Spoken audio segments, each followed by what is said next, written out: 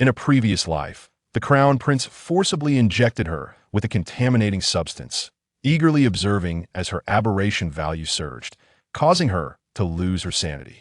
Those so-called friends, with righteous indignation, condemned her for harming the Crown Prince, declaring her deserving of death. The White Tower, which she had fought so fiercely to protect, cast her aside like refuse upon witnessing the dissipating of her mental strength. His Majesty, seated upon a lofty dais, regarded her with disdain as he sentenced her to exile in the Black Tower. When Chu Xun opened her eyes again, filled with seething hatred, she discovered that she had inexplicably reincarnated into the body of a feeble grade guide. Was it not said that the Black Tower was inhabited by violent and bloodthirsty madmen? Why, then, did the imposing and ruthless commander treat her with such concern, as if he feared she might suffer from hunger, thirst, or fatigue? The proud and austere fifth-grade sentinel, Field, knelt before her, nearly pleading, "Sun, please do not look at them, it drives me to the brink of madness with jealousy." S-grade guide Clinton shattered his pride, his eyes reddened with regret. "Why is it that I alone cannot have your attention? They can be your dogs, can't they?" The jaded third prince gazed at her with burning intensity. "Sun, as long as you desire it, I shall fight to the death to secure the position of crown prince for you." Observing these paragon figures competing for her favor, it dawned on everyone. What a mere grade guide. Chu Xun was in fact the first SS-grade guide to emerge in centuries. Chapter 1. The fall of the SS Sentinel is that the SS Sentinel exiled from the Central Star System. Remarkably, she is a woman. Indeed, it is said that her aberration value breached the critical point, leading to a mental breakdown that nearly claimed the Crown Prince's life. However, it is also said that her spiritual entity has perished, and her mental strength has dissipated, reducing her to a state worse than that of a useless person. Several tall male sentinels leaned against the exiled Sentinel Tower, casting cold glances at the woman being escorted by two sentinels below. The woman, tall and adorned with a specially designed suppressor, had once been one of the few S-grade female sentinels in the Central Star System. Her formidable mental strength commanded respect, regardless of her gender. Alas, such a powerful being had now been rendered weaker than the most insignificant of creatures. 3 days prior, she had been forcibly injected with a contaminant by the Crown Prince, causing her aberration value to skyrocket to 98 in a mere 5 minutes. A sentinel's aberration value exceeding 95 would lead to a loss of rationality, transforming them into murderous monsters. In a public display, she had attacked the Crown Prince, nearly ending his life. Given her unique status, the guards of the Central Star System initially hesitated to take her life, only for her to suddenly ignite in flames. Her spiritual entity, the Xian bird, was consumed by this blaze. By the time His Majesty arrived, he found Chu Xun curled in agony on the ground, her formidable mental strength having vanished in an instant. The once mighty figure who had nearly slain the Empire's Crown Prince was now a waste of space, her spiritual entity dead and her mental power non-existent. No one intended to save her, no one could save her. At the military tribunal, Chu Xun listened coldly as they condemned her to lifelong imprisonment in the Black Tower. Unlike the White Tower, which symbolized warmth and peace, the Black Tower represented chaos and brutality. She had once believed this to be true, having shed blood and tears for the White Tower, nearly losing her life multiple times, only to find that none would speak on her behalf, nor would anyone bid her farewell. As she halted her steps, the sentinel in charge of her escort furrowed his brow and roughly shoved her shoulder, causing her to stumble precariously. It was no pleasant task to escort a prisoner, and those assigned often harbored resentment, especially when their charge was a criminal who had nearly killed the Crown Prince. Throughout the journey, their demeanor towards her was exceedingly contemptuous, occasionally laced with verbal humiliation. "Master, please listen to me. I shall undergo a rebirth in 1 minute. If successful, I will be reborn. If not, we will perish in the flames of rebirth." The master and the spiritual entity shared a telepathic connection, and only she could hear the words of Pashao. From the very beginning, Chu Xun was aware that her spiritual entity was not the Xian bird, but rather a phoenix, one that had not been seen in centuries, as chronicled in ancient texts. She kept this knowledge a secret, treating Pashao as her trump card. At the ball, The surge in her aberration value had nearly cost both her and Pashao their lives. Should the master perish, her mental strength would dissipate instantaneously, and her spiritual entity would likewise perish. With the death of the spiritual entity, the master would become even less than worthless. Pashao resolved in that fleeting moment to spare no effort to protect its master's life. As a phoenix, it possessed the ability to be reborn. Through fire, its death could still offer a glimmer of hope, but the master's death would signify the end. Thus, before the crowd, Pashao ignited its life force, consuming the pollutants to safeguard Chu Xun. 1 minute would suffice. The woman halted, and, as the sentinels were about to hurl insults, she unexpectedly seized their arms. Before the sentinels could harness their mental powers, an eerie flame engulfed the three of them in an instant. The sentinels on the exile tower were taken by surprise. They hurriedly reported the situation while capturing the entire sequence on recording devices. Surrounded by flames, Chu Xun felt her blood solidifying into sharp spikes, piercing through her vascular tissue. The pain dulled her consciousness, and as the spikes broke through her fair skin, the flames surged into her body through the multitude of small openings. She sensed countless flames rampaging within her, threatening to reduce her to ash at any moment. Chu Xun gritted her teeth, consumed by an overwhelming hatred. The crown prince had forcibly injected her with a substance to trigger her aberration value, watching with delight as she lost her sanity. Those self-proclaimed friends condemned her for harming the crown prince. His Majesty, seated on high, regarded her with disdain. The White Tower, which she had fought desperately to protect, abandoned her as her mental strength dissipated. Her seething hatred culminated in a piercing cry. Ah! Those approaching from all directions heard her anguished wail, their hearts tightening in response. When they finally arrived, the flames surrounding the three began to slowly dissipate. Not a single person was visible, only a large mass of ash remained. Their team consisted of 5 individuals, each emanating a heavy aura of resentment, appearing somewhat disheveled, their tattered uniforms stained with dried blood. One sentinel, whose spiritual entity was a snow wolf, twitched his nose. "I believe I can smell the scent of guide." He chuckled at his own words, bemused. This is the edge of the Black Tower. How could a guide possibly be present? And today is only the 29th. Those guides have yet to arrive. The guides of the 4 major legions were all accustomed to a life of luxury and indulgence, behaving as arrogantly as noble princesses. Compared to the White Tower, which boasted at least a dozen guides, the Black Tower's guides were woefully scarce. In a vast expanse of the Black Tower, there were only 3 guides, 1 grade, 1 grade, and 1 scrade. 3 guides against tens of thousands of sentinels. It was clear that they were woefully inadequate. No guide from the Central Star System was willing to come to the Black Tower, and those from the major legions were firmly under control. The grade and a grade guides in the Black Tower had been forcibly acquired by the commander, who had seized them as soon as their guiding abilities awakened, coercing them to remain in the Black Tower through threats and inducements. The scrade guide, however, had committed a grave error, leading to his exile. Only the high-ranking officials knew the truth behind his background. This twisted guide often harmed sentinels while providing mental comfort. Had he not been the only scrade sentinel in the Black Tower, he would have long since been silenced. "Yuan, I think you've gone mad with longing for a guide." A red-haired man nearby scoffed at his words. The Hei Ta possesses only 1 SSS-Class guide, yet boasts several hundred SSS-Class sentinels, and even a few sentinels exceeding SSS-Class. Chapter 2. Nirvana to become a B-Class guide? Thus, the esteemed leader of the Hei Ta spared no effort in offering tributes to the 4 great legions, seeking in exchange the privilege for Hei Ta's SSS-Class and superior sentinels to book exclusive guides from the 4 great legions at designated times. However, once the 4 great legions received their benefits, they began to openly discriminate against them. On the last day of each month, the 4 great legions would only allocate a mere 100 slots for mental soothing below SSS-Class, with only 15 slots for SSS-Class and a solitary slot for those above SSS-Class. Initially, they opened their permissions, allowing those who secured slots for mental soothing to complete the process within the 4 great legions. Yet, due to the considerable distances and the fear that Hei Ta's personnel might cause trouble, combined with the leader's doubled tributes, the soothing process evolved into a Rotational system where the 4 great legions would send a temporary team of 5 consisting of a class, and SSS-Class guides, escorted to the Hei Ta for mental soothing.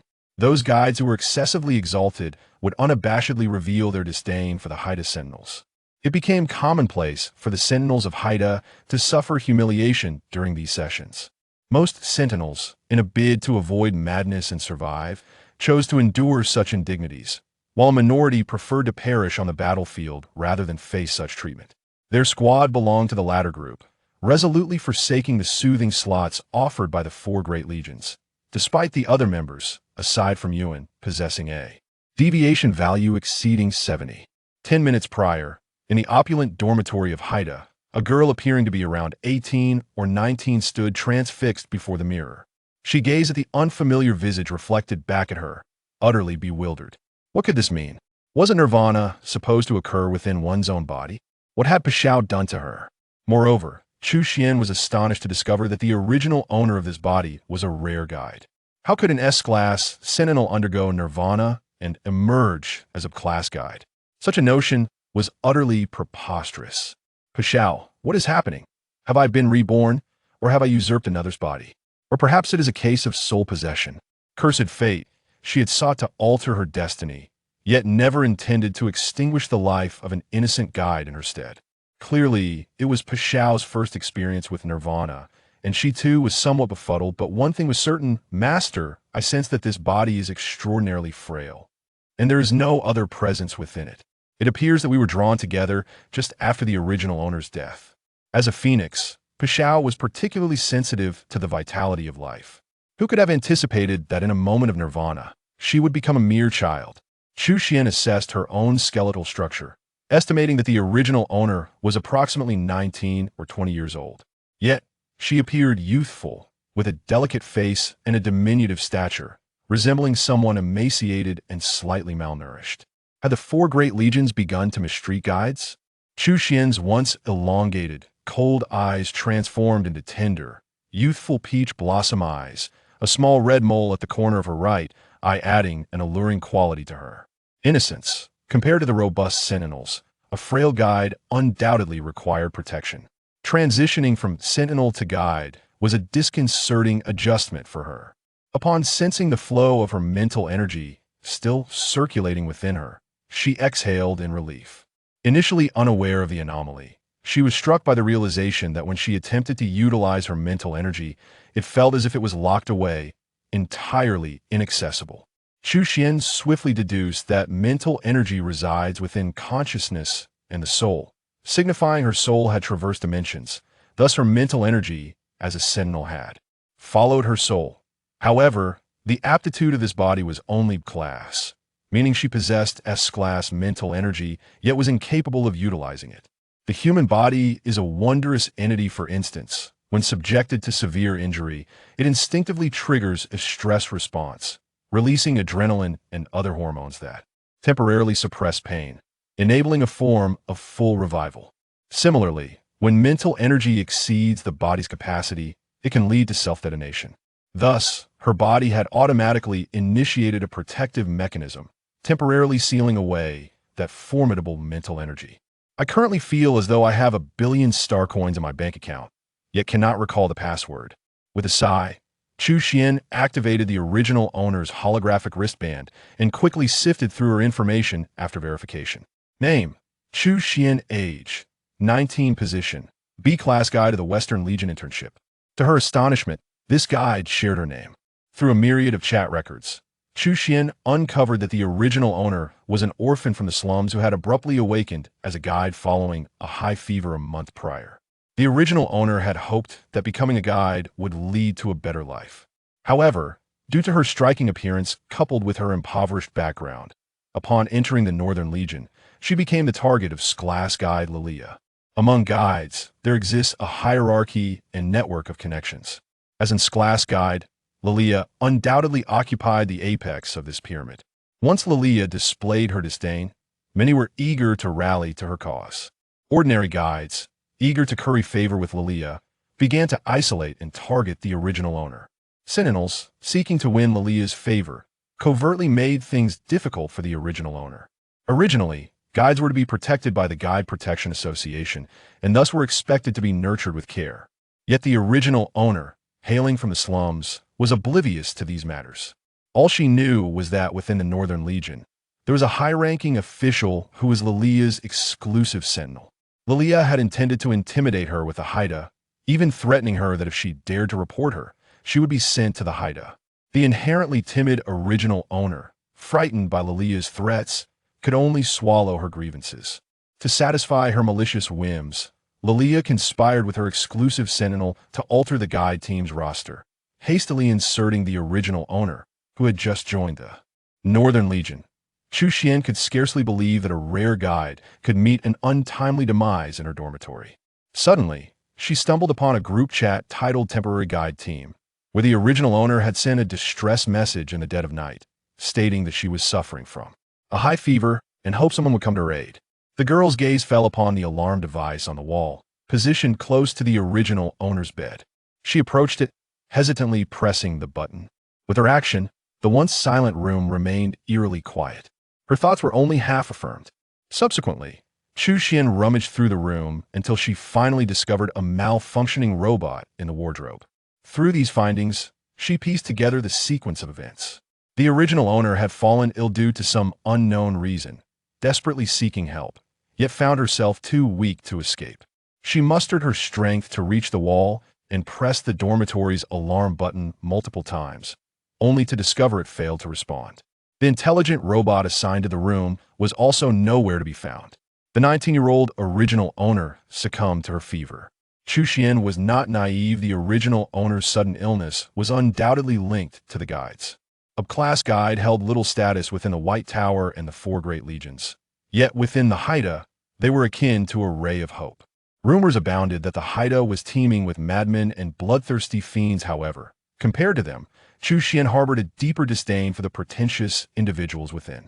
The White Tower and Central Star, she resolved to remain within the Hei Ta. Having never been to the Hei Ta, Chu Xun tidied herself and prepared to depart. From this moment forth, she was no longer the S-Class Sentinel Chu Xun, but rather the class guide Chu Xun. With her senses dulled, she failed to notice someone approaching her. As the girl turned, she collided with a solid chest. The individual was tall, resembling a wall. As he stood there, the flustered girl looked up, her large, tear-filled eyes meeting his.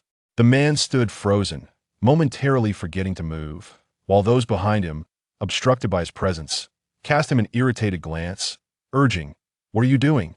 Move along." This is the most breathtaking scene that Yuan has ever witnessed since his birth. A girl, resembling a delicate sprite, leaps into his embrace, lifting her exquisitely pale face towards him.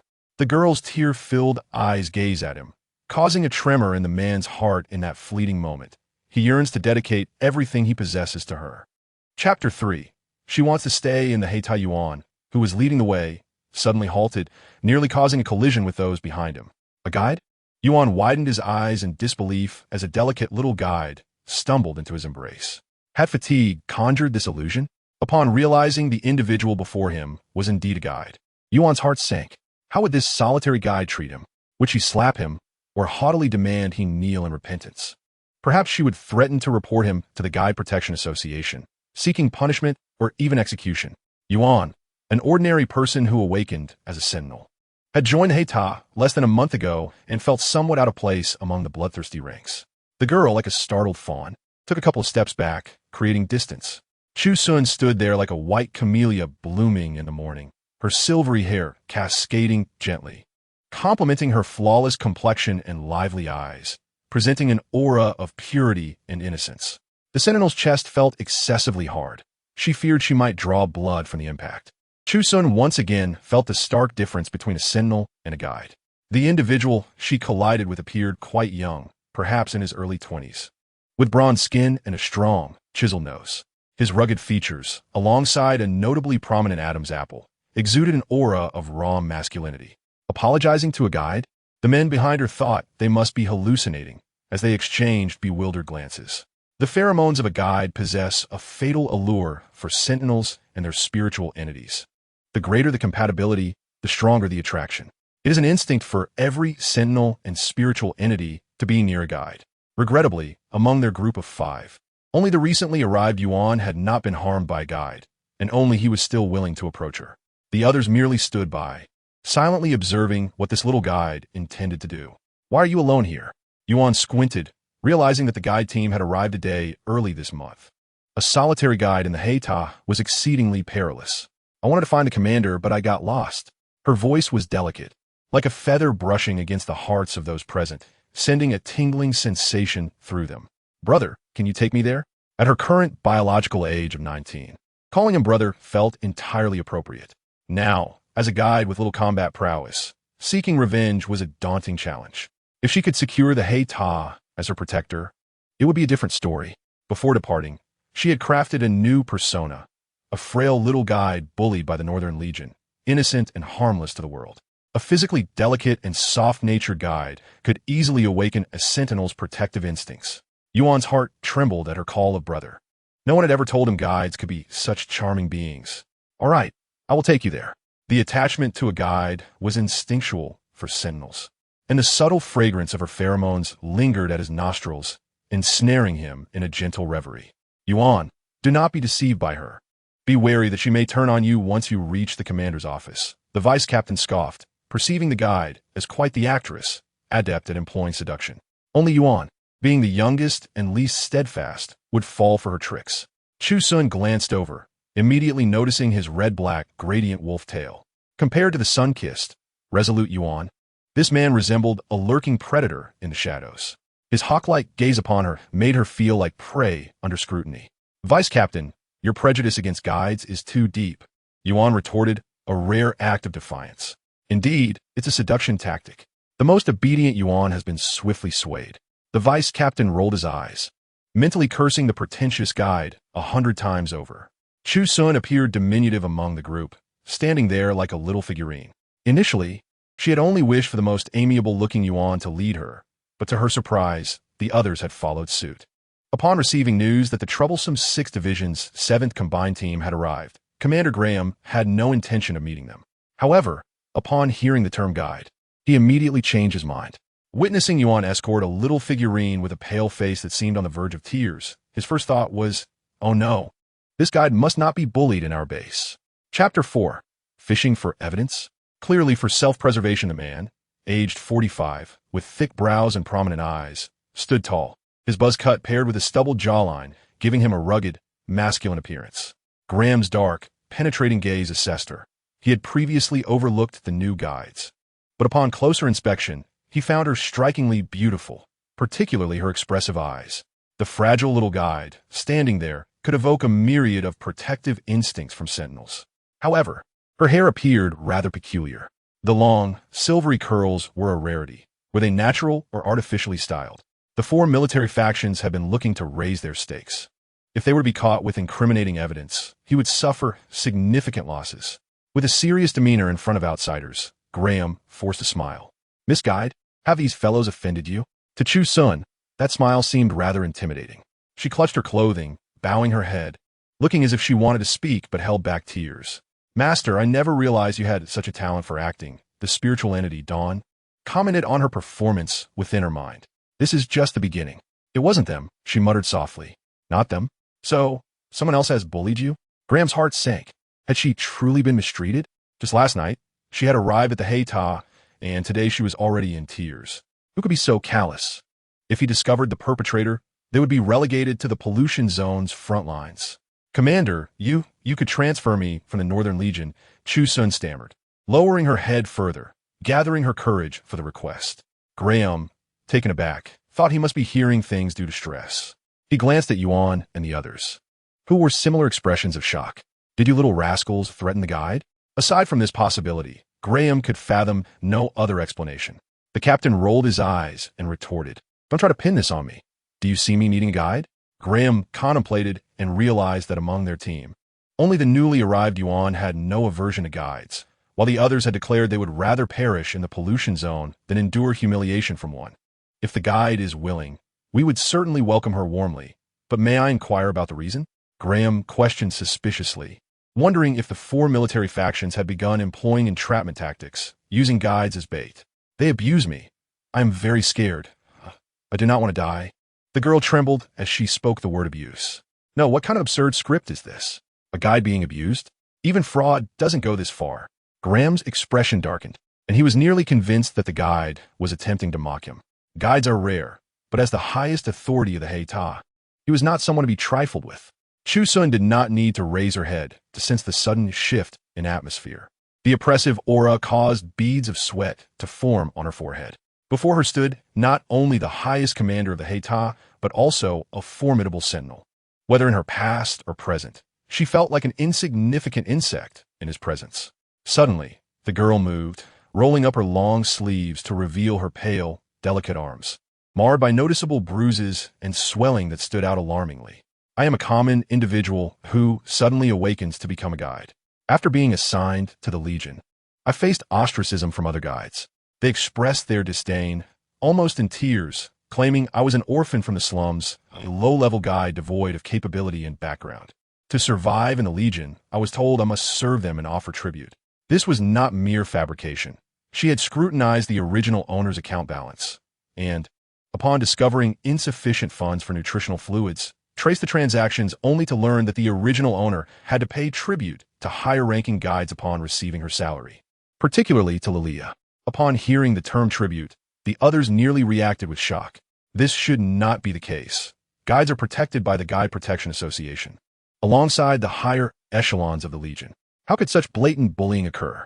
This absurdity rendered even the worldly Graham momentarily foolish.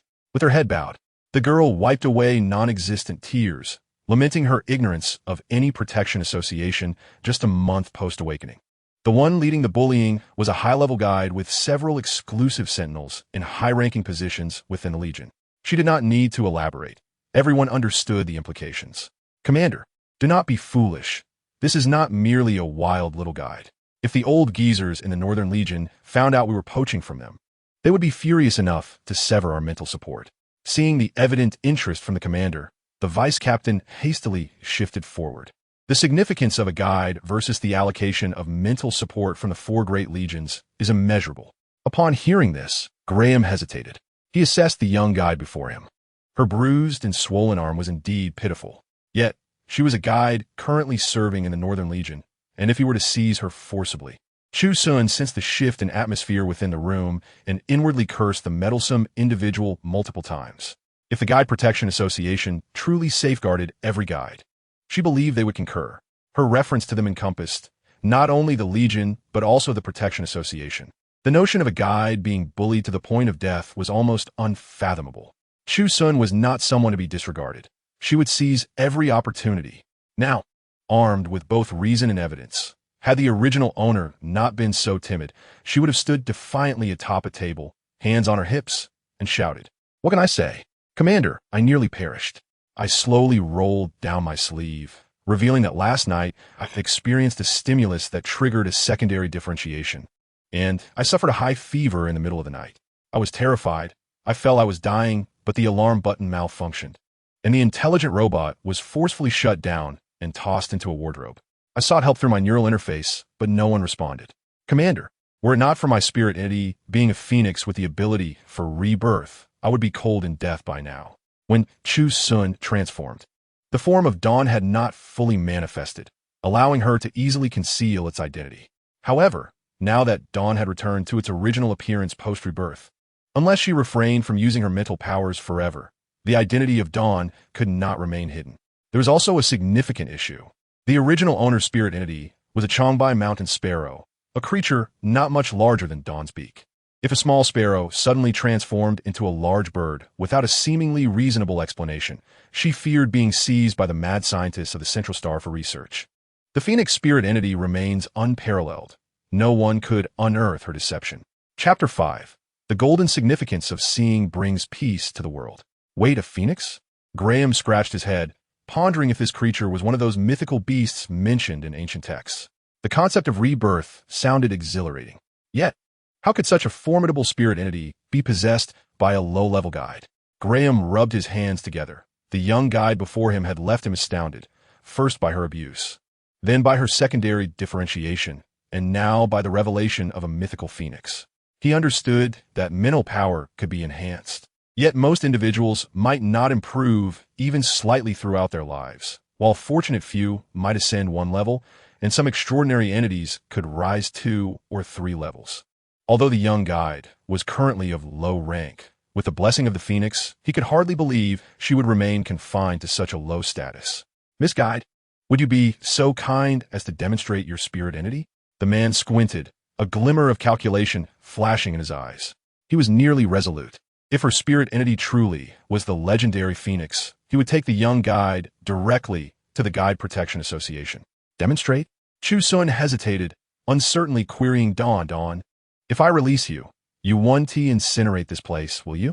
She had experienced Dawn's flames twice before, each time feeling as though she were enduring a fate worse than death. Do not worry, Master. After my successful rebirth, I can regulate the temperature of my flames.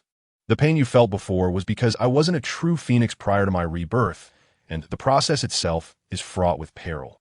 As long as you can control the temperature, that is sufficient. Otherwise, if I release you here, these individuals might mistake my intentions for an attack. With Dawn's assurance, Chu Xun finally acquiesced. In the instant Dawn manifested, a wave of heat washed over the sentinels, instinctively prompting them to recoil. The burning sensation remained absent, replaced by a warm light enveloping them. When Juan lowered his hands and opened his eyes, he beheld the commander entranced by the magnificent creature before him. The Nanshan classics describe the Phoenix as follows. 500 miles east lies the Danshua Mountain, abundant with gold and jade. The Dan River flows from it. Heading south towards the Bohai Sea, there exists a bird resembling a chicken, adorned in 5 colors, named Fonwam. Its breast bears the character for virtue, its wings for righteousness, its back for propriety, its throat for benevolence, and its belly for trust. This bird feeds naturally, sings, and dances. When seen, the world is at peace. The golden significance of seeing brings peace to the world needs no further elaboration. This was their first encounter with the legendary mythical Phoenix, crowned with a resplendent golden red headdress, each feather seemingly imbued with 1,000 years of spiritual essence. Prior to this, they had assumed the Phoenix was merely a uniformly red bird, but upon witnessing it, they realized how laughable their previous notions had been.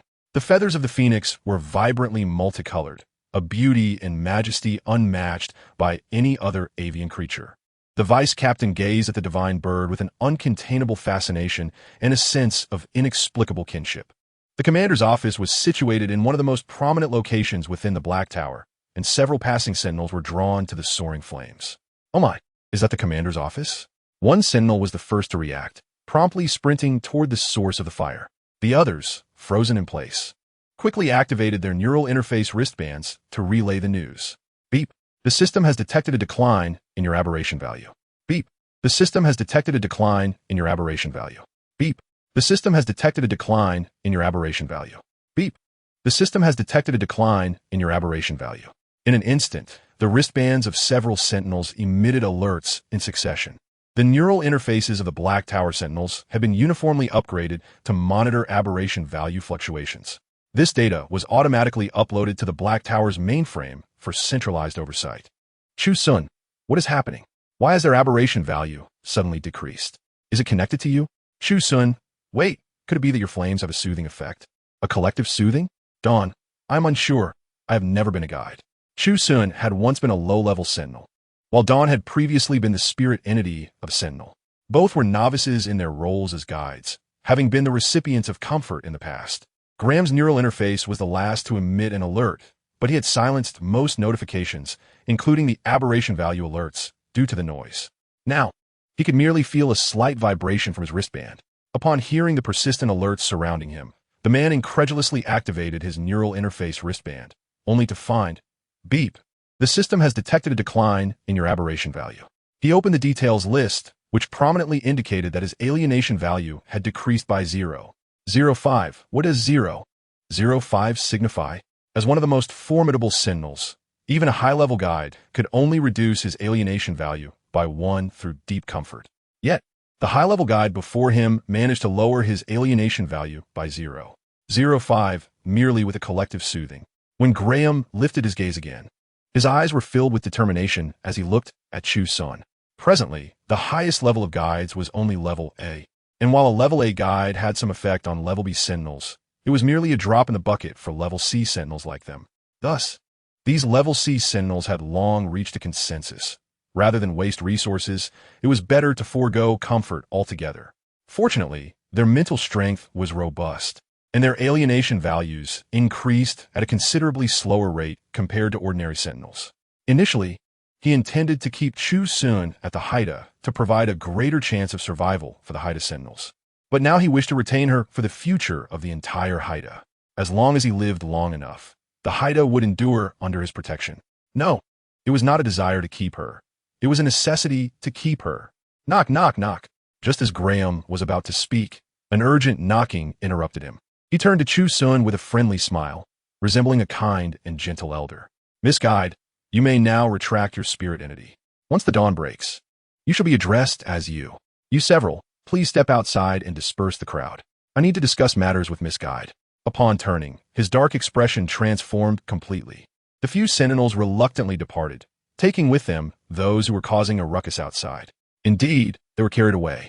Miss Guide, Graham could see that he was usually a serious person, and even if he smiled a little, now he could not muster a genuine smile. To be honest, his smile seemed somewhat mocking, said Chu Xun. I agree, it is a forced smile, replied Pashao. The man was unaware that the seemingly gentle and delicate Miss Guide before him was currently venting her frustrations about him within her mental landscape. Chapter 6. Damn it. He intends to extort the Northern Legion. What are your plans next? A sentinel of a similar age, whose strength was sufficient to crush her, addressed her as you, giving her an unsettling feeling of impending doom. During her time as a sentinel, she had heard of the illustrious achievements of the commander of the Hei Ta, whom she greatly admired. Presently, Chu Xun still retained the mindset of a former sentinel, often forgetting that she was now guide. Upon hearing this, Graham beamed with joy, feeling that the merits he had diligently accumulated over the years were finally bearing fruit, with Chu Xun as the reward bestowed upon him by the heavens. Before he could even smile broadly, the girl's next words plunged him from heaven to hell. What? The guide I was about to claim is running away and heading toward the slums. Graham's smile vanished instantly as he hurried to explain, No, she will not cause us any trouble. It is our honor for Miss Guide to join us at the Hei Ta. However, it is unacceptable how the Northern Legion has treated you. Please, authorize me to handle this matter, and I shall seek justice and compensation for you. Damn it. Such an excellent guide has been delayed by those scoundrels in the Northern Legion. He intended to extort the life out of those rascals. That sounds wonderful. The girl's eyes lit up, filled with admiration as she looked at him. Graham found this look of admiration incredibly gratifying and immediately vowed to do his utmost to secure compensation for her. Previously, he had only heard that the Hei Ta was filled with violent and ruthless madmen. Today, Chu Xun felt those rumors were utterly absurd. Miss Guide Chu Xun, due to your exceptional nature, I would like to extend an offer to hire you as our exclusive guide at Level A. The salary and benefits will match those of the White Tower and the highest standards among the 4 major legions. You may not be aware, but during your collective soothing today, all level sentinels present experienced a reduction in their alienation values. Therefore, I earnestly request that you agree to provide mental comfort to level B sentinels. Guides can indeed provide mental comfort to sentinels of higher levels. However, when the level difference is too great, the effectiveness of the comfort declines drastically, and the guide may be at risk of mental harm from the sentinel's mental strength. Perhaps realizing that his request was somewhat excessive, he quickly added, you would only need to complete soothing for 2 level B sentinels each day. The duration and method of soothing are entirely at your discretion, and you may arrange your time as you wish. If you wish to go out, we will also assign a sentinel team to escort you. Graham, contemplating that most guides had particular preferences during one-on-one soothing, was uncertain whether the Chu Xun before him shared the same inclinations. Going out is also an option. Chu Xun's eyes sparkled. She recalled that guides at the White Tower spent most of their time within its confines, requiring permission to step outside. Guides were trapped in a high tower under the guise of protection, and she had once lamented that if the price of a life of luxury and respect was such, perhaps guides would grow weary of it. In this light, their peculiar stress relief habits during mental soothing were somewhat understandable. The treatment offered by the Hei Ta exceeded her expectations, leaving her with no reason to refuse. Miss Guide Chu Xun, this is Sentinel Field, and he will be your accompanying sentinel from now on. You may try him out for a few days. If you do not like him, I can arrange for a replacement. or you may choose someone else," Graham said as he called in a tall man from outside. The man appeared to be in his early 20s, and most sentinels were tall and formidable, making Chu Xun, as a guide, appear particularly delicate. The man who entered bore no expression, resembling a cold stone. Following the commander's gaze, he looked over and saw a peculiar child standing there. The moment he saw the girl, a fleeting look of astonishment crossed Field's eyes. The faint scent of guide pheromones in the room made his head slightly dizzy. The higher the compatibility between a sentinel and a guide, the more significant the impact of guide pheromones. What a pity the man, like his captain, resolutely resisted the existence of guides. Years ago, when he went to the 4 major legions for soothing, an unpleasant guide had made inappropriate advances towards him. Field was dazed by the guide pheromones she emitted, and just as she intended to do something to him, he suddenly snapped back to reality. Because he had harmed the guide while out of control, he was taken away by the Guide Protection Association and confined for 3 days. The confinement of the Guide Protection Association was not ordinary. They injected special substances into sentinels to help them better understand the utility of guides and awaken their desire for them.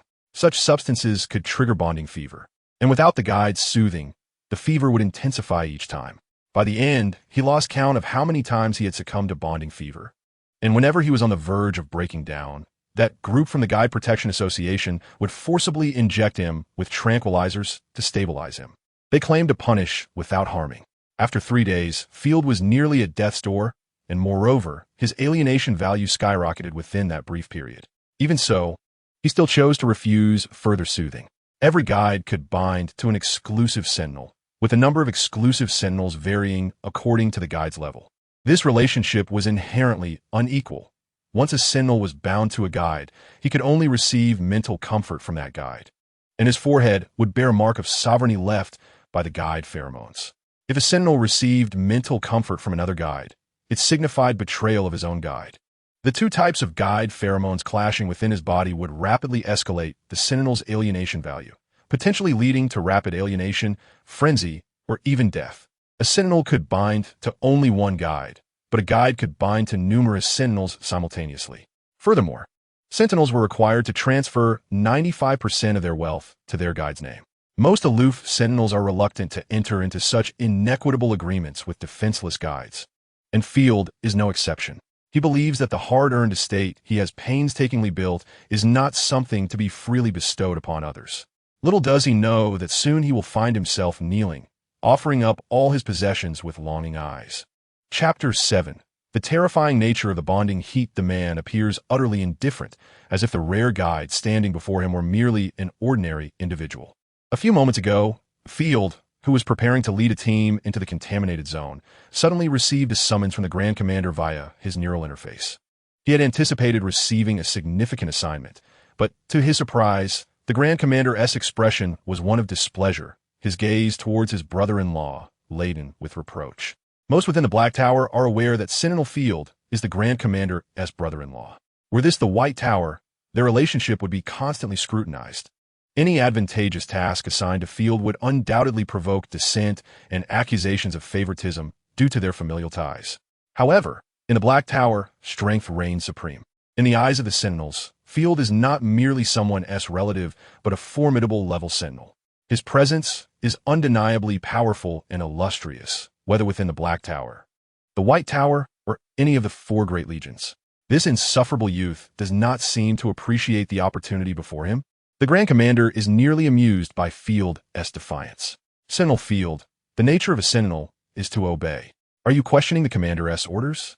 In the presence of Chu Xun, Graham could not elaborate further, choosing instead to leverage his authority as the Grand Commander of the Black Tower to exert pressure. Field lowered his gaze, contemplating the situation. She is merely a level guide. If she remains compliant, he understands that a guide residing in the Black Tower, a place that harbors animosity towards guides, will face numerous challenges. After accepting this task, he'll have to shield her from many threats. Field is a man who abhors complications.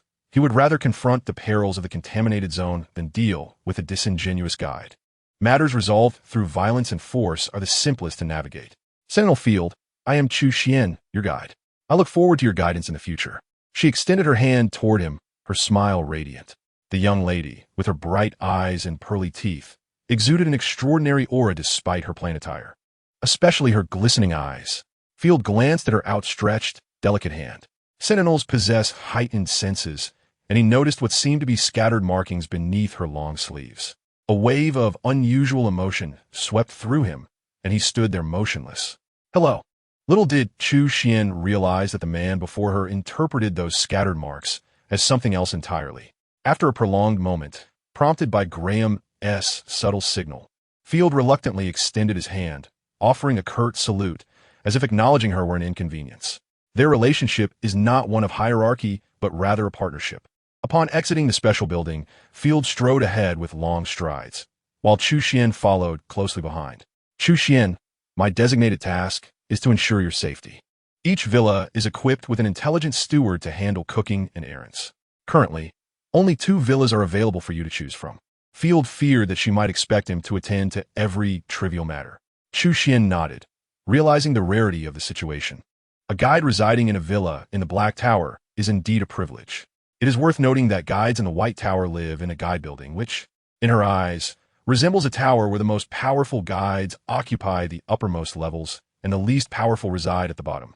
The surprises presented by the Black Tower continue to accumulate. Following Field through the Sentinel training grounds, the man walked with unwavering focus, while the curious young lady observed her surroundings. The training methods of the Black Tower are indeed as formidable as rumored, she remarked to the Dawn residing within her mental landscape. In her mental imagery, the Dawn perched atop the phoenix tree yawned. If only we had come to the Black Tower initially. It paused abruptly. Had they arrived at the Black Tower, would they have avoided the subsequent tribulations? The seemingly serene and peaceful White Tower concealed a stench of decay and writhing maggots beneath its polished facade. Yet, she wondered what the notorious brutality and bloodshed of the Black Tower truly entailed. Her frequent glances did not escape Field's peripheral vision, deepening his disdain. This white-haired girl had barely entered the Black Tower and was already fixated on sentinels. Once she formally commenced her duties, he could only imagine the havoc she might wreak upon them. Most guides harbor peculiar preferences during mental soothing, with acts of whipping, humiliation, and bondage being commonplace. Some even release guide pheromones to incite the bonding heat in sentinels.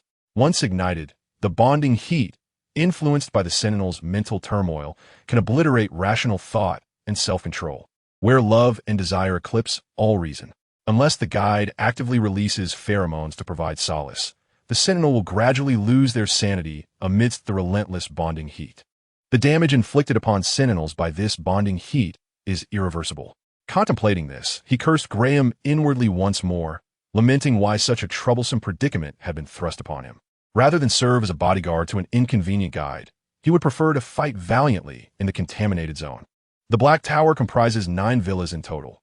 3 are occupied by guides, 3 by the top 3 leaders of the Black Tower. 1 is reserved for special guests, leaving only 2 vacant. Chu Xun followed the direction of his gaze, observing that the 3 rows of villas appeared identical, with the 2 vacant ones flanking the rows on either side. I prefer this one. Her gaze settled on the villa to the left. Very well. The password lock outside requires verification through the neural interface. As the new owner, Chu Xun completed the binding process under Field's guidance. Field, as the accompanying sentinel, also needed to bind his neural interface. You will reside here as well? She furrowed her brow upon seeing Field enter. Her perspective was devoid of any notions of gender barriers. She simply felt that living under his watchful eye would impose significant restrictions on her every word and action. Her comment left Field perplexed. The duty of an accompanying sentinel is to ensure your safety. You will reside on the 3rd floor. I will be on the 2nd. Unless you need to go out at night, we shall not interfere with one another. We can add each other as friends on the neural interface. Simply call me if you require assistance. Individuals in the Black Tower wear black neural interface wristbands on their left arms. He extended his left hand, and the wristband projected a screen to add friends with a mere tap. Without hesitation, Chu Xun reached out and tapped his wristband. As the device vibrated, it confirmed the successful addition of each other as friends. Both glanced down at the wristband notifications. Field was somewhat bewildered by the message. The Grand Commander had mentioned that daily necessities will be delivered by designated personnel. You may inform me or the intelligent steward of your requirements. For now, keep your previous belongings in the dormitory untouched.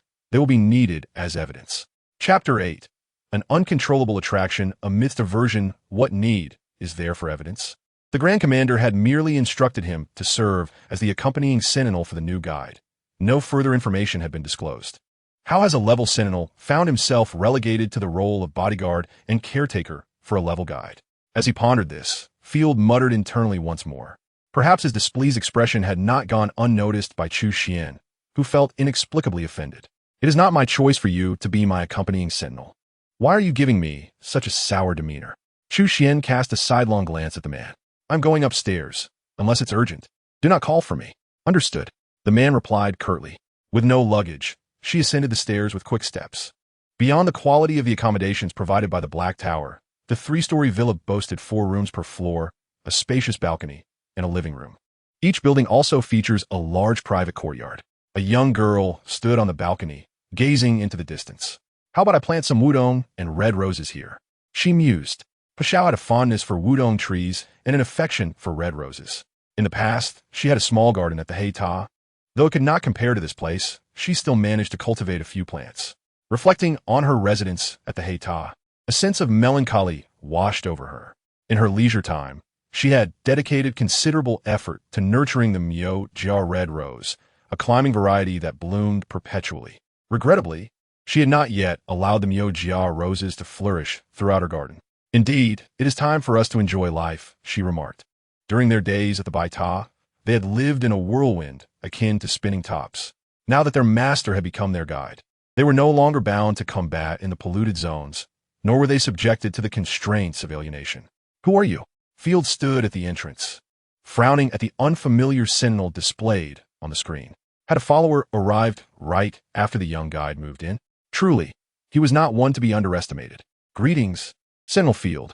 I am Yuan, a level sentinel from the 6th branch, Team 7, summoned by guide Chu Xun to meet you. Yuan grinned widely. Entirely unprepared for guide Chu Xun to take the initiative to add him as a friend and message him. The 6th branch, Team 7, seemed to belong to Dixon's squad. There were several ranks separating them. He did not know Yuan well, but had some impression of his leader. Chu Xun was the nominal owner of the house, and as the guest invited by the owner, Field had no reason to deny him entry. Reluctantly, he opened the door.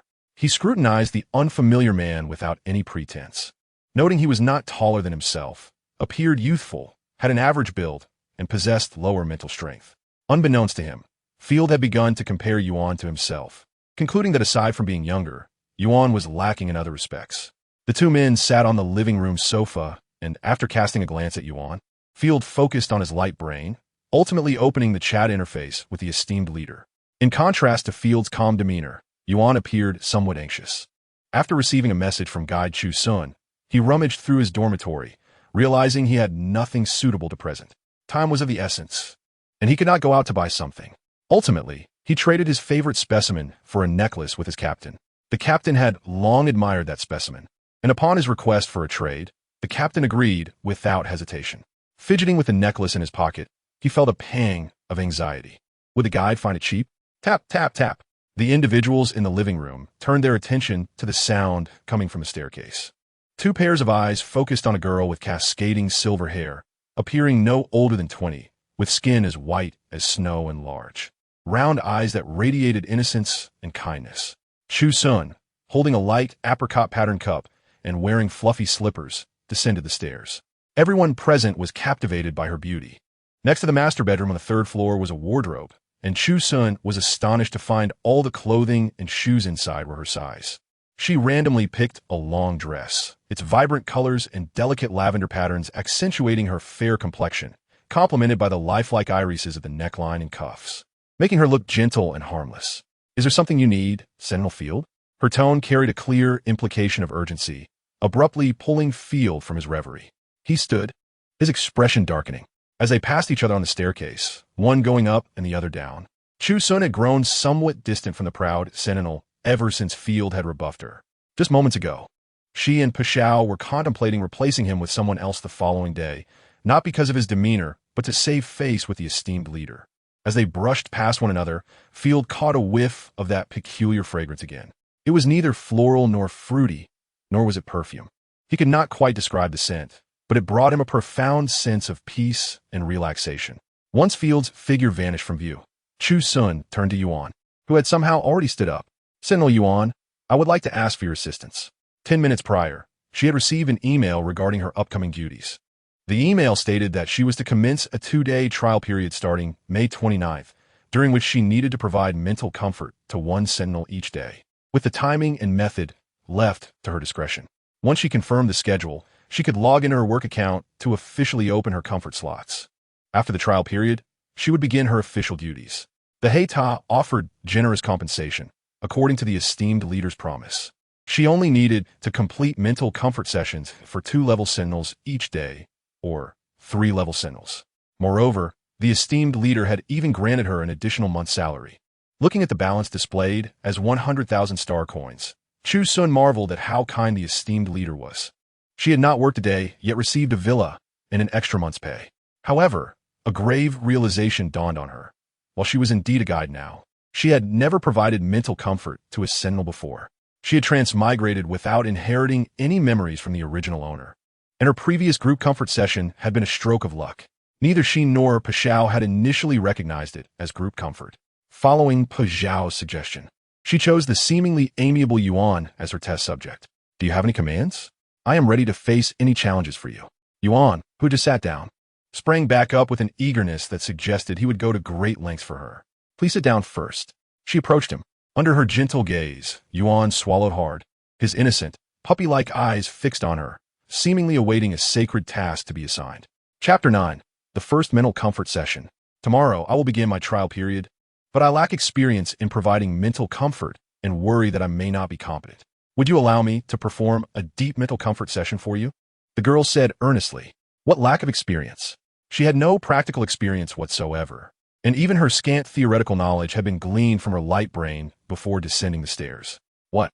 Yuan was taken aback, astonished that Guide Chu Xun would take the initiative to provide him with mental comfort, and a deep session at that.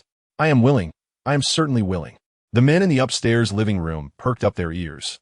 The sentinel's senses were exceptionally sharp, and since every room in the villa was equipped with strong soundproofing, he could easily hear the conversation below. The esteemed leader had entrusted him as the accompanying sentinel for the young guide, thus ensuring her safety. Field was not so reckless as to leave Chu Xun unguarded with a stranger sentinel. At this distance, should he hear anything amiss, he could easily use his mental strength to intervene in less than a second. For both guides and sentinels, there existed an insurmountable chasm between ranks. The moment he encountered Yuan, he could sense that the man before him was at least one level lower.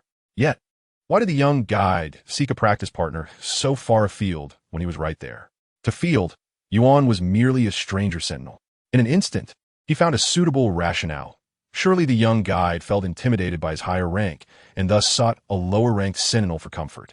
Neither Yuan nor Field had ever encountered a guide who would proactively ask a sentinel if they were willing to undergo mental comfort. The young guide truly knew how to win hearts. The Navi Yuan must be eager to offer himself for her service. It was almost comical, as if he were at a wedding ceremony, repeatedly declaring, I am willing, remained blissfully unaware of the acrid scent permeating the air.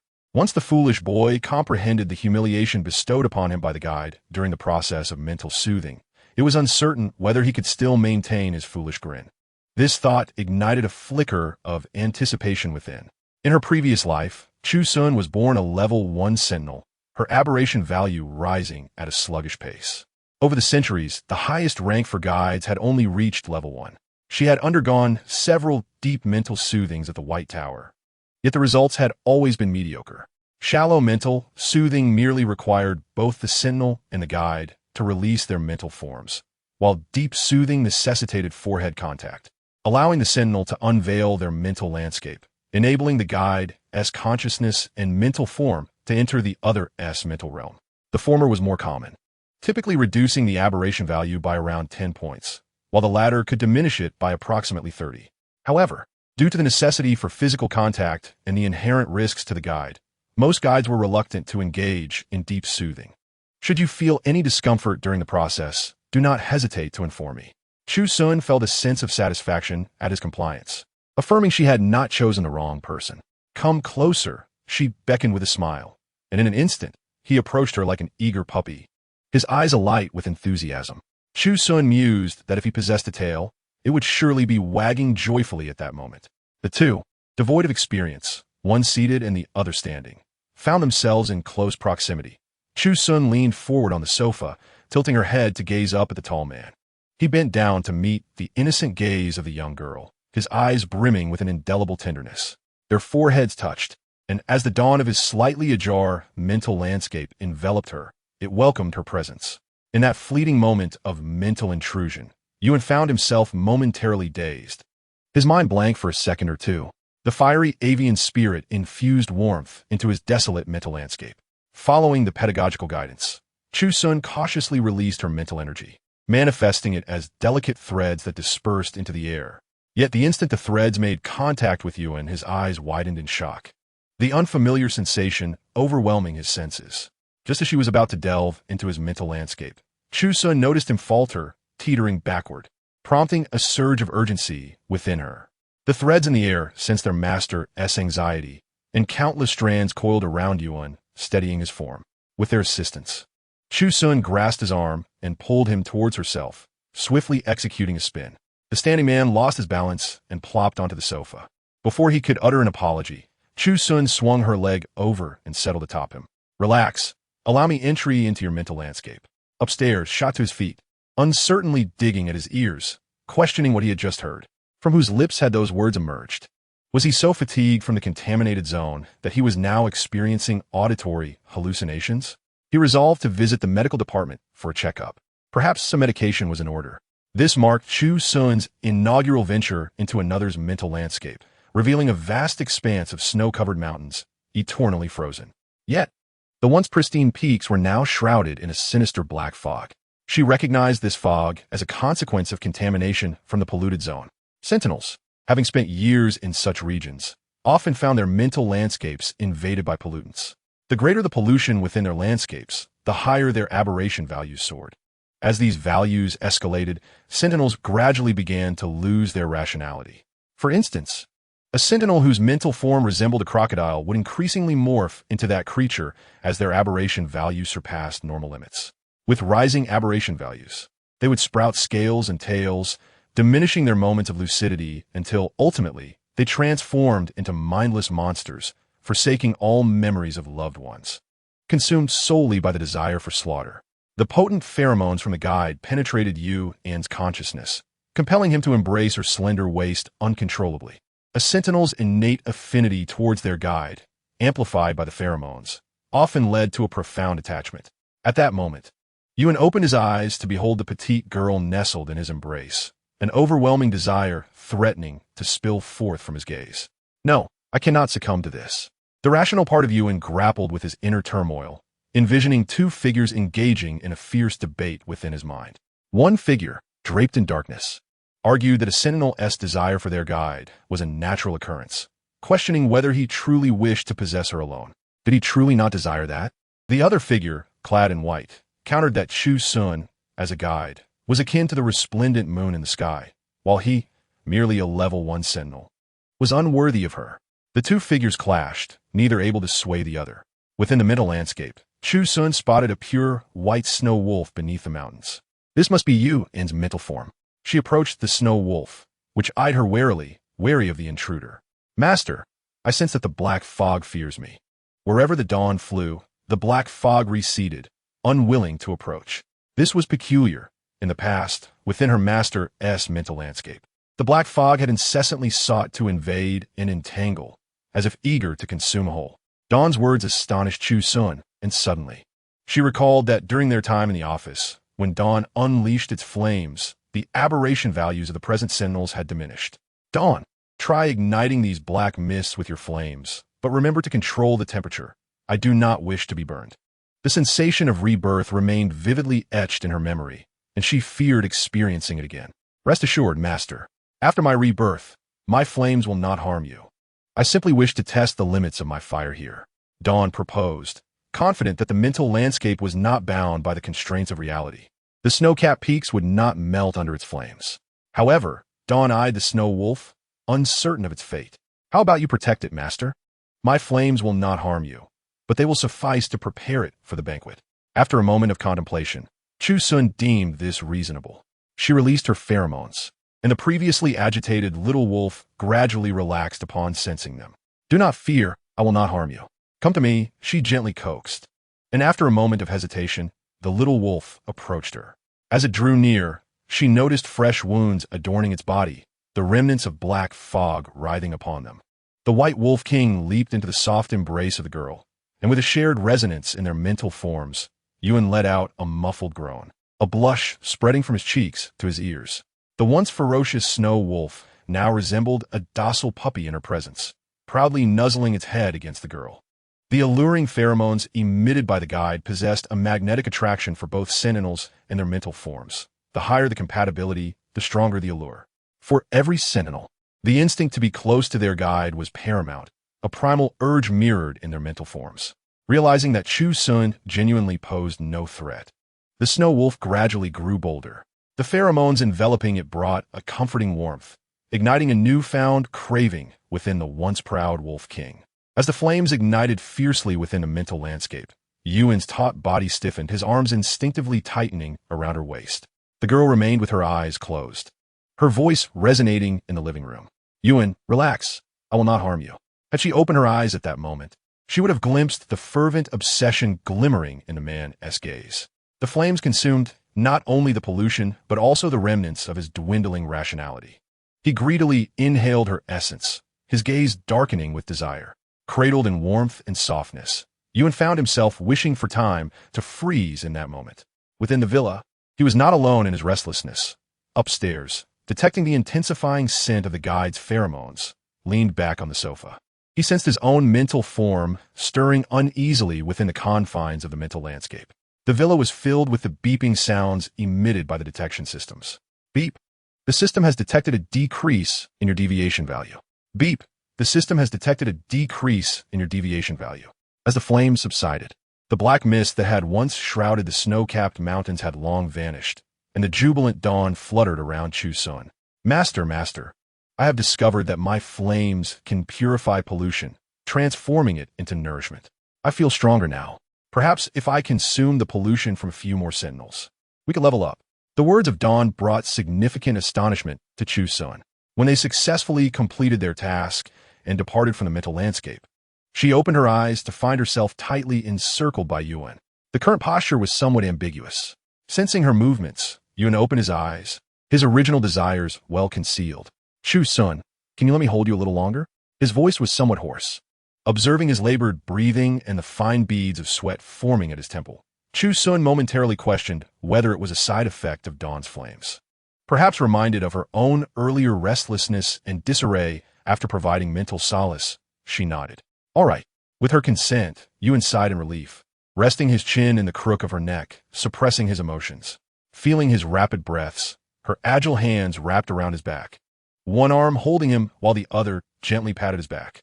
The air was thick with a sticky atmosphere, and the soothed sentinel inevitably entertained thoughts that should not arise. After a few minutes, as Yuan's breathing gradually steadied, he released his embrace. "I apologize." He hung his head, resembling a chastised puppy. Chu Xun smiled and couldn't help but reach out to tousle his hair. "What is there to apologize for, Yuan?" "Thank you." Rising from his arms, Yuan felt an emptiness within him, as if he had lost something of great importance. He slipped his hand into his pocket, his fingers caressing the necklace inside. "Chu Xun." While adjusting her clothes, Chu Xun tilted her head in confusion to look at him. "What's wrong? Are you feeling unwell?" Under her innocent and gentle gaze, the void within you and was silently mended by her presence. Years later, he would still remember their first meeting and the scene of their initial mental solace. "I have a gift I would like to present to you," Yuan said, anxiously retrieving the necklace from his pocket. The necklace featured a rose carved from ruby, and Chu Xun instantly fell in love with it. Words of refusal danced on her lips but could not escape. Yuan held the necklace with both hands, offering not only the accessory, but his heart as well. Seeing her hesitate, Yuan mistakenly assumed she found it cheap. After all, it was common for sentinels to bestow gifts upon a guide they admired. How could such an inexpensive necklace possibly capture her attention? He lowered his gaze, feeling a sense of defeat for the first time. Why was he merely an ordinary sentinel, lacking wealth, background, and extraordinary abilities? If only he were like that esteemed figure upstairs. "Yuan, could you only put on?" The girl's voice was laced with mirth, and Yuan's head snapped up to meet her radiant smile. Chapter 11. Leading the race while forgetting one's roots, he stood and walked behind her, as Chu Xun swept her long hair to the front. The man lowered his head, catching sight of her delicate, snow-white neck, swallowing hard to force himself not to think further. Even after leaving the villa, the image remained etched in his mind. Hearing Yu's departure, the man leaning against the sofa wiped the fine sweat from his brow, having indeed underestimated the impact that Chu Xun had on him. Just moments ago, he had felt a surge of desire for her. If only she would look at him, if only she would touch him. Suddenly, Field's eyes widened in disbelief.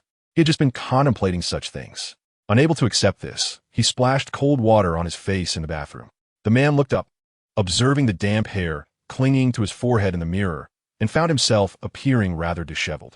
When he descended the stairs, he discovered Chu Xun in front of the full-length mirror, toying with her necklace, looking utterly enamored. Was this the necklace given by that sentinel? It appeared both cheap and ugly. How could such a thing be given? Field gazed at the rose necklace, finding it increasingly displeasing. The commander just messaged me, stating that the trials for tomorrow and the day after have been canceled, and I am to escort you to the Guide Protection Association to seek justice.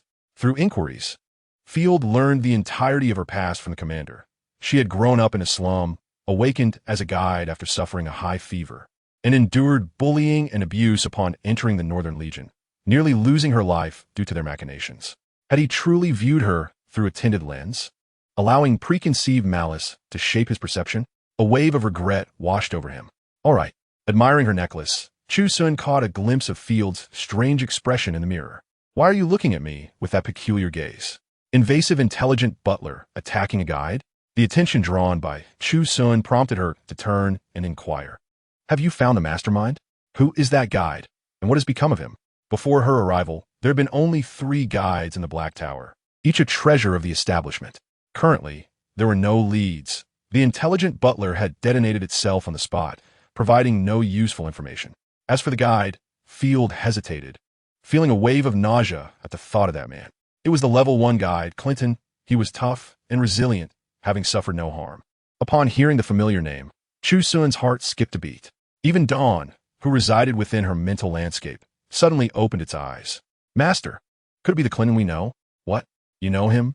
The young guide reacted strongly upon hearing the name, and Field narrowed his sharp eyes. I have heard of him, but I was told that the Clinton guide works at the White Tower. It should just be a coincidence of names. Regaining her composure from shock, Chu Xun calmed her emotions. That must be him. He was recently exiled to atone for his mistakes at the White Tower. Though it's said to be atonement, he appears even more unruly than when he was at the White Tower. Especially today. It is said he suddenly went berserk in a sentinel's mental landscape during a mental solace session, nearly killing that sentinel. Among the 3 sentinels in the Black Tower, he possesses the strongest abilities but the worst reputation, with feedback ratings reaching an astonishing 45 stars, while the maximum is 5 stars. Instances of him verbally humiliating and physically assaulting sentinels during solace sessions are countless. Yet, he is the only level 1 sentinel in the Black Tower, causing the commander to feel both love and hate for him. Indeed, it was he. Both Chu Xun and Dawn shivered at the thought, realizing he resided nearby. Unpleasant memories flooded their minds. I somewhat regret coming to the Black Tower. She swallowed hard, pondering the meaning of the phrase, fated enemies crossing paths. It's all right. We are soul transcended. He won't recognize us. Besides, when we knew him, we were both sentinels, and I was still Xian Yao. Now, one of us is a guide and the other a phoenix. No one could possibly guess our identities. They had burned a second time before the eyes of many. With both the Master S body and the 2 escorting sentinels reduced to ash. You don't look well. Are you tired from earlier? The young guide, only a level 1, had begun with deep solace for a level 1 sentinel, which likely resulted in excessive consumption of mental energy. He was unaware that the commander had assigned Chu Xun to accommodate 3 or 4 sentinels daily. I'm fine. Chu Xun shook her head. The shock that Clinton had previously instilled in her was overwhelming, making it difficult to bear even hearing his name. I would like to rest first. Call me when it's time to eat. All right. What would you like to eat? Anything. I'm not picky. The sentinels, having no particular cravings, sustained their vital signs with nutrient solutions in polluted areas. Field nodded, opening the living selection page on his holographic device, a specialized program developed by the Hei Ta. Here, one could procure vegetables, fruits, snacks, and nutrient supplies. Upon placing an order now, delivery would arrive in approximately half an hour. Sentinels are required to place orders at their own expense, while guides receive a monthly ration of supplies, specified amounts of fruits, vegetables, meat, and snacks. As long as they avoid extravagance, guides are not obligated to pay extra. As Field served as the escort for Chu Xun, he had sufficient authority to place orders on her behalf. At this moment, he seemed to have completely forgotten his earlier declarations of solely ensuring her safety and maintaining a non-intrusive distance unless venturing out. Presently, Field was leading far ahead on this path of oblivion. He was indeed capable of cooking, though he was uncertain if it would suit her taste. Perhaps a simple trial would suffice. If she found it unpalatable, he could always hire someone to prepare meals. With this thought, Field swiftly added items to the cart, completing the order in less than 5 minutes. Meanwhile, Chu Xun lay on the soft, expansive bed upstairs, overwhelmed by the recent tumultuous events. She had been inexplicably summoned by the Crown Prince, forcibly injected with pollutants, and witnessed the self-sacrifice of the Dawn to preserve her life. In moments when she could not sense Dawn's presence, she experienced an unprecedented panic. Then came the betrayal of friends and the indifferent gazes of colleagues, leading to her exile to the Hei Ta, where she was reborn as a guide. All of this felt surreal, especially the notion of being reborn as a guide, which seemed utterly implausible. Had she not been the protagonist, she would never have believed such extraordinary events could exist. To this day, Chu Xun remained baffled as to why the pure-hearted and virtuous Crown Prince would target her, merely an ordinary sentinel within the White Tower.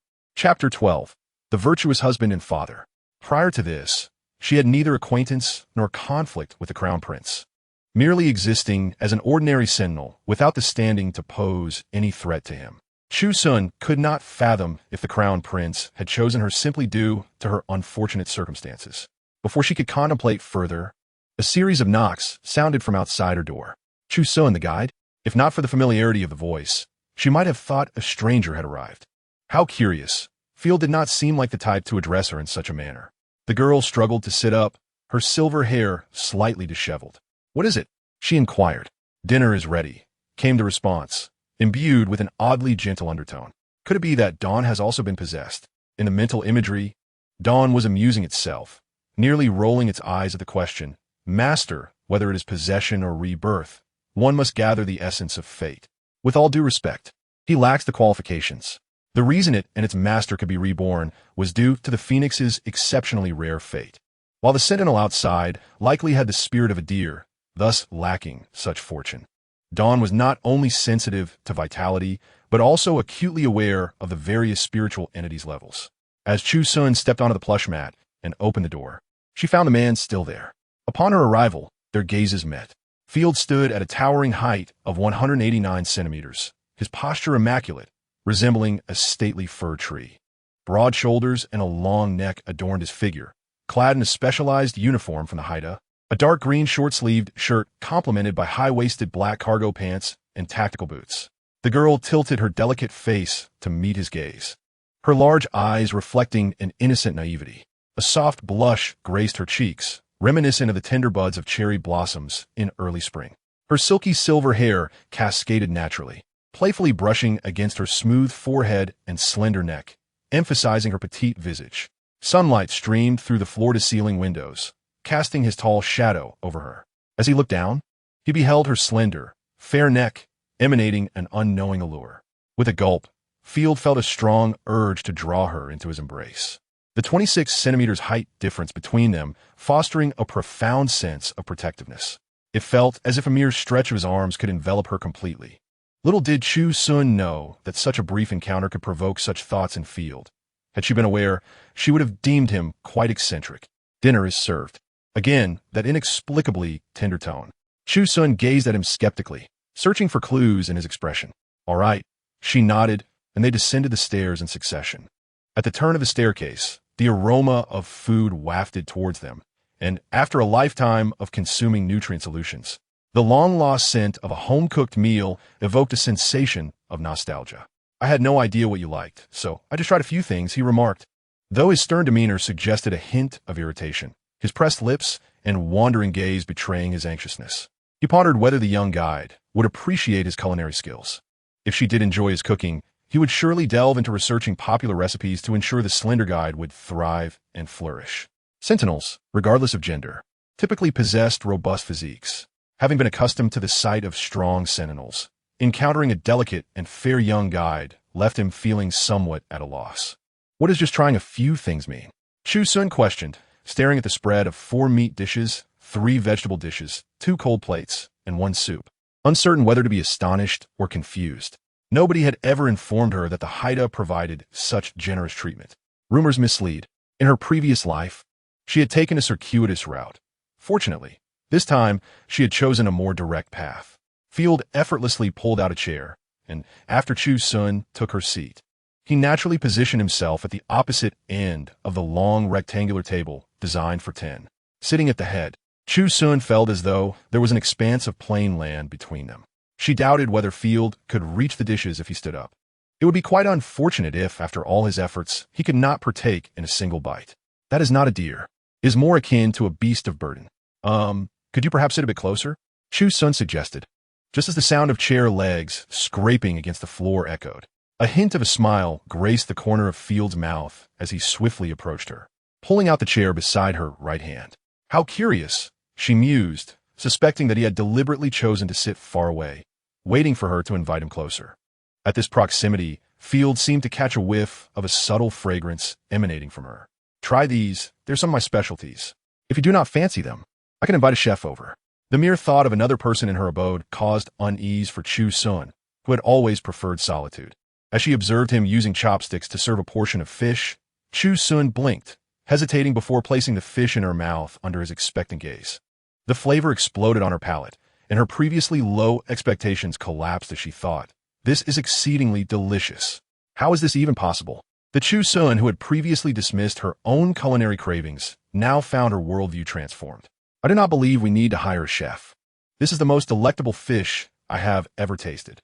Upon hearing her sincere compliment, Field's thin lips curled into a smile, his eyes sparkling like spring water, and the coldness that had previously adorned his face dissipated in an instant. "As long as you like it, just tell me what you wish to eat in the future." Perhaps fearing that his words might come across as flirtatious or frivolous, he quickly added, "The chief has instructed me to take good care of you." "Thank you." During the meal, the two spoke very little.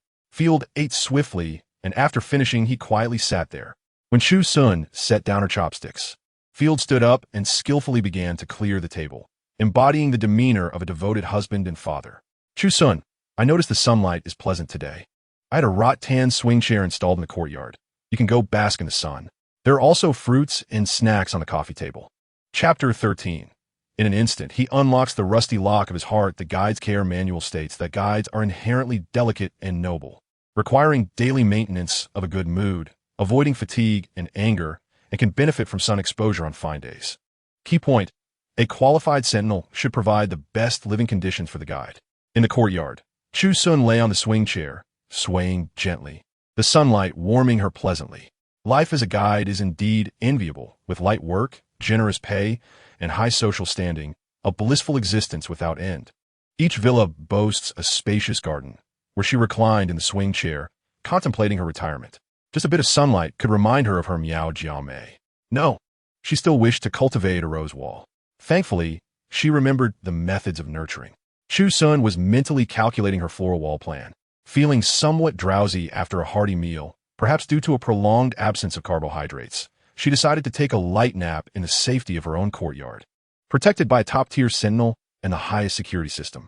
When Field finished his tasks and stepped outside, he saw the young girl nestled in the egg-shaped swing chair, gently swaying as if pushed by the wind, serene like a weary cloud. The sunlight softly illuminated her, accentuating her fair skin, while a delicate blush adorned her cheeks. With her eyes closed, her long lashes cast tiny shadows that fluttered slightly with her gentle breaths, reminiscent of butterfly wings. The sight before Field caused him to momentarily hold his breath.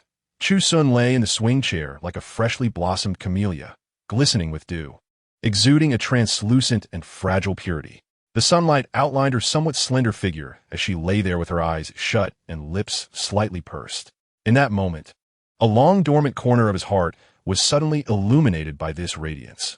This beauty transcended the mundane and the species, as a white butterfly, equally captivated by her allure, fluttered around the edge of the swing chair. Field watched as the delicate butterfly landed on her silvery hair. Fearing it might disturb her slumber, he approached the swing chair quietly. A large hand gently shooed away the restless butterfly. Upon hearing the commotion, the girl's lashes quivered, and when she opened her eyes, she saw a tall figure silhouetted against the light. The sunlight cast a golden hue upon the figure, obscuring the features of his face, yet in that instant, she felt an inexplicably familiar sensation. Drowsily, she squinted and instinctively reached out her arms. "Brother, I feel so unwell." Her voice, tinged with a soft whimper, carried a hint of childishness. This simple gesture became a key, unexpectedly unlocking the rusted lock of the man's heart. "Brother, I feel so unwell. Why do they treat me this way?" The people who should have been her comrades, those she could trust with her back, were now looking down at her, cold and accusatory, as she curled helplessly on the ground.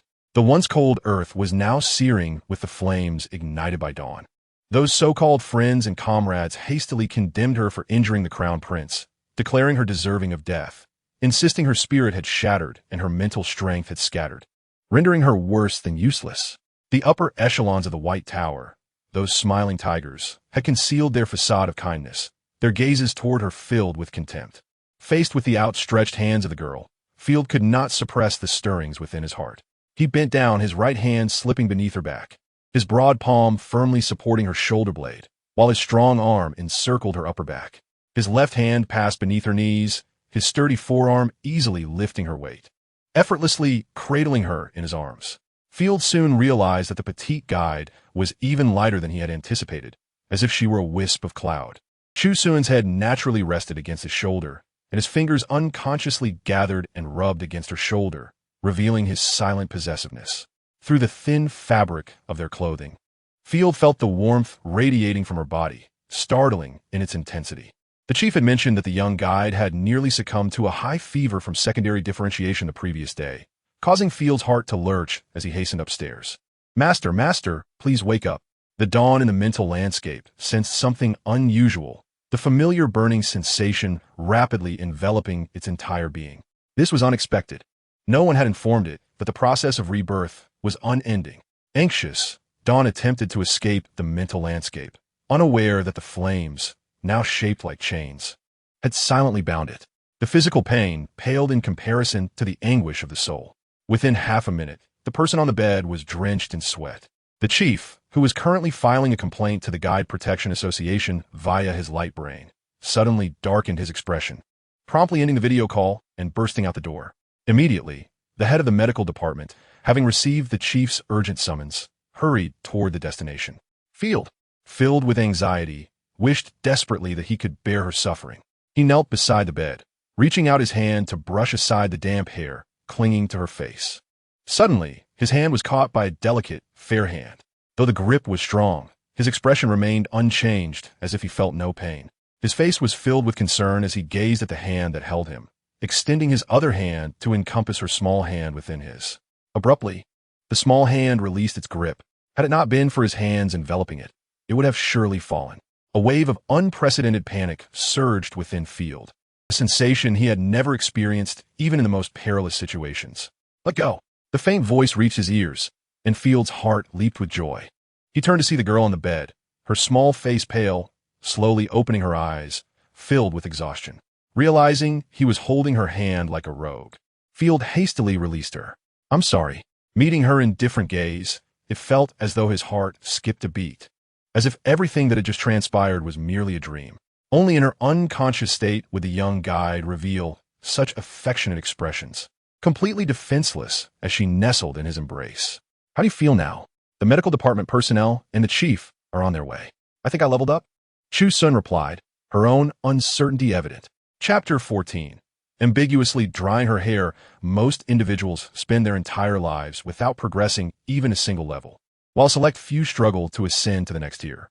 Yet standing before him was a girl seemingly favored by the heavens, who not only successfully underwent rebirth within a day and night, but also leveled up. Field carried her into the room, neglecting to close the door. The chief, being the first to arrive, immediately noticed Chu Xun's pale complexion. "What is going on here?" "Field, didn't you say Chu Xun was in a high fever and unconscious?" The chief's gaze flitted between the two. "Chief, well, you see, Field hesitated to speak. She indeed had a high fever, but now she seems to be all right. Chief, I think I leveled up, Chu Xun stated, having no intention of concealing her achievement. She understood that the higher her demonstrated value, the more secure her position within the Black Tower would be. If she wished for the Black Tower to be a reliable support, she must provide them with reasons to never abandon her. Emotions are the most ethereal and insubstantial of entities. Only through vested interests can individuals be firmly bound. The two individuals had minimal interaction with the guide, momentarily forgetting that the figure upon the bed was a delicate female guide. It was Field who first regained his composure, noting that the young guide's attire was thick and water-resistant, yet her long hair, dampened by sweat, clung to her face. He stepped forward to shield the chief and the minister from view, suggesting that they await the completion of Chu Xun's cleansing and tidying before engaging in further inquiries. Dimitri, reluctant to depart, was exceedingly curious about the guide possessing a phoenix spirit entity who had awakened and evolved in such a brief span. Why, of all choices, was she a guide? If only she were an ordinary sentinel, he could subject her to experiments. Observing Dimitri's lack of awareness, Graham, with a stern countenance, grasped his arm and led him away. "Thank you," came the girl's voice of gratitude just as Field stepped out of the room.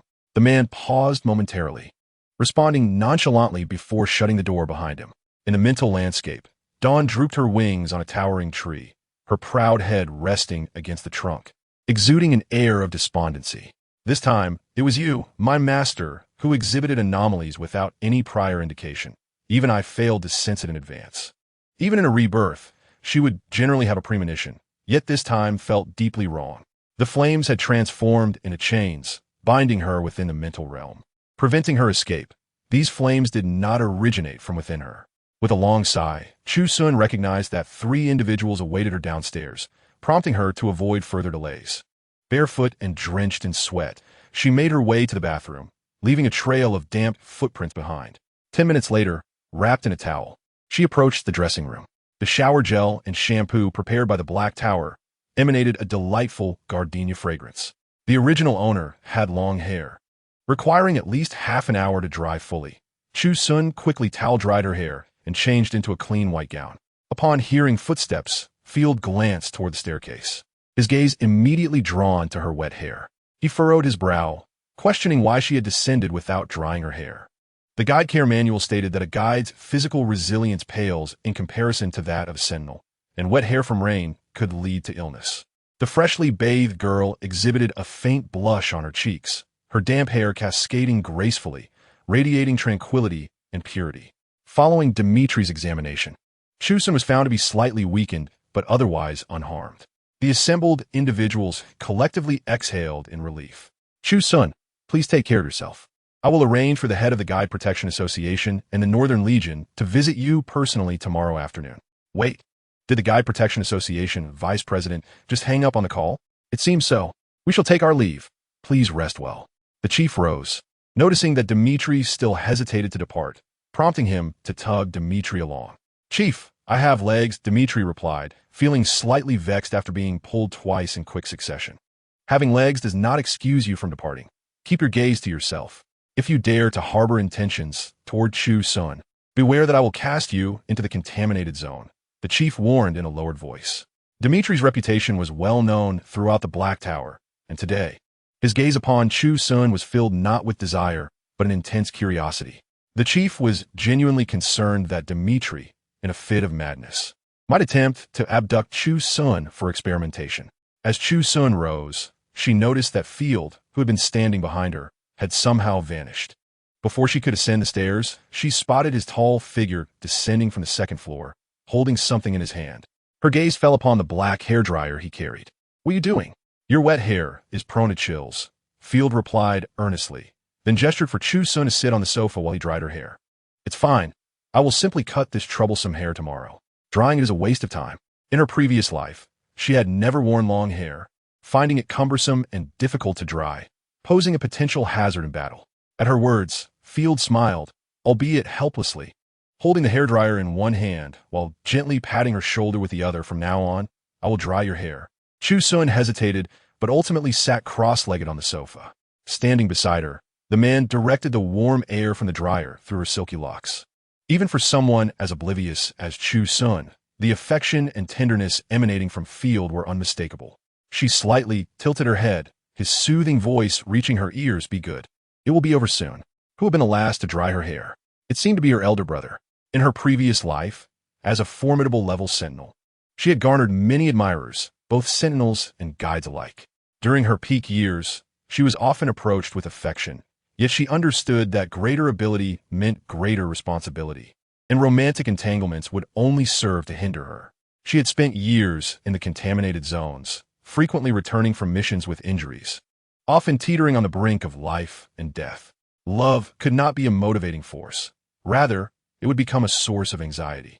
To find a sentinel meant that both could perish at any moment due to battles in the contaminated zone or rising levels of aberration. Every moment together could potentially be their last.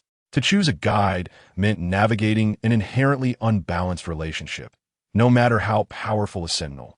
They could not restrain a guide's freedom, nor could they demand exclusivity. Chu Xun could never tolerate the thought of her beloved expressing affection for another. Chapter 15. The guide team's breach time flowed through the strands of her hair as Field concluded the drying process, feeling that the duration had been remarkably brief. Field, if I wish to purchase items on the Star Network, how should I fill out the address? Villa number 6 of the Black Tower. The Star Network is a vast shopping platform offering everything from daily necessities to weaponry, with delivery times calculated based on distance, typically within 3 days. If the store is near the Black Tower, delivery can occur within hours. Chu Xun twirled a strand of her silvery hair around her finger, contemplating the merits of keeping long hair while eliminating the hassle of drying. All right, thank you. She began listing the items she wished to buy: a dryer, flower seeds, a mature phoenix tree, nutrient solution, and self-defense weapons. Upon reflection, the list grew extensive, and observing the paltry sum of 100,000 in her bank account, she sighed deeply. The wealth she had amassed in her previous life had evaporated in an instant, and she would have to start new. Field, I am here. Field turned to see the girl's face adorned with an unprecedented seriousness, an unsettling sensation washing over him. The next words from the young guide were likely to be ones he would rather not hear. As anticipated, she gazed earnestly at him, stating, I believe I understand why the chief assigned you to accompany me as my sentinel. In the original owner's chat records, discussions within a group called the Temporary Guide Team had touched upon Field's romantic escapades with a certain guide. Though referred to as escapades, they were in essence the guide's one-sided infatuation with the Sentinel. The other guides in the group expressed schadenfreude and disdain toward Field, believing that a level guide associating with a level Sentinel and proactively seeking a Sentinel as a personal guide was a boon for the Sentinel. Their words implied that Field's actions were presumptuous and lacking in self-awareness. Some had mentioned Field's background, noting that his elder sister was the chief's wife. From this information, it was not difficult for Chu Xun to deduce that the chief's intention in placing Field by her side was to use him as a shield. If Field could become her accompanying sentinel or even her exclusive sentinel, any attempts at coercion would become futile. The leaders of the Guide Protection Association were still relatively just, and currently, it would be impossible for them to snatch a sentinel from one guide to bestow upon another. However, such an arrangement would inevitably draw animosity toward her. The other guide, wherever they may be, was likely cursing her. Field fell into an unusual silence, perhaps due to a sense of guilt. The man averted his gaze to avoid direct eye contact. I am grateful to Hei Ta for providing me with shelter. If this arrangement aids you in resolving your troubles, my tacit approval serves as an expression of my gratitude towards the esteemed Zhongchang. However, there is one point I must clarify beforehand. I have no intention of seeking an exclusive sentinel. Most guides tend to possess a sense of possessiveness over their sentinels. Should you become my accompanying sentinel, sharing meals and lodging with me, it would signify that you would have little to no chance of competing with others for an exclusive sentinel in the future. Therefore, I hope you will contemplate this matter thoroughly. Field, possessing exceptional combat prowess and culinary skills, would be difficult to replace with another sentinel of equal caliber. Moreover, his relationship with the esteemed Zhongchang would bring about numerous conveniences. Upon careful consideration, this arrangement appears to be a lucrative deal. Chu Xun's decision to be forthright now serves as both a warning and an offering of agency. Whether to stay or leave is a choice he must make for himself. Should Field face disdain from other guides for being her accompanying sentinel, let not the blame fall upon her. The original host's delicate physique cannot bear such a burden. Chu Xun's lips moved, fully exposing the subtle thoughts of Field and the esteemed Zhongchang. Field recalled what the Zhongchang had advised him, to perform well and rise through the ranks, mentioning that the young guide held boundless potential. If he could remain at Hei Ta, it would be beneficial for Hei Ta without exception. The Zhongchang also mentioned that a specific guide had been exerting pressure on Hei Ta through the Western Legion and the Guide Protection Association. The Western Legion poses little threat, yet everyone knows that a guide is the lifeblood of a sentinel. That guide, holding the highest rank among guides, commands significant respect within the association. I apologize. A multitude of words condenses into a solitary apology. Genuine feelings mingled with a hint of insincerity are equally distasteful. All of it is excrement. Understanding this so thoroughly, Field felt that any further defense on his part would be futile. For the next several hours, the two exchanged scarcely a word. This mutual indifference was precisely what Chu Xun desired. What does this imply? That vile woman has reported us to the Guide Protection Association? The guide team, assigned to complete the comfort task, attempted to leave, but was intercepted at the door by the sentinels arranged by the esteemed Zhongchang. The guide team, accompanied by their guards, appeared remarkably insignificant in front of Hei Ta, and Captain Malay, who had never experienced such treatment, flushed with anger, cursing and threatening to report to the Legion and the Guide Protection Association. By mere coincidence, the team that Yuan belonged to was assigned this oversight task. Despite his outwardly docile demeanor in front of Chu Xun, he exuded a commanding presence. Vile woman? Is this how they typically treat Chu Xun?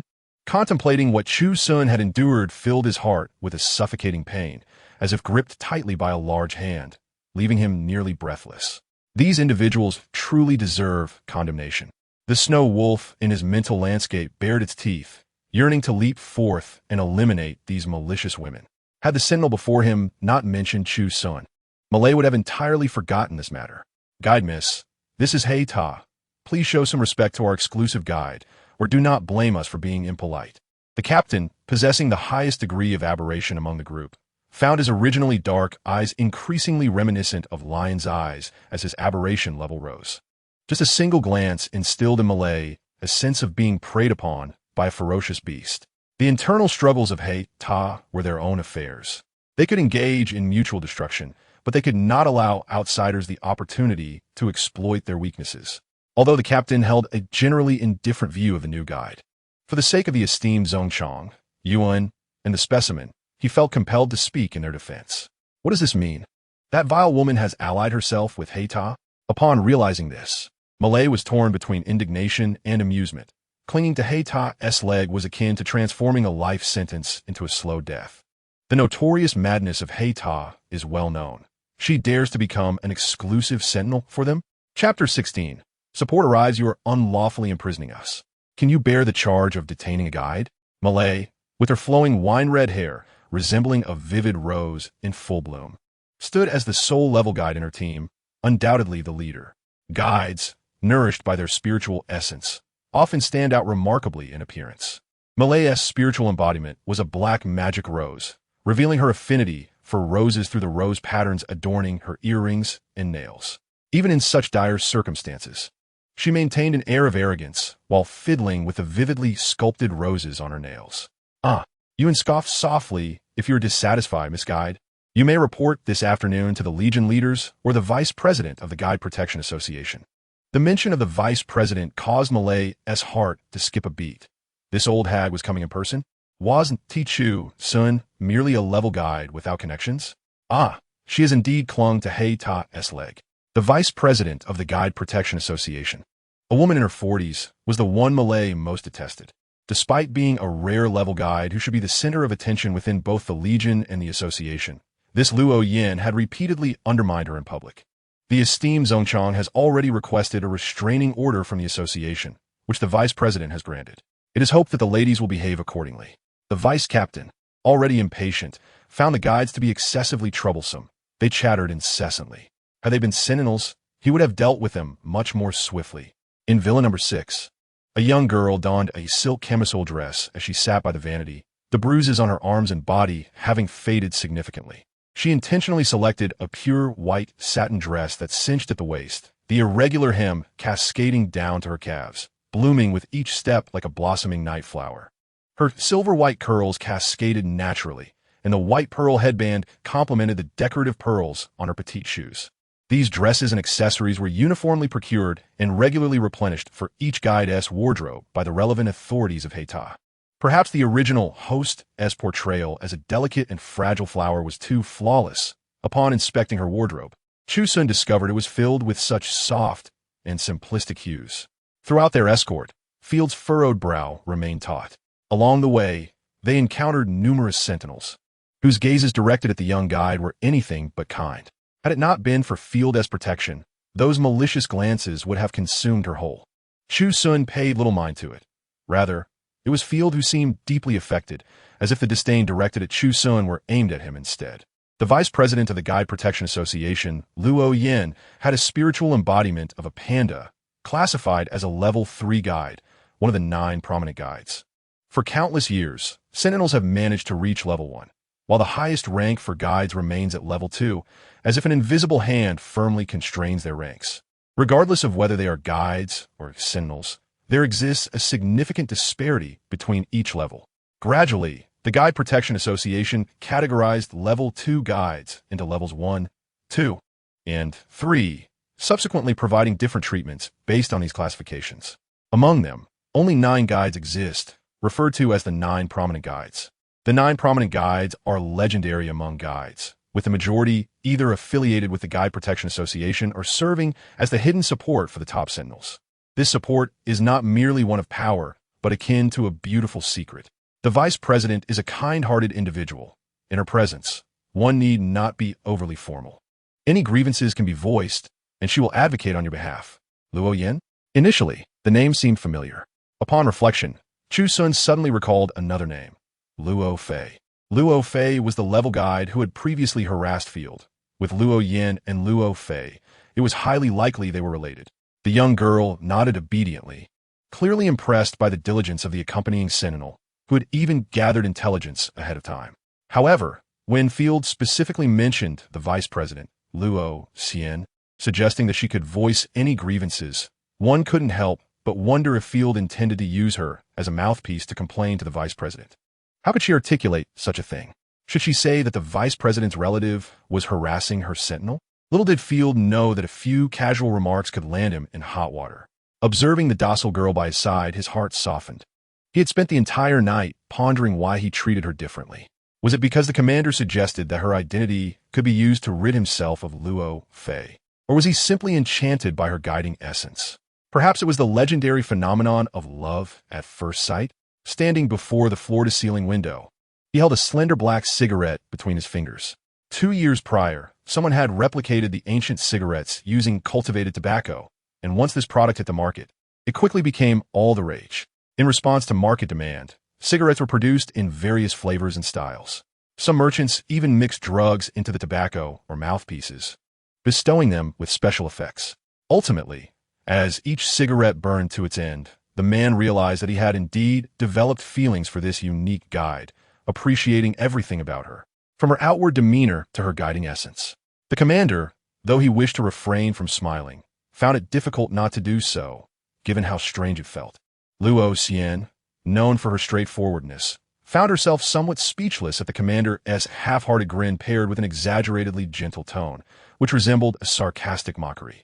Clearing his throat awkwardly, the commander coughed twice, confirming that the vice president was indeed still of this temperament. A knock echoed at the door, and the commander, as if he had seen a savior, promptly called for the visitor to enter. As the tall sentinel opened the door, Luo Xian spotted a beautiful girl standing there. The girl possessed a skin tone so porcelain-like it appeared almost translucent, with a delicacy that seemed to hide any trace of pores, as if the slightest touch would leave a mark. Her features were exquisitely delicate, exuding no hint of aggression, and her eyes radiated a gentle tranquility. What struck Luo Xian most was the silver-white waves of Chu Xun's long hair and her amber-hued irises. Those eyes, glistening with moisture and a hint of fog, reflected an innocent naivety. Luo Xian's gaze first fell on Chu Xun, then shifted to the sentinel beside her, and finally landed on the commander. So this was the esteemed Sentinel Field that her niece frequently mentioned? How intriguing. It seemed the commander had indeed found a suitable match for Field. Field, you may step outside, the commander suggested, sensing that Luo Xian had recognized Field. Before leaving, Field cast a concerned glance at the girl beside him. From his eyes, Luo Xian discerned a glaring affection. Truly, she was a beauty capable of captivating this hardened man in such a short time. Thus far, Luo Xian had developed quite a fondness for this bullied young guide. "Come here, dear," she beckoned. Since entering, Chu Xun had been glancing at her timidly, appearing both fragile and pitiable. Upon hearing Luo Xian's words, Chu Xun hesitated momentarily, only daring to approach after receiving a nod from the commander. Luo Xian patted the sofa beside her, and Chu Xun obediently settled in next to her. "Before I arrived, I reviewed all the evidence submitted by the Black Tower, including videos, photographs, and chat logs. Your name is Chu Xun, correct? After enduring such hardship, why didn't you report it to the association?" The phrasing of her question indicated that the people around her were well aware of the dire state of the Northern Legion. The girl lowered her gaze, her reddened eyes appearing innocent and pitiable as mist began to gather in her large, watery eyes. I only recently differentiated into a guide, and no one informed me about these matters. Ideally, upon joining the Legion, a seasoned guide should provide one-on-one guidance to new guides. However, the Northern Legion had assigned the original host to the elite guide, Lilia. Such misfortune seemed never-ending. Lilia had once been regarded as the most beautiful woman in the Northern Legion. Her stunning appearance, combined with her elite guide status, allowing her to maintain that position for years. Upon first encountering the new guide, a sense of crisis washed over her. The reason was simple. The new guide was simply too beautiful. This beauty momentarily stunned even Lilia, and once she regained her composure, anger and jealousy surged within her. The emotion known as jealousy spread like wildfire within her mental landscape. Fortunately, the new guide was of a lower level, lacking connections or backing. Beauty alone was not enough to secure her position. A deadlock, a definite deadlock. Lilia hardly needed to take action herself. Simply expressing her mild discontent would prompt countless others to rush to her aid. After all, with the Black Tower's reputation, those in the know were well aware.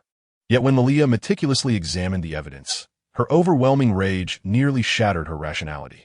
Every guide was a treasure of the planet. As stated in the Guide Protection Manual compiled by the Guide Association, guides deserve the highest treatment. Yet here was a guide, nearly driven to death by others due to her beauty and lack of influence. "Do not fear, dear. I'm here for you." At this distance, Chu Xun could perceive the scent of Luo Xian's guiding essence. Did you choose to remain at the Black Tower voluntarily? The guiding essence had a soothing effect on guides, and even the dawn in her mental landscape felt particularly comfortable under its influence, as it squinted its eyes in sheer enjoyment. In her previous life, as a sentinel of the White Tower, Chu Xun had never had the opportunity to interact with the upper echelons of the Guide Protection Association. The highest guides she had encountered were merely elite guides, with those above that status being of a different echelon altogether, perhaps influenced by the guiding essence. The vice president exuded a reassuring maternal aura. On the way to the meeting, Luo Xian had gleaned some understanding of Chu Xun's situation in the Northern Legion. Upon her inquiry, both the man and woman fixed their gazes upon her, akin to competitors in a tug-of-war match, awaiting the referee's signal to commence. The vice president spoke with utmost seriousness, imparting to Chu Xun the impression that if she were to shake her head, the vice president could immediately bring the commander before a military tribunal. "If you were coerced, I would take you away at once. Furthermore, I would sue the Black Tower as well." The commander urged, "Hurry and nod, dear. If you delay, this woman might just dismantle my office in a fit of rage." Chu Xun blinked, sensing a palpable tension in the air. "I voluntarily requested to stay at the Black Tower, Vice President. Rest assured, the commander treats me well. He not only hired me with the benefits of an elite guide, but also arranged for elite Sentinel Field to accompany me, providing me with a villa. I have never lived in such a grand residence before." The girl spoke with a bright smile, her eyes curving in delight, presenting an image of someone well cared for. She was indeed correct. Whether in this life or the last, the finest place she had ever resided was the current villa number 6. In terms of living standards, the commander had provided her with remarkably high treatment. Upon hearing her mention Field's name, the vice president cast a knowing glance at the commander, then turned her gaze back to Chu Xun with a warm expression. "How do you find your accompanying sentinel?" The moment had arrived. If she were to speak ill of Field now, would the vice president immediately whisk him away to present him to her niece? Even if it meant doing the commander a favor, she had to be judicious. Sentinel Field is quite amiable. He is attentive and an excellent cook. Observing the young girl's genuine satisfaction with field, the vice president added, "Every guide can register a dedicated sentinel once they turn 20. You are approaching that age. If you are pleased with him, you might consider keeping him." Such candor was rather surprising. The young girl momentarily froze, feeling somewhat at a loss. Was she really expected to cook for him? Would that necessitate paying him a salary? Although she comprehended what the vice president was saying, the original persona she inherited was one of naivety and timidity. Thus, Chu Xun could only feign an innocent and bewildered expression, blinking her large eyes at the vice president. The vice president was amused by her gaze, realizing that the little girl had yet to awaken to her potential. Indeed, she had encountered an unreliable teacher and learned nothing at all. It seemed the old system of training new guides needed to be reformed. In the future, newly differentiated guides must undergo formal training through the Guide Protection Association. In a few days, the association would hold a training session where any guide who had awakened within 3 months, regardless of their level or age, could voluntarily enroll in the lessons. Additionally, for guides facing mobility issues, we would distribute video instructional guides. If you have time, you might want to take a look. Before Chu Xun entered, the chief had just mentioned the matter of the second high fever, and, as he spoke of it, she walked in. Luo Jin glanced at the young girl and noticed her pallor. Hearing the chief mention that she had suffered another high fever yesterday, he inquired if she had developed any lingering ailments. If the medical department of the Black Tower could not identify the cause, he could take her to the Guide Protection Association for a comprehensive examination. Chapter 18. A single glance that caused a sentinel to spend millions. Could it be that the chief wanted her to mention her advancement herself? Chu Xun pondered this possibility. Vice President, I am perfectly fine. I simply upgraded. Just upgraded? Merely? Merely. Luo Jin was momentarily taken aback by the nonchalant just. What did that mean? For most sentinels and guides, the opportunity for advancement was a rarity encountered only once in a lifetime. The young girl before them treated such a significant event with such casualness? So soon? Could it be attributed to the mythical phoenix? Remembering the ancient texts she had perused, the phrase "when seen, the world finds peace" struck her with profound astonishment. Were the ancient texts exaggerating, or was it truly so? She yearned to witness it with her own eyes. "May I see your spiritual entity? Master, I feel like the star attraction at a zoo. Everyone wants to take a look at me." In the realm of her spirit, Dawn sighed, wondering why everyone wanted it to make an appearance. The instant the mythical phoenix manifested, flames filled the entire office. Having learned from previous experience, the sentinels did not rush to protect the chief this time when they saw the office ablaze. The last time they had rushed in, the sentinels had endured a few painful moments and had felt the sting for several days. This was the chief's second encounter with Dawn. He glanced down at the information displayed on his wristband. His aberration value had actually decreased by 2. It typically took a high-level guide to provide deep comfort and achieve a 1 reduction. Yet, Chu Xun was merely at the basic level, and a simple group comfort had lowered his aberration value by 2. At that moment, the chief's resolve to keep Chu Xun solidified further. The vice president was astonished to discover that flames could indeed be warm. Being enveloped by them did not cause any burning sensation, but instead imparted a feeling akin to basking in sunlight. As a fellow guide, she was more perceptive to Chu Xun's uniqueness. The chief's astonished expression as he glanced at his wristband did not escape her notice. If Chu Xun's group comfort could lower the aberration value of a high-level sentinel, then regardless of how much it decreased, it spoke to Chu Xun's exceptional nature. Awakening within a month, experiencing secondary differentiation, upgrading, and the mythical phoenix. These factors combined led the vice president to a premonition that perhaps the invisible shackles that had constrained guides for centuries might be broken by the young girl before her. Is it truly impossible for guides to surpass the basic level? Why can sentinels ascend to higher ranks while guides remain confined to the basic level? Good child, I see your grievances. We will exert pressure on the Northern Legion to ensure they provide a satisfactory punitive plan while advocating for a considerable compensation for you. The specifics of the punishment will be determined in our upcoming meeting, and we will certainly provide you with a satisfactory response. Indeed, every guide is an invaluable asset on this planet. Even if they had collectively bullied another guide to the brink of death, they would still not face severe consequences. Hearing that 70% of the assets would be forfeited sounded substantial, yet in reality, it was merely a number. Chu Xun could not determine whether to feel satisfied or disappointed. She lowered her gaze to suppress her inner turmoil, responding dully. How would the original persona feel knowing that her life was exchanged for mere assets? Only Chu Xun and Dawn were aware that the bullied original had already perished. Even now, Chu Xun truly felt as if she had usurped another's nest. Although the original's death had no bearing on her, she still occupied the identity and body of the original. After a brief exchange, the chief noticed the vice president's growing interest in the young guide, her eyes sparkling with enthusiasm. A sense of foreboding washed over him. He feared the vice president might take the girl away, prompting him to hastily dismiss the young lady. The newcomer's face was pale, and Field lowered his head, his expression of anxiety appearing genuine. "What's wrong? You don't look well. Shall I take you to the medical department?" Presently, Ah Sun was in a lucid state, regarding him with a hint of wariness and unfamiliarity, entirely devoid of the trust and affection she had shown him in the courtyard. "I'm not unwell. I'm just a bit hungry." "Field, I'm hungry." The young girl lifted her face. "I helped you resolve your trouble. It shouldn't be too much to ask for a meal in return. Such matters of human sentiment must be both given and taken." "What? They won't target you anymore. Doesn't that count as helping you?" She wore a look of confusion, which Field interpreted as eagerness to claim credit. The man mimicked the young girl's tilted head, chuckling indulgently. "One meal is hardly sufficient. How about I cover all your meals from now on?" The outer layer of the Black Tower is perpetually open to markets, where stalls are divided by the types of goods they sell, offering everything from food to necessities and entertainment. "There's a market here?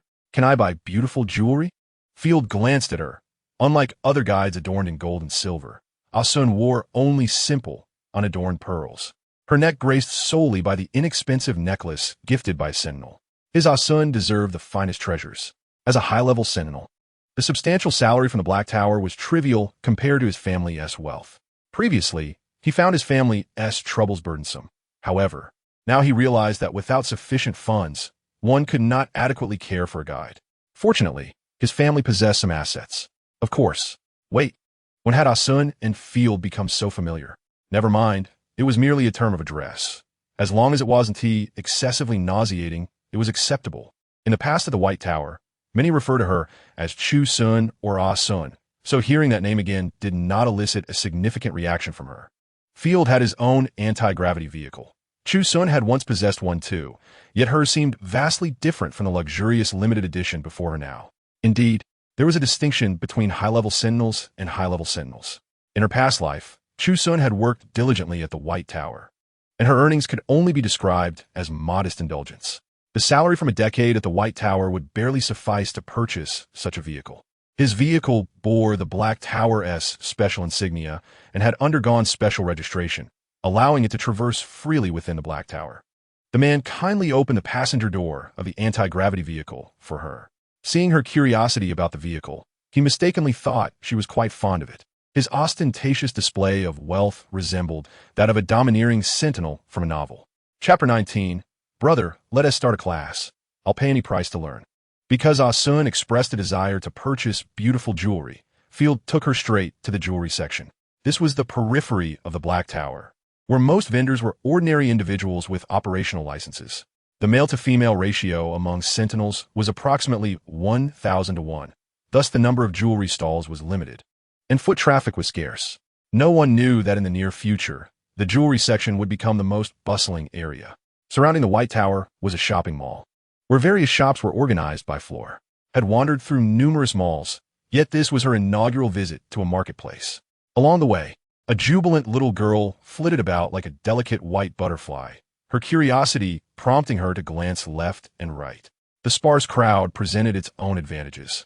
Did not need to guard her too closely, granting her ample freedom. "Mom, that sister is so beautiful," a little girl remarked, her gaze fixed on a striking young woman who seemed out of place. As the beautiful sister approached, the little girl's attention was captivated. Originally seated on a small stool, she had been sorting through seeds but now watched in wide-eyed wonder as the lovely sister drew near. "Little friend, are these rose seeds? Is there a section for rose seeds in the accessories area?" "These are not for sale. I am merely selecting some," the mother beside her thought anxiously. There were strict regulations regarding sales. Vendors had to categorize their goods accordingly. The accessories section could not sell food, and the food section could not sell household items. Any vendor caught mixing categories would be barred from entering the market. The little girl's face paled, and she waved her hands repeatedly, fearful of being misunderstood by the beautiful sister. Understanding the situation, said, "Please do not worry. I simply admire your flower seeds. If I purchase something from your stall, would you be willing to gift me some flower seeds?" Selling prohibited items was not allowed, but gifting was permissible. "Of course," the woman replied, quickly nodding in comprehension. She observed the girl before her, who appeared at least a decade younger, embodying the exuberance of youth. Each area had a regulated number of stalls. Having arrived late, she could only choose the less bustling accessories section. Upon her arrival, the woman noted the striking gender imbalance, and, unlike other places, the sentinels here did not engage in flattery through gift-giving. Both mother and daughter were ordinary people, unable to detect pheromones and discern true identity. Had been here for a few months and was aware that there were 3 guides in, one of whom was male. She had never seen the young girl before, nor did she recognize the formidable man accompanying her. Gaze fell upon the items at the stall, which featured handmade chains and bracelets, primarily crafted from shell pearls, with a few glimmering gemstones. Her eyes were drawn to a white pearl necklace, each pearl flawlessly round and pure. Every item at the stall was priced, eliminating the need for individual inquiries. The pearl necklace was priced at 1,000 star coins, a fair price. Reached out to pick up the necklace, declaring, "I will take this. Do you have any recommendations for men's accessories?" Upon hearing the word men, became alert, his sharp gaze sweeping over, startling. "Yes, we have some," replied hastily, producing 2 bracelets, one made of obsidian and the other of cat's eye stone. Appreciated the shopkeeper's taste. Both bracelets were exquisite and evidently crafted with care. "Which one do you prefer?" she inquired, though she already had her suspicions.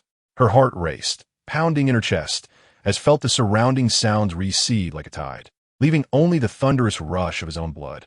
Watched as the previously stern and fierce man transformed into a bewildered child, his gaze wandering uncertainly, unsure where to place his hands and feet. "Yes, this is a token of gratitude for your cooking and care of me." Though it was a mere shopping trip, it seemed entirely reasonable to purchase a gift of thanks.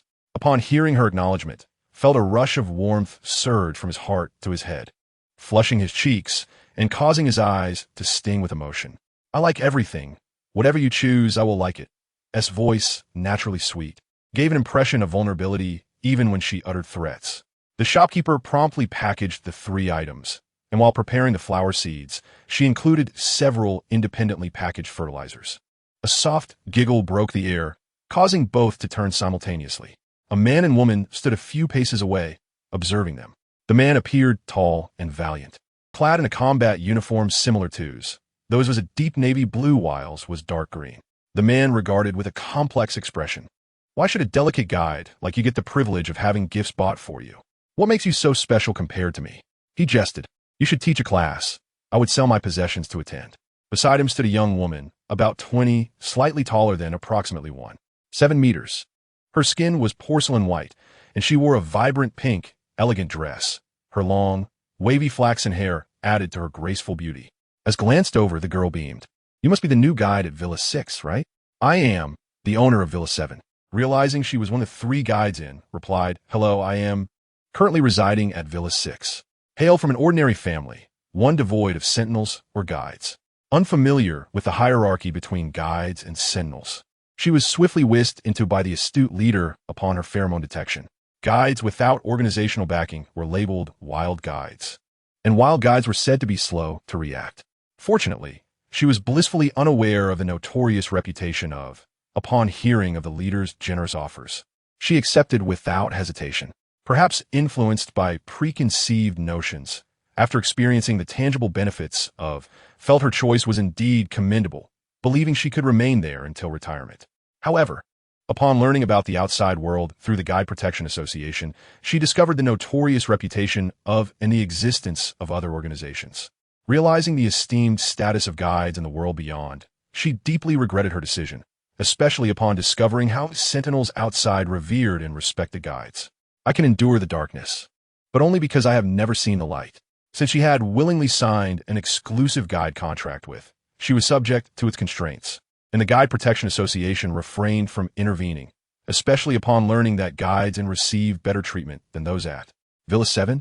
That's the one nestled between 2 vacant villas. Noticing his gaze lingering on the man beside her, smiled teasingly. "This is my exclusive sentinel. She then turned her attention to, who was grinning broadly. "This is my accompanying sentinel." Oh, still an accompanying sentinel, glanced at meaningfully, her eyes glinting with mockery. Almost everyone recognized, not only because he was the leader's brother-in-law, but also due to his formidable prowess. There were only a handful of sentinels on the entire planet, and they were all supporters of various factions. Although the number of sentinels was substantial, most were brilliant talents of generation.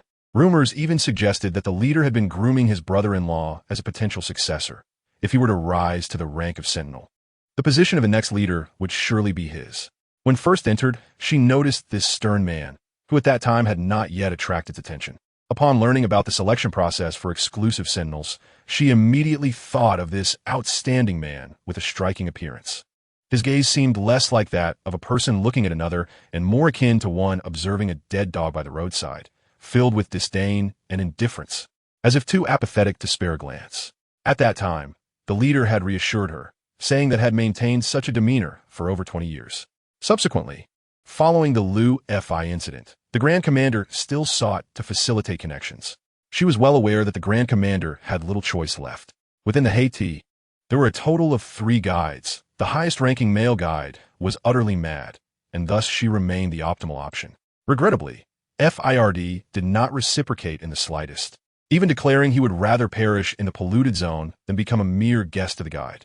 And now, were it not for the crowd, Biling SH would have loved to confront him, exclaiming, "Oh, weren't you the one proclaiming you would rather die in the polluted zone than act as a guide's guest? Come now, say it once more in front of Xun, and do so louder. Where would you rather go than do what?" She wished she could conjure a mirror to showcase FIRD's expression, which bore a dismissive grin, nearly revealing his molars. Wait. Biling SH suddenly realized something. FIRD's ostentatious demeanor was merely that of an accompanying guide, lacking even the title of a dedicated guide. Could it be that Xun looked down upon him? The more she pondered, the more plausible it became, and she turned to Xun with a particularly radiant smile. "Xun, it is a pleasure to meet you today. I have some matters to attend to, and shall return another day to play." Almost forgot the main business. She shot a glare at the sentinel beside her. "Why didn't you remind me? We agreed to buy a gift for the vice president before visiting." The sentinel, caught off guard by her glare, displayed a helpless smile, while Xun discerned the affection in the sentinel's expression. "Vice president? Are you all set to visit President Liu?" "Indeed, Xun. Do you wish to accompany us?" Biling SH exhibited arrogance towards the sentinel while being especially cordial with fellow guide Xun. "I just left the Grand Commander's office not long ago, and before departing, I overheard the Vice President mention she will soon head to the Northern Legion. If you intend to visit, you must act swiftly. Otherwise, you will only have the Northern Legion to visit later." The Northern Legion has historically maintained a tenuous relationship with the Hei Ta. To be precise, the Hei Ta is akin to an isolated island, without much interaction with several other factions. In contrast, the BIT stands as the epicenter of power, favored by both the 4 great legions and the Central Star. Especially in recent years, the BIT has subtly positioned itself as a leading force. Should they venture to the Northern Legion, she would lose her opportunity. Upon hearing this, Biling SH set aside the selection of gifts and hurriedly departed with the sentinel. How did Biling SH, as a guide, arrive at the Hei Ta? The brief interaction left Xun with a favorable impression, believing her to be someone worth engaging with. Both were high-ranking guides within the Hei Ta, ensuring ample opportunities for future encounters. Not only Biling SH, but the background of another female guide within the Hei Ta was similarly intriguing. Among the 3 guides, 2 were quick to act, while one inherited the mess left by the BIT, and now they had another willing to approach Xun. Each guide's origin was quite extraordinary. By all accounts, what he said was entirely truthful, albeit with a few details omitted. Xun was not Navi. He could roughly deduce the circumstances from his words. It was not that she harbored prejudice against the Hei Ta, but rather that its notorious reputation preceded it. The girl nodded, understanding at last. The tall man held everything firmly in his grasp, while the girl beside him had empty hands, unable even to hold a seed herself. Chapter 21. The Grand Commander's Bold Move. Hei Ta Special Account. Do you intend to plant flowers in the courtyard? FIRD. Unfamiliar with rose seeds. Only heard Xun declare that they were roses. Indeed, Do you know where I might procure a phoenix tree? I wish to buy a tall, mature one. The roses were already secured. Later, she would purchase some tools online, confident she could cultivate roses in no time, while other items were relatively easy to acquire. Mature phoenix trees were genuinely hard to come by. Phoenix trees? FIRD recalled the information he had researched regarding phoenixes. They either herald peace or require the phoenix tree to roost, the bamboo fruit to consume, and sweet spring water to drink. The phoenix tree was apparent, bamboo fruit was manageable, yet the spring water proved challenging. The man fell silent for a moment. How many do you need? I will do my best to procure them. Just one will suffice. The courtyard is neither too large nor too small. One is enough. Very well, leave it to me. The man nodded, as it was Xun's first task assigned to him, and he was determined to accomplish it flawlessly. And what about the flower seeds? Gardening was somewhat beyond his expertise, but he believed he could manage with a bit of study. After he became an accompanying sentinel, the Hei Ta would no longer assign him tasks in the polluted zones. His sole duty was to ensure the safety of the guide, strictly adhering to the guide's wishes and executing the tasks assigned by the guide. No need. I wish to conduct my own research. If she intended to cultivate roses, she would have to be hands-on. All right. FIRD nodded, and the two ventured deeper into the marketplace. The girl flitted ahead like a delicate butterfly, while the man stood tall and steady like a protective pine behind her. Xun appeared to be in high spirits.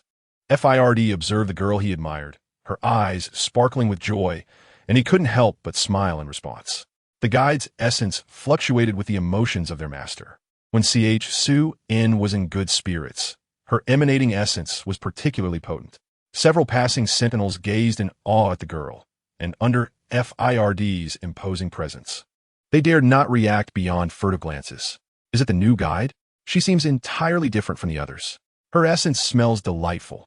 I wish to draw closer. One sentinel gazed at her retreating figure with an enamored expression, while another sentinel rolled his eyes in frustration. Why don't you open your eyes and take a look? The accompanying sentinel beside her is FIRD. He may already be her designated sentinel. Dare you approach? Just a nudge, and you might find yourself in trouble. In the grand tournament, only the strong had the opportunity to compete against FIRD. Upon hearing this, the sentinel awkwardly rubbed his nose. After all, guides were not limited to a single designated sentinel. No matter how powerful and domineering FIRD was, could one truly monopolize a guide?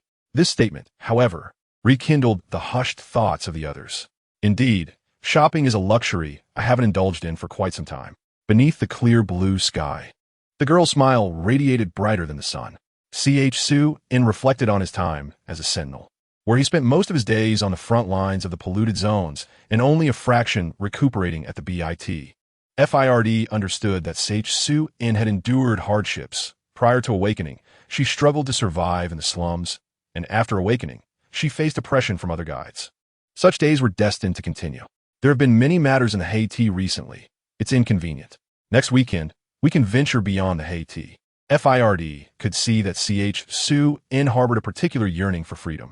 As long as he was present, he would exert every effort to ensure Xun could live the life she desired. Little did he know that what Xun desired was exceedingly difficult. The seemingly innocent girl bore more than one life upon her shoulders. She resembled a dragon lurking in the abyss, poised to soar into the heavens the moment an opportunity arose. FIRD, what is it that you desire? The girl asked nonchalantly. The man was momentarily taken aback. His naturally suspicious nature did not lead him to suspect anything else, believing the cherished girl simply wished to know him better. Realizing this, his heart swelled with joy. His original aspirations were modest, merely to cleanse more polluted zones to secure more living space for humanity. Even if it meant dying in the polluted zone, it would be a worthy demise. Now, the previously restrained affection shone brightly, nearly spilling over in his gaze. Now I find myself fearing death. I wish to spend my days with my beloved, growing old together, never to part. I must live long, growing stronger. Only the strong can stand by her side. Chu Xun felt her ears flush from what he said. This man possessed quite the charm. Though he had not made a confession, his words hinted at something deeper. Greetings. I have reserved a private room. Field and his companions preferred to sit in the main hall, not out of inability to book a room or financial constraints, but simply because a few large men felt more comfortable at a table in the hall than in a private room. However, the situation had changed. The hall was filled with rugged men, and while he could occupy the hall, Xun could not.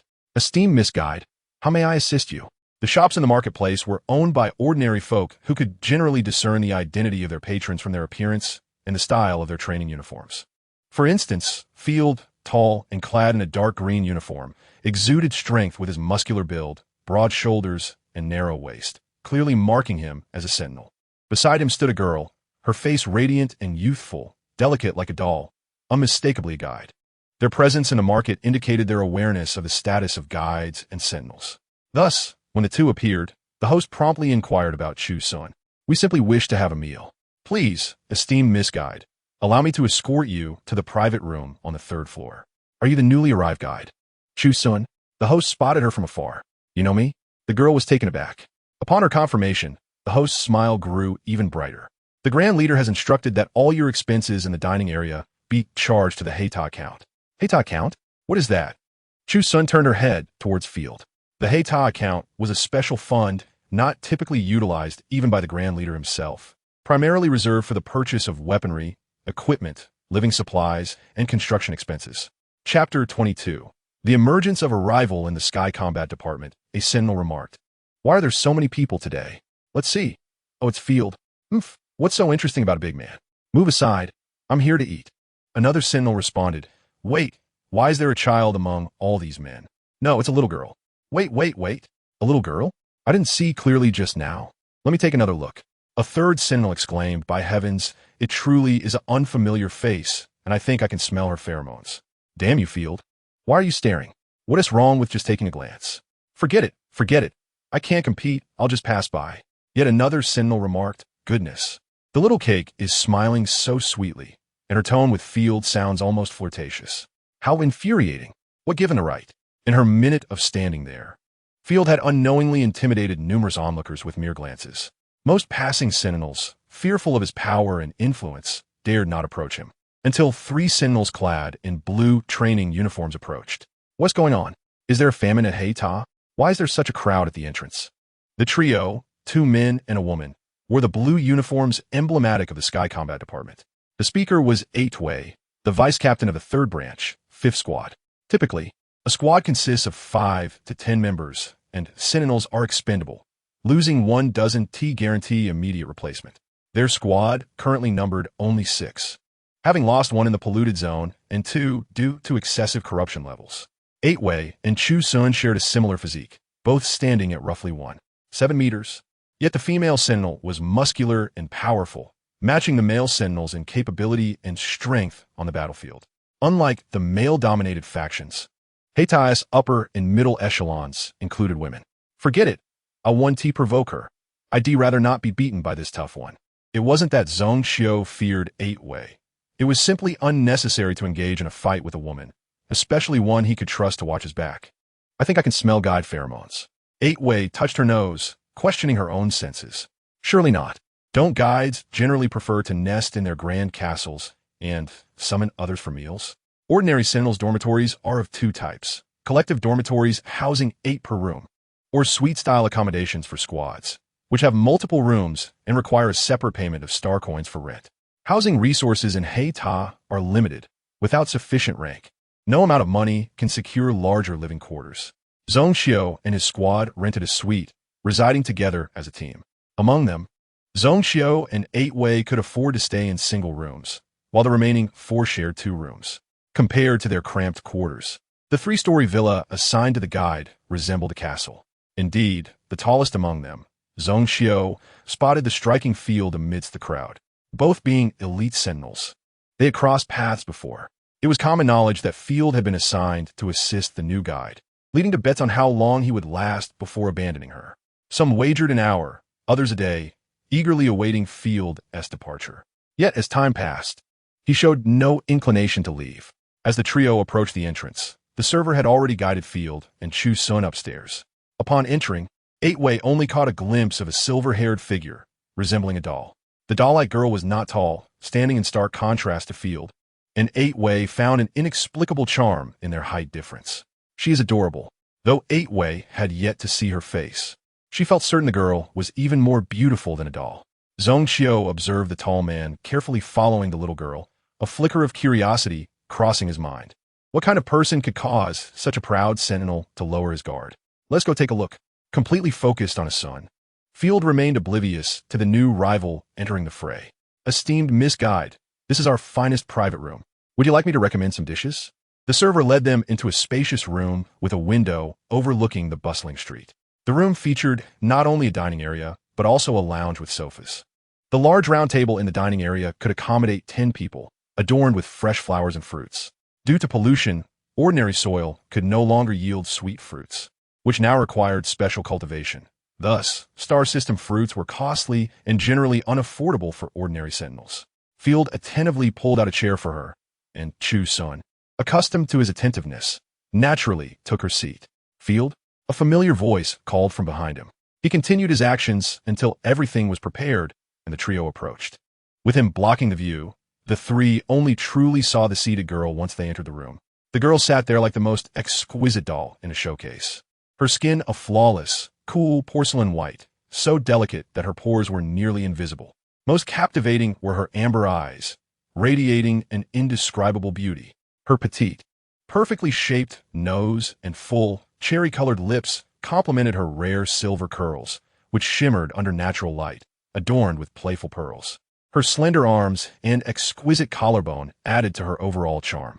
Upon seeing her full appearance, everyone was momentarily stunned. "This must be the new guide," 8-Way remarked, her eyes sparkling with admiration for the extraordinarily delicate girl. "Hello, I am 8-Way, an elite sentinel from the Sky Combat Department, with a spiritual entity of the Arctic Tern. The Arctic Tern, also known as the Daybird, boasts white feathers with a black crown and coral red beak and claws. Recognized as the polar warriors among birds due to their extensive migratory routes." Chapter 23. An uncharacteristic Zhongxiu due to the Dawn's influence. Chu Xun felt a unique affinity for avian spiritual entities. "Hello, I am Chu Xun, an elite guide, and my spiritual entity is the Phoenix." Since arriving at Hei Ta, she had no intention of concealing her identity as Dawn. "A phoenix," the individual across from her exclaimed. "Isn't that the mythical creature Feng Huang recorded in ancient texts? How extraordinary! I had always believed that such divine beasts were mere figments of the imagination of ancient people." Although the young lady was astonished, she refrained from requesting the appearance of Pashao. Ever since Pashao's identity was revealed, Chu Xun felt as though she could sell tickets for a meeting with a mythical beast. "Greetings, I am Zhongxiu, the captain of the 3rd branch of the Sky Combat Department, and my spiritual entity is a peregrine falcon." The young man speaking was merely in his mid-20s, yet he had shed any traces of youthful naivety. His demeanor radiated a maturity and severity that surpassed his years. Zhongxiu's eyebrows were not coarse, but rather long and thick, with a sharp curvature at the peak that conveyed decisiveness and resolution. Beneath his brow lay a pair of deep brown eyes that held a tranquil gaze, penetrating and unwavering, devoid of frivolity, exuding the distinctive sharpness of a youthful hunter. His nose was straight and finely chiseled, while his thin lips were pressed together, standing like a blade, yet to be unsheathed, emanating a chilling aura. "Hello." Chu Xun had already risen to her feet as the group entered. The men and women before her were all quite tall, leaving her with the impression that there was little difference between standing and sitting. One man remained silent, an embodiment of the level Sentinel Limonda. Also a member of their team, whose spiritual entity was a seagull, he was naturally reticent. Noticing the little doll glance at him, Hei Ta hastily clarified.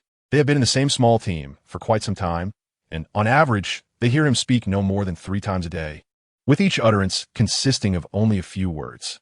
Initially, Hei Ta even thought the newly assigned team member was mute until, during a task assignment, he looked at her and simply said, "All right," so he could speak, albeit rarely and briefly. In fact, his voice is quite pleasant to hear. However, after prolonged silence, it tends to be a bit hoarse when he finally does speak. "Hello." Chu Xun nodded slightly in his direction. A guide with a genial disposition who greeted the sentinels with a smile was no wonder that Field was so protective of her. "Have you eaten? Why not sit down together? This is my first time here, and I am unsure of the local delicacies." With guests at the table, there was no reason to usher them away. However, with so many people at this meal, Chu Xun felt embarrassed about placing any special orders. She had some money on her, so she could cover her share. Zhongxiu instinctively glanced at Field, catching a fleeting expression of displeasure on his face. Ah, has their little world been disrupted? Since Chu Xun just arrived at the Black Tower, I will treat this meal. Hei Ta displayed great enthusiasm for meeting a girl who suited her taste. As for the money, I can earn it by completing a few more tasks. Opportunities to dine with a little guide are rare. That won't do. The young lady widened her eyes, showing her disapproval. Look, there are 3 of us and 2 of you. It is only natural for us to cover the bill. Moreover, as this is our first meeting, I have not prepared any gifts. So let this meal serve as a token of our introduction. You won't mind, will you, Chu Xun? Her sincerity was palpable. Yet Chu Xun detected a hint of persuasion in her expression. Of course not, but I will treat next time. Perfect, yet another opportunity to dine with the little guide. Upon hearing this, the young lady's smile grew ever brighter. Field's wariness of the female sentinel was less pronounced, while he remained somewhat cautious of Zhong Xiu, who was behaving unusually. Given his understanding of Zhong Xiu, he knew that this individual was not one to seek attention. Chu Xun resumed her previous seat, with Field sitting to her right and the familiar young lady to her left, while the remaining 2 positioned themselves beside her. Can I call you Chu Chu? Hei Ta, though maintaining a composed exterior, was inwardly elated. At such close proximity, she could better appreciate the guide's exquisite features, her fair and delicate skin, and the almost imperceptible scent of guide essence enveloping her. Certainly, Chu Xun nodded, sensing the curiosity and goodwill emanating from Hei Ta. Just call me Wei Wei. When you start your duties, may I reserve a slot for your soothing services? Hei Ta had previously booked a session with a longhorn demon for spiritual solace, an experience that nearly left a shadow on her young spirit. Of course, I officially start on Monday. I will likely open 3 slots for level sentinels each day. The commander mentioned 2 sentinels and 2 level sentinels, or 3 level sentinels. Ever since Chu Xun discovered that refining pollution could store energy and elevate levels, she had sought to explore high-level sentinel spiritual solace as much as possible. It was evident to her that the commander preferred her to be responsible for level sentinels, or even higher. In the Black Tower, only she and Clinton were capable of accommodating level sentinels.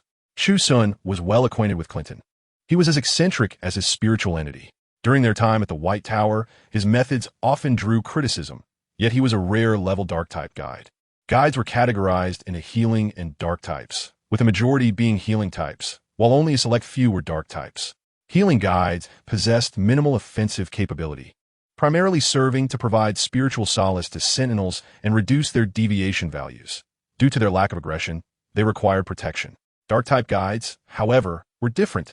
Their spiritual power was akin to that of sentinels, possessing both healing and offensive qualities. In simpler terms, dark-type guides were those who could engage in battle.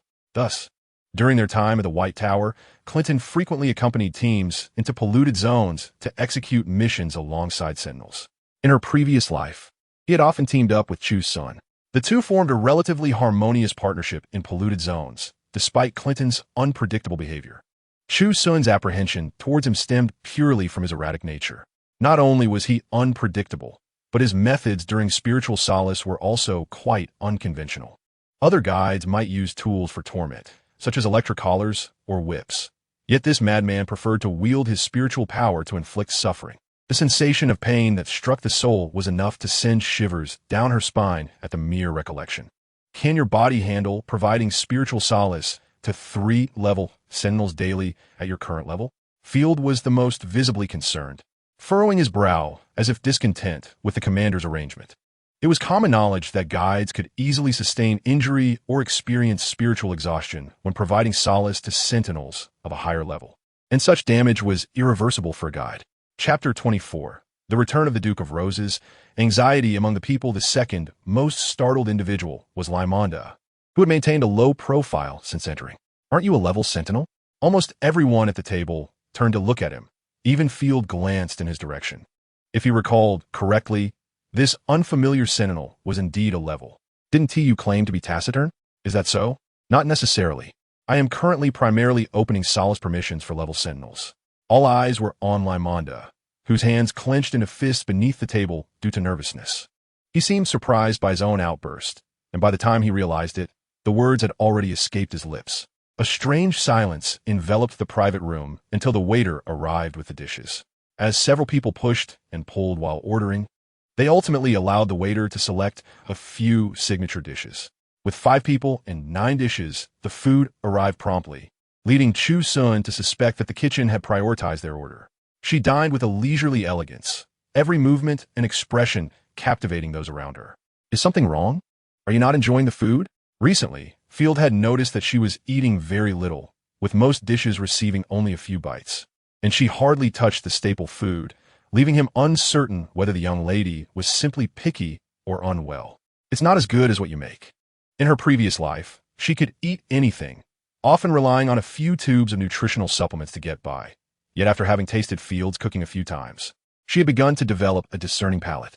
Upon hearing this, a profound sense of satisfaction enveloped Field, a sweetness that only he could comprehend, akin to the feeling of being sober amidst the intoxication of others. Xun delights in culinary pleasures, and it is my honor to cater to her tastes. Should hunger strike during the night, I shall prepare a midnight feast for you. The sentinels present possess extraordinary hearing, despite the low tone of Chu Xun's voice. The exchange between the two resonated clearly in the ears of all. Hei Ta remarked, Field, capable of cooking, and delicious? Good heavens, such a charming smile. Zhong Kaiyu lamented, why must this task evade me? Merely because I lack culinary skills. Lei Mingda added, not tasty, rather bitter. Chu, our squad hunted a deer yesterday. We initially planned a barbecue by the rocks outside Hei Ta. Would you be interested? Hei Ta, a connoisseur of delectable delights, often seeks out culinary experiences. The mention of venison ignited a spark in the young girl's eyes, a delightful prospect indeed. Regrettably, this excitement was short-lived, as she was informed by the higher-ups that she must remain within Hei Ta on standby, not being able to leave until next week at the earliest.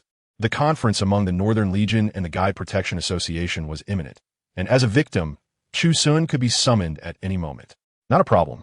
I shall send some deer meat to your dormitory for you to sample, and perhaps we can arrange a barbecue gathering in the future. Barbecuing must occur outdoors, as Hei Ta's management is quite stringent, and no suitable space for such an activity can be found within its confines. When Chu Xun displayed her disappointment, the hearts of those present ached in sympathy. Indeed, there will be many opportunities ahead. The girl, comforted, allowed her smile to return. Master, I sense your interest lies not in the barbecue itself, but solely in the venison. Speaking of barbecues, why not host one at our villa? In the mental projection, Bo Xiao was preening her feathers. Do you think they haven't considered this? Do not forget, the 9 villas are in close proximity, and that mad deer resides nearby. Are we not concerned about him catching the scent of roasted venison and succumbing to madness? The mad deer is already deranged. Should he become further unhinged, the consequences will be dire. Bo Xiao, who had been oblivious, suddenly understood. Indeed, roasting venison before him is akin to consuming roasted phoenix in one's own presence. Terrifying, utterly terrifying, she shivered involuntarily.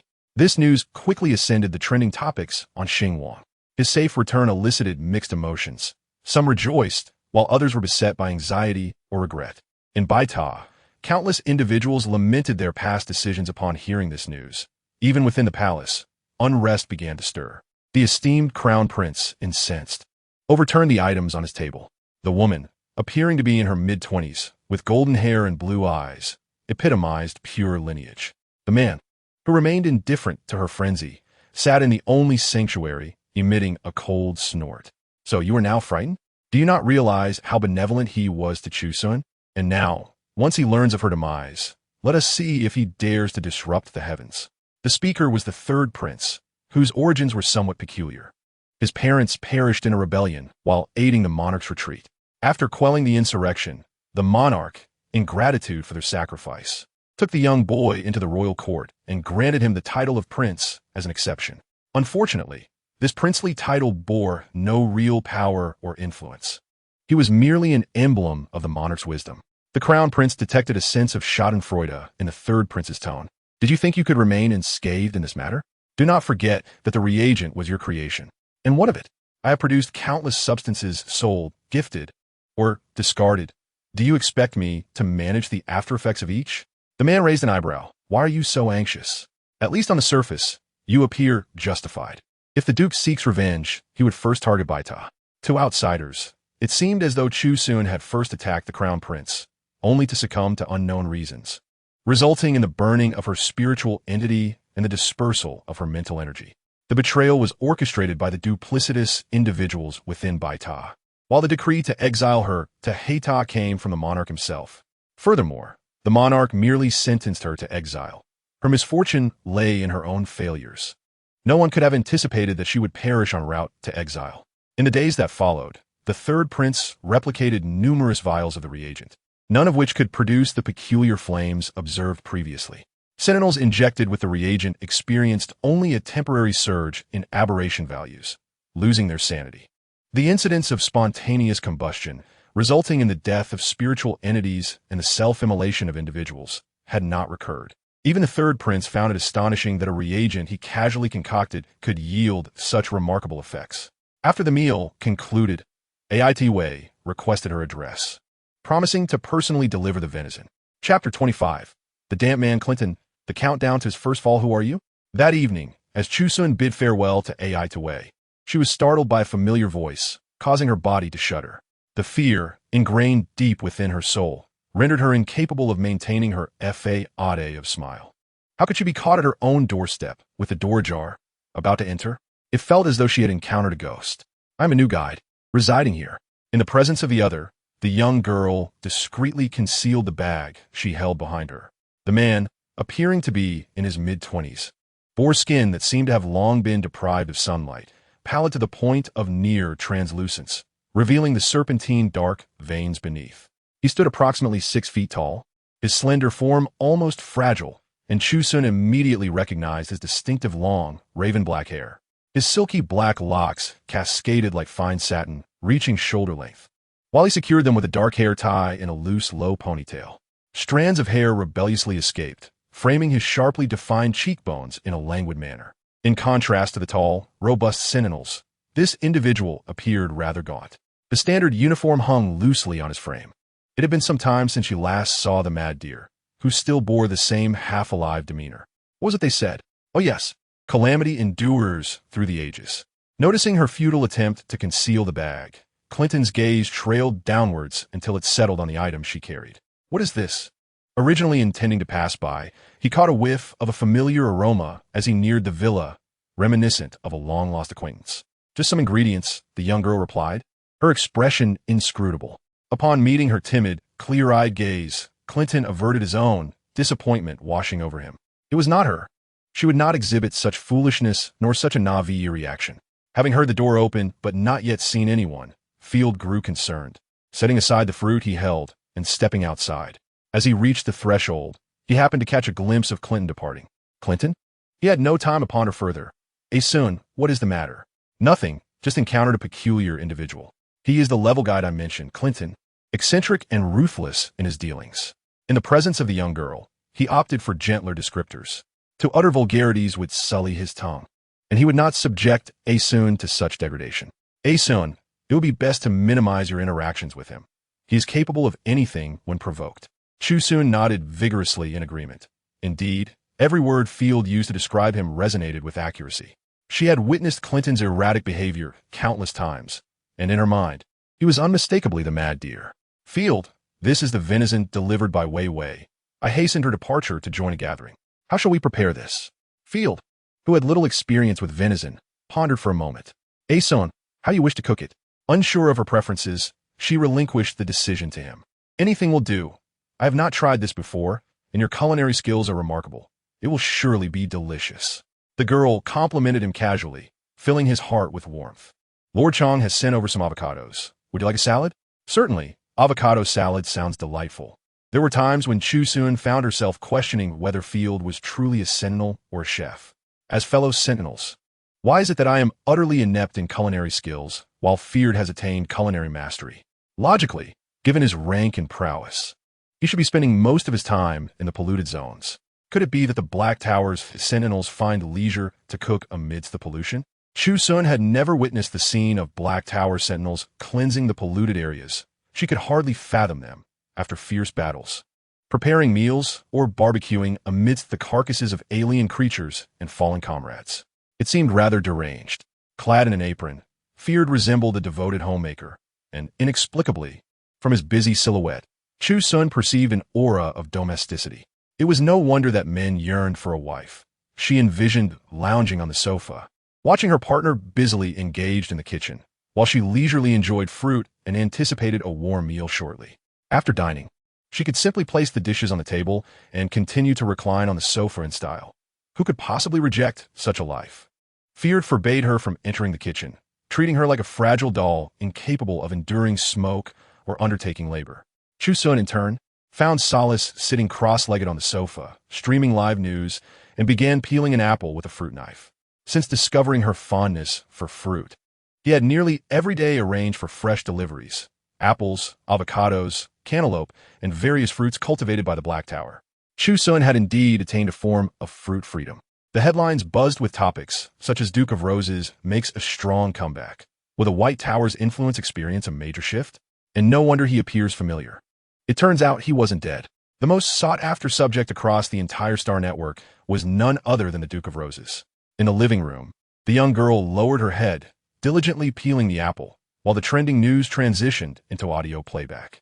The moment the words Duke of Roses makes a strong comeback echoed, Chu Xun's attention faltered, and the sharp knife grazed her fingertip, leaving a crimson trace. She seemed to feel no pain at all. With a swift motion, she lifted her gaze, her expression one of disbelief, fixating intently on the glowing screen. The man busied in the kitchen suddenly recalled he needed to inquire if she wanted shrimp added to her avocado salad, as the shrimp had just been delivered fresh from the procurement department. He called out, but there was no response from anyone in the living room. As he approached, apron-clad, he noticed the girl's eyes were red, with tears streaming down her cheeks. The droplets, akin to pearls, struck his heart as he drew closer, realizing her delicate fingers were bleeding. Her fingers, slender and fair, dripped with vibrant red blood onto the floor, yet she seemed oblivious, her gaze still locked onto the screen. Feared, having endured countless injuries in the polluted zones, some nearly claiming his life, found that none of those scars compared to the sight of Chu Xun's minuscule yet harrowing wound. His instincts propelled him forward, and in a few swift strides, he reached her, hastily grabbing some tissues to wrap around her injured finger. Chu Xun, Chu Xun? She did not respond to his calls, appearing as a soulless doll, her eyes vacant. This sight instilled a wave of panic within Feared. The screen continued to broadcast live news, revealing that the royal family had announced the engagement of the Duke to the Crown Prince, with the ceremony set to take place at the end of next month. Consequently, the interests of the royal family and the White Tower would be inextricably intertwined. Chapter 26, Binding an Exclusive Sentinel, I Shall Never Betray You. Once, we were all forsaken children. But fear not, for we shall become each other's family, the only family. I will protect you for a lifetime. What could possibly be wrong with that? Little one, if the sky should fall, I shall bear it for you. Why fear when you are so small? When I'm here to shield you. Little one, if we survive this, you will become my everything. The Duke had gone missing, gravely injured while protecting his comrades in the polluted zone. Chu Xun, sentinels abound in the White Tower, and with the mountains falling, what are you now? What are you still resisting, Chu Xun? This is the royal palace. Who do you expect to save you? Surely not the Duke, who has been missing for a year? Do you not admire him? How about I take you to find him? Chu Xun, you have survived another year. You should be grateful. These words, like whispers from a demon, dragged her into an emotional vortex. In the midst of fiery turmoil, she harbored a heart full of hatred. Hatred for the family that abandoned her, for the treacherous friends, for the hypocritical scoundrels, for the cruel and merciless crown prince, for the injustice of fate, for everyone. Given her brother's tendencies, the White Tower would undoubtedly undergo a major upheaval. The crown prince's status rendered her brother unable to act openly, yet he had many covert means at his disposal. Chu Xun even feared that her brother's excessively vengeful retaliation would draw public condemnation. In truth, her demise meant nothing. The man she referred to as her brother was on the verge of marrying her murderer. Feared was greatly alarmed by her distress. The medical department visited 2 or 3 times, yet the results showed no issues. The perplexed medical team attributed her unusual behavior to post-upgrade syndrome. Despite Feared exhausting the guide to caring for sentinels, he found no suitable solution. After that day, the young girl became much quieter, either sleeping alone in a rocking chair or squatting in a corner studying seeds. When Chu Xun rested in the rocking chair, he would position a small stool beside her. As she dug in the soil, he would crouch nearby, handing her a spade and preparing the nutrients. When she complained that the flowers took too long to bloom, he would expend his energy to hasten the seed's growth, and in just an hour, the Miao roses blossomed across the wall. The Miao rose, not a bright red, but a deep hue reminiscent of Rhodes roses, erupted like an avalanche of repressed emotions, suddenly bursting forth. The roots of the flowers extended through the wall's crevices, akin to countless stubborn veins, deeply embedding into the frigid surface. The wall of roses stood as the most fervent declaration of life against barriers, with the soft petals striking the hardest walls. Each bloom represented a small victory against the silent barriers, eagerly drawing from the meager nutrients to ultimately create such a breathtaking sight. The language of the Miao rose is defiance against fate, living in the face of death. My master, perhaps the Duke, has his own struggles. A gentle breeze swept through, carrying the fragrance of flowers as petals fluttered in the wind. The young girl stood there, eyes closed, as the dark red petals settled in her hair, and in that moment, she suddenly awakened. No, my brother has already perished in the polluted zone. Feared. Will you betray me? By the flower wall? The girl opened her eyes, gazing steadfastly at it. I shall never betray you. The man spoke without a hint of hesitation, his words flowing forth. Little one, we stand behind each other, supporting one another, never betraying. Never betraying. Feared's words reminded her of the pact forged years ago between youthful hearts. Now, the world had changed irrevocably. Feared, I am not the innocent white flower you perceive. I am vengeful and ruthless, prioritizing my interests above all, committing unspeakable acts. Even so, would you still steadfastly stand by me, never betraying? What she sought to overturn was the White Tower, the Duke, the royal authority.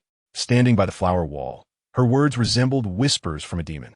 Sailors navigating the seas would hear the siren's song, seduced by desire, losing their direction and turning against one another, ultimately sinking into the depths and becoming part of the ocean's abyss. What you wish to do will harm the Black Tower and the General, my love. I could die for you 1,000 times, yet I cannot sacrifice my family.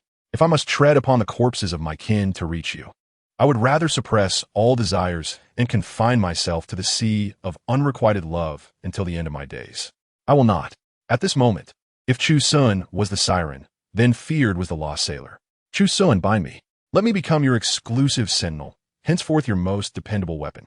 Not long ago, the man emphatically declared that he would rather perish in a contaminated zone than sign a treaty that would disgrace his nation. Now he kneels on one knee, gazing up at his deity with the fervor of the most devoted worshipper, pleading, Xun, bind me, and I shall be your most loyal weapon, never to betray you. The overwhelming affection in Field's eyes shone brighter than a wall of blooming flowers, petals cascading in the wind and weaving an invisible red thread between the two. A guide may bind multiple exclusive sentinels, while a sentinel can bind only one guide for a lifetime. Upon reaching the age of 20, a guide may register with the Guide Protection Association. With a number of sentinels they can register depends on their guide level. Registered exclusive sentinels gain official status, while unregistered exclusive sentinels remain without formal recognition. The difference between the two is akin to that between a boyfriend and a husband. One lacks a certificate, while the other possesses one. As you wish. The girl raised her right hand. Under his ardent gaze, her fingertip gently touched his brow, a surge of fiery energy coursing from her fingertip into his body. Field's mental landscape opened to her without defense, as dawn infiltrated the space where their skin met. The immense impact, accompanied by waves of heat, enveloped him, and in that moment, Field finally understood why Yuan lost composure during mental comfort. The heat surged through his veins, intertwining with his blood, leaving him forever marked by the imprint bestowed by Chu Xun. Her unique mental power surged upward, gathering at his brow, where a flame-shaped dark red pattern flickered into existence between his brows. This was the exclusive mark left upon him by Chu Xun. Chapter 27. The Arrival of the Phoenix. The pressure from the divine beast. What is this? Clinton stood on the rooftop, watching as the wind stirred the red petals. He raised his hand, catching one gently in his palm. The dark red petal was of a variety he had never encountered before. He pinched it between his thumb and forefinger, bringing it to his nose, and the familiar sensation washed over him. In the next instant, the man had vanished from the rooftop. Meanwhile, several sentinels resembling black bears were straining under the weight of a mature phoenix tree. It's genetically modified, leaves maintaining a golden hue year-round. Who requested this? A passing man halted in his steps. Who resides in Villa 6? For days, he had been preoccupied with the White Tower, neglecting the happenings at the Black Tower, unaware of when new residents had moved into Villa 6. The 9 villas were arranged in 3 rows, facing south. From the front, Villas 1, 2, and 3 were in the first row, with Villa 1 on the far right. Clinton resided in Villa 9, directly behind Villa 6. The new guide, Chu Xun. The name Chu Xun resounded in the man's mind like a thunderclap. For the person he'd been desperately searching for was so close. Field suddenly recalled that delicate girl with her clear, timid eyes and petite frame. He yearned to see her, and at the speed of light. What madness has the Clinton guide succumbed to? Who could say? Outside Villa 6, Field personally opened the door, ushering the sentinels inside. A few curious sentinels glanced around, finally being led by the man to the wall of flowers. The sky was awash with roses, creating an enchanting scene that compelled all passers-by to pause and admire. Regrettably, they did not catch sight of the enigmatic new guide. Under Field's direction, they began digging holes to plant trees. The girls stood on the balcony, the treetop towering above the 3-story villa. As they buried the soil, the dawn within her mental landscape was eager to spring forth. Master, let me out for a flight. I haven't seen the outside phoenix trees in ages. The phoenix trees were tall, and there was no place to plant them within the White Tower. The last time Dawn had perched on a phoenix tree in the real world was at the Duke's residence. The Duke, for the sake of the Master, had filled the courtyard with phoenix trees and even had people cultivate this species that remained golden year-round. The Master, in turn, had toiled to nurture the Miao-Jia roses to express her love for the Duke.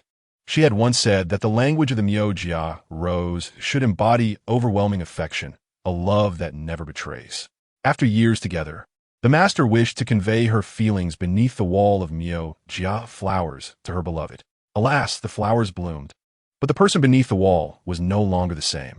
The Miao-Jia roses that flourished now no longer expressed overwhelming love, but rather a tenacity to resist fate, a vitality that thrived in the face of death. Very well. Chu Xun opened her mental landscape, and the fire phoenix leaped forth from the fissures of the vision.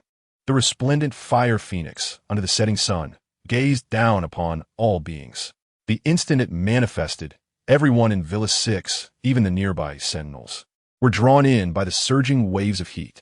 The closest black bear sentinel looked up to see dawn soaring across the sky, and after a graceful loop, it alighted upon the branches of the newly planted phoenix tree. The internal network of the Black Tower erupted with excitement. Did you see that bird in the sky? It's stunning. Oh my, that's the legendary divine beast, the phoenix. The term 100 birds paying homage to the phoenix truly holds weight. It's not just the avian kin. Even I feel compelled to worship it. Stop talking. My gray crane in the mental landscape is insisting on coming out to see the phoenix. According to ancient texts, all beasts hold an ingrained reverence for divine beasts, especially the avian clan. It's a primal pressure that diminishes their stature. My mental entity just broke open the landscape fissure and ran off. I was puzzled until I saw the news on the internal network. Turns out it went to join the excitement. As dawn perched upon the phoenix tree, it sensed the influx of spiritual energy rushing towards it. The power of faith? Sentinels and mental entities that had previously been unable to see dawn now buzzed with excitement, particularly the sentinels with avian mental entities. Warning alarms blared as several mental entities flocked towards the vicinity. The villa's built-in security system issued alerts upon detecting anomalies, and with sharp beeping, red alarm lights flickered throughout the entire villa. First, Villa 6 sounded the alarm, followed by Villas 5, 7, and 3, until all 9 villas were engulfed in a cacophony of alarms and flashing red lights. Thankfully, it was daytime. Had this occurred in the dead of night, it would surely have terrified someone. At the same time, the villa's security system issued warnings. Urgent distress signals were transmitted to the command center. In the command monitoring room, dozens of screens surrounded a massive mechanical heart-shaped command center, all flashing bold danger signals at the center. The first to receive the news was the command monitoring room, followed closely by the chief officer. Alarms echoed throughout the chief officer's office as he swiped his light brain wristband. He was taken aback upon seeing that all 9 villas were issuing level 1 alarms, indicating an enemy attack. What on earth? An assault on all 9 villas simultaneously? Was this an attempt to annihilate the Black Tower? 3 of those 9 villas housed the top 3 leaders of the Black Tower, while 4 were accommodations for guides. What was happening? Had the Duke, representing the White Tower, formed a marriage alliance with the royal family, with all 4 legions following suit, now aiming to strike at the Black Tower? With no time to ponder further, the chief officer unleashed the mental entity, the serpent griffin, from his mental landscape. As the griffin dove into his body, immense wings tore through his clothing from behind. Sentinels can merge with their mental entities, harnessing their power for battle. The man opened the window and leaped from the highest point of the Black Tower. Even those inside Villa 6 believed an enemy attack was underway, as Sentinels released their mental entities in preparation for combat. Unexpectedly, as avian beings nestled beneath the phoenix tree, Dawn blinked, sensing something unusual. They were not there to cause destruction. They did not breach the villa security system. Instead, they were landing one by one, obediently touching down on the ground outside the courtyard. The avian clan, known for their pride, were now bowing their haughty heads. The phrase "100 birds paying homage to the phoenix" aptly described the astonishment of the scene unfolding before them. Chapter 28. The revelation: the ethereal beings with wings arrived first, followed closely by the wingless sentinels. By the time the chief arrived, dozens of these spiritual entities formed an inner circle, while scores of sentinels were cramped outside the villa area, creating an awe-inspiring scene. Chief, you have come. Why do I feel that the chief's hairstyle seems a bit disheveled? Could it be that the wind tousled it on the way here? I sense that the chief appears as if he has fallen, with grass still adorning his head. Are you out of your mind? The chief is a person of great stature. He cannot simply fall. Next time, remember to bring your brain when you leave. Upon hearing this, the chief strode steadily, eyes focused ahead, and swiftly brushed off the grass from his head. He quickly spotted the serpent griffin at the forefront. Its face darkened as it approached, seemingly in need of an explanation. Unfortunately, the serpent griffin was fixated on the divine bird perched upon the branches of a phoenix tree. How peculiar that despite the presence of the phoenix spirit, no one today had lowered their deviation values. Could it be that the key to soothing lies not in the phoenix's manifestation, but in the flames it emits? The chief, noticing the serpent griffin's negligence, gently kicked it, expressing his annoyance. Is there a need for such haste? Leaving me behind? What is so urgent that you could not bring me along? The bond between a master and their spiritual entity is profound. The serpent griffin, hearing the chief's complaints, disdainfully shuffled aside. It is essential to note that sentinels lack the ability to fly on their own. They must either harness the power of a flying spiritual entity or rely on technology, such as various flying devices. Throughout the years, the chief had flown many times using the serpent griffin's strength, yet this was the first instance of being abandoned mid-flight. He inhaled deeply, forcefully retracting the spiritual entity into his mental landscape, though the serpent griffin remained unreconciled, causing a ruckus within the confines. Let me out at once. This is a divine bird, the phoenix. Do you understand what the phoenix represents to the avian kin, you ignorant biped? Spiritual entities possess diverse temperaments. Some are gentle, while others are volatile. As they share a consciousness with the sentinels, most spiritual entities reflect their sentinels' personalities. You also walk on two legs. The chief, having surmised the situation, sighed as he activated his black holographic wristband. As the highest leader of the Black Tower, he wielded the utmost authority within its realm. With the press of virtual button, all alarms ceased in an instant. What? These spiritual entities outside, bestowing what they call faith power, can also nourish the dawn? Not far away, a figure stood at the corner of the road, lurking like a venomous serpent in a dark sewer, its gleaming eyes fixated on the girl emerging from Villa 6. The girl, with an apologetic expression, conversed with the chief, while an unwanted sentinel lingered closely behind her. Its lecherous gaze locked onto her. Clinton understood well what that gaze signified. While others regarded the dawn with admiration, reverence, and astonishment, Clinton felt differently. He gazed at the dawn, illuminated by the setting sun, wearing a smile that conveyed the bittersweet pride of a father watching his daughter blossom into maturity. In the mental landscape, a moose, sensing a familiar aura, clamored to be released. After being denied by its master, it relentlessly rammed against the inner walls of the mental landscape. Each collision resonated within Clinton's chest as the initial joy of reunion began to fade. He observed the encroaching actions of the unfamiliar sentinel with a sullen expression. My dear, how have you transformed into such a delicate guide? Are you aware that you have become even more alluring? He extended his tongue to lick the upper left molar, where a gap remained from a tooth extracted years ago. As vibrations emanated from the holographic device, a message notification prompted him to lower his gaze. Upon reading the content, the man was momentarily taken aback, followed by a knowing smile. The guide's features and perceptive abilities far surpassed those of a sentinel. Since becoming a guide, Chu Xun had faced various adjustments, such as diminished senses and difficulty staunching even minor wounds, with pain that felt particularly acute. The turmoil instigated by the dawn was swiftly quelled by the chief's decisive command. Dozens of sentinels promptly confined the spiritual entities within their mental landscapes, assuring enhanced oversight in the future. As the crowd dispersed, the chief cast a contemplative glance at Field, who wore a broad grin. Still smiling? I might just knock those teeth out. Before departing, he shot a warning glare at Field. The chief found himself perplexed. Initially, he had sent Field as an accompanying sentinel to gain favor with the guide. Now that Field had successfully ingratiated himself, why did the chief find it so displeasing? Why is he grinning like a fool? After years of acquaintance, the chief had a fair understanding of him. That boyish delight clearly indicated newfound feelings. The mark of a designated sentinel does not remain visible at all times. It manifests at the center of the brow when the sentinel employs their mental power. It can be understood as the guide infusing their mental energy into the sentinel's mental landscape, resulting in a unique imprint appearing on the sentinel's forehead when they utilize their abilities. The chief need not check for the imprint. He could discern it from Field's demeanor alone. The serpent griffin continued to grumble within the mental landscape, seemingly ready to confront Field. Realizing it could not break free, it shifted its ire towards its master. I want the Phoenix. I want to be close to the Phoenix. You have ascended to the highest position in the Black Tower, yet you cannot fulfill such a minor request for your spiritual entity. What use are you? The chief found this puzzling. Initially in the office, Chu Xun the guide performed collective soothing for us. At that time, you did not react so vigorously. Back then, I sensed only a trace of the Phoenix's bloodline. I thought it was merely a hybrid bird. The offspring of dragons are each unique. No matter how they resemble dragons, they're still hybrids with impure bloodlines. Chapter 29. The Duke of Roses. I am inherently selfish, so what? The magnificent scene of countless birds flocking towards the Phoenix was captured on video by a quick-witted sentinel.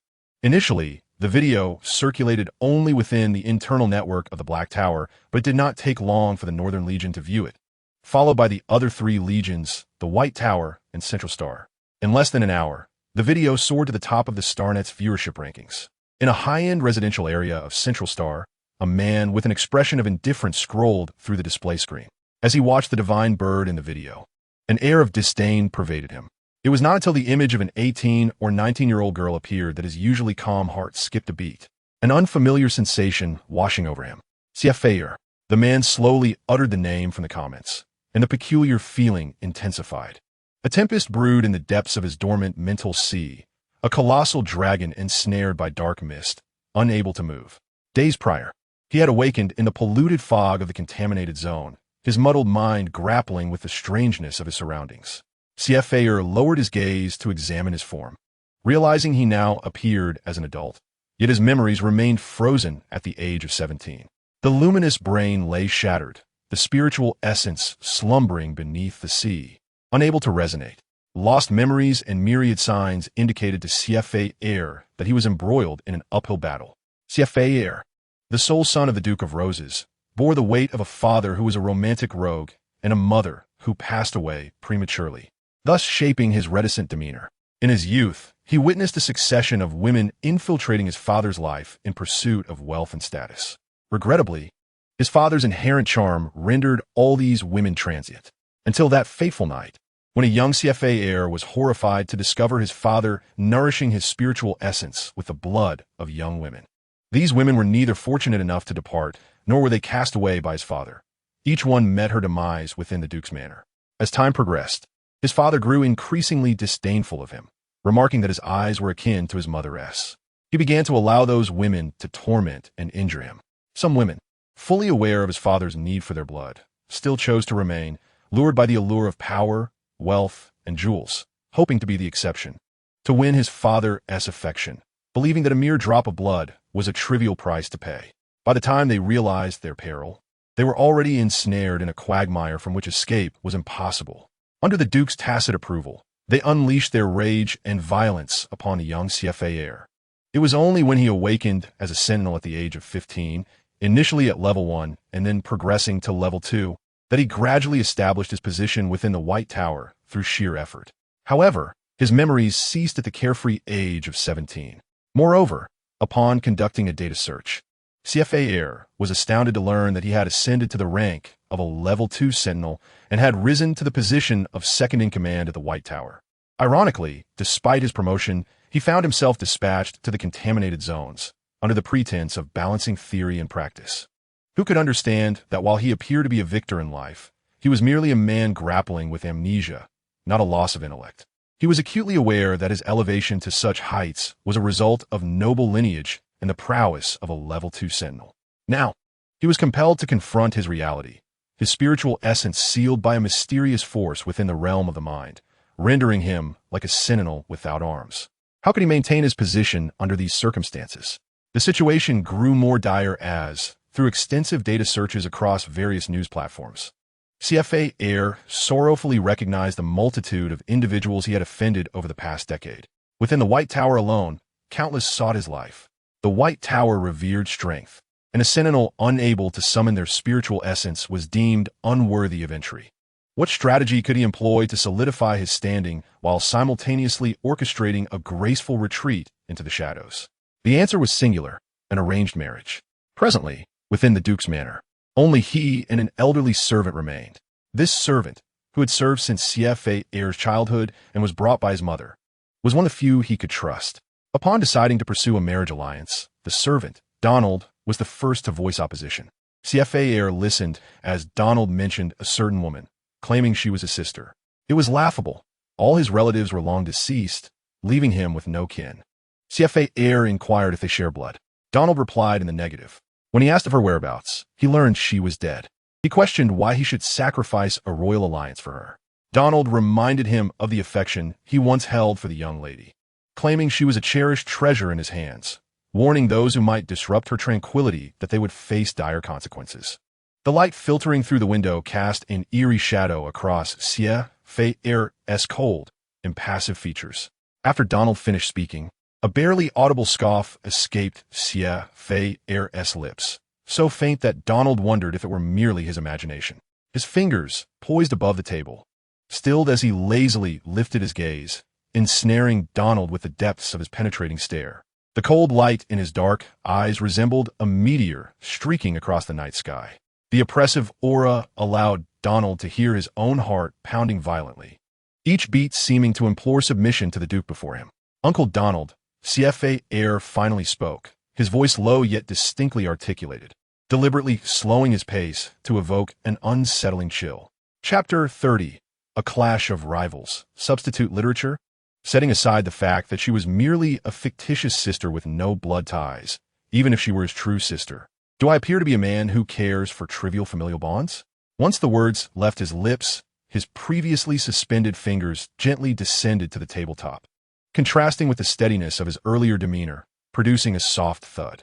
Donald seemed to envision a horrifying image, trembling as he raised his gaze, only to find the Duke's striking face partially illuminated and shadowed. Coupled with CFA Air's recent remarks, Donald shuddered at the thought. The Duke was not merely indifferent to familial ties. He was capable of patricide. In that instant, even Donald felt disoriented. Over the past decade, the Duke's affection for the young lady had been so overwhelming that it obscured his vision, leading him to mistakenly believe that such a distant and cold man might harbor a soft spot within. Yet, the Duke was precisely that cold and calculating, with self-interest at the forefront. CFA Air, propping his head with one hand, continued, "Moreover, she is deceased. I have no reason to sacrifice my promising future for her. You mentioned that she was possibly harmed by the Crown Prince. What does possibly mean? It signifies uncertainty, a lack of evidence.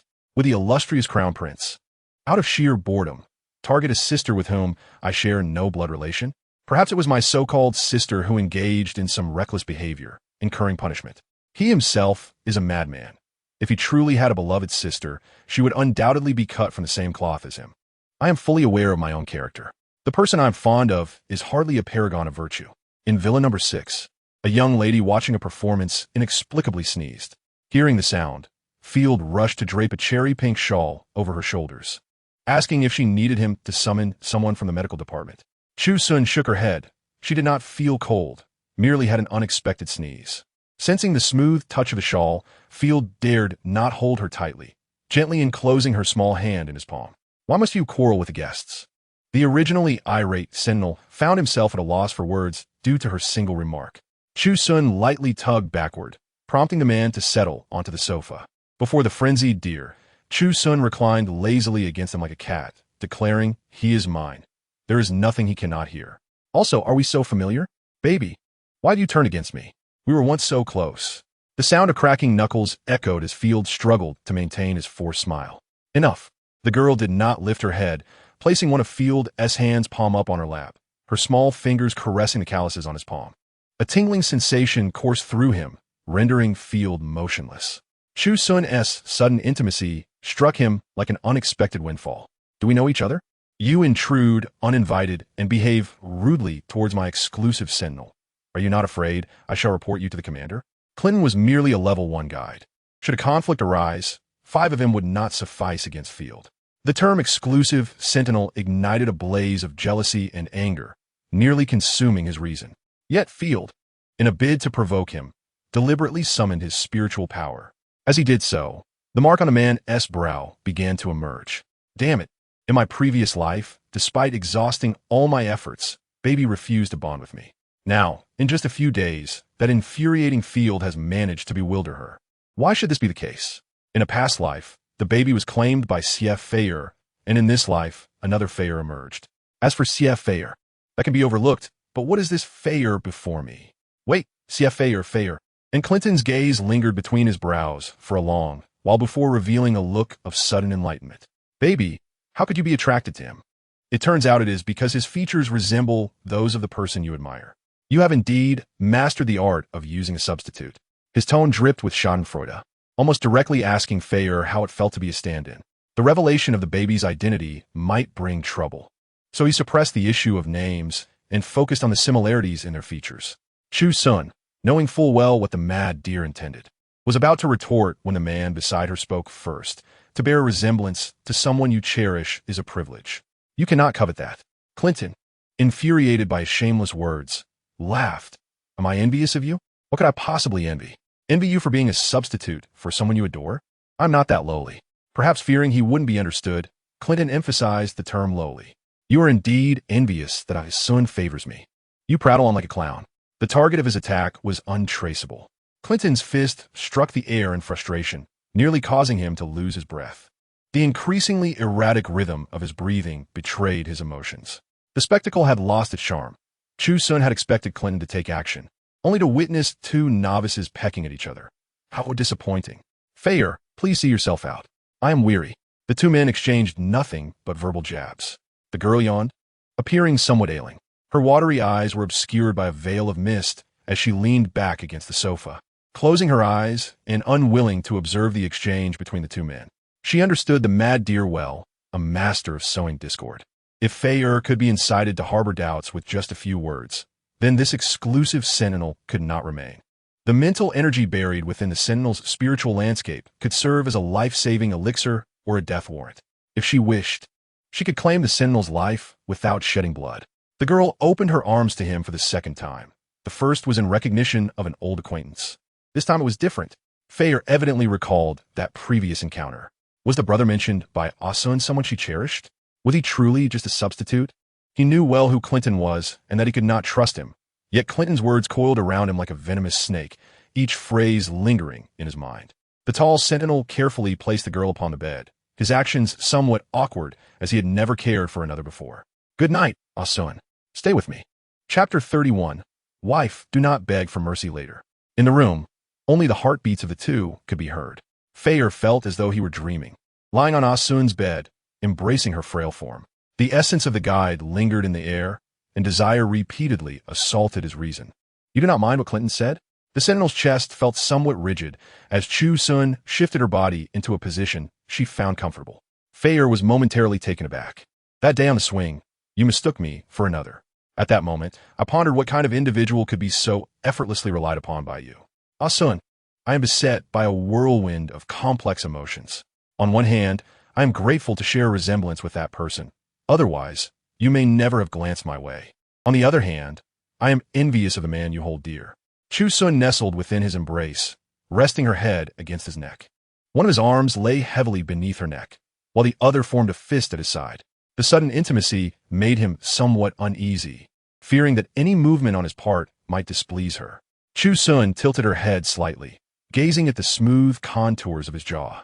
She extended her right hand, her fingertip delicately brushing against the slight rise of his Adam's apple like a feather. A tingling sensation coursed through her, and the man's throat involuntarily bobbed as he swallowed. Chu Xun felt the sound reverberate. As her fingertip glided upward, her soft touch traced along his jaw and then to his warm lips. Fei held his breath, his heartbeat quickening like a drum against his eardrums. Ah Sun, the man's voice was low, guiding her mischievous hand to his heart. Chu Xun did not resist, allowing him to press her hand against his chest. Fei lowered his head, his warm breath cascading over her forehead as he whispered, "Do you feel it? It quickens because of you." He tightened his embrace, drawing her deeper into his warmth. Resting his chin atop her head, Chu Xun heard a soft sigh escape from him. "If the price of staying by your side is to play another role, then I shall become a fine actor." Fei was no fool. He recognized from the first time Chu Xun mistakenly called out another name during her fever that she harbored feelings for someone else. Perhaps she even viewed him as another person, perceiving another's soul through his visage. Yet surprisingly, he felt little anger. Perhaps he thought that this guise still bore some utility. Originally, reaching her would require 999 steps, but this guise brought him to 990, which could be considered shortcut. You see, those who love deeply do not require others to console them. They can soothe themselves. Under her palm, he felt the rapid beating of his heart. Thump, thump, thump. At that moment, she surrendered herself to the warmth of this fervent embrace. Though they spoke of living 2 lives, it amounted to no more than 20 years. In those 20 years, Fei was neither the longest companion, nor the most ardently loved, nor the most exceptional or powerful. Yet he appeared precisely when Chu Xun needed him most, bringing forth the purest form of love. As the flowers of the Miao Jia bloomed, a flower in her heart quietly blossomed amidst the Miao Jia roses. Ah Sun, bind me to you. Let me become your exclusive sentinel, your most reliable weapon. I shall never betray you. This declaration left an indelible mark in her heart. Chu Xun understood better than anyone what it meant for a sentinel to wish to be the exclusive sentinel of a guide. She could sense his anxiety and unease. Resting her head against his arm, her hand tracing gentle circles on his firm chest, she found Fei's obedience endearing. Compared to the mad deer, he was much easier to manage. You know how the chief treats me. If I truly wanted a substitute, I could send a photo to him, and within 3 days, he could find at least 10 men who resemble me in appearance and voice, or perhaps even commission a lifelike robot. The fever-induced utterance of that name was not a mistake, but rather an unconscious reminder of her past connection to the Duke's estate, a place that held special meaning for her. Was she explaining herself to him? What did she appear to him as? Chu Xun considered, "When I first met you, I thought you were exceedingly cold and proud, but later I discovered your attentiveness, your culinary skills, and your gentleness. Fei, I did not seek others in you. You are you, not a substitute for anyone." Having said this, she tilted her head and placed a gentle kiss at the corner of his lips, a fleeting touch like a dragonfly skimming the water surface. At her sudden gesture, the solid warmth of his body tensed, akin to a bowstring drawn taut, brimming with latent power. Through 2 layers of thin fabric, he resembled a dormant volcano awakening. If Chu Xun had looked into his eyes at that moment, she would have seen a smoldering intensity mixed with an undeniable sense of pressure. In a state of bewilderment, sensed something warm and closely nestled against her soft abdomen. The man pressed down on her head, resting his chin atop her silky hair, an involuntary groan escaping his throat. Excitement, anxiety, and embarrassment intertwined within her, creating a complex web of emotions. At that moment, S mental landscape resembled a tempestuous scene of lightning and thunder, with wildfires raging in the forest, while a black panther lay curled up on the ground, appearing somewhat discomfort. "Have you ever been with a woman?" he inquired, shaking his head, as an indescribable longing surged within him, accompanied by a hint of agonizing restraint. "Do not tease me any further. If you continue to do so, I may lose control. Are you still a man?" The man, ignited by his own desires, sought to flee. Surely, he was not akin to a tree bearing peppers, incapable of enduring the heat, regarded him with suspicion. The man could not tolerate any insinuation of inadequacy, and with a resolve akin to steel, he effortlessly positioned the girl beneath him. As his warm breath enveloped her, Fervent and reverent kisses fell upon her, his palm firmly cradling the back of her head, forbidding any retreat. Initially tender and gentle, his kisses soon turned fervent and demanding. He captured her wrist with one hand, his fingers gradually intertwining with hers until their hands were locked together. As listened to her increasingly hurried breaths, he reluctantly ended his advances. Chapter 32. Opening the comfort slots. Preparing for work, my dear wife. I love you. S' ability to ascend the social ladder was remarkable. In just a few days, he transitioned from guide to husband. He had never envisioned himself yielding to a guide, with her pheromones lingering in his mental landscape and her imprint resting upon his brow. That night, experienced an unusually lengthy dream, where he transformed into a cruise ship wrapped in pale pink hues, entangled with azure cables, trapped before a tunnel formed by two massive rocks. In the early hours of the morning, was roused by the vibration of her holographic wristband, revealing a friend request. Leisurely moments always felt fleeting, and, as Monday arrived, she was due to commence work at the Comfort Building. Despite the grandiose name, it consisted of merely 5 floors. The first floor served as the reception hall, the second as the waiting area, while the third and fourth floors were divided into left and right sections, each assigned to a guide. Being a new recruit, was assigned to the 5th floor. Upon awakening, she remained nestled in her blankets, with nowhere to be seen. The work of a guide was relatively easy and offered flexible hours. Opened 3 comfort slots for level sentinels in the back end, unrestricted by the type of mental entity, provided their divergence value remained below 70%. 1 appointment in the morning and 2 in the afternoon, a perfect arrangement. In the White Tower, comfort slots would vanish the instant they opened, with countless sentinels refreshing their back-end hundreds of times a day in pursuit of a single appointment. Conversely, in the Black Tower, the situation was quite the opposite. When opened the slots before preparing to get out of bed, she discovered only 1 slot had been booked by a familiar face. Just as she was about to descend the stairs, the other 2 slots were swiftly claimed. S' mental entity was a phoenix, naturally radiant and warm, making her less susceptible to the cold. Frowned as he strode forward, scooping the girl into his arms. Why aren't you wearing shoes? The floor is cold.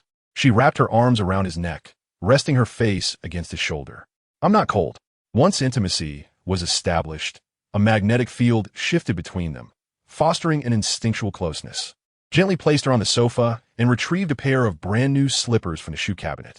A bowl of freshly washed fruit sat on the table, and picked a cherry, watching the tall man kneel to put her shoes on.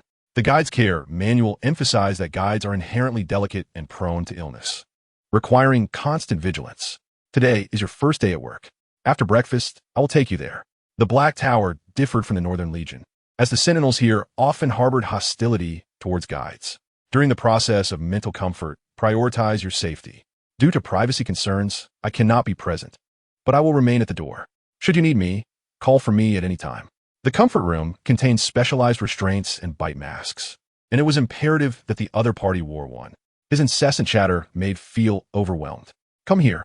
Looked up, seeing her tilt her head and beckon him with a finger. What is it? I cannot leave you alone there.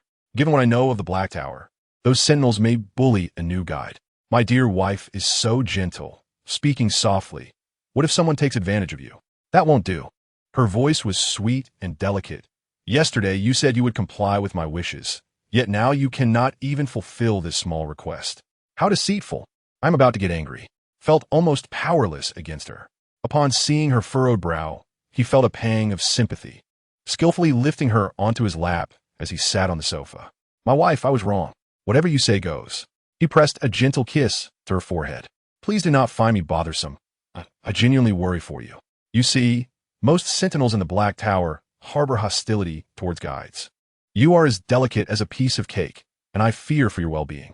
Sweet and soft, just like a cake. Was unaware that she had already kicked off her slippers, straddling his lap, leaning slightly forward and sinking into his embrace like a lazy, proud ragdoll cat finding its most comfortable spot. Who is your wife? Do not call me that indiscriminately. His arms naturally encircled her waist, his palms, separated only by a thin layer of fabric, felt her warmth. Can I call you darling? The endearing tone, combined with his deep voice, was particularly enticing. Lowered her head slightly, twirling a strand of hair around his neck, the tantalizing sensation causing his throat to involuntarily constrict. As you wish. My darling, I truly adore you. She could feel the tightening of his embrace around her waist, the warmth of his muscles distinctly imprinted on her sensitive skin. His breath brushed against her temples, warm and humid. His nose almost grazing her brow, his voice carrying a barely discernible raspiness that was slightly ticklish. The steady rhythm of his breath against her neck sent a shiver coursing through her. They lingered on the sofa for a good 10 minutes until glanced at the time and deemed it appropriate to carry her to the dining table. Chapter 33. Providing comfort. For once, it was confirmed that had only opened one comfort slot in the morning, which had been claimed by, finally felt at ease. As fellow level sentinels, the two had crossed paths before, and he considered a reasonable individual. I recall you opened a slot for level. Why did it match with a level sentinel? Suddenly realized, my darling is only level. Providing comfort to a level sentinel already constitutes a cross-level arrangement. And now it has even crossed a level? After I opened the slots, no one booked. The system notified me that I could appropriately adjust the range. So I added an option. The bag was opened, revealing a collection of boxes laid out on the table, including 3 types of fruit, as well as cookies and chocolates made by himself, accompanied by fresh milk. The girl, tilting her head, appeared stunning today in a red suspender dress that reached her knees, her fair and delicate calves shimmering under the natural light. The matching wrist cuffs, adorned with black lace, featured a blooming artificial rose, complementing the rose in her hair, making her resemble an exquisite blooming flower. This ensemble was ordered by, contrasting sharply with the drab dresses in her wardrobe, showcasing a vibrant vitality. Must be. The cultivation of flower seeds requires minimal mental energy, but coaxing a rose to bloom and adorn the garden walls demands a considerable amount. Merely mental energy, yet it is a worthy exchange for the joy of my beloved. Before departing, Fear bestowed a gentle kiss upon her forehead, advising not to be too hard on herself on her first day at work. If need be, she could consult with the chief. He truly has not been possessed or transmigrated. Is this the same proud sentinel she encountered on the first day? Master, even if you doubt your own charisma, you must believe in the allure that a guide holds for a sentinel. Chu Xun rose, surveying her surroundings. The comfort room, neither overly spacious nor cramped, appeared to measure merely dozens of square meters, divided into 2 sections. The front featured a seating area, with a set of plush sofas encircling a coffee table, inviting relaxation and heartfelt conversations. The rear consisted of an office area, equipped with a solitary desk, a sofa stool, and a binding chair. The latter was fitted with control devices on either side of its armrests, designed to prevent sentinels from harming guides during the soothing process. Accompanied by a silver bite inhibition device and an electric collar. Seated at the desk, her attention was drawn to 2 buttons. One was red, a call button she recognized. During the soothing process, if the guide felt threatened, they could press it. Each floor of the soothing building was patrolled by sentinel guards, who would promptly respond to any disturbances. A disruptive sentinel would face military court for harming a guide, with varying degrees of punishment based on the severity of the offense. What could the other button be? Chu Xun's hand hovered over the yellow button. Should she give it a try? Hesitantly, she pressed it. In the next moment, a rumbling sound startled her. The white wall behind her began to rise slowly, revealing a hidden area within. This section was modest in size, perhaps only 10 to 20 square meters. At its center stood a metallic bed, equipped with restraints at all 4 extremities, but that was not the most alarming aspect. The wall behind was adorned with an array of tools, from whips to... Chu Xun quickly averted her gaze, astonished. Did the Black Tower truly engage in such practices? Sentinels scheduled for mental soothing would receive notifications of the appointment time and a temporary password for the soothing room. They could access the room at the designated time using this password, and from the moment the door opened, the soothing period would commence. A touch of awkwardness enveloped Chu Xun as she clearly noted the man's surprise. Please just take a seat on the sofa. No, better yet, sit on the binding chair. Not needing to go anywhere. Zhongxiu's gaze fell on the metallic bed behind her, his earlier astonishment replaced by a knowing, almost teasing smile. Chu Xun felt her cheeks flush under his scrutiny as she remained seated. Speaking hastily, she reached for the yellow button. No wonder, even the button was yellow. It truly felt like a scene from a nightmare. As the wall descended, she took several deep breaths, facing it. The man observed the blushing, anxious young woman before him, a smile he could not conceal sparkling in his eyes. Today, she had adorned herself with care, presenting an image entirely different from their first encounter. If she had appeared as a delicate camellia then, now she resembled a resplendent red rose. The little dress she wore accentuated her beauty to the fullest. Within the confined space, Zhongxiu could sense the increasingly potent pheromones emanating from her, the fragrance calming his previously agitated heart. By the time she turned to face him, Zhongxiu had already settled comfortably into the binding chair, showcasing his familiarity with the setup. The bite inhibition device and electric collar were donned perfectly. As he placed his hands on the armrests, metallic clasps emerged to secure his wrists, and similar clasps extended to bind his ankles. Next, I need to press my forehead against yours. I hope you can assist me in accessing the mental landscape. I will ignite a fire within your mind, and at that moment, I hope your mental entity will take refuge in my embrace. The flames may cause some discomfort. If you feel unwell, please do not hesitate to inform me. The tall man sat confidently, despite being restrained, exuding an air of authority. Chu Xun hesitated before him. Deep soothing required the sentinel and guide to maintain forehead contact. If she remained bent over for too long, her back would surely suffer. You wish to conduct deep soothing? It necessitates the guide entering the sentinel's mental landscape alongside their mental entity. Given the requirement for physical contact, this poses a considerable risk for the guide, which is why most prefer to avoid deep soothing. Zhongxiu had initially believed that securing a soothing session would yield only a superficial mental landscape. Yet he had stumbled upon an unexpected opportunity. If Chu Xun could hear his thoughts, she would undoubtedly correct him. You are not competing for it. My mental soothing does not require competition. Is it inconvenient? Her first reaction led her to ponder if Zhongxiu was a dedicated sentinel for someone. Not at all. According to my records, your aberration value stands at 68. After the soothing concludes, could you kindly provide your aberration value for my records? A top-tier sentinel. Who knows how much pollution the dawn's flames can purify? Understood, Zhongxiu nodded. Your safety must come first. If I lose control and act inappropriately, do not hesitate to summon the patrol. Incidents of sentinels going berserk during soothing were all too common. Should he lose his composure, he might inadvertently harm her. Very well. Chu Xun bent down before him, contemplating the design of the binding chair, which seemed utterly impractical. If you don't mind, you may take the blanket from the sofa and drape it over me, then sit on my lap. Soothing sessions typically last a while, and maintaining this position might become uncomfortable for you. Rest assured, I have limited mobility. As he spoke, he shifted his hands to demonstrate his restricted range of motion. Chapter 34. The surge of combined heat. Chu Xun glanced between him and the sofa, finding some merit in his suggestion. All right. The sofa was covered in a light beige knitted throw, adorned with long fringes. Chu Xun gathered the throw and laid it across Zhongxiu's lap before settling onto his legs. Her slender, fair arms encircled his neck, softly pressing the inner side of her arms against his skin. At the moment of contact, Zhongxiu felt a tremor of emotion. The delicate aroma she exuded, sweet and floral, danced at his nostrils as her hair brushed against his jaw, tickling him slightly. Are you ready?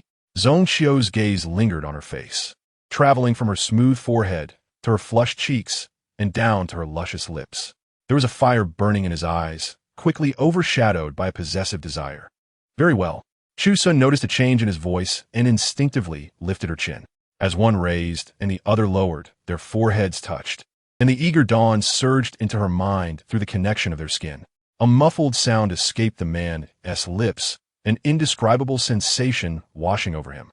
Zhongxiu had undergone mental soothing before, yet this experience was utterly distinct.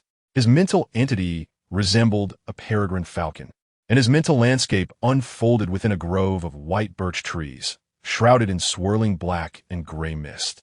The falcon perched atop a birch tree, gazing down in frustration at its polluted homeland, feeling a rage so profound it might lead to starvation if it were to require sustenance. The sky appeared like a zipper, parting under an unseen hand, allowing a colossal divine bird to plunge into the birch grove. Enveloped in flames of multiple hues, bright orange, crimson, radiant gold, and deep violet, the bird's feathers shimmered in a kaleidoscope of colors. Its majestic form, wrapped in flames, radiated an aura of splendor and authority, akin to a walking sun.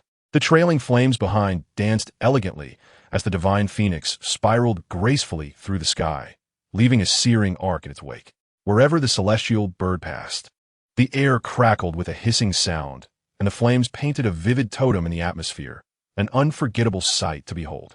The young maiden soon entered, her gaze immediately drawn to the seemingly forlorn falcon perched upon a branch. She alighted softly upon the ground. "Little falcon, come to me."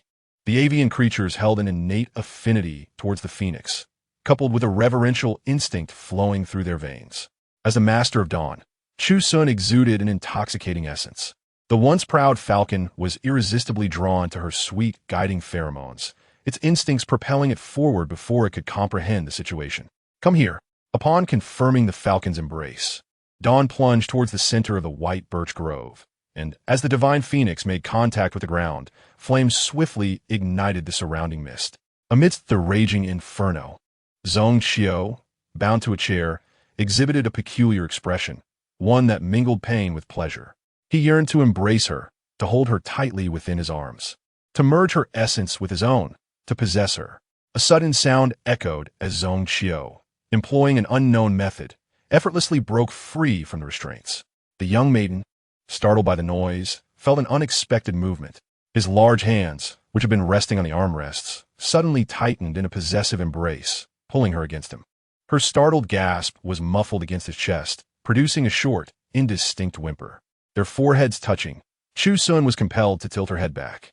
"Zhong Xiao, what is wrong? Don't be afraid." He exhaled a long, heavy sigh, suppressing the tumultuous desires within to comfort her. The flames gradually dispersed, yet the mist in the white birch grove lingered, now significantly lighter and less voluminous than before. Chu Xun felt a pang of disappointment, indeed, as merely a level guide. Her soothing presence held little sway over a level sentinel. When she had comforted Yuan, the flames had dissipated, leaving behind hardly a trace of mist. The energy released by Dawn was enough to induce a burp. The pair, one human and one bird, departed from Zhong Xiao's mental landscape. When Chu Xun opened her eyes, she was met with his inscrutable gaze. "Zhong Xiao, release me." Instinctively, she struggled, but the man remained unyielding, tightening his embrace even further in response to her movements. "Just wait a moment. I don't believe you. You just claimed your range of movement was limited. Is it really limited? What are your hands doing?" Fortunately, Zhong Xiao's hands remained respectful, merely holding her without any other indiscretions. "I think I have triggered the heat of bonding." He spoke, resting his chin atop her head, feeling the softness of her hair and the slight tremors of her body. Zhong Xiao lowered his head, his heated breath brushing against her ear and neck, akin to a beast marking its territory, exuding a powerful sense of dominance. He barely exerted any effort to lift her and adjust her position. Originally, Chu Xun sat on his lap, her legs neatly beside him on the left. After the adjustment, she found herself straddling him, the space between them almost non-existent. Chu Xun was pressed tightly against his chest, feeling the rigid heartbeat beneath. This is absurd, the heat of bonding. She was certainly aware of what that entailed. In her previous life, the mad deer had deliberately triggered her bonding heat, intending for her to submit and willingly become his exclusive sentinel. Once activated, the sentinel, affected by the heat and mental turbulence, would lose all rational thought and self-control, with love and desire overwhelming logic. Mild bonding heat required the guide to actively release pheromones for comfort. Moderate bonding heat necessitated physical contact between the sentinel and the guide, while severe bonding heat demanded their union. A sentinel deprived of solace would gradually lose their sanity amidst the relentless heat, and the damage inflicted by bonding heat was irreversible. The painful memories remained vivid. Chu Xun pressed against his chest, exerting strength to create a safe distance. Sensing her struggles, the man lowered his head, his heated breath grazing her skin, causing her heart to race. "Zhong Xiao, I know you are suffering. Please let me go." "What are you babbling about? You want a kiss," he thought, and indeed, he acted upon it. As he lowered his head, his arms encircling her gently pushed forward. His kiss was not as gentle as Field's. It was filled with a conquering desire, a fierce claim. Chapter 35. 3 people mediate, 10 minutes, 128 hits Dawn. Burn him to ashes. The audacity of this creature to take advantage of her. Understood. Dawn soared from her mental landscape, the phoenix descending amid flames. As a healing-type guide, Chu Xun possessed no harmful capacity within her inherent psychic power. The original body was frail and lacked the ability to resist. Had it been her previous form, she could have easily struck him. Dawn, a spirit capable of manipulating flames and temperatures, unleashed an unrestrained fire. Even if it could not incinerate him, it would certainly cause him pain. The man, anxious to check on the situation, lingered at the door of the comfort room, hesitating whether to enter when he was startled by an unexpected flash of light. Guides held significant authority, and Clinton could effortlessly access all comfort rooms. Upon opening the door, the scene before him nearly drove him to madness. Zhongxiu, how dare you? A powerful surge of psychic energy almost dislodged Zhongxiu, and in the next moment, the person in his arms was snatched away. The man, with bloodshot eyes, confronted another pair of similarly red eyes. Despair and desire intertwined, as if a shell had lost its precious pearl. In that instant, Zhongxiu's heart truly harbored murderous intent. Chu Xun was placed upon the sofa, her hair disheveled, lips flushed, witnessing a guide and sentinel clash within her comfort room. Their psychic energies intertwined, threatening to tear apart everything within the space. The sentinel, influenced by the spirit, would unconsciously align their thoughts and behaviors with their psychic entity. Yet, the two spirits, one a deer and the other a falcon, were both creatures willing to fight for love. One sought to take advantage, while the other bore a grudge. As the two engaged in combat, Chu Xun found no desire to intervene. Rather, she wished for a safe place to applaud. Do you think if we set a fire amid the chaos, they could both be consumed? Master, we are only level 1. Generally speaking, a level dark-type guide could not contend with a level sentinel. But this was an exceptional circumstance. Affected by the bonding heat, Zhongxiu was already in considerable distress, and Clinton was deliberately releasing his pheromones to provoke him. The combination of factors resulted in a stalemate. As their psychic energies surged, Chu Xun watched as the coffee table before her seemed ready to take flight.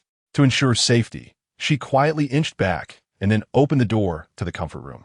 The moment the door swung open, the chaos within spilled out, quickly drawing the attention of the patrolling sentinel team. As the 4 sentinels rushed to the scene, they spotted a frail figure standing at the doorway, seemingly startled yet deeply concerned, glancing inside intermittently. Chu Xun thought to herself, I am indeed frightened, fearing they might not be able to harm each other, and also worried they might drag me into this fight. To be honest, she wouldn't mind if they fought to the death right then and there. An emergency occurred in Comfort Room 501. Level Sentinel Zhongxiu and Level Guide Clinton were engaged in combat, and Level Guide Chu Xun had been startled. For Sentinels, 3 male and 1 female entered to forcibly mediate, with the lone female tasked with soothing the guide's emotions. Sister Xiaobing gazed at the imposing figure nearing 1 meter 80. With a sun-kissed complexion complemented by a neat and tidy haircut, exuding an undeniable sense of security. The 2 individuals within were both renowned, and Sister Xiaobing did not even need to scan for information. Their names were immediately recognizable. The boundary of the Hei Ta Black Tower was marked by the distinct levels of sentinels. Level A was abundant, Level B was rare, while Level S was exceedingly scarce. Thus, Sister Xiaobing instantly identified Zhongxiu. The other required no further introduction, being the only Level S madman guide within Hei Ta. Miss Guide, what has transpired? Sister Xiaobing inquired softly, having never encountered such a delicate and vibrant young lady. Observing the guide, who appeared several years younger than her own sister, she instinctively lowered her tone. In the blink of an eye, Chu Xun's previously indifferent eyes welled up with tears. Sister, Zhongxiu the Sentinel has ignited a bond heat through his comforting gestures. He is taking advantage of me and attempting to bully me. The Clinton guide came to find me and happened to cross paths with me. The young girl hung her head, tears streaming down her pallid cheeks, as she bit her lower lip tightly. Her originally soft pink lips were now drained of color, marked by deep white imprints of her teeth. Damn, that Zhongxiu. Sister Two Duo was momentarily taken aback. Only profound mental comfort could easily provoke bond heat, yet this new guide was willing to provide such intimacy to a sentinel. Who was this sweet and tender little cake? With this thought, Two Duo felt a surge of resentment towards Zhongxiu. As regular members of the Sentinel team, the 4 of them were originally stationed on different floors until the sudden establishment of the 501 comfort room, which necessitated their reassignment to form a new squad. They had expected yet another headstrong and spoiled guide, but who would have imagined such an endearing young lady? Seeing the girl in tears, Two Duo anxiously rummaged through her 6 pockets, but could not produce a single tissue. Her heart ached for the young guide. It's all right, we are here. That damned Zhongxiu. When the commander arrives, he will surely be brought before the Sentinel Guide Tribunal. The Sentinel Guide Tribunal was specifically designated to address conflicts between Sentinels and Guides. and its very name indicated its purpose of advocating for guides and disciplining sentinels. Will the commander come as well? Since her arrival at the Hei Ta, she had lost count of how many times she had seen the commander. The commander was the highest authority within the Hei Ta, perpetually burdened with countless duties. She worried that her frequent disturbances might not have left a favorable impression. Who was fighting? Upon receiving the message, the commander initially did not take it to heart. The Hei Ta revered strength, and duels and brawls were commonplace. For ease of management, there were at least 10 dueling platforms within the Hei Ta. As long as the participants signed a waiver, sentinels could engage in duels under comprehensive surveillance. Naturally, for high-ranking sentinels, the news would be reported prior to the duel. Say that again. Who is Zhong Qiu fighting? Zhong Qiu? The commander had a recollection of him. He was a relatively composed young man from the prominent Zhong family, known for their significant influence. What would he possibly be sparring with that madman over? The man at the other end of the quantum computer glanced at the incoming message from his subordinate, incredulous, as it stated that Sentinel Zhong Qiu and Guide Clinton had gotten into a brawl in the 501 comfort room. It was quite fierce. 3 sentinels attempting to mediate were struck a total of 128 times in 10 minutes. Both combatants fought recklessly, each seemingly intent on the other's demise. The poor sentinels who intervened were caught in the middle, unable to overpower either side, thus resorting to mere mediation. When the commander hurriedly arrived, he found Clinton with a pallid complexion and 3 other sentinel team members, all in disarray, bearing various injuries. Where are Zhong Qiu and Guide Chu Xun? The commander's gaze swept over the disheveled group before finally resting on Clinton for an extended moment. That rascal has triggered bond heat and is currently lying in the 501 room. If a sentinel experiencing bond heat did not receive proper guidance, it could lead to a volatile mental state and potentially fatal consequences. Clinton wiped the blood from the corner of his mouth with his left thumb, appearing wholly unconcerned. You all truly know how to stir trouble. Given Zhong Qiu's status and background, the commander could not permit him to perish here without reason. He coldly inquired, "Where is the medical department?" Unsettled, the commander pushed open the door to the 501 room. Upon cracking it open, he was met with chaos. A man was curled up on the floor, drenched in sweat, his hair matted, looking pained and disheveled. No, ordinary guides should not trigger bond heat. Could it be that this madman has leveled up again? Guide Chu Xun had been placed in the adjacent 502 room, but they had not encountered Sentinel Field. Understanding the situation's context, the Sentinel team felt a sense of relief that Field was absent. Otherwise, facing 2 level S Sentinels and 1 level A Sentinel during mediation would have resulted in a far worse outcome, with them enduring at least 500 blows in 10 minutes. Damn this kid, the commander muttered as he turned toward room 502. The 502 was an idle comfort room, and the initial layout of the comfort rooms was identical. The commander possessed the highest authority within the Hei Ta, allowing him unimpeded access. Upon opening the door to 502, he beheld 2 figures, one petite and the other tall, both seated on the sofa with their backs to the door. "Commander!" Their disheveled hairstyles and tear-filled eyes raised concerns. "I am terribly sorry I have caused you trouble again," the young girl said, her voice tinged with a sob. Beside her, Sister Tu Duo, infuriated, recounted the entire sequence of events. Her ire was directed at Zhong Qiu, not Chu Xun. The more the commander listened, the darker his expression grew. The vice president's words conveyed her unease, suggesting that the treatment and respect afforded to guides within the Hei Ta fell short of that in the Central Star. Such a unique guide deserved the very best. The commander had previously assured that Chu Xun would not face any harm within the Hei Ta, only to have this incident unfold. "Guide Chu Xun, rest assured, the Hei Ta will provide you with an explanation regarding this matter. As for Zhong Qiu, once he regains consciousness, we will bring him before the Sentinel Guide Tribunal. Sentinels found guilty by the tribunal will be permanently stripped of their comforting privileges, with severe cases facing the death penalty." The commander paused before adding, "However, the Zhong family wields considerable influence in the Central Star, and they may maneuver to intervene on his behalf at the tribunal." The Zhong family? The Central Star? Was it the same Zhong family she had heard of in her previous life? Back when Chu Xun resided in the Bai Tower, there was also a level A sentinel named Zhong from that ancient lineage. The Zhong family held significant sway in the Central Star, having maintained a notable position across generations within various powerful factions. The Hei Ta and Bai Tower's 4 military legions often bore witness to the presence of Zhong family members. Zhong Qiu's assignment to the Hei Ta was likely due to him being a lesser-known side member of the family, perhaps an informant placed within the Hei Ta. If the Zong family had intentions to cultivate connections with the Hei Ta or elevate their own kin to higher ranks within its ranks, they would surely have numerous informants. It was possible that news of the incident had already reached the Central Star. As she silently contemplated the Zong family, Chu Xun's perspective shifted from a bystander to an active participant in the unfolding drama.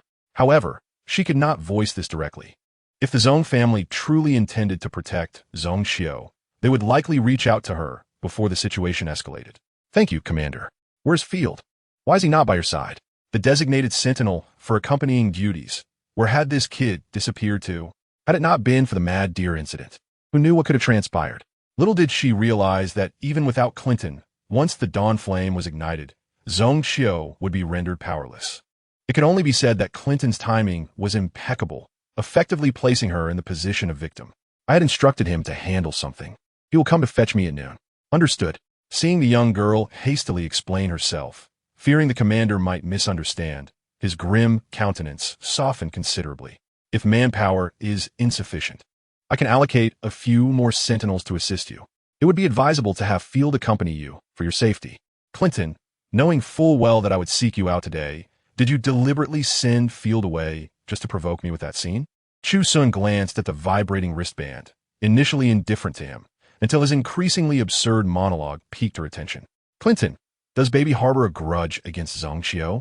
Are you attempting to use my hand to eliminate him?" "Baby, you could have just stated it directly. There's no need to suppress yourself." "Chu Xun, perhaps you should check with the medical department." "Chu Xun, overthinking is a malady. Perhaps you should have your mind examined." After sending the message, Chu Xun promptly blocked him. Feng Lu possessed considerable capability. She had no idea how he managed to infiltrate her holographic brain and approve his friend request. This morning, upon waking, she discovered a message from Feng Lu. Initially, she thought she had inadvertently accepted him during a hazy moment last night and felt rather uneasy, leading her to delete him immediately. However, less than an hour later, another message from Feng Lu appeared, and she was astonished to find that she had unknowingly approved his friend request again. At that moment, she was certain that Feng Lu had used some unconventional method to breach her holographic wristband. This time, she swiftly executed a blocking and deletion routine. Chu Xun, as a guide, was not mandated by the work manual to provide deep emotional comfort to sentinels. For your safety, a standard form of comfort will suffice in the future. Chapter 37. A heavy burden falls. The commander glanced at Tu Duo, instructing her to leave, as he needed to discuss matters privately with Chu Xun. Once they were alone, the commander hesitated for a moment before taking a seat on the sofa opposite her. "Commander, now that it's just the two of us, may I inquire if you have any grievances against Zong Xiao, or has he offended you in some way?" "Not quite." Feng Lu claimed she wished to eliminate Zong Xiao, and now the commander inquires if she holds animosity towards him. What does that imply? Does everyone truly believe she intends to kill Zong Xiao?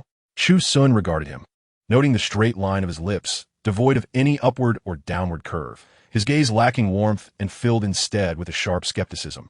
This silent judgment carried the weight of authority, inducing an involuntary tension. The young girl seated on the sofa inhaled deeply, her smile strained. "Indeed, I discovered that my spiritual entity could refine the pollution in the spiritual landscape into energy, and accumulating this energy allows me to elevate my level. Therefore, in pursuit of energy accumulation, I opted to provide deep emotional comfort to sentinels. As far as I am aware, the conditions for triggering the bond are rather stringent, requiring a high compatibility between the sentinel and the guide. I have never conducted any tests, and have no idea with whom I might share a high compatibility. The situation today took me by surprise. Although he was seated in the restraint chair, I had confirmed his bindings. I genuinely do not understand how he managed to break free. In this matter, I too can be considered a victim, albeit not a perfect one. My intentions were never to harm anyone. Having been a sentinel in my past life, I comprehend the sentiment of attachment that a sentinel develops towards their guidepost comfort, and I understand it thoroughly. Thus, after providing comfort to Yuan, I did not immediately dismiss him, allowing him time to acclimate. Today, however, the circumstances were entirely different. The bond with Zong Xiao manifested abruptly, and my inexperience hindered my ability to assess the intensity of his bonding heat at once. If, by misfortune, it were severe, the guide could only save the sentinel through bonding. I was merely at work, How could I possibly abandon my responsibilities due to a sentinel experiencing bonding heat? Being forcibly restrained and kissed by a member of the opposite sex would infuriate anyone. In today's scenario, my immediate reaction was self-preservation, utilizing the flames of dawn for protection. Feng Lu's intrusion was unforeseen. After she engaged with Zhong Qiu, I did not intervene. With my current level, if I were to rush in, these two frenzied men could easily dispatch me within 3 minutes. Various coincidences converged, resulting in the current predicament. The girl lowered her head, her once bright eyes dimming, gradually veiled by a film of tears. At this moment, she timidly looked towards the commander, her gaze devoid of anger or blame, filled instead with the grievance of being misunderstood. The commander was fixated on the phrase, level up, incredulous. Are you suggesting that you can refine pollution, transforming it into your own energy, which allows for further elevation? What does this imply? The potential for Chu Xun as a guide could be boundless. Indeed, with the divine beast's spiritual entity undergoing secondary differentiation and elevation, anything is possible for her. The restraint chair can only control sentinels of level A and below. Those above require the specialized metal bed, crafted from unique materials capable of temporarily suppressing a sentinel's mental power. Baby has blocked him again. The two individuals on the sofa shifted their attention towards the unexpected guest. Clinton, please exit for now. The commander, moments ago convinced of the necessity of granting Clinton access to the comfort room, now questioned the relevance of such permissions. No, Feng Lu is becoming increasingly audacious. How dare she intrude upon the commander's office? Has the status of a level 8 guide risen so significantly? Fortuitously, I refrained from voicing my subsequent thoughts, lest Feng Lu overhear them. Commander, I have left field at home for a more pressing matter that requires his attention. I am not at ease in trusting this task to anyone else. The Miao Jiamei Gui is not merely a rose. I only feel secure assigning this responsibility to field. This matter is of great importance, and I wish to request your presence as we visit Villa number 6. The secrets of Miao Jiamei Gui are extensive, and for now, I only wish for field and the commander to be informed. Very well, since we are here, let us see what important task Field has that necessitates the absence of his guide. At Villa number 6, Field was diligently catalyzing the Miao Jiamei Gui. Uncertain if it was merely his perception, the Miao Jiamei Gui cultivated from the seeds given by Baby appeared somewhat different from the first batch in the courtyard. The initial batch had a deeper color, a more distinctive fragrance, and, crucially, this new batch was extraordinarily easy to catalyze. Field had expended little effort in causing the Miao Jia to bloom abundantly along the courtyard walls. He admired his and snapped a photo to send to Chu Xun. Wait, he seemed to catch a whiff of Baby's scent. Having become a dedicated sentinel, influenced by the guide's essence in the spiritual landscape, he had grown particularly sensitive to his own guide. The two outside had not yet entered when he detected the aroma. Field excitedly opened the door, only to be greeted not by the soft, delicate face of his beloved, but by the serious expression of a man. His smile faltered, and the two men exchanged silent glances. What is my presence so unamusing now? The commander scoffed, remarking that once one has a guide, they no longer require a brother-in-law. He was keen to see what pressing matter warranted the guide's neglect of his sentinel at home. Noticing the strange atmosphere, the person being tightly blocked peeked their head around the side, declaring, I am here. Had I not delivered you to Chu Xun, what business would you have? I wonder who was so reluctant at the start, banging the desk in my office. Now look at you, grinning so widely your eyes are nearly invisible. In front of you few, my authority as commander is utterly diminished. I may as well abandon my title and become your cook. Chapter 38, Miao Jiagua. The second major asset the two had already seen the Miao Jiamei Gui flourishing along the courtyard walls before entering. The commander internally marveled at how splendidly the roses bloomed. Chu Xun led the two to the first rose wall, where the colors were distinctly deeper. Field, catalyze them until the flowers fall. Only when the cover is removed can the secrets within be revealed. Her cultivation of the Miao Jiamei Gui was never simply an expression of affection, nor was it for decoration. The Miao Jiamei Gui was meant to be a miracle that could yield her abundant rewards. Once, she envisioned the Miaojia rose as a means to elevate the Duke's estate, but now her aspiration is merely to transform Miaojia into her own propitious wind. Field, though perplexed, complied without hesitation. Under the scrutiny of 3 pairs of eyes, as Field infused his spiritual energy, The resplendent Myoja rose began to wither at a visibly rapid pace. Petals fell one by one, revealing the secrets cloaked within them to the trio. Field, positioned closest, was the first to notice the anomaly. As the petals continued to drop, the once enchanting rose was left with only a bare stem, and among the cluster of pistils lay an object resembling a pomegranate. The pomegranate seeds were crystalline and translucent, with white seeds nestled within. This object, similar in size and shape to a pomegranate seed, was devoid of seeds. Most of the fruit bore a color akin to that of a pomegranate, while a few appeared black, suggesting they had been overcatalyzed.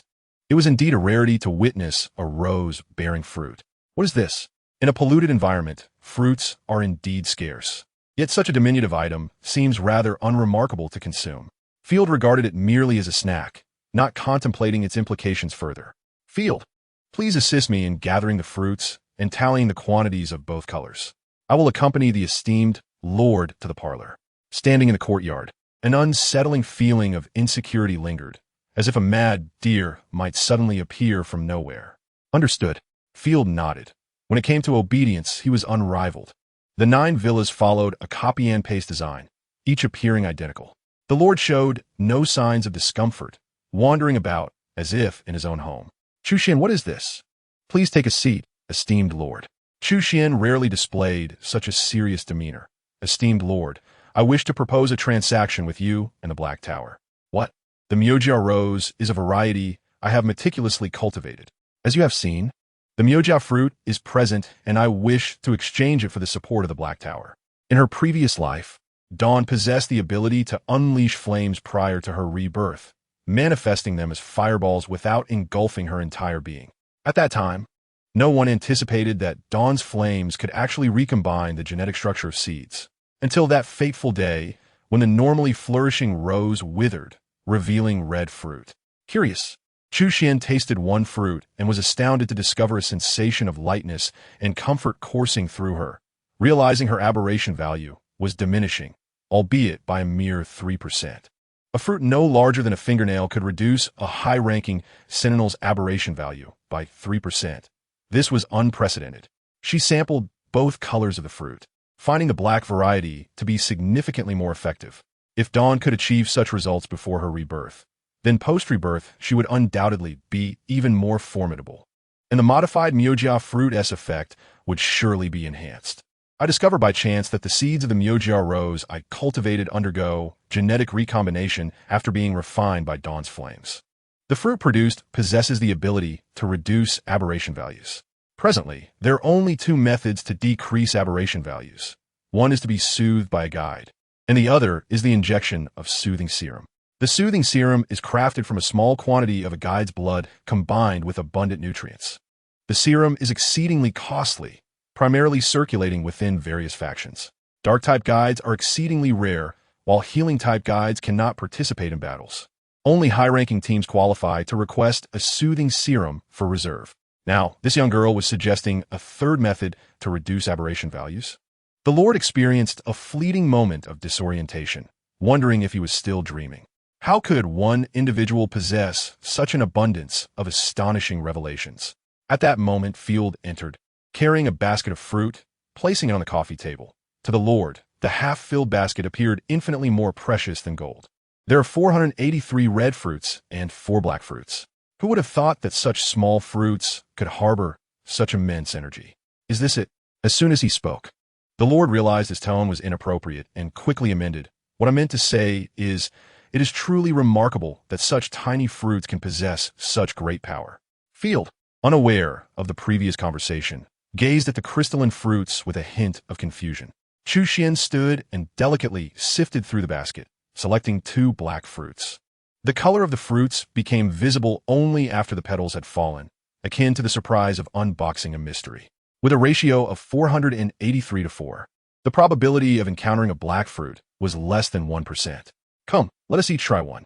As the esteemed Lord took the fruit, Field had already devoured his at an astonishing pace. The Lord doubted whether Chu Xun had offered him poison, for he could have swallowed it without a second thought. Ding! The system detects a decrease in your aberration value. The notification from the light brain wristband resonated like thunder within the minds of the 2 sentinels. This This fruit can actually reduce aberration values? Field stood frozen. The Lord trembled with excitement. By how much has it decreased? He glanced at the light brain wristband, noting a reduction of 3%. A fruit so diminutive could lower a high-ranking sentinel's aberration value by 3%. The Lord could hardly contain his eagerness as he swallowed the fruit whole. The sweet flavor blossomed in his mouth, melting instantly, and a sensation of lightness and comfort radiated down his esophagus, spreading throughout his body. With a buzz, he hurried to check the wristband, and upon seeing a 1% reduction in aberration value, he felt elated. I have decreased by 1%. Unbeknownst to them, Chu Xun's eyes flickered with disappointment. It seemed her low rank limited the efficacy of the Miujia fruit. She had initially anticipated a 3% reduction for high-ranking sentinels, but could now only achieve 1%. Chu Xun, when you mentioned wanting to collaborate with the Black Tower, what did you mean? It was no wonder the Lord asked, for he could scarcely believe that such an extraordinary opportunity had suddenly befallen him. Chapter 39, Private Reconciliation, Apologizing with Miujia Fruit. To be precise, I wish to propose a transaction with you, esteemed Lord. One seed can yield a vine, potentially producing around 812 Miujia roses. The red fruit has a high yield, with nearly every rose bearing one, effective for sentinels of level 3 and below. The black fruit has a lower yield, with random probabilities for emergence, effective even for level 4 and 5 sentinels. I will provide the seeds, and you will be responsible for nurturing and selling them. To whom and at what price you sell is entirely up to you. The prince cast a glance at the ornate patterns on the door. The wooden door's design was exceedingly elaborate, imposing a sense of stillness within its confines. He then expressed his prior doubts about Wu Lin, deeming him too young and unreliable, followed by discussions with the ministry regarding tax increases and the allocation of conscription duties. Meng Jie felt a flicker of hope and, disregarding her composure, cast a pleading glance at the group behind her, recalling the message she had sent herself the previous night. Zhu Ziyuan picked up his phone and dialed Lan Xingxing once more. I feel as if I have become a fan of a counterfeit idol. Other fans are discussing where their idol is today and what they are doing. My dear idol, where exactly are you? Gu Qi, merely 11 or 12 years of age, was inseparable from sheep, frequently seen together, and even mentioned during casual chats with Gu Feng that he had brought his cherished sheep into his room to sleep together. Only one, expelled from the sect, still referred to Jean Lao as his junior, which could only be Ning Wuming himself. Moreover, he forbade any insults towards dogs, implying that he considered them even inferior. Shi's impression of him remained vivid. It was wise to limit contact with someone who frequented dubious establishments. The next day, Li Xingzhou rose early as usual, for it was the day of the Grand Assembly. Officials of the 5th rank and above from the capital gathered at the Changchun Hall to discuss state affairs, and he could not afford to be tardy. This was a significant event for Mount Shu, a moment long awaited by many cultivators. Well, since Brother Gao has spoken to such an extent, I shall not be coy. I agree to Brother Gao's price. I hope he can provide me with 3 million cans each year, Zhao Nian said joyfully. In the midst of the captain's bewilderment, Li Wudao raised his hand, casually pointing at the first captain who had been boasting incessantly. Without the current power of transformation, Song Wu would not act recklessly. It was a rare opportunity for them to almost empty their nests, and it was indeed the moment for Buezong to strike. The ingredients were plentiful, with chicken wings, diced meat, and vegetables all elegantly skewered with bamboo sticks. The craftsmanship was quite exquisite. The seasonings were conveniently packaged in boxes. And, perplexingly, there were several brushes as well. Of course, he harbored a selfish desire, for after this blow, Yi Sishi would undoubtedly lack the energy to deal with him. The report on the development strategy would merely be a formality. What? Not allowing me to go? Upon hearing this, Zhao Shui immediately snapped to attention. If she was not taken along, then what use was she as a spy? A useless pawn would inevitably become a discarded piece. Aji had served Jiang Xian for several years and knew that Jiang Xian was magnanimous. As long as one did not commit any principled errors, he would not easily punish those around him. After Mother Zhu continuously served Meng Ben dishes, the men understood that this was meant to supplement Meng Ben. But did Meng Ben truly need supplementing? If he continued to do so, would he not soon transform? Should he not be more mature? Murong Shua asked with a smile. After all, he was a descendant of Murong Shua from Qi. Although many generations had passed, after so many years, he would surely continue to grow and mature. Untransformed beings could not comprehend, While the emperor had become increasingly difficult to kill, the guards and station troops had grown powerful alongside the emperor, yet they were not invincible. Should they be slain, one could obtain fine equipment. Thus, the untransformed could not fathom Jin Yi's words. Chapter 40. Jiao Jiao, why are you running? Additionally, for the injured sentinels who were mediating, some Miao Jiagua would serve as compensation, all accounted as mine. Field. What compensation? What heated combination? To the Sentinel court, mediation compensation. And what about that dead deer incident? Wait, are you two communicating in a language I understand? Sima Qing was irked by Yi Fei's indifference, and upon hearing Tang Shi's words, turned to look. Similar to the peculiar designs produced by Israel for urban warfare, with metallic chains and machine guns mounted on turrets. The Merkava main battle tank featured a 60mm mortar atop its turret. Ling Tian walked over, observing Huang Hei Ta, lowering his gaze to his right hand, preparing to take action. Guan Jin took me downstairs to the clinic, applying medication and bandaging. I refrained from crying in front of him, yet outside, I had to maintain some semblance of dignity. So I endured the pain. Even as his gaze passed over Xiao Fei, Fu Waxi's eyes no longer held hatred, only boundless tranquility, which puzzled Xiao Fei greatly. Looking at the food, Ling Tian observed that Lung Shui had oil all over her mouth, which elicited a mix of laughter and exasperation as he reached out to wipe it away. The Zhuangjiang clan and the Canglong were of a similar nature, both dedicated to vanquishing demons. Their lives were precarious, and they could perish at any moment, their remains possibly lost to time. Upon hearing this, the cold family members turned pale. This topic had indeed been discussed privately, yet they had never dared to express it openly. If this jade pendant were tossed onto the road, it might not even attract a passerby. Perhaps they would assume it to be a counterfeit. Although you are a first-level Tuo, my martial artist, compared to the Sun family, you are hardly worth their notice. Yet my second aunt continued to inquire about that rogue, stating she would report him to the police tomorrow, demanding his arrest.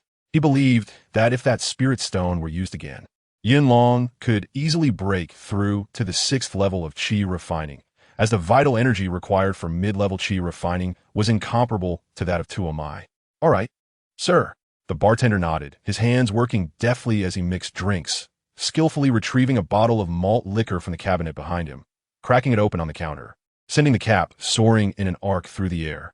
Suddenly, the sound of keyboards smashing echoed from the opposite private room, and looking at the darkened screen before him, Zhou Sini felt a surge of anger. Clearly, anyone caught would meet their demise, so why was it him?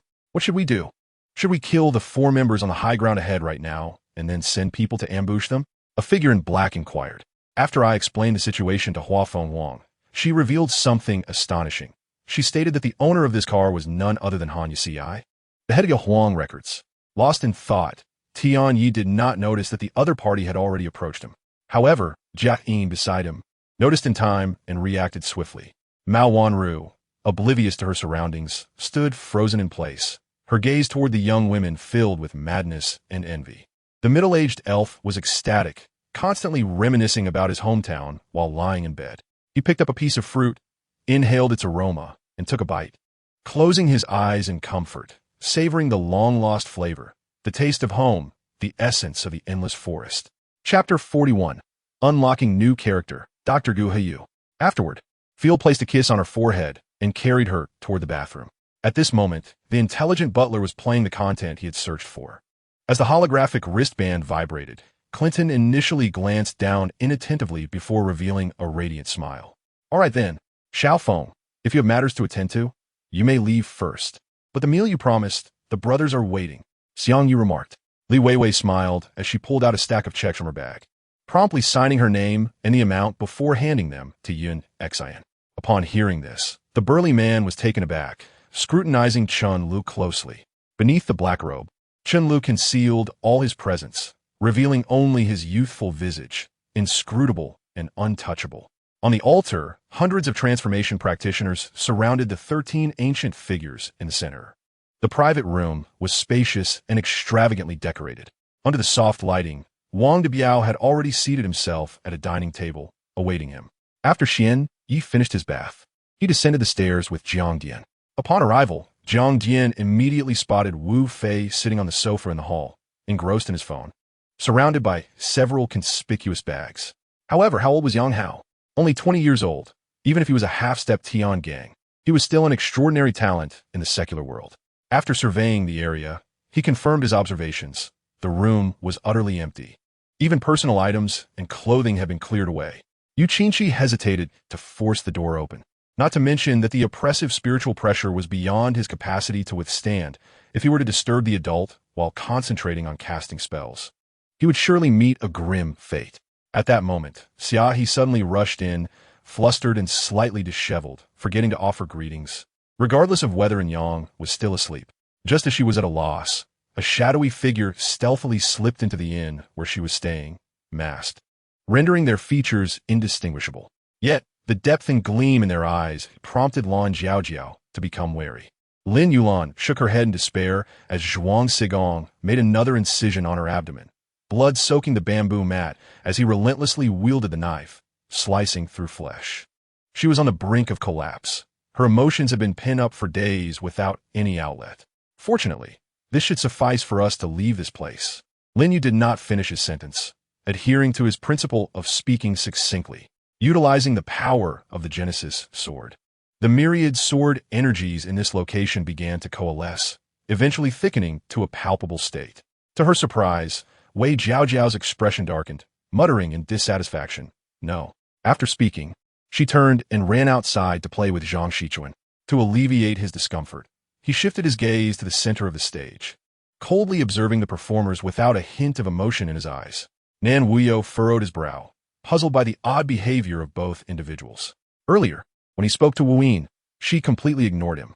Bai Yuliuxi sighed, lamenting that even he, as her husband, had fallen out of favor amidst palace intrigues. What situation this was? Shun Hai felt a sense of urgency, not due to distrust in the man's medical skills, but out of concern that the patient's condition might deteriorate if they delayed. Their conversation attracted the attention of three esteemed guests seated above. Mo Zahan's hesitance prompted curiosity among everyone about the identity of the protector she yearned for. Upon hearing her words, the cloaked figure lying in concealment and Yi Wuching outside both experienced involuntary twitches of their faces. Time passed in silence within the room until a fragile vase suddenly shattered on the ground with a loud crash. Chapter 42, Gene Compatibility, Ranking Hello, Guide Chu Xun.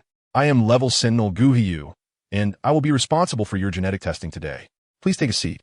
Was he a sentinel? The man before her appeared tall, yet lacked physical strength, resembling a frail deer more than anything else, his fair skin indicating he rarely saw the sun. Hello, she replied, obediently sitting at the opposite side of the desk. Gu Hiyu held a pen-like device, instructing her to extend her hand, as a small blood sample from her fingertip was required for the test. However, Xia Pingyan was a straightforward individual, skilled and diligent in his work, and Lu Jiu trusted him immensely. At this moment, Zhu Li's thoughts mirrored the initial intentions of Adele, who had forcibly taken a blade as a servant. With resignation, she produced a certificate and placed it before Lu Mo, clearly stating that Wen Ting's workstation belonged to number 6. Zhou Ziqing glanced down at the two figures resting beneath a large tree on the hillside before turning to walk in the opposite direction. Please help me craft a few round stools the same size as the teacup's rim. Gu Shaoqian instructed Xiao Zhuo while picking up her cup. Given Lu Jiu's prowess, Fu Lanqing instinctively wanted to evade, but as Lu Jiu bent down, his flowing hair became entangled with his clothing. I'm sorry, my apologies. The young man named Xiao Ping suppressed his anger and apologized again. Moreover, the power of the Shinkong Lingye could restore a person's body to its optimal state, most importantly, cleansing their meridians. Feng Yinxing nodded, picked up the box, and stood up, heading towards the palace entrance, with Qing Zhu promptly following her. Meanwhile, his opponent lay on the ground, a wound gushing blood for his throat. To maintain a low profile, even though Huang Mingjia was not particularly well known across the ocean, he still donned sunglasses and a duckbill cap, obscuring his face. Many unknown entities began to boast wildly about the significance of this technology, claiming that domestically, it would take at least 20 to 30 years to catch up with foreign advancements. Generally found in sinister territories, if killed, the toxins within would instantaneously be released, transforming the body into a concentrated liquid. Upon hearing the sound of the private room door closing, the young man breathed a sigh of relief. Quietly taking a seat on another chair and silently pouring wine for Li Ji, who hardly drank, listening instead to Murong Xing and by Jiuxing love songs passionately with a microphone. although he was unsure of the authenticity or extent of this ability. Perhaps now was the best opportunity to witness Chung Yiping's so-called talent for locating people and objects. Yet, this led to a complete loss of bodily control, and he was abruptly thrown down. The rooster rolled on the ground a few times before swiftly getting up, eyeing the wild boar that had just halted. After a brief standoff, the wild boar appeared to be frightened and turned to flee. Lin, witnessing this, felt a surge of amusement, but could not resist the urge to kiss her cheeks, which were as red as ripe fruit. "Did you not ask me to wait for you? Why did you leave directly?" Hua Feng, unusually proactive in conversation, queried. Chapter 43. Conflict while shopping, seeing him so joyous. Chu Xun felt reluctant to inform Field that he ranked only third on her compatibility list. But what did third place matter? When two families unite, should not love and emotions take precedence over genetic compatibility? According to the online guide, there was an ancient street nearby. Suddenly, a roar silenced the surroundings, and the crowd stared incredulously at the seemingly ordinary youth, whose command to cease was imbued with an almost magical quality, making it difficult for them to refuse. It felt strangely compelling. At that moment, a throng of journalists gathered, and Su Yujing must have been hiding and would not appear. Nevertheless, she knew that as long as she was present, Su Yujing would not have a peaceful life. Su Yujing exhaled heavily, but within a minute, her phone rang. Upon seeing the caller ID, she had no choice but to answer, despite her reluctance. Huangfu Qingyou's jealous nature had evidently not diminished with her promotion. Rather, it had intensified. Feng Mashue, observing his immediate recognition, felt no thrill, only a tinge of disappointment. Tears streamed down Lin Xian's face, and her chest ached painfully. She was at a loss for how to face Murong in the future, unable to utter a word of reproach. Only after passing through the third town did one of the stewards inadvertently reveal the term chancellor, leading them to realize that everything had been orchestrated by Sima Feng. Inside the room, Yin Mashi's voice detailed her actions over the past few years in Dongyue, along with every minute detail before entering the palace. He had indeed heard of the banquet held for the third prince and princess of Beima that night. The room resonated with soft melodies, so enchanting that even the moon seemed to shy away, concealing its face behind the clouds. Finding a loose-fitting dress in the wardrobe, Su Yuan donned high heels, tied her hair into a high ponytail, and lightly applied lip gloss before driving to the nightclub Ningma had mentioned. "You stole something important from my store? So you're pursuing him?" Zhang Ziyu tentatively pressed on his wound, discovering that it no longer pained him. Yuan Fong reminded Chen Fan, who had been fixated on the beast for a long time, trying various methods to no avail in stopping its advance. Weak and slumped on the chair outside the operating room, Su Yuan's mind was a blank slate, the only memory being he ran once again risking his safety to rescue him. Su Xuanran anxiously inquired, "I don't think she added any seasoning, so it shouldn't be inedible." With that thought, I pivoted on my right foot and forcefully stomped down on that ham with my left foot. Casting a glance at Qin Feng, Huangfu Xianwei smiled. "If you want to go, then go. Why do you have to discuss it with me? Do you think I can prevent you from leaving? You're not acting very manly." She scoffed at him. At this moment, the entire chaotic graveyard was nearly occupied by those malevolent spirits. Looking around, one could see countless withered bodies and grotesque expressions, almost impossible to count. Furthermore, this was not the entirety of it, as I could also see pairs of decayed hands continuously reaching out from beneath the ground. Their operations and studios did not conflict. Sometimes the underworld would even hire studios to help resolve disputes. During the Battle of the Gods, most disciples of the GS sect perished, and their treasures largely fell into the hands of the Chan sect. Even the four swords of Zhuxian were seized by Yuan Shi Tianzun. Chapter 44. Countdown to joint military exercises. The young girl donned a moon-white qipao, which appeared simple at first glance, but upon closer inspection, revealed intricate details. The orchid patterns on the dress were exceptionally exquisite, not merely embroidered on the surface, but rather skillfully woven within the very fabric itself. As the light flows, or as she takes her steps, the delicate shadows of the budding orchids quietly emerge. The standing collar of her qipao snugly complements her slender neck, adorned with a petite and exquisite white jade button. At the corner of Huang Kuei's mouth, a cryptic smile appears, yet he refrains from uttering a word to retain her. Xia Bai's lips part slightly, as if she wishes to speak, but momentarily finds herself at a loss for words. Yu Russian lifts the Bai Shui Qi Lin and, with a swift motion, leaps into the distance, disappearing into the boundless moonlight in an instant. Humph. You don't truly believe that a bit of beauty could capture Hao Yuji's attention, do you? Feng Yuan remarks, her tone tinged with jealousy. Her venomous gaze sweeping over Cheng Lingji's face, an impulse to douse it with acid bubbling within her. Yet, Miss Mutin is acutely aware that such events will never transpire. Long Feiyun and the Zhuge gang are like water and fire, and no amount of talent can fuse them together. The only resolution lies in the annihilation of the Zhuge gang or Long Feiyun's demise at their hands. Despite Iron Cheng mobilizing all his energy, he remains unable to withstand the bone-deep chill that seeps into him. She gave birth, she really did. Mr. Ing helped Mrs. Song deliver, exclaimed Wang Ma, who had been holding her breath, her face brimming with joy. Luo Yichen, seeing that Shang-Chi was being held fast, could no longer pretend. He grasped Xi Jinping's wrist, forcefully compelling him to release Shang-Chi, who now bore the marks of his grip.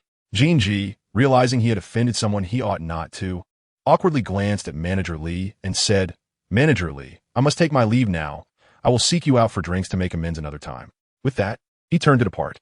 The dim light did not dim the sparkle in Luo Xian's eyes as he discerned the outline of a stone cave just a few steps ahead. Stealthily entering. Bang! Bang! Bang! The muffled sounds echoed as Chun Feng, without even holding his breath, unleashed his fists with the ferocity of a tiger amidst a few individuals. Moments later, once both had regained some composure, they halted and simultaneously turned their gaze towards Jiang Zhen, their expressions laden with gravity. As they frolicked, Gu Tingjun entered, bypassing the two and heading directly to Gong Yu's chamber. Emperor Qi Cheng was shielded by the black-clad individuals at the innermost point, allowing him a semblance of security. Yet, as he gazed at the door, firmly blocked by the Yan Mountain Army, a heavy stone settled upon his heart, leaving him uncertain of whom to rely on for salvation. Qianing, overjoyed, reached out and indeed felt a layer of invisible membrane, akin to exceptionally clean, transparent glass. However, it proved remarkably resilient and elastic. Pounding, kicking, stone-throwing, stabbing, and scratching were all in vain, leaving it unyielding.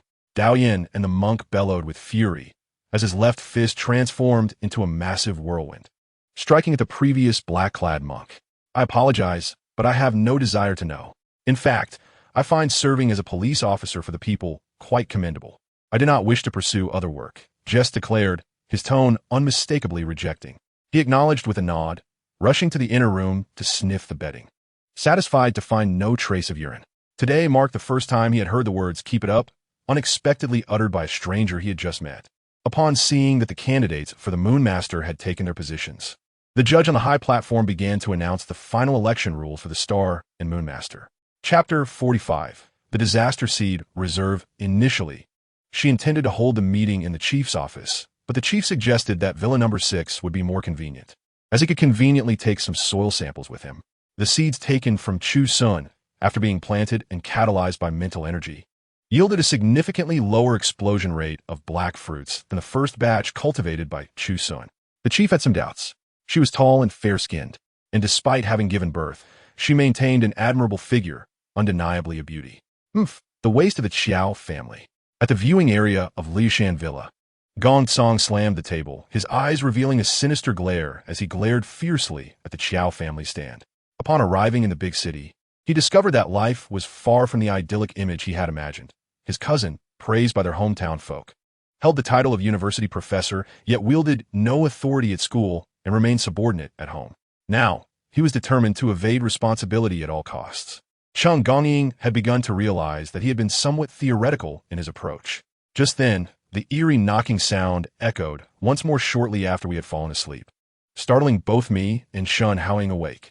Consequently, each face reflected excitement, as if entering the royal room number 7 was an extraordinary event. Even Song Feier flushed, her breath growing somewhat tense. Aside from gratitude towards Ma Daqing, Li Erlong felt a sense of relief for his fellow villagers, for they had all steadfastly maintained their stance, not swayed by the 100 yuan, nor manipulated by Lu Guangjing, a fact that greatly comforted Li Erlong. Upon answering, in Hui feigned calmness, her voice sweet, "Li Tingge, what are you doing?" Xiao Mima beside her displayed a look of disdain and dry heaving. However, Li Erlong preferred not to have his mother accompany him. After all, should any trouble arise, he could still manage alone, but if his mother were with him, that would complicate matters. No, Dad, how can this be my fault? I was referring to the Tao Tai. It has nothing to do with me. Ah Hua's words were cut short as Lin Hai seized her by the tail and tossed her into the dense forest. In truth, you did not know that Chun Ling had made concessions. Otherwise, at this very moment, Tianzhong Group would not exist in Deep City. Yet, upon seeing the newly surfaced images on the post, they finally understood why Gu Fan had ceased to answer calls. Facing the overwhelming strike of Moro, akin to a mountain's crushing weight, this astonishing blow, Yin Tianyang at this moment also unleashed his own shocking strike. However, compared to Moro's frenzied attack, Yin Tianyang's seemed rather subdued. Such a formidable presence. Observing Chu Xun's icy gaze, one could only imagine that if looks could kill, Chu Xun would have perished under its sharpness. There was no need to elaborate on those like her. Even the talented individuals with backgrounds sought to claim a share of the pie. Upon powering on his phone, he was met with a barrage of messages. Yet he had no inclination to peruse them, directly dialing the number. He refrained from calling the police, deeming it futile. At that moment, his call connected to Lu Jianing. It was Lord Fie who summoned Itachi from his slumber, and thus I had no choice but to rise as well, Zhishui lamented. He believed it was his grandfather's prior words that forced Lin Yuan to part ways with him. Yet, he had forgotten that on that fateful evening, Lin Yuan had boarded a plane bound for overseas, preparing for the design competition. Grandfather, what you speak of is rather mystical. I hold little hope, he thought, but could not voice the latter part of his thoughts. He contemplated the abilities in his eyes, knowing that items whose abilities could not be identified could only be those he had never studied or encountered. Chapter 46. Becoming the seventh power holder of the Black Tower, Chu Xun sat gracefully on the sofa, her hands relaxed by her side, exuding a quiet composure akin to a freshly bloomed white lotus, untouched by the murk of worldly affairs. Anyone who gazed upon her would perceive her as a fragile and delicate girl deserving of compassion. However, as her gaze slowly lifted, the chief inadvertently caught sight of the profound meaning in her eyes. Though she smiled, her eyes were chillingly cold, akin to a bottomless, icy pool. At odds with her tender age, it appears that everyone's thoughts are overly simplistic, if such a situation were possible within the game. How could reality and the virtual world differ so greatly? It is merely that everyone lacks blankets, and with the temperature dropping, it would be remarkable if they could manage to sleep. Not long after, Luo Tianhong brought Luo Lingxi to the altar where Xiao Xiao was imprisoned, and then they plunged down the cliff together. When Wei Qingqing awoke, she found herself not in the carriage, but lying on a comfortable soft bed. Seeking death? No, it was merely that I suddenly wished to seize something from you. Xiao Xiao scoffed, for this middle-aged man had plundered his energy so ruthlessly. How could he possibly spare him? Ling Yun appeared rather cold, belonging to that type of person who spoke little. Upon taking the stage, he drew a gleaming silver spear taller than a person, ready for an attack at any moment. I closed my eyes. Everything seemed to arrive suddenly and fiercely. I had not intended to act this way. Yet alas, I was also driven by the need to save someone. Xia Fan and Li Wei, without flashlights, ascended with swift steps. Naturally, Li Wei followed closely behind Xia Fan. No, I'm quite busy and do not wish to go out. Starting tomorrow, I shall enter a period of cultivation. There is no time to deal with trivial matters. What? Are you afraid I will find you some sisters? Xiao Mo teased. Tang Jingxin, like a kite with a broken string, flew several meters away and fell to the ground, wailing in pain. Wu Kai was momentarily stunned. Although he had never seen Yin Jiyan, the name was quite renowned in Hunan City. She had originally been a servant, attending to Nangong Ningxuang for many years, and no one had ever insulted her in such a manner.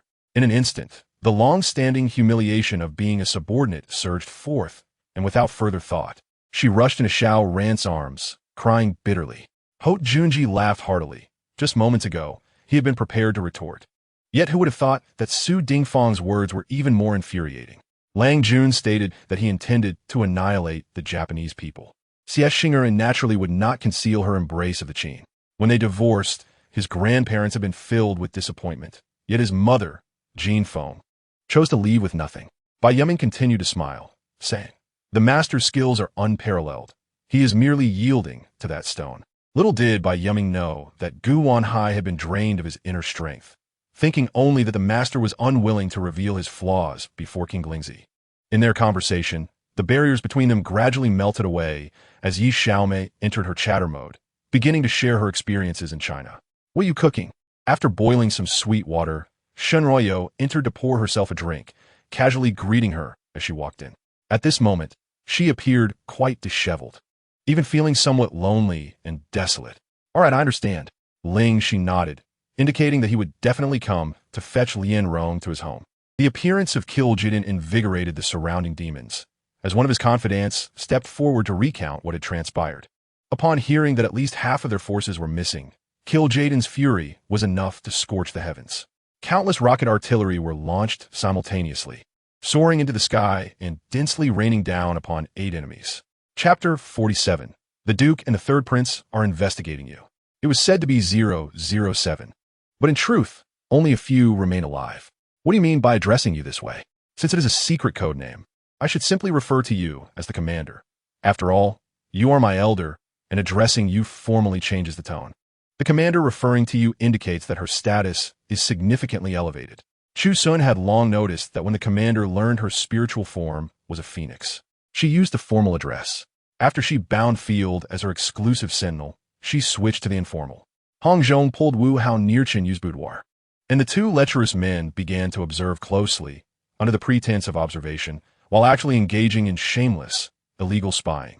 The 5 elders, fearing for the safety of the sect leader, quickly scrambled to their feet and moved to shield him with their bodies.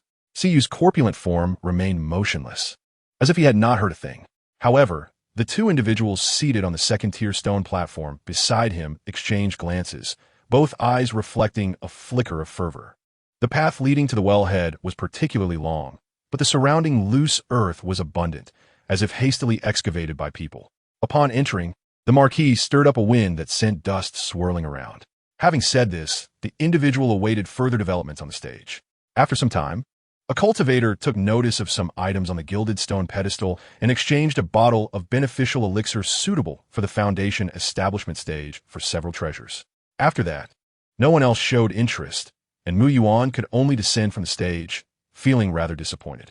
In recent days, Yu Jingyan had been living quite leisurely, merely accompanying Zhu Yuanzhang as they strolled through Bianliang City. "Once we prepare everything, we shall set off to the 7 peaks of Tongtian." Wu Hao had intended to offer some comforting words, but momentarily at a loss for words, he did not know where to begin. The simulated gold energy of spiritual power, sharp and striking, though not comparable to its finest form, was far beyond ordinary metallic weapons. Yet, it was ensnared by a thread resembling a hair tip, gradually darkening, dissolving into a noxious liquid. Han Wei scoffed disdainfully, remaining unperturbed in his position. Zhao Yun, with a gentle squeeze of his legs against the horse's belly, urged the steed to advance with a sharp whinny, meeting Sui Yuanjin. Hua Yan approached Zhang Peng, who, startled, quickly stood up. Hui Yan's expression appeared rather displeased. Zhang Peng hastily said, "Master, I'm sorry, I was wrong. I will leave at once." With that, he prepared to step outside. This dog fur is quite remarkable. It feels smooth and soft, yet under great external force, it immediately becomes incredibly hard. Li Yake was stunningly beautiful, her figure deemed perfect, a blend of Eastern and Western lineage. Had it been the former Yimo, he would have rushed over, but alas, he was now a cultivator, where all matters are governed by the heart, and emotions could be controlled. Thus, the only option now was to wait. Though Li Yuanfang was anxious, he could only persuade himself to endure, for there was no other course of action but to wait. Saying this, she stormed out of the house. Yet while fuming in the fields, she happened to see Lu Mei cutting grass between the rows. Her eyes instantly glimmered as she approached. "By the way, how is your colleague? Is there nothing serious?" I just took a brief glance. He was not hit in a vital area, so logically he should be fine. Yi Fan inquired with concern. Chapter 48. Humiliating Clinton? How unfortunate. He was pleased. 3 titles, 3 thunders. My Lord Duke, Sheffield, who chose betrayal after 10 years of mutual support. His Royal Highness the Crown Prince, the one who forcibly injected her with contaminated substances, leading to her demise. The Third Prince, the manufacturer of the contaminated injection. After stating this, the person claiming to be Z suddenly vanished, leaving no trace within the room. Z, of course, was unwilling but felt embarrassed to be too obvious. It was customary for the maid to knead the shoulders and legs of the young mistress. 10 years ago, his biological parents passed away in an accident. After Fong Ming was adopted by his adoptive parents, his grandfather discovered that Fong Ming was different from other children, thus commencing a decade-long training period. A faint mist of blood continuously dissipated. This scene was too shocking. Chang Sun Kongbo repeatedly swung his arms, causing the massive sword intent to cleave towards Saiku Chungrun from all directions. The scene of blood and flesh flying was exceedingly brutal. The young man certainly understood the thoughts swirling in Zhuijun's mind and immediately spoke to draw Zhuijun's attention. The expression on his face became increasingly peculiar. I was uncertain what expression I wore, though it certainly wasn't a pleasant one. Stunned by the scene before him, Yixian felt a cold sweat break out on his back. The 100 Flowers Down Master could not only monitor everyone's actions within the ancestral home, but could also make people forget past events. Such supernatural powers were simply unfathomable. Had any of my affairs been tampered with? They were essentially all representatives of the forces behind them. If they could successfully undermine Ross's position, it would be ideal. If it cannot be done, one must strive to cultivate good relationships, regardless of whether Qi Huan is the legendary Chosen One. A young figure of such remarkable prowess at the 9th tier and 5th level is someone they cannot afford to offend. Subsequently, a middle-aged man emerged. His demeanor amiable and attire rather simple, yet his countenance radiated a sense of righteousness. Having taken merely 2 steps, the scroll in his hand responded, emitting a faint glow before soaring towards the stone gate, where a ripple manifested as the scroll passed through and flew out. However, she did not consider that. At that very moment, Yi Chengxian and Xia Xueqing were facing the dire threat of death. Lung Fengyi was alone, gathering the remnants of the guqin on the stone table, sorrow welling up from her heart. The broken zither was akin to spilled water, impossible to retrieve. Yet, the current version of herself starkly contrasted with the one described by Nan Ruoqing, leaving her momentarily bewildered as to whether this was a blessing or a curse. Despite her confidence, she could not deny her admiration for Yi Chengxian and Lei Ming's perceptiveness. If that is the case, does it not imply that the Chikuski family is even more formidable? At the very least, they boast a saint-level powerhouse, and it is likely that even the royal family would hesitate to provoke them. Lin Na displayed a hint of trepidation, repeatedly patting her chest, her charming demeanor causing Li Yan to gulp. Meng Zhu pondered, yet Lu Hongqing had not brought it up with her. Could it be that he intends to disregard Si Ying and the child's life, as well as XINJS? Perhaps he harbors other concerns. More alarmingly, the allies had already infiltrated various factions, supporting one another, and aside from the mysteriously silent Qin Shi, no trace of the white-clad Saint Envoy had been detected. Jiang Shaoyan had clearly prepared in advance, and the fog of Xialan was evidently not the entirety of their preparations. Lu Marin's eyes were already brimming with tears, whether from emotion or heartache. She could not discern, nor did she wish to clarify. You were not mistaken. Chu Tao appeared even more despondent, realizing that he and she were indeed on divergent paths. He clenched his fists tightly, yet maintained a calm smile. Pondering whether Feng Yi remained the same on the northern bank, still pointing out the world and refusing to yield. However, this smile was laden with bitterness. Chapter 49. The indelible figure of a woman in a dream in the face of malicious humiliation. The man feigned indifference. Is the light chain sufficient? It seems that humiliating the mad deer has proven rather satisfying. Chu Xun found it tedious and dismissed the situation. A few days prior, in the living room, it was Jiao Jiao and Yuan while Field was upstairs. At that time, he was merely an unnamed escort. Now, in the living room, it was Jiao Jiao and the mad deer. He had gained a title but remained upstairs. Field could not articulate his feelings, and upon noticing Ship's astonished gaze, Qiang Shu covered her mouth with a laugh, saying, "You need not take it too seriously. Just interact with me in a casual manner." Though her words were light, a hint of uncontainable pride colored her tone, emanating from the grandeur of a vast empire. Furthermore, when others invest, they must first choose sides. For once you invest in one company, it becomes challenging to support a competitor. Yifeng lifted his head, only to discover that 9 blazing suns hovered above, casting down waves of scorching heat. The divine dragon's purple gold scales were of remarkably high quality, rivaling even the famed Zhan Tian sword. Yet, those fierce beasts charging forth were indeed formidable, each showcasing their unique abilities to shield the 3-eyed golden lion from its radiant light as they continued to grasp towards the dragon bones. His actions were undoubtedly purposeful. Despite Zhang Cai's inquiries, he paid them no mind and continued to agitate the sword in his hand, gradually intensifying his movements until Wu Yang's wound was thoroughly reopened. Among the 10 military regulations of Blackburn, one stipulated that players must exercise caution regarding social networks. Before the official team training commenced, Neymar had already violated this regulation. Decide quickly. Old man, follow me.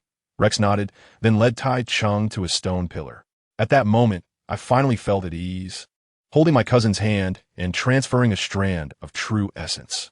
Everything had returned to normal. The fiery aura had dissipated. Yet my cousin's essence had consumed much of her vitality, leaving her somewhat weak. As guests arrived, the two waitstaff at the bar glanced up briefly before returning to their tasks. Last year, when I attended the 9 Emperor meeting at Jiuqian Mountain Manor, I showcased my abilities before numerous cultivators. For those sects that had already established significant influence in the mundane world, my lineage would be easily uncovered with a little investigation. The Tao of Shi encompasses all phenomena, the creation of a universe, and the union and separation of beings, embodying infinite mysteries. At the front entrance, the transparent floor-to-ceiling glass imparted a sense of solidity. One could deduce without prior experience that it could undoubtedly withstand ordinary bullets. Looking up, the external wall featured minimal glass, suggesting an enclosed space within, resembling an opaque black box. I hesitated for a moment before swiftly descending towards the cave entrance, fortuitously aligned with the positions of my cousin and El Yenling. Although they had not approached the cave entrance, it felt as if time stood still at that moment.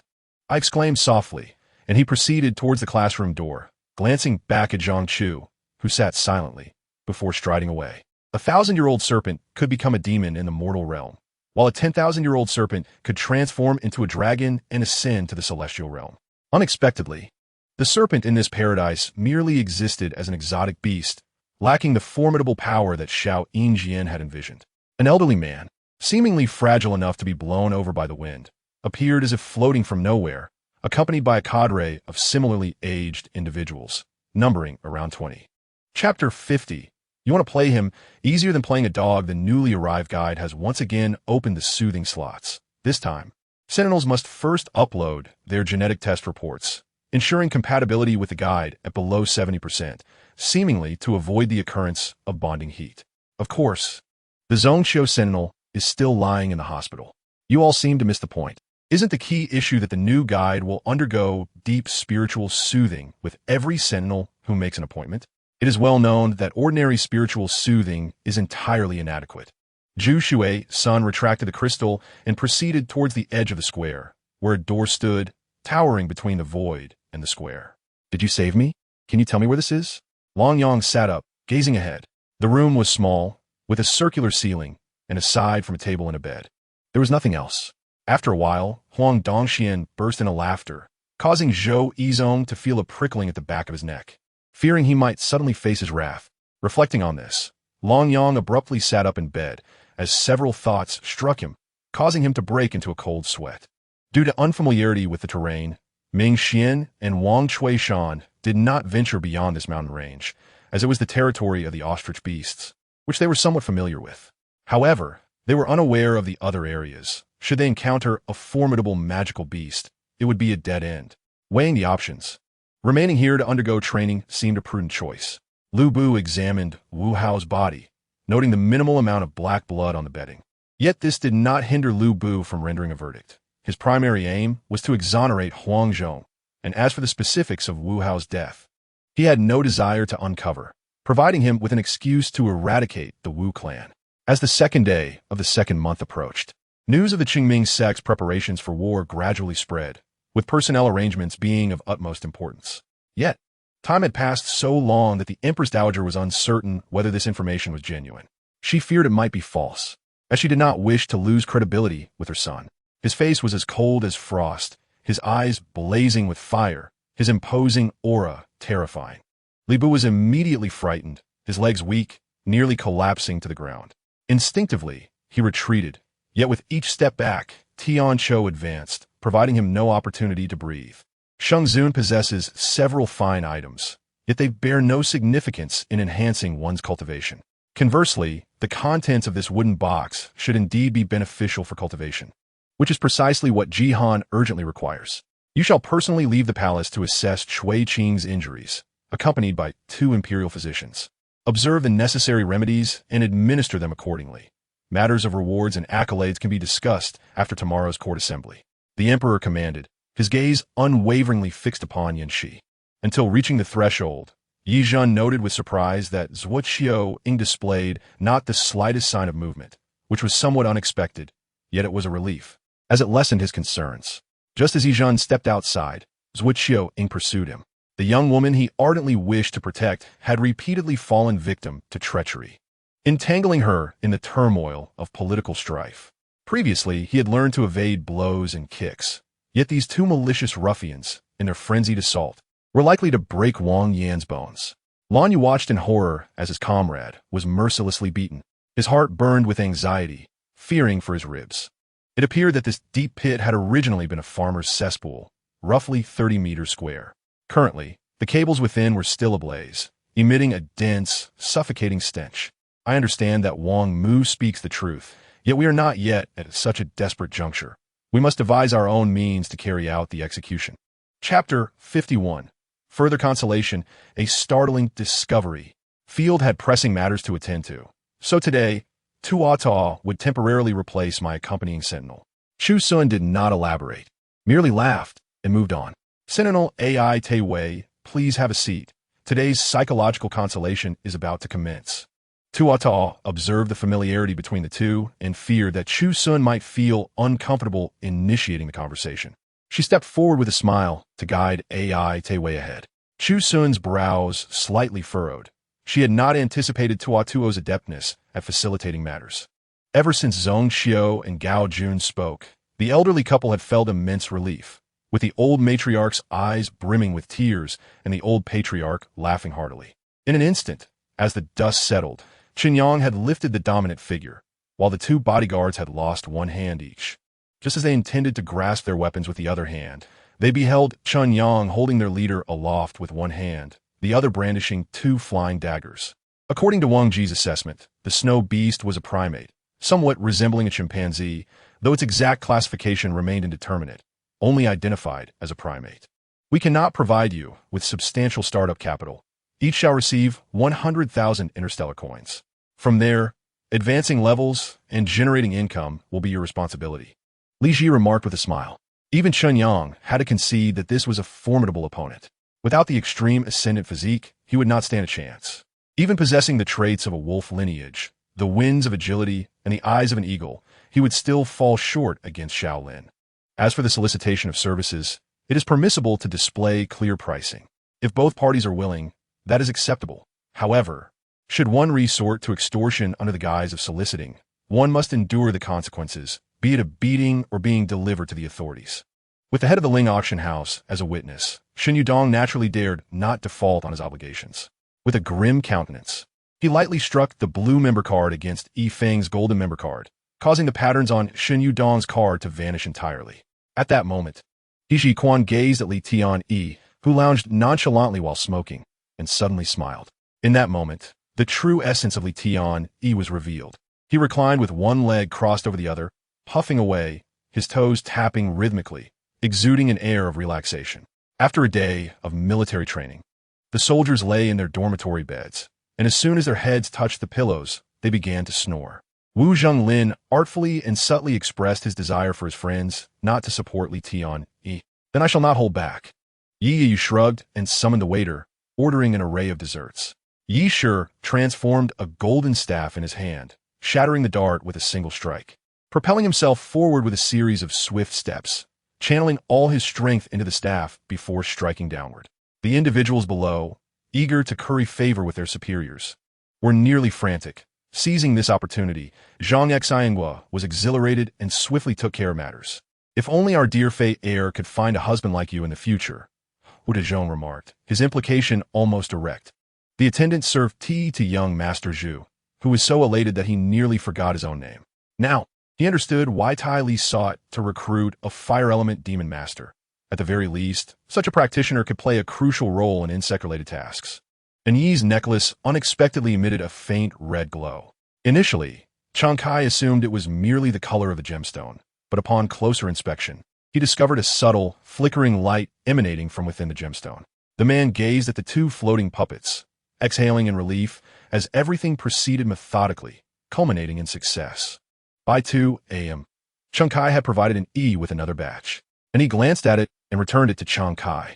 While speaking, Yiming forcefully stomped her foot on the ground, propelling herself like an arrow towards the nearby Hao Jing, ensnared in a spider's web. Chapter 52. Visiting Zone Xiao. The highest pass for the Black Tower.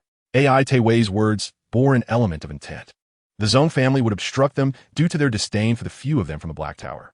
Ma Yukai scrutinized the silver in his hands. A singular ingot, ordinary in appearance, save for its size, indistinguishable from other silver ingots. Another thunderous crash resounded as the figure did not disappoint Zhou Zai's expectations, directly smashing a sizable hole in the wall. This embrace was tight and fervent. Throughout the performance, they had embraced several times, yet this particular instance, Shen Yin Chen's embrace was exceptionally forceful. Pan Ling nearly wanted to tap Wang Tian's head. Wondering how he could forget such a matter after only a brief period. Had he perhaps developed amnesia? She sighed in relief, reflecting on the boy's resilience, despite the tumult. He had grown well.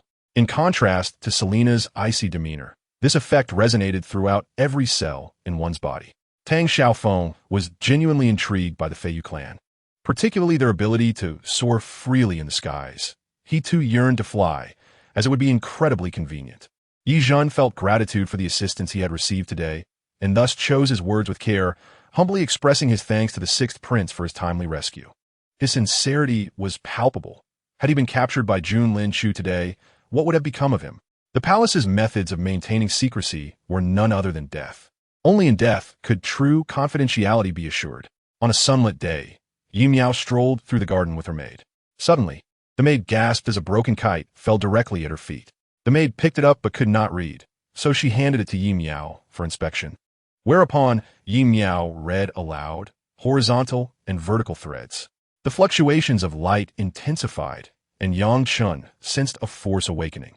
Once this power emerged, he would possess a Yuanian cultivator, eliciting both nervousness and excitement. Within the Han household, he found no warmth, and in Song Qian's presence, he felt devoid of maternal affection.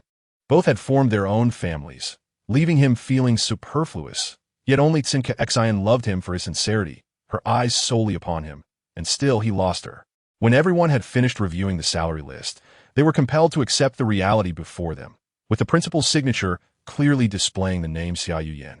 Others shared similar sentiments, including Jiang Wei, who was quite frustrated. Having only blocked one Lu Ji Mao, he found the display of power against the chicken to be lackluster. He wished to eliminate the monkey as well, achieving his objectives without further ado. What kind of tea is this? If there is something you seek, one must bend to accommodate them. In truth, Shenjun held no concern for the type of tea.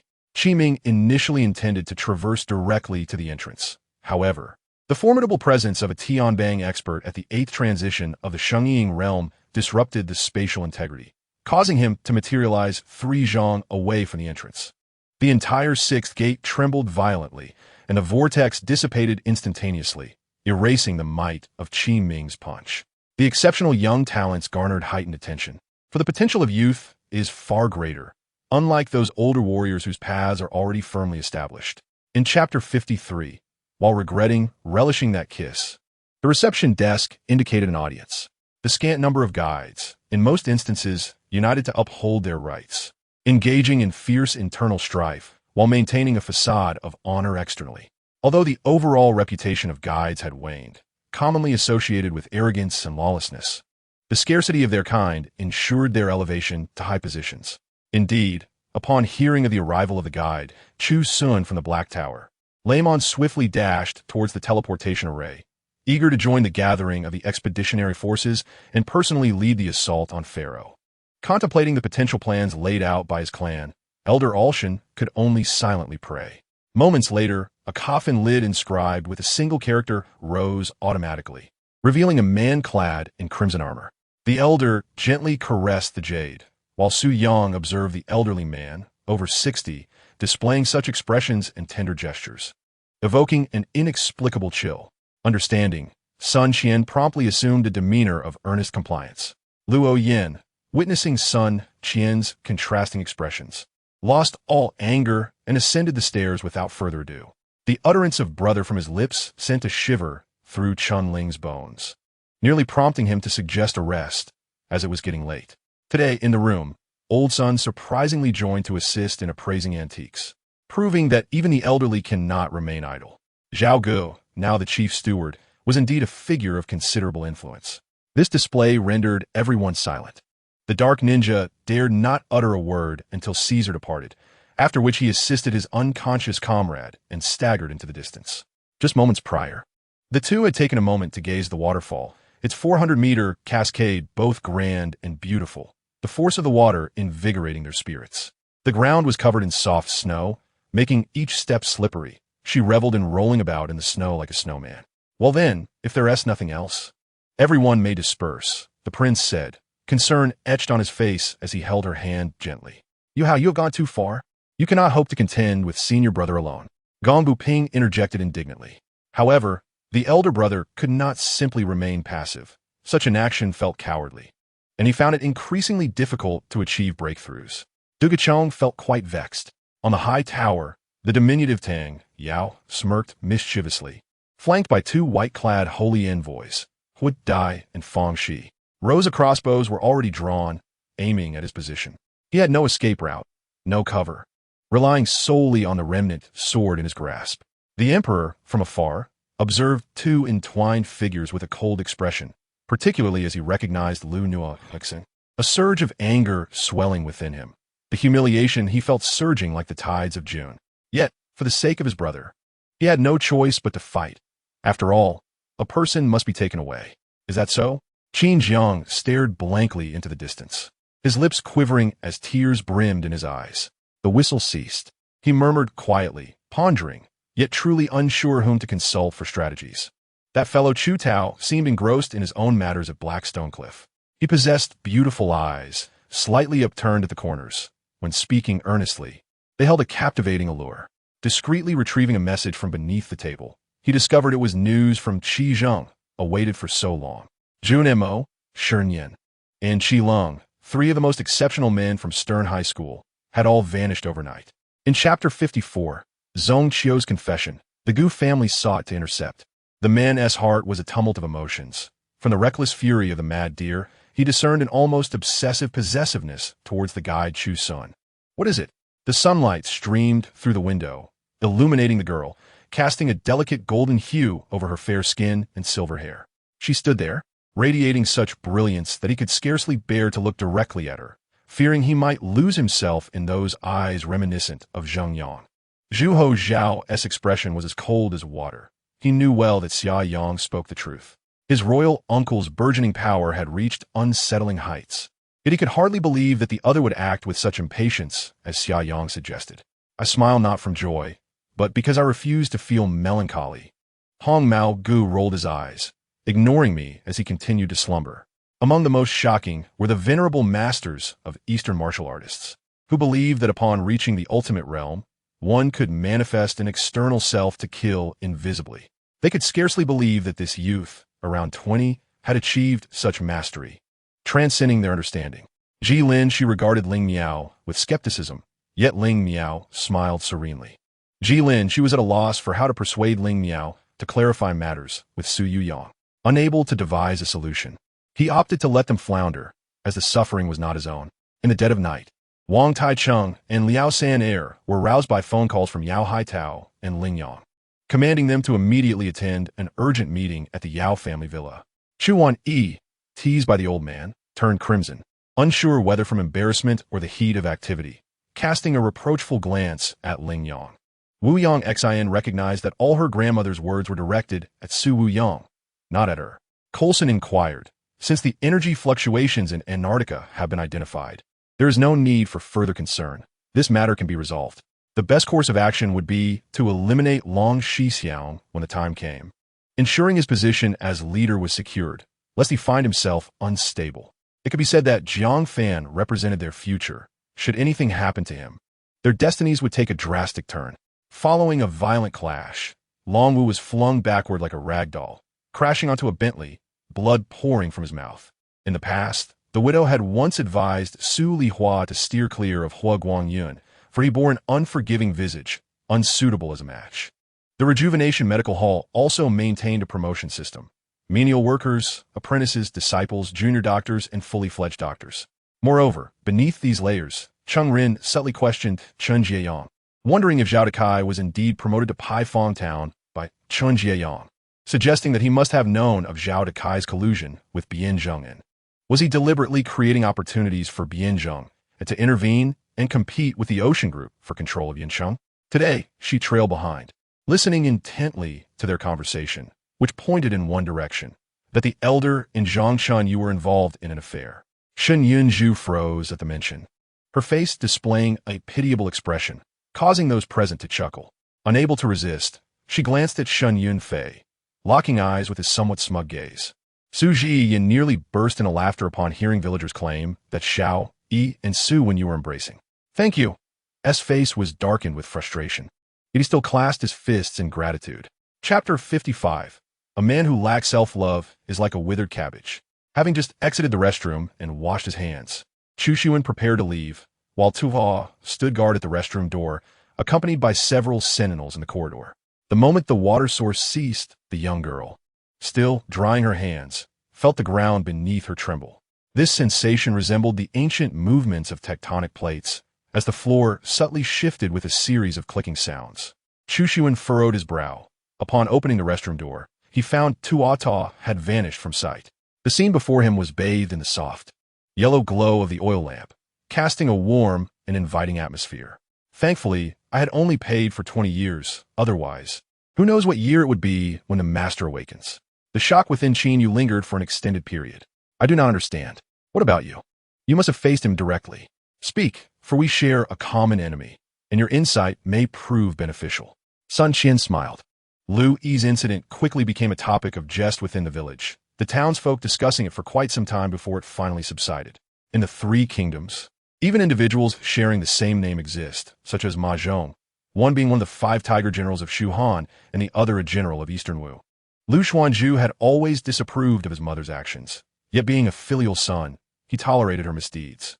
"I am Xian Tian, and he is my junior brother, Xuandi. Just you wait and see, my lord." The tall youth remained confident.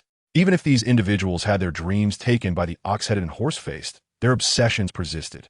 The Battle of Xiyang saw the Han army suffer a great defeat, a fault of Dongjua. The vessel in question was powered by magical energy, enabling it to move. This unique magical force activated numerous connected rollers, with a spiral propeller at the stern allowing the ship to navigate, controlled by a steering rod and various buttons. Yet only the craftsman could comprehend its intricate principles. In High City, private fireworks displays were prohibited indoors, yet in more remote areas, such restrictions were absent, allowing fireworks to be visible even from hotels. Facing the crowd, Shan Suixin was blinded by the flashes of camera lights aimed at her, the topics in her hands yearning to ascend and interview her. Or perhaps the ancestors of the Lin family in the Lanlan Empire migrated from this very region. At this moment, within the valley, an overwhelming sense of dread enveloped everyone, a thick fog of fear cloaking their hearts. To him, since Brother Yalan had arrived, he was determined to fight alongside him, regardless of the enemy's might. He would not retreat an inch. The stark contrast was due to the quota of control, which had seen significant improvement compared to the previous level.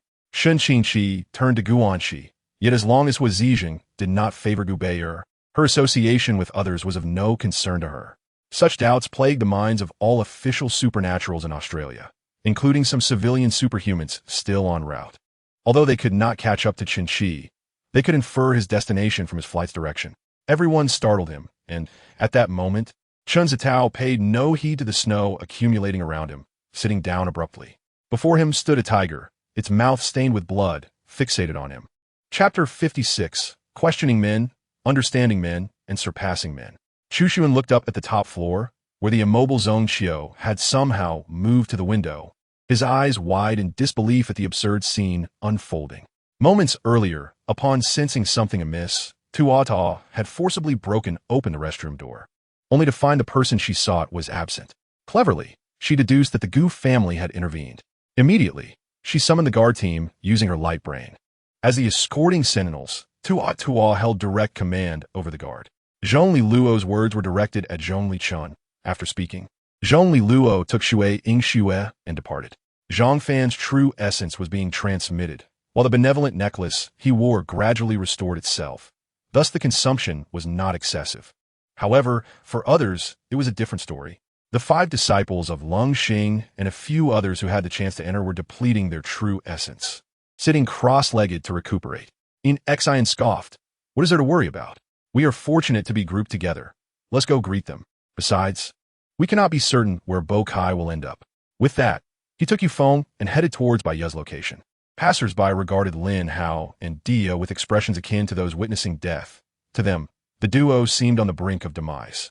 The surrounding structures, enveloped in this icy flame, gradually became as fragile as ashes. The walls could no longer support the weight of the buildings, collapsing into ruins. The houses built on a mountainside, after falling, tumbled downwards, crashing into the lower dwellings and causing even greater devastation. The third level of space, accessible only once every 90 days, with each visit lasting 9 days. Han Mo dismounted, tore open the envelope, and extracted the note within. Upon reading the words inscribed, his eyes darkened, his grip tightening as the neatly folded paper was crumpled into a ball, emanating a chilling aura. Starting the next day, Ji Chong was accompanied by San Yi Sheng to visit the Asking Heaven Hall daily to converse with Wu Yu for guidance, while Zhan Xiu followed his father's instructions to cultivate a closer relationship with the Ji. This was a battle belonging to the great saints, far beyond the reach of mere mortals. Yet by the time Nanqi arrived, it was already too late. Witnessing his master's fury, Nanqi silently prayed for the white deer, concealing himself within the night. What on earth is this? Chunyin exclaimed once more. During his initial encounter, he had inadvertently enveloped the 3 within, rendering their attacks utterly ineffective. Clearly, within the entirety of Heishui City, from high-ranking officials to ordinary citizens, the lottery was in high demand, with nearly everyone holding a ticket. Han Lai stared wide-eyed at Kong Shun. His eyes were narrow, the corners sharp, like the edge of a blade. Han Lai found herself ensnared in the depths of Kong Shun's gaze, unable to divert her attention. She was uncertain whether to trust the person before her, yet the faint fragrance of magnolia within the shop always brought her comfort. Just as Han Lai entertained this thought, she suddenly heard cheers erupting from the courtyard ahead. All right, I will call you. However, Luo, you must persevere. Once you learn to write, you can pen it yourself. This will be your secret, Zhao Yuan said with a smile. In the ruins of the ancient deities, Qin Yu is capable of subduing the ancient Tianpeng due to the divine power imprint. Chapter 57. Disputes with Fei Da. Observing his equally matched opponent ensnare themselves and eliminate their own chances, he could scarcely encapsulate his excitement with a mere word. Initially, upon receiving the news of Chu Xun's self-immolation during his exile, he disregarded everything to rush there. Through certain special channels and connections, he obtained a sample, the ash lying on the ground. Upon encountering the sample, disbelief washed over him. A living person had. Yi Xiao was one who defied heaven and earth, believing solely in his strength. Yet at this moment, he too made a wish. At that moment, the mournful melody of the flute began to play, wrapping around the audience like a wailing specter, as if a tragedy were imminent. Noticing that Li Yaotian seemed unwilling to cease his entanglement, Su Mo's expression hardened, and she ceased to be polite with him. In the absence of Li Yaotian's awareness, Su Mo swiftly twisted her arm, delivering a powerful elbow strike to his chest. The dancing fingertips left a trail of notes upon the piano, filling the entire venue, while Yi Chen seized a microphone at that moment. Su Feng munched on food while engaging in conversation, his mouth so full that he could hardly speak. Hai Lan stared wide-eyed, thinking that this scoundrel truly looked as if he had been starved for 3 days, as if released from prison. During the filming of that scene, Han Xiu had inquired with the 2 elders whether a stunt double should be used. At noon, Yi Xiao purchased a variety of dishes and brought Fan Ting, Chen Exile, and others to the grassland of the academy. The audacity of the Wang clan's Quan Hoba Yizhen had much to do with her mother, the Empress. Luo Sha was a mysterious figure, yet someone managed to leak his photograph. Hai Lan pondered whether the one initiating the rankings was Luo Sha. The night in the capital was not noisy. Upon exiting the gates of CCTV, Yi Chen gazed at the stars outside, a faint smile gracing his lips. However, the material reserves at the Lingmu planet base were woefully inadequate. Should they send supplies immediately, Secretary Roski would undoubtedly harbor concerns. Did your parents never teach you not to touch other people's belongings? Lin Qingshu fixed her gaze upon her, her expression devoid of emotion as she uttered a few words. What are we talking about? Gu Genie's emotionless voice pierced through the night, disrupting the atmosphere. This year's Charity Gala's theme was Reboot. As per tradition, those who successfully bid on items were required to take the stage and deliver official remarks. Her skin had turned yellow, and she had gradually lost weight. Her once smooth hair had become dry, falling out in strands with each tremor of her body. Lu Yuan's nonsensical claims about a so-called Huang Tian Shunjiang were baseless. He merely gambled that Zhang Jiao would not place complete trust in these generals. Even if they were his own disciples, he would undoubtedly hold back a hand. Previously, he had already been intimidated by Lu Yuan's formidable physique. At that moment, Lu Yuan summoned a hint of the ancestral might from his bloodline, causing Zhang Baike to be momentarily stunned. Li Leoi had always prided himself on the Ma-Yi bloodline, yet for the first time he felt constrained by it. Once awakened, one's abilities manifested as if innate, allowing for a meteoric rise. There was no notion of inadequacy in skill. The Great Witch's essence did not aim to eliminate Lu Yuan. It seemed merely dissatisfied with his unwillingness to advance. Thus, when Lu Yuan could bear it no longer, the infusion ceased. Li Fengyu paused, yet ultimately acquiesced to her request, his raven-like lashes casting shadows over his profound gaze. Li Fengyu, as still as a meditative monk, remained motionless. Zhao Zizha answered the call, and the conversation between the father-in-law and son-in-law flowed freely across distances, continuing for a while until Wu Xiao signaled for him to return the phone to Zhao Ziwei. After thorough examination, Lucan estimated that these few pieces of jewelry likely originated from the same lapis lazuli stone, with negligible quality differences. Regardless of how much time had passed, Chao Ji's magnetic voice and handsome visage still stirred Li Jinger's heart. Chapter 58. Caught eavesdropping and exposed. Indeed it was you. Everyone has their own family and friends, their own attachments. Just like in a past life, Chu Xun had not yet fallen out with Xie Feier. She could invest herself for her ideals, even risking everything for Xie Feier, yet she would never sacrifice him for her ambitions or any personal gain. The two individuals passionately expressing their opinions were oblivious to the fact that their conversation inside the magnetic levitation airship was being overheard. Is that so? I fear I may disappoint Boss Gao. If you do not pay tomorrow, I will set up a morning hall outside your clinic. 1 million. Will you pay or not? Chin Duo always follow through. The voice sneered. This time, Fiora's visit was merely to establish an intention. Ultimately, the Western Qin still lacked the capacity to mass-produce finished weapons and armor. They had merely forged a few samples from iron. However, upon witnessing the terror of the thunderous calamity, those present dared not approach too closely for fear of being ensnared. When enemies meet, they inevitably seek to gauge each other's strength. Shen Qingwu observed her awkward demeanor with a faint smile, gracefully regarding the glistening bracelet adorning her wrist. Nonsense. The Western Qin had only recently achieved their current situation. While luck played a part in seizing Belfort, if the Western Qin had not previously instilled fear in Burgundy, there would have been no subsequent fortune. After uttering this, he felt as if he were in a daze. For scholars like them, the ultimate goal of the imperial examination, the top scholar, seemed so distant and unattainable. Upon her arrival, Shen Qingwu settled into the elegant room on the second floor, which had always remained vacant. From this vantage point, she could oversee the entire establishment. 3. Miscellaneous studies. Militias may learn all non-specialized occupational skills and utilize any type of equipment. In a direct confrontation, Yin Huang might not be able to defeat the reincarnated Uchiha Madara, and it was likely that no one could, but his current mission was merely to escape. Thus he need not engage Madara head-on. For his capabilities, this task was more than sufficient. It merely depended on the time taken. After a long while, they quietly regarded one another. Minutes later, everyone outside the flames gazed in astonishment at the two figures soaring into the sky. The approaching members of the Bai Mu clan, upon witnessing Lin Yi's fierce techniques, were evidently wary. Yet facing Lin Yi's onslaught, they had no choice but to advance. Exchanging glances, several charged towards Lin Yi. The others did not dare to be negligent, seizing their brief respite. Those drinking water drank, those taking medicine took their medication, and those resting rested, all proceeding in an orderly fashion. Li Xiaoyi did not hesitate, knowing he had made the right gamble. and his body shot forth like lightning. Even though there appeared to be nothing there, he still struck the air with a punch. Although Luan Ro and Yin possessed cultivation at the 9th level of the Upper Clear Realm, they paled in comparison to the current Chu Xun and Junhui.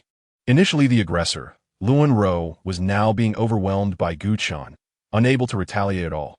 Yin fared similarly. Had Junhui not shown her mercy, she would have been as disheveled as her senior sister.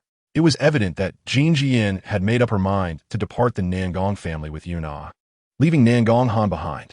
His gaze wandered over her, ultimately resting upon her pair of large, glistening black eyes. However, the noble deed he referred to could not possibly pertain to her having scraped her ear, could it? Yet Long Yin furrowed her brow in confusion, unable to grasp what he was so curious about. Chapter 59. The Secret in the Grand Lady's Mental Imagery. The meeting with the Grand Lady was scheduled for June 4th. Chu Xun purchased some gift from Xing Tao and delivered them to the villa's entrance in just over an hour. She scheduled both consolation visits for the morning, intending to visit the Grand Lady and the Grand Commander with Field in the afternoon. To Chu Xun's surprise, the meeting venue was not within the Black Tower, but the most renowned sanatorium on Tianshu Star. Inside the magnetic levitation airship, the girl possessed a delicate and petite figure, resembling a meticulously crafted porcelain doll. Flawless in every aspect.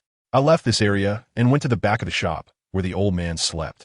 Although I could have rested in the armchair outside, it was in the hall, and, despite the lack of visitors, it would be quite awkward if a guest happened to see me asleep there.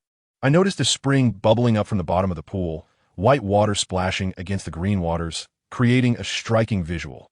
That night, Yi Xiao and Hong Li exchanged knowing glances, both fully aware that braving death to meet Ling Yin was to repay the favor owed to them by the prince who once saved their lives.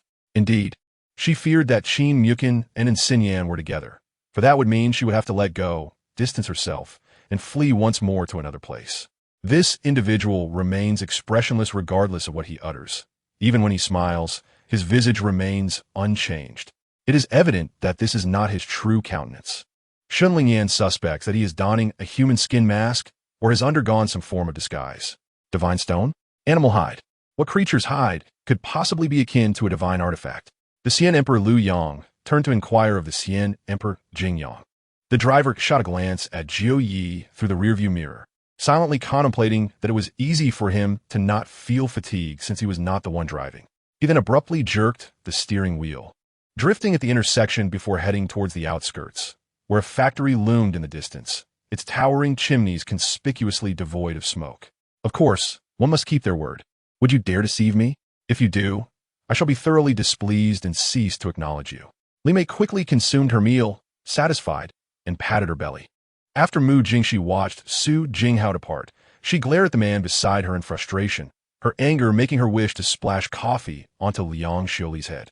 He then utilized an outer sect disciple's insignia to emit a beam of white light, retrieving the jade slip into his possession. He examined it closely several times, his heart swelling with joy, excitement evident on his face. In a brief moment, the well-prepared hotel staff began to serve a plethora of exquisite delicacies to each table. Li Zhao Yuan ceased his incantation, stabilizing his breath, nodding in satisfaction. He noticed that the yin-yang crystal taiji diagram in his dantian was no longer as loose as before. It had become more compact and orderly. The yin-yang crystal more solidified. Tears rolled down like droplets of warmth into Liang Lingfeng's palm. He suddenly realized that each tear seemed exceptionally heavy, akin to precious pearls. If I still possessed a physical form, could I possibly fear such trivial matters? Xiao Su and Yu Yang had not lingered long. Yet their manner of speaking had evidently been influenced. Before long, the young man's previously handsome face became bruised and battered. Had it not been for the familiarity of his voice, he would have been unrecognizable. In a scenario where the total food and water was limited, the greed of some adventurers led to others going an entire day without sustenance, exacerbating the animosity among them. Adventurers from different rooms met in silence, many brandishing weapons against one another. My dear brother, I sincerely apologize for my earlier misunderstanding of the situation. Jin He Yuan was not one to lack awareness. Knowing that Liang Lingfeng might be a pivotal point, he mustered the courage to seek his forgiveness, which would likely ease subsequent matters. Chapter 60. It has been a long time since Chu Xun was seen. However, Fei Erna's mental landscape had descended into darkness, and prior to the spirit's demise. The guide attempted to enter her mental realm for healing. Yet, as the spirit weakened, the light within the mental landscape dimmed until it became utterly black upon the spirit's death. Subsequently, ordinary guides could no longer enter Fei Na's mental realm. Even high-level guides, upon entering, would find themselves ensnared by the pervasive darkness. How long will it take to heal these injured souls? Wu Wei inquired of the nearby Mubai. Hereditary? Might that be a tad excessive? Zhang Yuqian modestly remarked. Yet internally, he felt that Zhu Yijun was indeed reasonable. Zhang Xiaofeng observed the divine beast Zhu Ke, now before her resembling a child who had misbehaved, lacking any semblance of the majestic, golden, immortal, five-layered being she was. With a half-smile, she continued speaking. Wang Kaixian paused, feeling uncomfortable being commanded by a mere girl. But for the sake of that rabbit, he had no choice but to obediently rise to fetch water. With this foundation of emotion, Chun Ao thought that as long as Zhao Ling admitted her fault and adopted a more agreeable attitude, he would overlook the matter. Iniesta's movements were the epitome of synergy, their cooperation far surpassing that of others. Zhang Yuanhang realized that his desires were numerous. Thus, he calmed himself to ascertain his most urgent need. Due to its high latitude, the sun lazily ascended the sky only after 9, and by 4 in the afternoon, darkness had already enveloped the heavens. Players, being modern individuals, lacked the habit of hoarding treasures, and with their own spatial compartments, they found it safer to remain within their packs. The king's words revealed numerous secrets. He too was a reborn individual from the future. Atop the northern peak, surrounded by thousands of plum trees, a finely crafted octagonal pavilion stood near a mountain stream by the cliff's edge. During the spring and summer thaw, the waterfall cascaded down, the gentle flow of water winding around the pavilion. Earlier, they had noticed that this foreign girl seemed to be a family's maid, although labeled as such. She bore no resemblance to one, often adopting an aloof demeanor. Yinshi, this child is indeed difficult to locate, as she is truly obscure. When something occurs, people tend to seek out the Yao or Xiang families.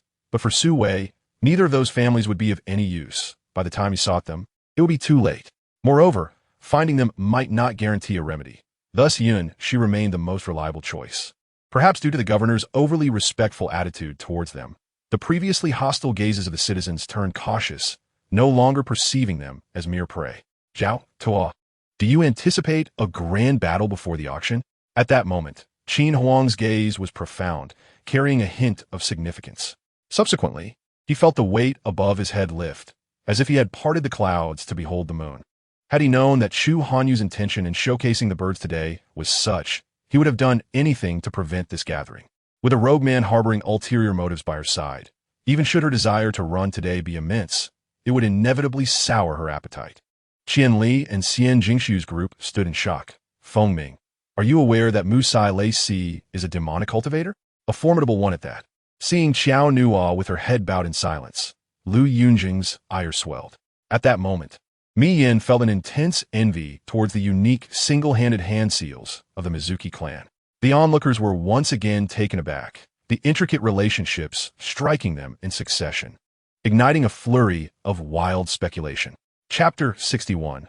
The ethereal beauty of the merfolk, indistinguishable in gender. Chu Xun sensed a sudden breath behind her. The disparity in power left her immobilized under the weight of the opponent's mental energy. A chilling hand reached from behind towards her face. The damp, cold hand rested upon her cheek, enveloping her in a familiar sensation. As the man's hand pressed backward, she stumbled a couple of steps, her back colliding with a solid embrace. Comply with me, or they shall perish. She belatedly realized that it was not merely a matter of refusal. She must extend an invitation, or her conscience would be troubled. Let us do this. I shall owe you, and when I find the time, I will repay. Lin Hong smiled as she spoke. Grandmother, I have erred, but there are reasons for this. Grandmother, this is my new friend, Tian Tian. Mo introduced her to Lan Yuer. Look ahead. This place is not suited for you. Once you find what belongs to you, you'll no longer feel regret. Yixin spoke softly. Pei Yun felt enveloped in an icy chill, paralyzed with fear, a bone-deep coldness enveloping him entirely. Qian Daizhong, what are you doing striking my grandson's head? You are nearly going to knock him senseless. Can you afford to compensate for that? The elderly lady protested loudly. Enough. Cease the pretense. Are you not merely afraid that I shall urge you to marry sooner? Zhong, Elon chided. Yi Kai-chung knew that Gao Lingyun must have discovered his current whereabouts at Uncle Tai's and was now calling to reprimand him. What is a mop? What does it mean? Chun Yi-sun was perplexed, utterly confused by this term from Li Lin Lang. Luo Xian's lips twitched slightly when she had consumed 3 pieces of birthday cake and 2 plates of rice. Here, flying is impossible. Xiao Fan ascends the mountains step by step, encountering no hindrances or attacks along the way, as if the venomous creatures and ferocious beasts of the mountain have vanished, leaving not even Nan behind. Xiao Shu He's expression appears quite unfriendly, his exquisitely chiseled features adorned with a cold demeanor that exudes an unmistakable aura of dominance. Intuition tells Ruan Yi that they are destined for a grim fate. Chun Zai's countenance remains unchanged as the vital energy within him surges forth, transforming into countless blades of energy that whirl frantically around him, akin to a high-speed meat grinder. The power of the 3 divine pills within him is fully unleashed, as he stands among the 8 prodigies of the Western Zhou dynasty. How peculiar! Luo Xn stand by the riverbank, watching the vast waters surge, as if something within him is also stirring. It can be said that Chun Shu speaks as he thinks, for he has no immediate plans for investment in this regard, nor does he possess ample funds for such endeavors. Meng Xinyan had long been mentally prepared for this, and Jiang Xiao had also steeled herself. Now it remains to be seen how Meng Xinyan can persuade the higher-ups to allow him to participate in this mission. However, they cannot shake off the weight in their hearts. This is merely the first, with still 20 to 30 formidable opponents remaining. Chapter 62, First Temptation, then Threat Father. I am here. On the other end, Yu Manli waves a red scarf as she rushes towards Yu. However, arranging for Lu Fangfei is the most perilous aspect of the entire process, as Chun Chu must personally intervene. Chun Yidong glanced at her, as if he had something to say, yet ultimately remained silent, merely nodding gently before signaling a turn to the left. When this decision was made years ago, many could not comprehend it, and some even became a laughingstock due to the initial lack of results. You must have recently started working here. You may not know that room has always been mine. Bring your manager out, the man stated. Taking a deep breath, he felt an overwhelming surge within, the first impulse to immerse himself in a game. Previous employees, striving for performance and results in other companies, racked their brains to devise various monetization strategies, only to find themselves transformed upon arriving at Bilibili. This is common knowledge. It is impossible to complete repairs in just 2 days. He had clearly informed him that the principles of the teleportation array were somewhat understood, yet did not claim to have fully grasped the intricacies of the teleportation array's design. Although the Rudi Dao guards did not retaliate with curses, the slowly descending garments were enough to humiliate Pu Xianba Yin profoundly, causing him to tremble with rage, his eyes reddening. Chen Guolu sternly instructed Gong Yi to thoroughly investigate Lu Fu to avoid being detected by the people from Qing Shandian. If Dong Zai and his companions were to attack Mu Yu Dai at this moment, they could easily eliminate her and then join forces against you. They have already agreed not to lay a hand on Mu Yu Dai. What more do you desire? Gu Ling spoke without reservation. Early the next morning, Zhang Heng rose early, the dawn barely breaking, around 5 o'clock. Lu Qingzhou hesitated for a moment, but then followed Chang and to sit on 2 nearby wooden blocks. According to what Dian Qing himself stated, his current cultivation level is that of a 1-star martial sovereign. Yet even 7 or 8-star martial sovereigns would find it difficult to harm him in terms of pure defensive capability. Instead, an eerie blue, ghostly fire erupted from his wound, while damage values of 1,000 per second continuously emanated from the head of his steed. A radiant smile appeared on Zhang Heng's face as he discovered a basic capsule in the shop, requiring only 100 points to obtain. Listening to the conversation between the two, Lin Qing raised her head high, resembling a proud swan. Now that Xiu Song, he has embarrassed himself enough. He slowly spoke again. I say this one truly possesses the bloodline of the Zhu family. It cannot be mistaken. Ultimately, Chen Mei Chia gave the money to LVCI Chiao, for Yi Ming observed that whenever Chun Mei Chia encountered him, she would lower her head, resembling a mouse facing a cat. It appears that LVCI Chiao holds more significance in her heart than anyone else, even surpassing her own dignity and self-worth. Just as she was smiling, suddenly Luo Yi Shue's hands around her neck tightened, as if she intended to strangle Luo Che. I can hardly believe it, Ilian exclaimed, turning to the right to look Yet after a moment of searching, she found no trace of the figure that Yanlan had mentioned. Casting a puzzled glance back at Yanlan. In this moment, Fang Zhongjin is exceedingly vulnerable. If someone harbors ill intentions, he could be easily slain. He approached Lu Ziling, and before she could react, he embraced her tightly. The Ascension Passage may indeed be the means to leave this realm. Guyu suddenly realized he had no grounds to oppose Ming Ji's activation of the Qi Yu axe with the Fushi Qin, especially since Ming Ji's request had been readily accepted. Master, the elders immediately extended their hands to support Zhong Exin, sensing that something was amiss with his condition. Uncertain whether he had been injured or not, two shrouded assassins continued to assault him, and Guyu, with no time to evade, felt his unsheathed sword tremble, which he drew directly from its sheath, crafting a dazzling arc before him, piercing toward his rear with an exceedingly cunning maneuver.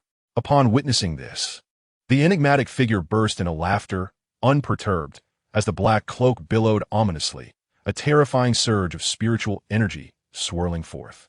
Seated on a park bench, Saitama suddenly froze, sensing an inexplicable force attempting to draw him away.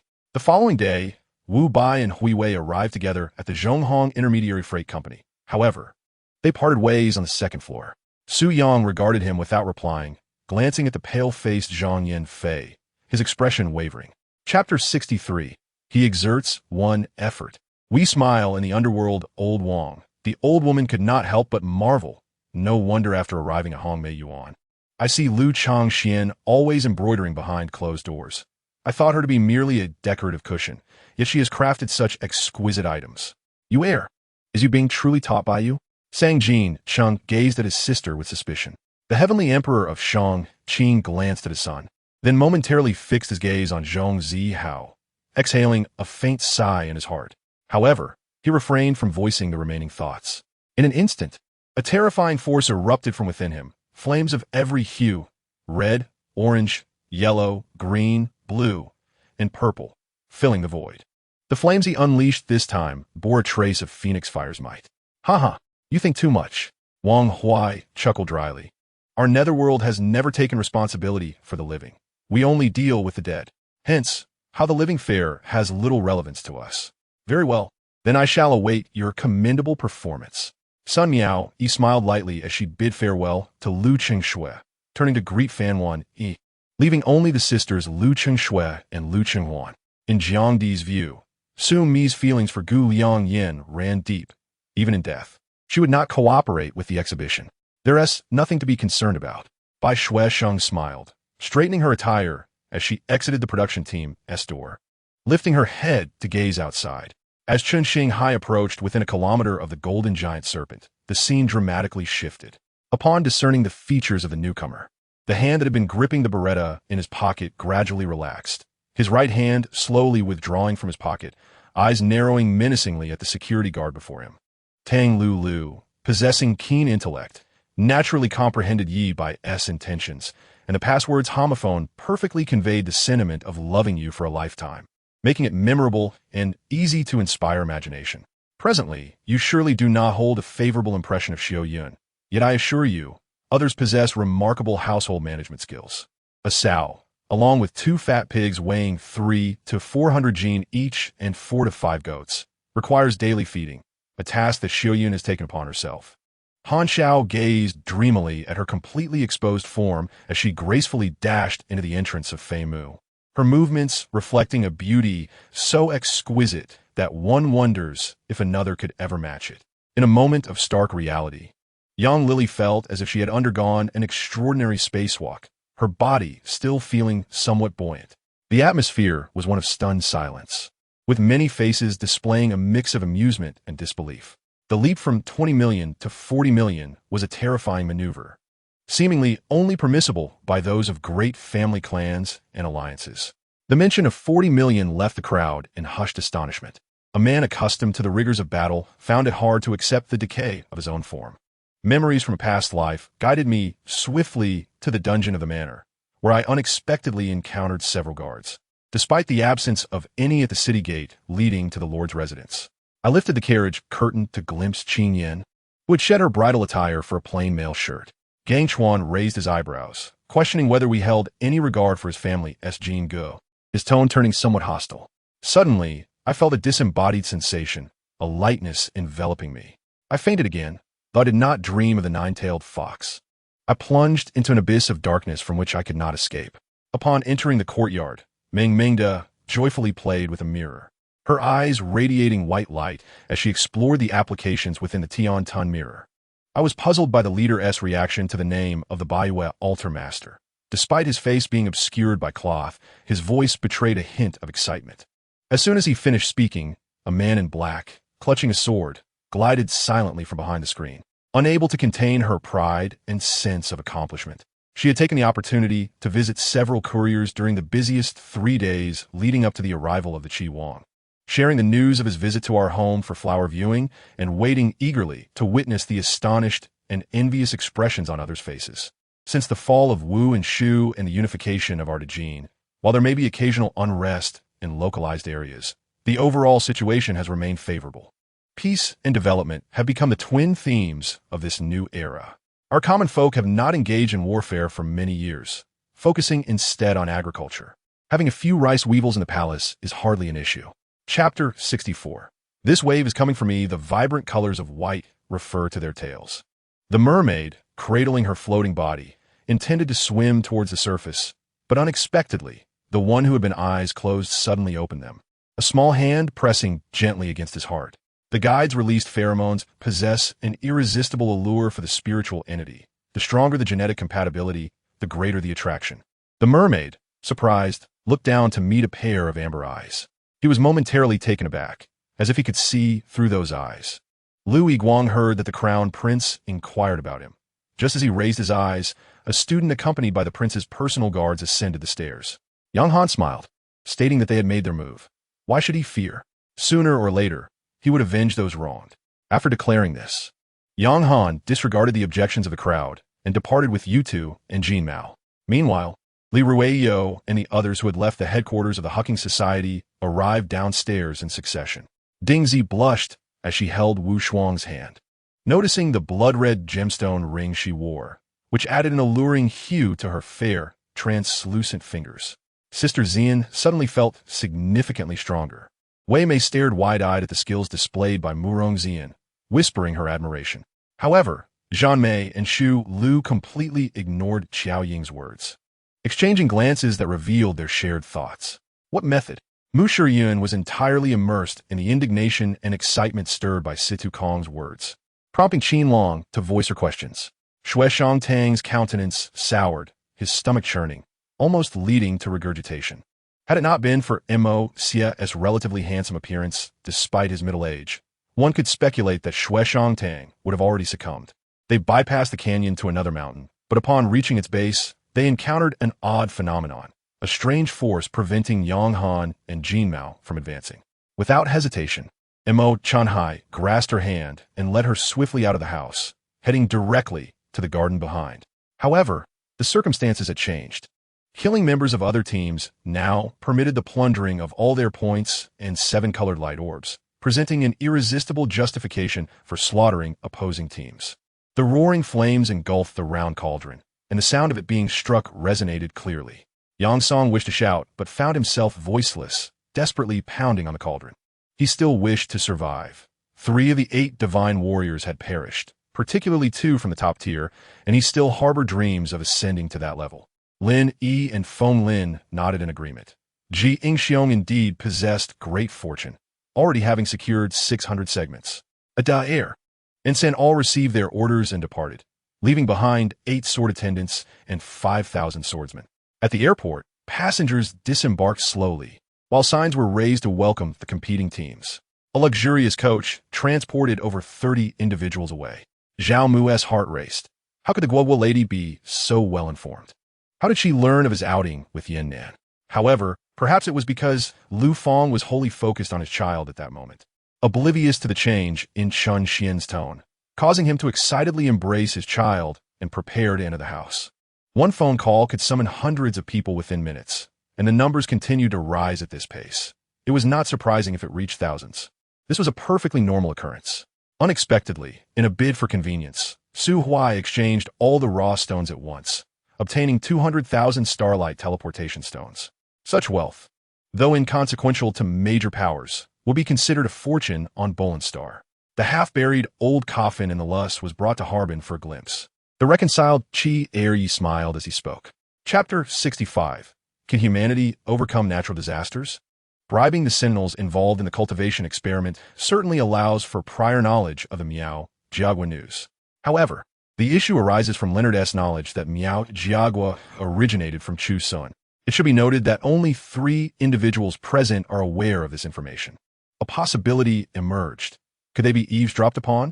The commander suddenly recalled the recent incident where Clinton's guide was attacked by a robotic butler. How strange it felt that there might be a connection between these 2 events.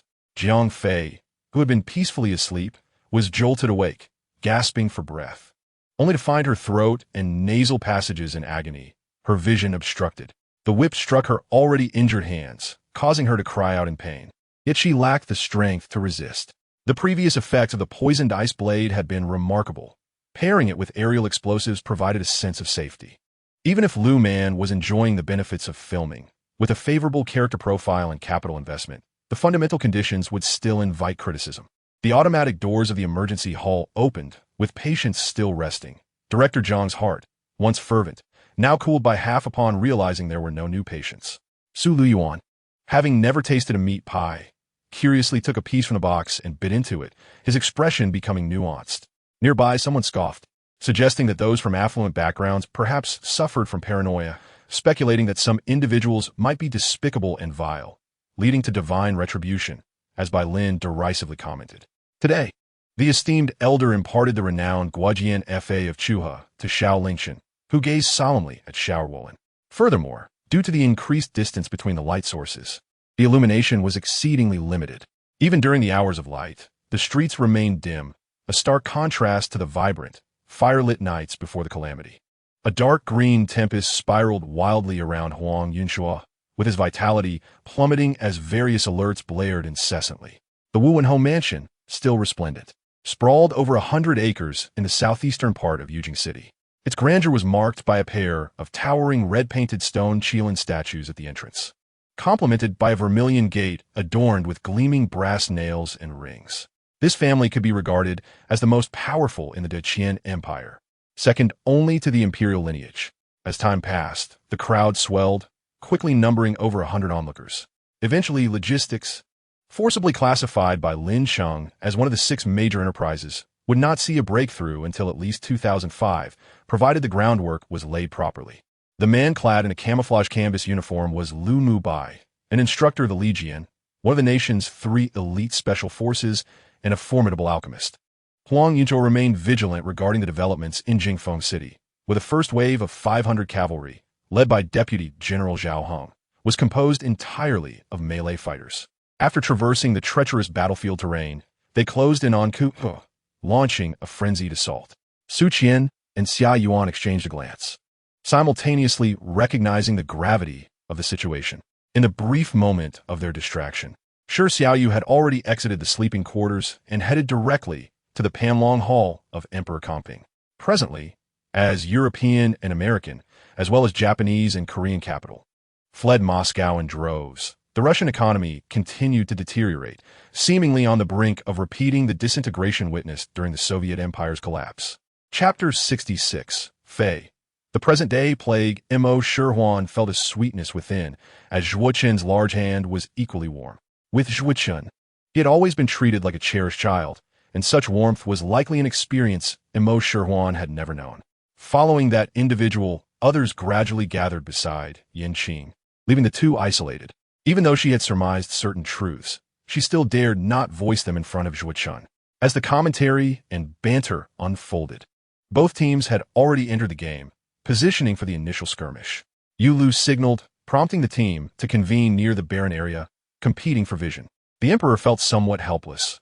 Although Qing Ganjing indeed possessed an equipment advantage, the question remained, what justified such ferocity when one should fear the jungler?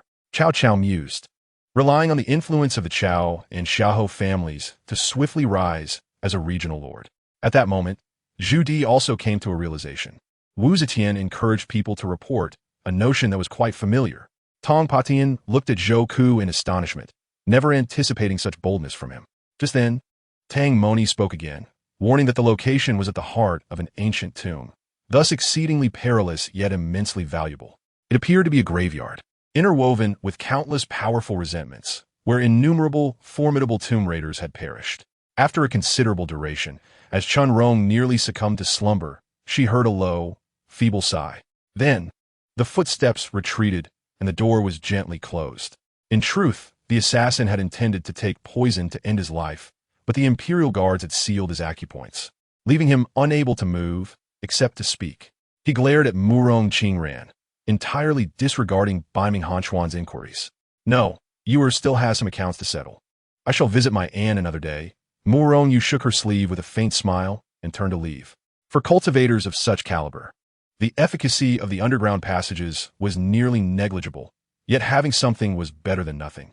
The meal was visually unappetizing. Ultimately, the culinary connoisseur set down his soup spoon, crossed his arms, and resumed his previous lofty demeanor, chin raised, making a haughty conclusion. At that moment, the sky and ground were filled with the cries of the enemy, and had it not been for their resolute spirits, their morale would have been utterly extinguished.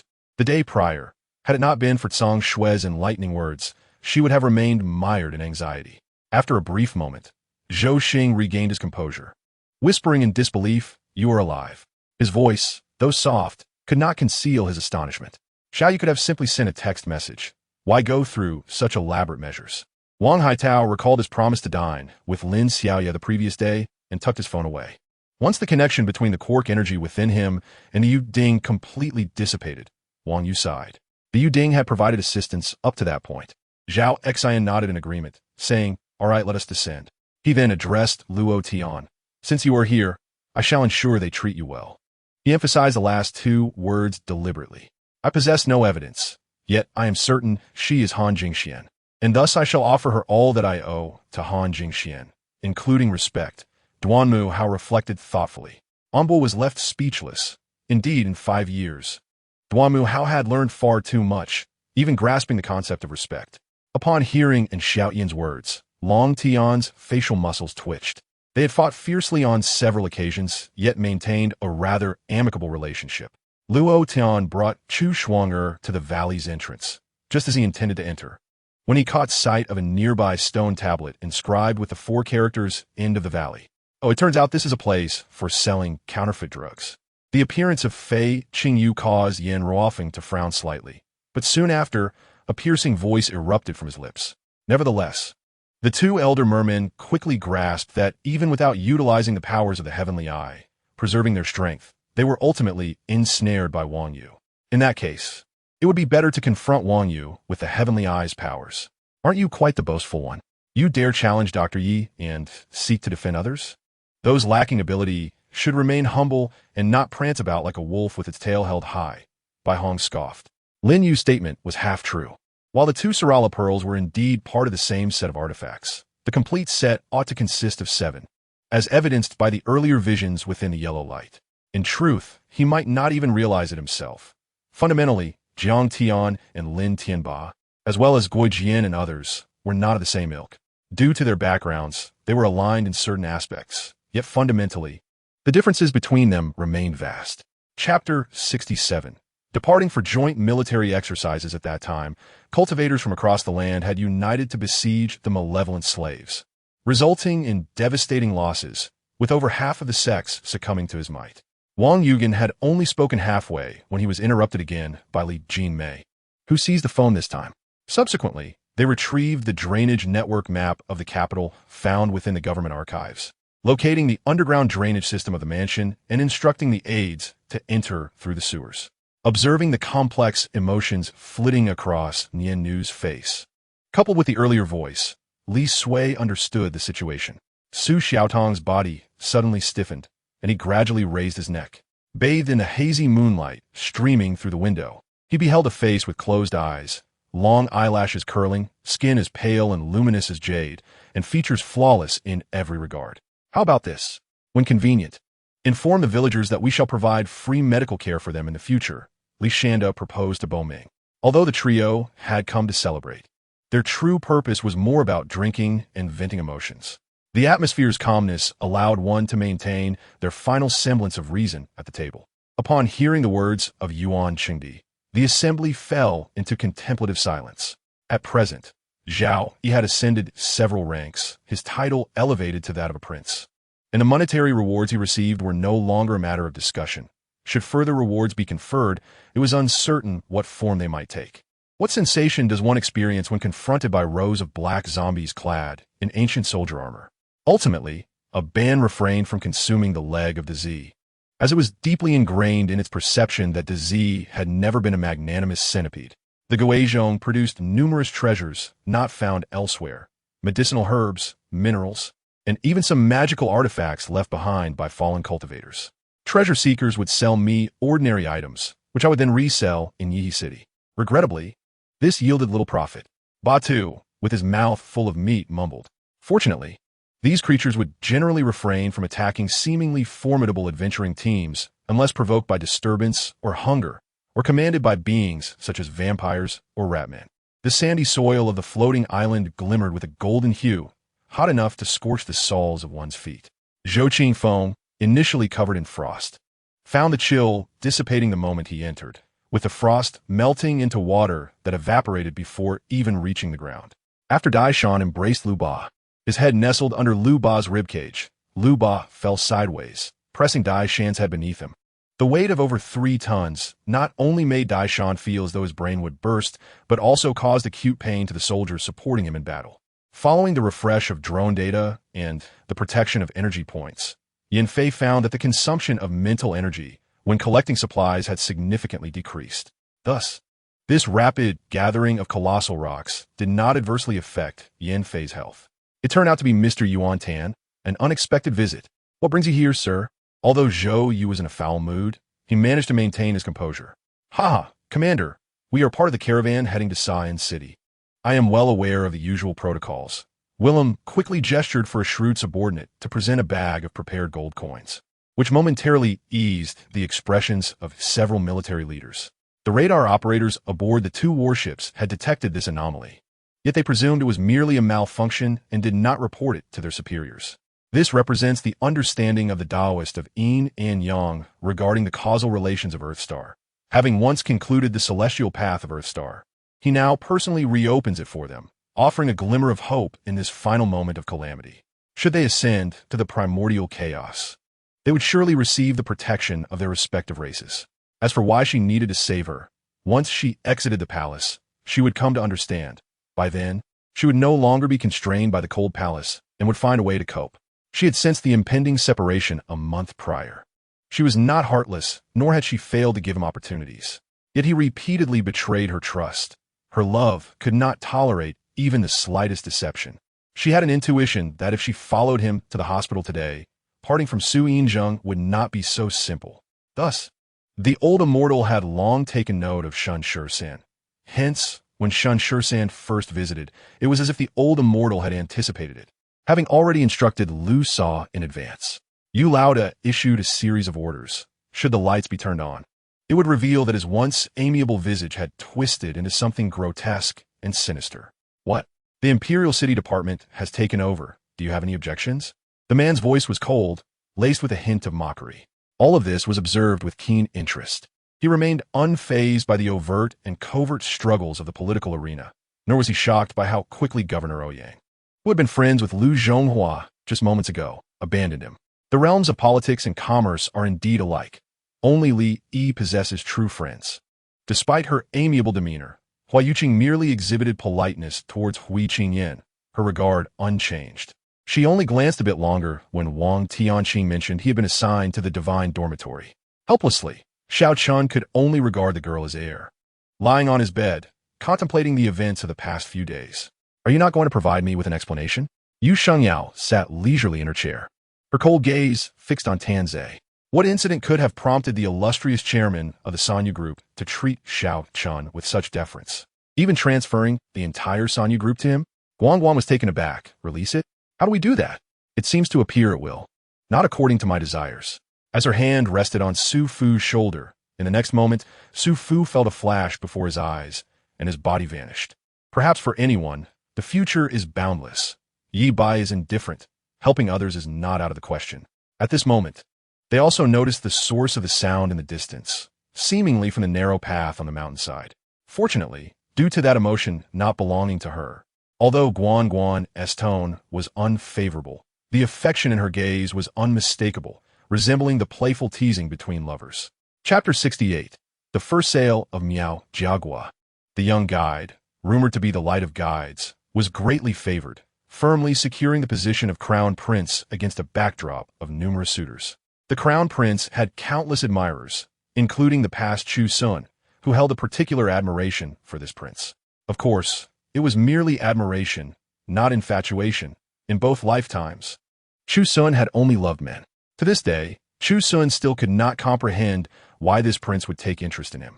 Could it simply be due to his affinity for Duke Rose? That seemed implausible. Sun Jihua's change of heart allowed Wu Shaoqian to secretly breathe a sigh of relief. She harbored great affection for Chun Hao, who was handsome, skilled in agriculture and medicine, and was intent on developing Funyo Mountain, all of which made Wu Shaoqian admire him deeply and wish to draw closer. However, Sun Jihua's sudden revelation of this affection left her feeling too bashful. At this moment, only Gu Qingxing, the leader of the Nine Peaks sect and elder by Mingxin, remained within Lingxin Palace. Ha! Timao chuckled at himself, amused that the young hero he admired held such simplistic thoughts. At this juncture, I shall not speak falsehoods. The events preceding this moment have rendered me a complete coward. Under the night sky, the foremost of the four great holy monks, Ti Sa, finally revealed himself. Lu Xiaojun, burdened with this feeling of frustration, drove to the entrance of a large building, rolled down his window, and presented an identification card to the security guard. In response to Xiao Xian's sharp words, Bai Haotong's expression twitched slightly. Utilizing his palm as a blade, he thrust forward, only to be met by Xiao Xian's sword, and the two soon engaged in combat. Remembering Xiao Fei's imposing presence during his expedition to Japan, they began to worry, fearing that Xiao Fei might unleash chaos upon Huaxia if dissatisfied. They contemplated whether to support Xiao Fei or the nation. The responsibility of ancient martial artists is to protect their homeland. Even if they all banded together, it would merely lead to their demise. Does young Master Yi disdain me? Or is it that I am not beautiful enough? Yuehua, upon hearing Yi Wudao's rejection, appeared somewhat disheartened. Why had they not launched an immediate attack? Or were they lurking in Li Jiaduan for? Did they intend to strike only when we approached? This junior general was quite displeased with Vice Commander Zhou's actions. Could this be a trace left by one of the three Dragon Emperors? Chen Feng could not help but speculate. The rain continued to pour heavily, cascading downwards as Simon, seated on his motorcycle, quickly glanced at the dejectedly beautiful face before him. A slight smile tugged at his lips as he looked up at the darkened sky, allowing the rain to drench his handsome visage. Is that so? Cheng Daolong took a bold step forward, materializing a large bell in his hand, embodying the martial will of Cheng Daolong, the Tianxin bell. Not only did it remove the poisonous layer from his face, but it also restored his delicate skin to a tender, fair, and radiant state, akin to a peeled egg. It exuded an alluring hue, appearing even better than her previous complexion. What is there to fear? While it is undoubtedly crucial to master one's emotions and plan one's life, should we not seize the opportunity to embrace greater happiness, given that heaven has allowed us to be reborn? Should we not aspire to a more splendid existence? On this day, I find myself unable to sleep, having turned my surroundings upside down in search of Xianzheng, yet his whereabouts remain a mystery. No one knows where he has gone, and it is not inconceivable that he may have fled. After all, he did not inform me of his intentions. And under these adverse circumstances, my heart grows increasingly restless. However, according to the words of this lowly agent, there seems to be no falsehood in his information. It is challenging to glean the whereabouts of Luffy and his crew from such a secretive organization. Perhaps Luffy has merely engaged in combat with the organization that poses as bounty hunters on the surface. Chapter 69.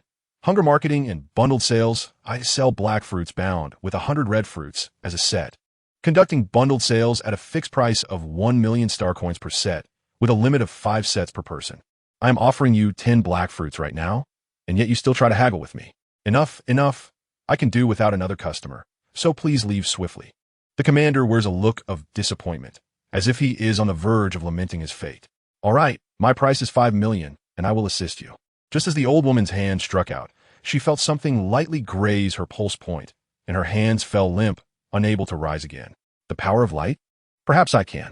Upon hearing Lin Chang's words, Anna immediately approached. Though the monstrous creature, towering dozens of meters above her, was a stark contrast to her diminutive height of less than 2 meters. Engaged in the battle was a monk clad in pale blue robes, his complexion rosy, with long, snow-white eyebrows gracefully cascading to his ears, exuding a benevolent aura. Instructor Jiez greeted me warmly, introducing himself as Zhang Xiaofei. Upon reaching Jiez, Qing Ming introduced himself. "Hello, Teacher Zhang. I apologize for last night's incident." Jiez recalled the terrifying aura from the previous night upon recognizing Qing Ming, instinctively offering an apology. Just then, a cry caused Xiandu to pause, startling Zhun Yuanzi, Qi Sha, and the others. 7 days later, with everything in readiness and his body in peak condition, Zheng Zhong prepared to attempt a breakthrough. However, the current situation suggests that these two individuals may not be capable of confronting the demon ape. Yet, it is difficult to say, as they appear to have some hidden trump cards. Otherwise, they would have fled long ago. In the end, Jenny remained unconvinced and specifically changed into a fresh outfit before daring to contact Huarun and gather her teammates. The forest fell silent once more, as the warm spring sunlight filtered through the dense bamboo leaves, casting dappled patterns on her serene face. A wild rabbit, oblivious to the lurking danger in the tranquil woods, leisurely nibbled on the tender grass recently unearthed. A flat, disc-shaped flying object appeared before me, its bright body reflecting the surrounding light, speckled with oil stains, while several researchers leaned over it, engrossed in their work. Although the Chimei battle attire revealed some skin, it was an exceptional mid-grade spiritual artifact, rare in a century. And its aesthetically pleasing design, despite being armor, was remarkably comfortable, making it her favorite. The ambushed soldiers in the woods were momentarily stunned, having taken down 2 foes, and panic swiftly set in as they realized the woods were perilous. Just then, they spotted a nearby earthen tomb and rushed towards it.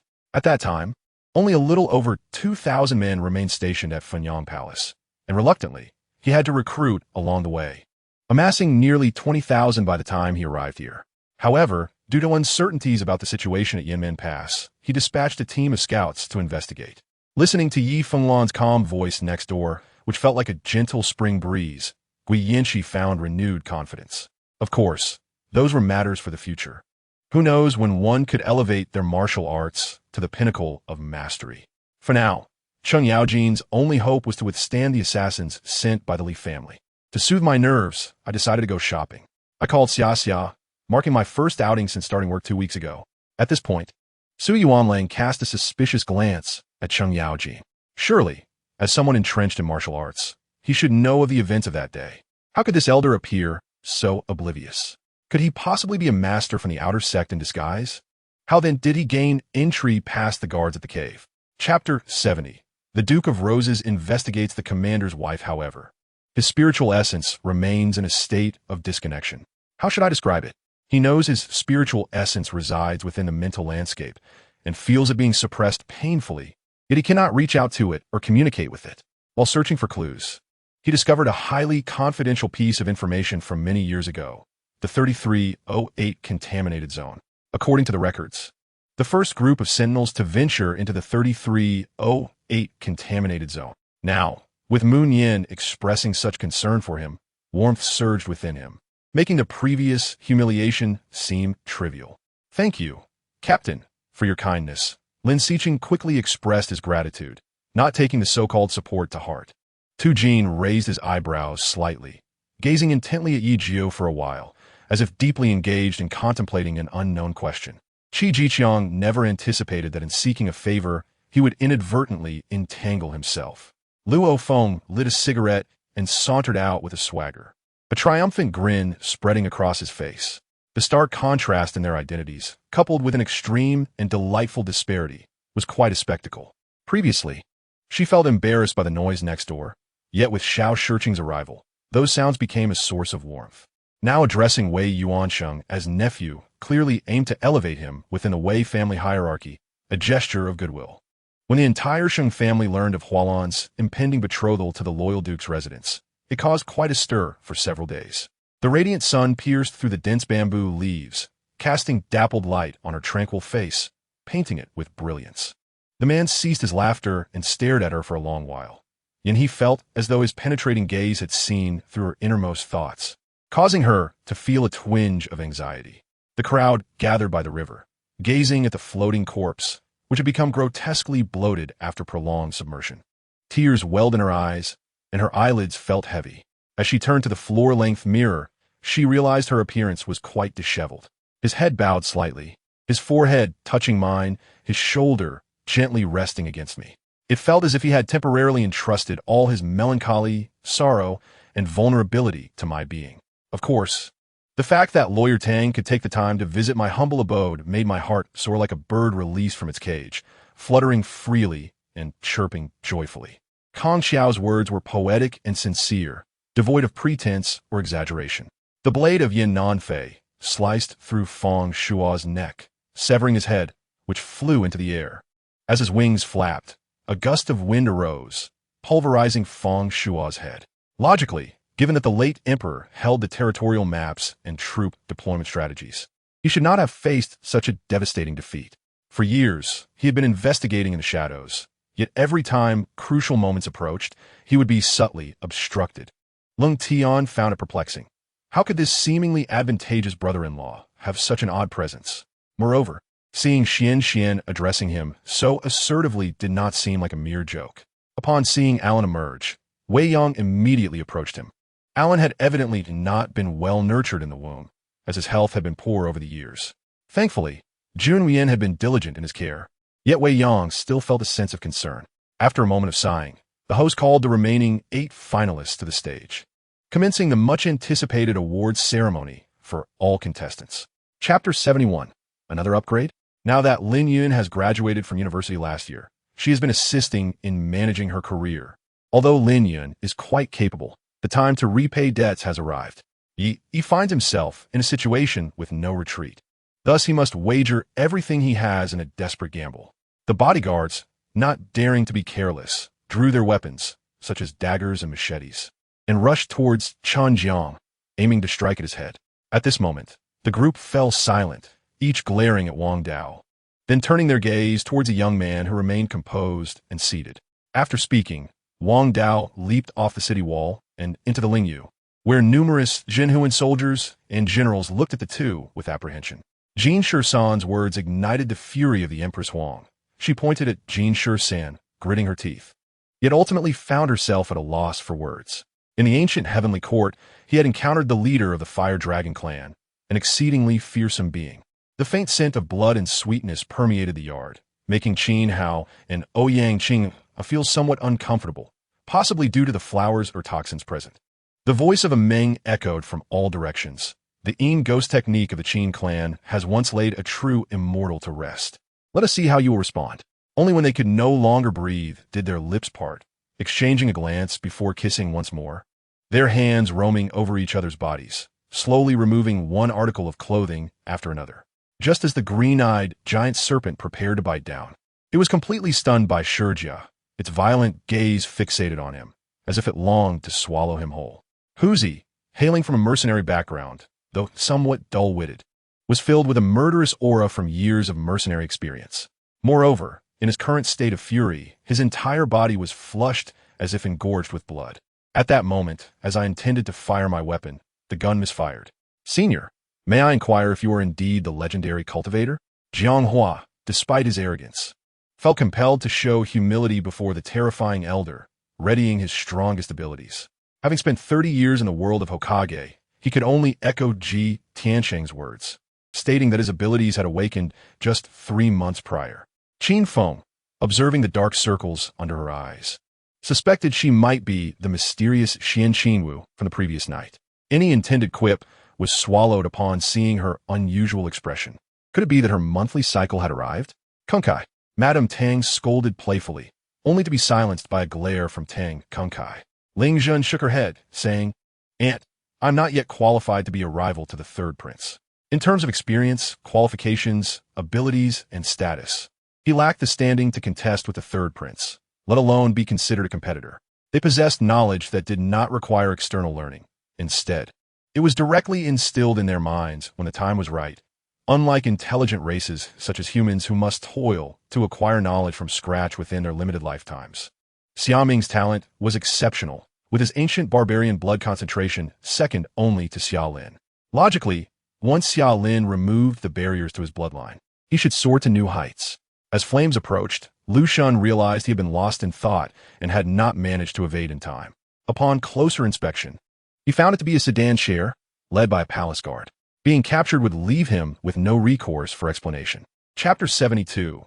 The painful past of the guide. It seemed the opponent had been waiting for a long time, launching an all-out assault that struck like thunder. Tang Feng was inwardly astonished. These ambushers were no lesser than Ming Xian and were well-equipped. However, Tang Chun searched the Moonlight Forest where Li Laotu was most likely to be found, but unfortunately found no trace. Regarding these works, Mo Gu and Lao Su had discussed them extensively in interviews, and Wang Ming found it quite manageable. Gazing at the calf macchiato before him, Ling Yun's expression hardened as he waved his hand, summoning 6 beams of light that sliced through the sky and landed before him. Yet, locating the ironclad rhinoceros in a crowd was no easy feat, true master. What is this? Wuge Shidao looked at Chong Gongzhan Shi in astonishment. In the past, Linya would never have contemplated such a question, as having children was entirely foreign to her world. Yet now, a vision of a child calling her mother filled her mind, warm and sweet.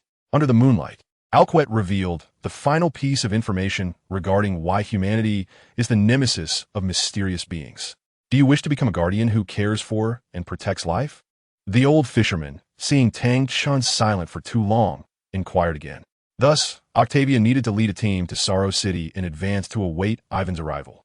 All of this left me feeling perplexed, and I pondered why he would still wish to monitor me. What could his true intentions be?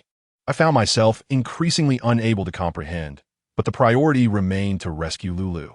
Fortunately, he did not follow his father's path of stubbornness or tread down a self-destructive road. Han Fu, a mere commoner, does he seek to plunge the world into chaos?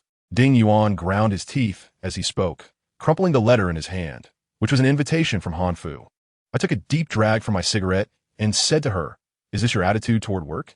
Treating guests like this, soaking their clothes and laughing without care? Tai Jian, are you all right?" Ao Air, still somewhat loyal, approached Tai Jian and helped him up with his uninjured arm as they moved forward together. This situation forced Di Hao to merely observe from the outside. His precious Linglong pagoda, held for countless years, was suddenly taken by Huang Jinxian, causing him to glare at the immortal with fury. After all, the Fat Lord had also mingled in the immortal realm, and he thought, "You'd better watch out." "Ha! Are you threatening me? With just your numbers, I do not regard you at all." I laughed triumphantly, extending my finger to shake off the ash from the cigarette, but letting it fall onto the black man. Li Jiayu took the evidence bag, labeled it for Jiang Ruiheng, and then moved the emergency light closer.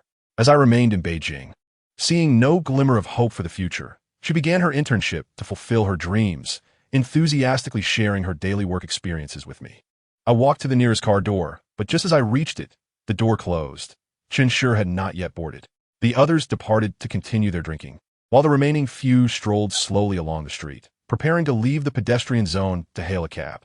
Zhao Guangjian, you do not mean to say you have forgotten whom you have killed, do you? Shenyan tossed a photo onto Li Hongwei's desk. I felt quite apologetic, yet the true reason remained unuttered, forcing me to shove the unwanted food into my mouth, even though it was not to my taste. As dawn broke, Qin Yu and Mo Yuchi rose, dressed and washed, and together they exited the inn. In any case, I was unaware of what the right course of action was, and I could not even confirm the most basic cause and effect relationships. Going with the flow became the best and only option. Do not cry. Crying will not resolve anything. Stay here in the hotel, and Iran, accompany her, Chen Luo instructed. In the yard, Wang Guiran had already fainted, a faint mark around her neck. As expected, just as he started the car, it headed towards them, and Chen Luo did not care who the other party was. When the car started, even the gods could not intervene. With a whoosh, the old man could already smell the exhaust fumes. Chapter 73. The multiple choice question. She is the one who, after serving as a sentry for many years, became a guide for just a few days. Now, being asked to stand in line truly puts her in a difficult position. Perhaps sensing her inner turmoil, the vice president's hopeful gaze diminished significantly. Indeed, the status of guides has risen considerably, now regarded as being cherished in the palms of sentinels. The entirety of the interstellar financial power still largely resides in the hands of sentinels, should a conflict arise. Standing against them would lead to the immediate deprivation of all that the guides possess. If given a choice, who would wish for such a fate? However, the carefree Huan Tian seems to care little, remaining preoccupied with the worlds of film and reality. The distance between the anticipated water and the chaotic rock mountains is vast. By the time he manages to traverse the waters and summon the winds, the opportunity may have long since passed. At this moment, he could only hurry to the Tuo River, utilizing the communication artifact, the green shell conch, to inform his cousin to come and retrieve the treasure without delay. Just as Emo stepped forward, his foot had not yet fully descended when the other foot was ensnared by a patch of frost, solidifying into ice, rendering him immobile. Hong Lai sheathed his curved blade, relying solely on his brute strength, lunging forward to capture the towering giant bear. Old Jack spat the remnants of his cigar onto the ground, the object still emitting wisps of smoke. Chen Yuding mused, was he not concerned about a fire? Let them continue their chatter. I am not afraid of shadows, and I cannot act against them. If I truly did something, I might end up substantiating such accusations against myself. Feng Tiange spoke with sternness. Upon hearing this, Feng Tiange felt a flicker of guilt, but reassured herself that her actions were aimed at becoming stronger, to stand beside Mu Rongfu, thus dispelling any lingering feelings of shame and remorse. It is said that you have received considerable rewards. What treasures did Lao Ba bestow upon you? The fourth prince inquired with a mischievous grin. Zhou Ming was somewhat taken aback by this remark. He had long recognized the extraordinary nature of Tianzhu, but never imagined it was to such an extent. Within the intelligence-gathering organization of the Eight Eyes, possessing a personal domain was no small feat throughout the journey. Stern felt a rush of blood, as it had been quite some time since his last assassination mission. Compared to previous tasks, this one was not the most challenging. He was a world-class Special Forces operative, one of the strongest assassins globally, and had never failed a mission. After Lin, Xinghai completed the form. Li Weiman personally led the logistics team for a thorough review. There were many people. Ji Chong glanced around, noticing no one was as daring as Xia Jingyan, and couldn't he help but pinch his waist. After all, in such a presidential suite, there were plenty of sofas. She could make do. Qin Xiao left without uttering a word in her defense, her departure marked by a sense of defeat, and after she left, Gu Qingze instructed the security at the entrance. The eldest sister-in-law said she missed you after a few days. Gu Yunshin's lips curled upwards, a barely perceptible tenderness shimmering in his eyes. The guards at the entrance were obstructed by 4 individuals, who hesitated, unsure of how to proceed. What's wrong? Is it still that master? Did he misinterpret the recent laughter? Feng Ping froze, his smile faltering awkwardly. What does Feng Yu intend to do? Is he forcing his way into the Grand Hall? The elder pointed at Feng Yu abruptly. Brother Hei Ta, I am fine. Qin Lele whispered softly, her voice gentle and melodious, reminiscent of a younger sister resting on her brother's back. The area where facial features should be displayed was inexplicably smooth, devoid of eyes, nose, mouth, or ears, presenting only a patch of unblemished skin. Chapter 74. The inaugural president of the Guide Protection Association turns out to be Chu Xun, though filled with resentment, remained rational. Currently, she possessed little capacity to resist the few individuals, and the Guide Protection Association could not oppose the royal family for her sake alone. Moreover, her adversary was the Crown Prince, the future Empress. She required considerable leverage, stacking these assets beneath her feet to ascend gradually to power. The Black Tower served as a bargaining chip, as did Miao Jiagua, yet it was still insufficient. At present, she could decide whether to allow the Guide Protection Association to become her ally. Like Sun Wukong's cloud, she spun through the air, barely managing to stabilize after executing numerous flips. Emperor Hui Zhao Shuo beamed with delight. A closer look would reveal a hint of flattery in his smile. She had not prepared for this outcome.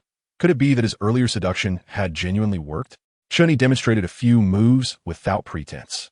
As they practiced, Ernyo sensed something amiss. He managed to keep up, but the other two struggled to learn. This founding chancellor of the Great Han Empire, when viewed across history, was also a top-tier figure in domestic affairs. Good.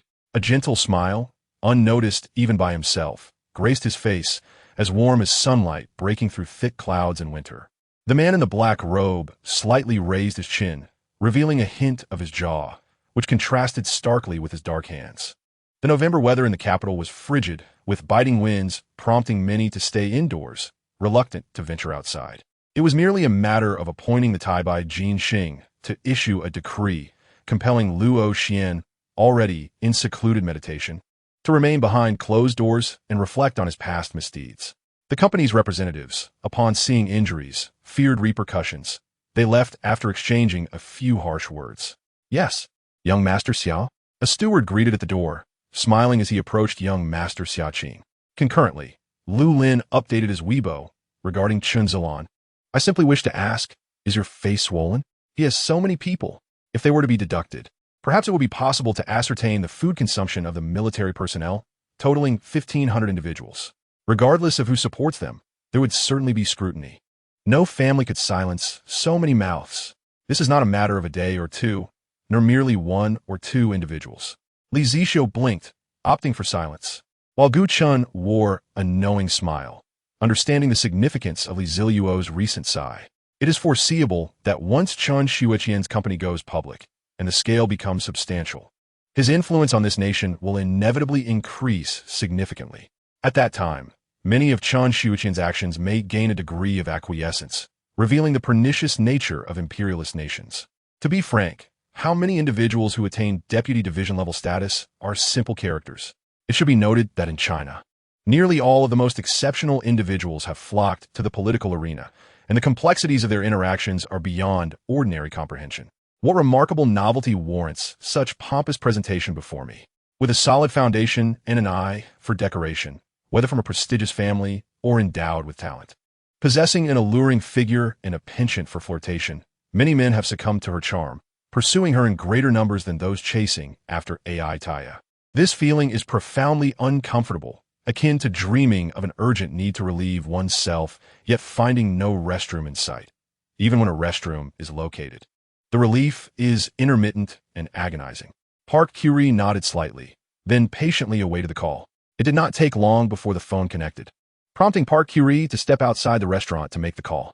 The colossal spectacle attracted a multitude of demons, but they were all thwarted. Subsequently, Zhu Yuzun was forcibly teleported away, while the demons charged forth, reducing the massive and fixed array in the void to rubble. Chapter 75. The Beautiful Madness of the Crazy Deer. Such circumstances are certainly intolerable for the Nangong family. Had it not been for the extreme secrecy of the Demon Palace's sanctuary, which has eluded investigation for decades, the Nangong family would have long since allied with other martial arts sects to launch an assault against the Demon Palace. They are not true descendants of the Bai family, and naturally do not regard the survival or demise of the Bai family with great concern. Even if the Bai family perished, they could always seek refuge with other clans. His explosive physique swelled nearly twice its size at that moment, and within his golden-hued pupils, flame seemed to flicker with an intense fervor, filling the desolate realm with a suffocating power. Yin Wanhua, with a hint of melancholy, grasped a beer from the table and sipped it slowly, his gaze wandering beyond the car window. It is well known that souls are most fearful of yang energy, and Lu Xian, being a practitioner of spiritual energy, poses a significant threat to them. The members of the mercenary group initially brimmed with confidence in their leader, but after a single encounter where the youth overwhelmed him, a surge of worry crept into their hearts. If the captain were to truly be defeated, would they be condemned to a month of servitude?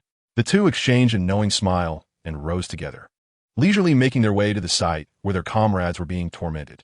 Upon closer inspection, they could not help but bitterly smile as they beheld the Hell's police surrounding their leader with a myriad of weapons. Yet the formidable protection of dragon scales rendered all attacks futile. After lunch, Tang Lin excitedly followed Qin Yang to the training grounds. The morning lesson on the Feiyun step was a footwork technique. Now he was about to learn the Chuan Shan Ji, which sounded like a striking skill. His excitement grew at the prospect of combining movement with offense. The steel tail struck the ground with a heavy thud, carving a deep mark and sending a cloud of dust into the air. Iron Wall Scorpion, seeing its attack thwarted once more, felt a surge of irritation and raised its steel tail anew, preparing to strike Tang Lin once again. Certainly, there would be some reward. After all, the organizers of the All-American Music Awards would not have gone through the trouble of inviting Yi Zheng from afar merely to serve as an audience member, but rather to allow him to bask in the glow of honor. The celestial realm is vast and boundless, with the heavenly court positioned at the center along the axis of the four celestial gates, akin to the Forbidden City in Beijing. But the celestial realm dwarfs the mortal realm by innumerable times, with the heavenly court established at the very heart of it all. Li Sheng suddenly swung his sword, forcing back the divine beings of the Wuxiang divine sect and the Bai family, intending to break through the void. However, just as he turned, a massive blood-red net emerged from the emptiness. "Senior, are you aware of the son of heaven's disgrace?" Tang Lin directly voiced his deepest curiosity, a question that had haunted him since his emergence from the underworld, akin to a poisonous thorn deeply embedded in his heart. What nonsense! If even a late-stage Qi practitioner possesses sword intent, what then of Yi Xingyu? Were they to be considered? The clan leader's residence resembled a human dwelling, albeit lacking in opulent decorations, likely due to the transformation of the Qingyan rat clan leader, conforming to human standards, which was only natural.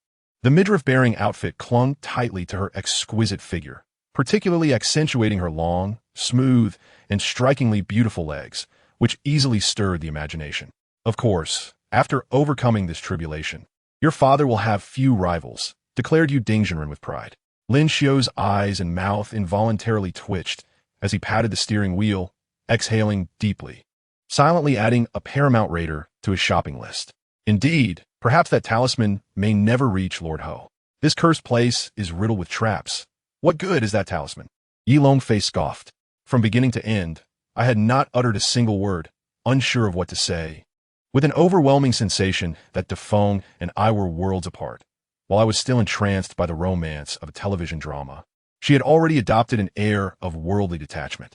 I always felt that Yang Banzian harbored some ulterior motive, and thus I deemed it best not to meet his so-called biological parents. I could not follow the trail of his thoughts. I have already resigned myself to being sacrificed. Comrades, have you chosen a suitable location? Given that we were all of similar age, Mo Feng, with his naturally cheerful demeanor, spoke with a lightness that starkly contrasted the solemnity he displayed when with Han Fuqing and Lu Qingye. What should we do then? Think of a solution, Chen Pai. Yao Yao is carrying my child. I grasped Chen Pai's arm urgently. Jiu Shua Yi could hardly have anticipated that a being warranting the deployment of 11 captains and vice-captains from the Soul Society could be pierced through the chest in a mere encounter. We were all startled into releasing Lu Yang, who had already gone motionless, seemingly lifeless. Upon hearing Wu Huan call him, Ming Tian leisurely approached, stroking his smooth head. And upon seeing Wu Huan panting heavily while wiping the sweat from his brow, he could not help but laugh heartily. "Who inflicted that scar on your face?" Chu Xun inquired with a cold expression upon seeing the mark on Qi Yu's visage. It must be said that regardless of Yuan Hao's acknowledgement, his infamous reputation on the international stage far surpassed his repute. Anyone familiar with the name Shura could not help but change countenance at its mere mention. Furthermore, from afar, Nan Tiansheng's face turned pale as he spat out a mouthful of blood. The thunder-shattering flame was his innate fire, and its destruction had injured him in the process. Just moments ago, she had used silver needles to seal 7 vital points on Chi-Chi's body, merely delaying the spread of the poison, since she claimed Chi-Chi had but 7 days left to live. It was certain that she would not survive to the 8th day. Upon hearing the thunderous sound, the army, which had been hastening forward, suddenly felt the ground tremble. Though slight, this widespread tremor incited panic among the troops. Leaping high, Ma Long aimed a stab through the creature's brain, which was filled with tubes and instruments, indicating that this being had been modified long ago, with the use of hormonal genetic agents extinguishing the last vestiges of its humanity. Why leave me alive? Dai Mengni cried out in anguish at Yun Hao, her sister and fellow disciple slain by his hand, yet she alone remained unharmed. Chapter 76, I Hold No Grudge. Truly a mesmerizing enchantress. How captivating is Feng Lu when she is not in madness. Chu Xun swallowed hard, momentarily oblivious to Field approaching from behind after completing his task, struck by the impact of the photograph. The Sentinel's senses were acute. He almost instantly recognized the bare-chested man in the photo.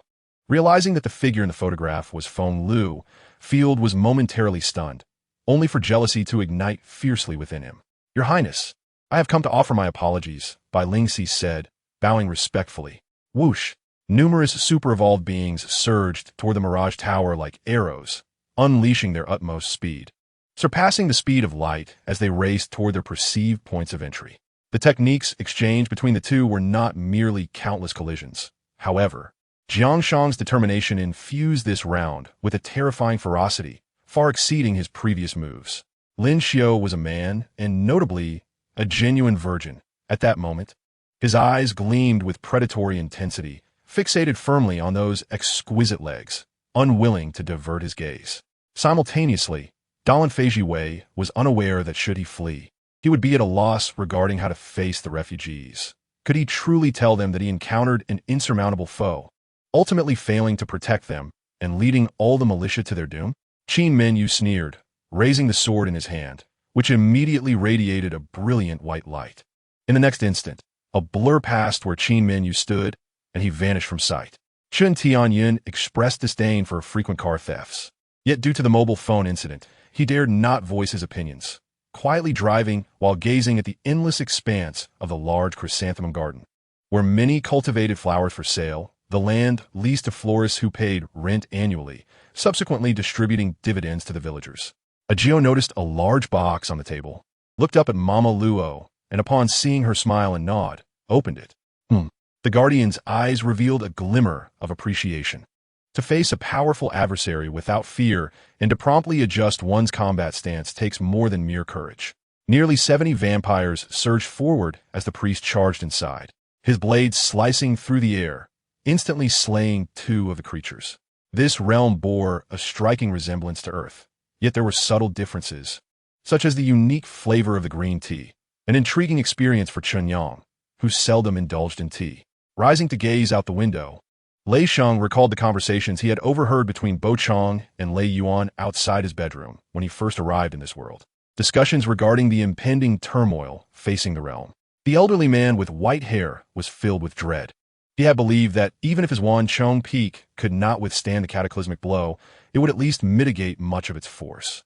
One must understand that all forms of internal martial arts do not transcend the boundaries of the 9 Yang divine skill. While the techniques of Qian Kun harness the essence of various martial arts. Mastery of one leads to mastery of all. Thus, any martial art holds no secrets in his presence.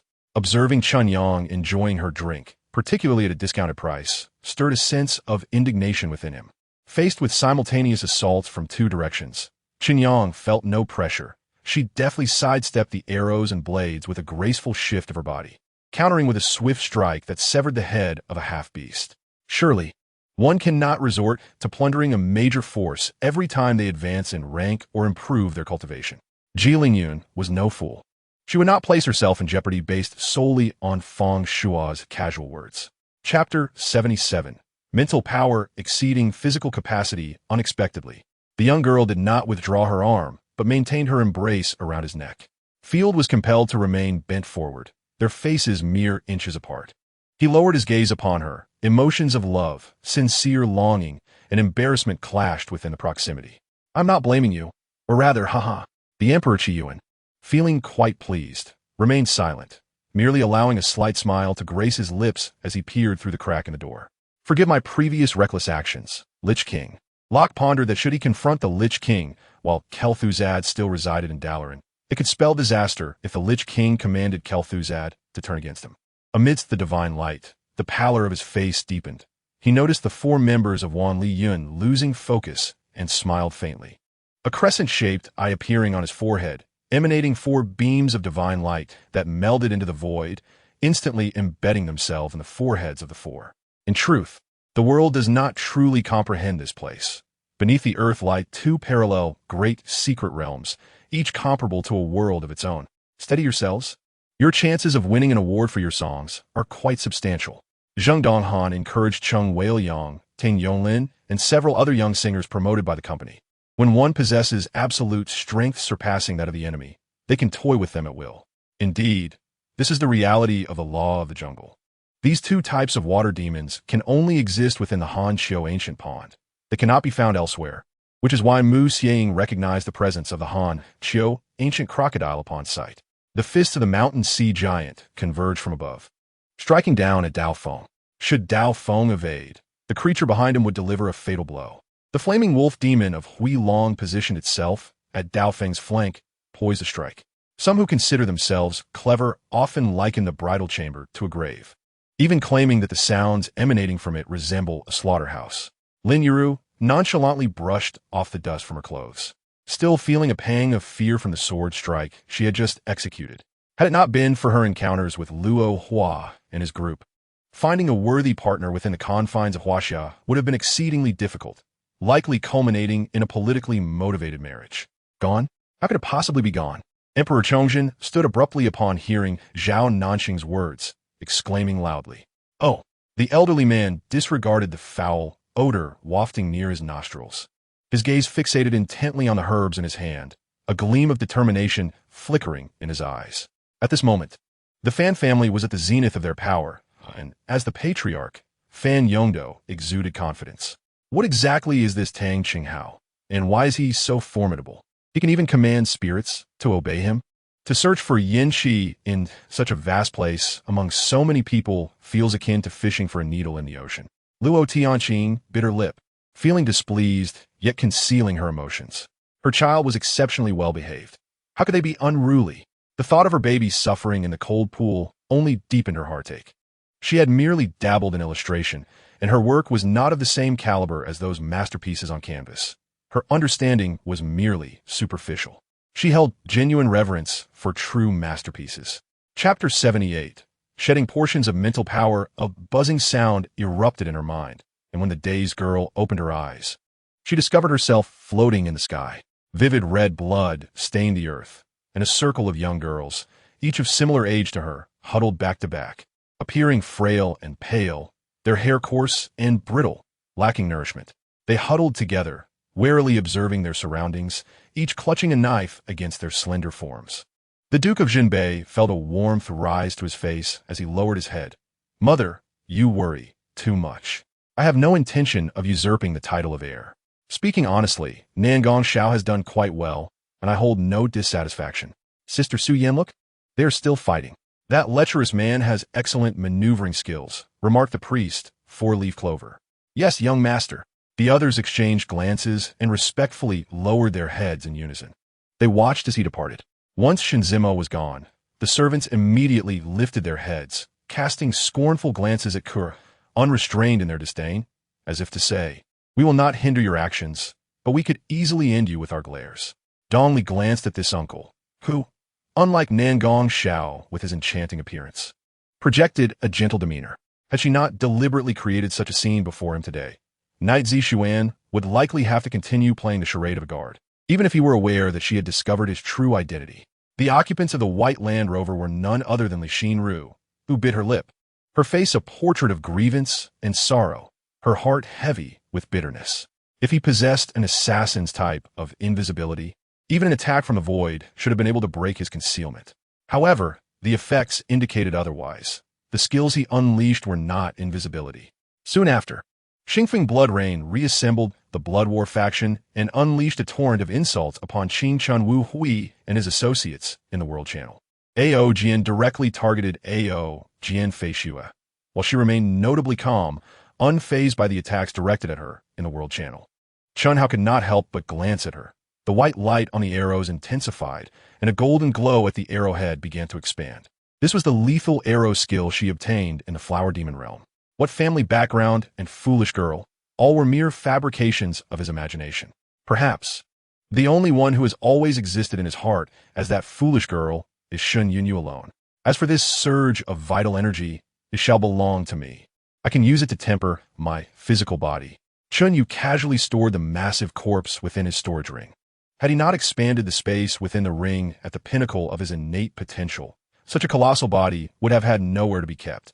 This was indeed unprecedented. When Grandma offered sacrifices to the celestial beings, she divided them accordingly. Although the offerings were identical, they were each prepared separately.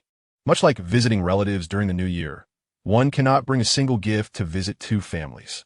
3 seconds later, the mark left on Wine Q exploded, instantly delivering devastating damage that eliminated the fully healthy Wine Q. The fated treasure is intrinsically linked to its master, allowing for a nurturing bond that fosters mutual growth. Similarly, upon a master's demise, the fated treasure suffers fatal harm as well. Chapter 79. Let us together end this damn catastrophe. The phrase to remove the mental energy may sound effortless, yet in practice, it proves exceedingly challenging. The treatment room was cleared. NGHY pressed a button beside the treatment pod, causing the pod's door to slowly open. Inside, the girl resembled a pearl encased in a shell. Her complexion was pallid, and her lips devoid of color. I know you can hear me. Do not resist. Gradually release your mental energy towards me. A seemingly sturdy wooden splinter pierced through its nostril, deeply embedding itself in the tender flesh of the left nasal cavity. The splinter's position was slightly skewed, as if some great force had attempted to pry it outwards but failed to expel it entirely, resulting in a gaping wound. The craftsmanship was simple, indicating a lower threshold for entry, and thus the products on the market varied greatly in quality and standard. This sensation filled LMI with delight and comfort, evoking a feeling that after all these years, someone had finally spoken to her heart. Regarding Lu SHY's rapid progress, CH and FN could only remark that it was no surprise for such a pivotal character in the narrative to possess such remarkable talent. At last, Wing RH sensed something amiss, standing aside. He felt that the force exerted by GJ NG was distinctly different from the raw strength he possessed. Though he had an inexhaustible source of power, it was clear that this strength stemmed from someone far more skilled. You lecher, if you have the ability, never let go. Otherwise, I shall ensure you have no place to rest in death. LYHN was truly enraged. Subsequently, QNY produced 3 NX rings, containing various items acquired within the sect, a Fong Tien pass, a seriatim identity token, weapons, and a collection of resources amassed over the years, including mixed elemental fine iron and several fine wines. GCHing felt grateful for this family, who not only took care of him, but also prepared meals for him.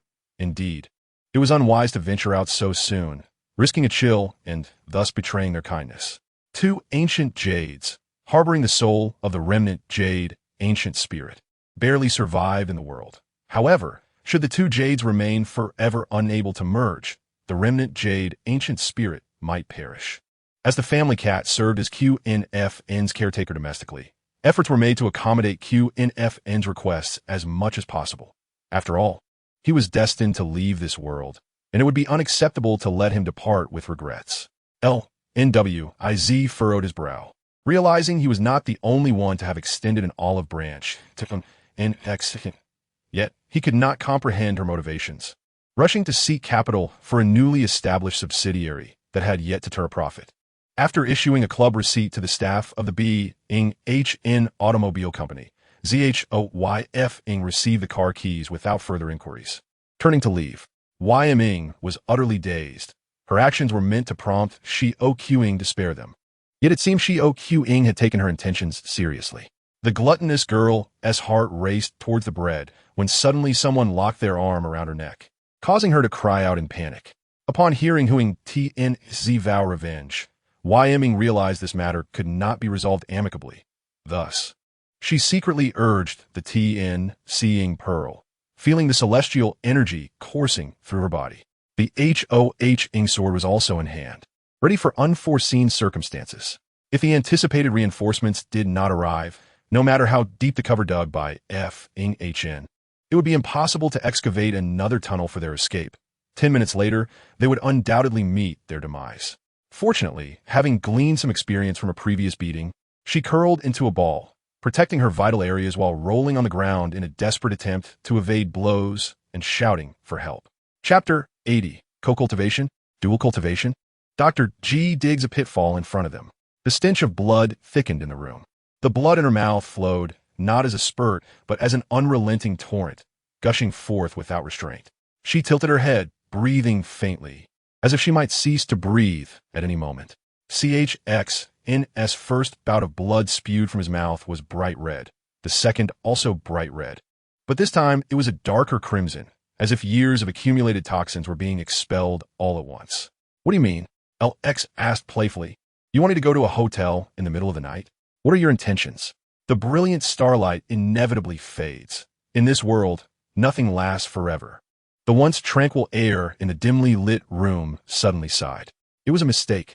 I don't know, the sun said, pinching the flesh of one hand with the fingernails of the other, gazing at SLG's ample bosom and beautiful legs. Deepening felt a tumult of emotions. The previously awkward group of alchemist students immediately lifted their chins, casting dissatisfied glances at Hing. He strode over to the bedside, his movements suddenly gentle as he bent down to lay her upon the soft bed. Several city lords cast furtive glances at the five beauties while avoiding being too brazen in front of Deepening. The workers' efforts greatly pleased Deepening, prompting him to visit other properties, meticulously cleaning each layer with a divine needle. Having consumed ginseng, his innate abilities were particularly potent. In truth, Xun had spotted dozens of large-headed fish at the bottom of the pond, yet he refrained from catching them, instead darting about in the water, managing to catch several different fish. Moreover, there was nothing substantial to destroy. All of it was merely a presentation of visual elements. Within those visual elements, there was no trace of me, nor a hint of reality. So where am I? Where is that awareness? What on earth is my existence? You must be his sister, right? Don't joke. I am the Soul Emperor. Ying felt a strong affinity for the adorably cute Suti, sensing a similar aura emanating from her.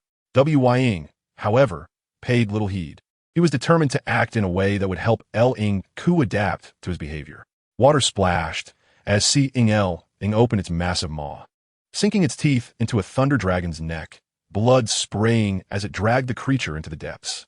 Meanwhile, Ying and Yin were caught up in their own world, oblivious to their surroundings. While Pinduel and Ydn took cover behind a rock, over 30 meters away from the two, the arrow transformed into a streak of light, racing forth in a rapid spin, seemingly with eyes of its own, expertly avoiding the hostage's body and striking the bandit behind.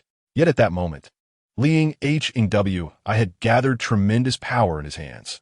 Withdrawing his arm would undoubtedly cause self-harm. The fate of Hotn remained uncertain. Based solely on the L's capabilities, it would be impossible to easily eliminate Su Nu in XH and Hu Nu. YNXY remained cautious. He fervently wished this man would never set foot in the Forbidden City, at least not before his death, in this place washed by rain for 20 years, where the bloodstains seemingly lingered. Among those rushing forward, a mage had already halted within casting distance, beginning to chant a spell and prepare to unleash magic. The incantation was loud, as if he feared others might not hear him. Truly pathetic. Does he think loud incantations are impressive? Foolish. Chapter 81. I did not come to tear this family apart. I am master. I seem to feel the infusion of life force. Allow me to experiment. The man sensed her movement, initially believing it to be resistance. Unexpectedly, with a sudden exertion, he found himself yielding to her strength and lying down. The positions of the two individuals had reversed. Honored supported his body to prevent himself from leaning on her. After a few days apart, had he become more proactive? It seemed that with the presence of the county magistrate, the Zhu family's bank, no matter how audacious, would surely repay its debts. It turned out to be Master Lu. My sincerest apologies. I presume my uncle has briefed you before your arrival. In my youth, I was ignorant and knew little. I hope to rely on your guidance in the future. Zhu Yuning smiled and performed a modest bow. After a group of people sent off Governor Lu and County Magistrate Kai, Lord Lung and Lord Jiao also seized the opportunity to take their leave. Rows of houses were scattered across several nearby areas. In a short while, Su Ming and Liang arrived at the front of a row of rooms. She is currently in Nanjiang. I spoke with her on the phone today, and she was just complaining to me.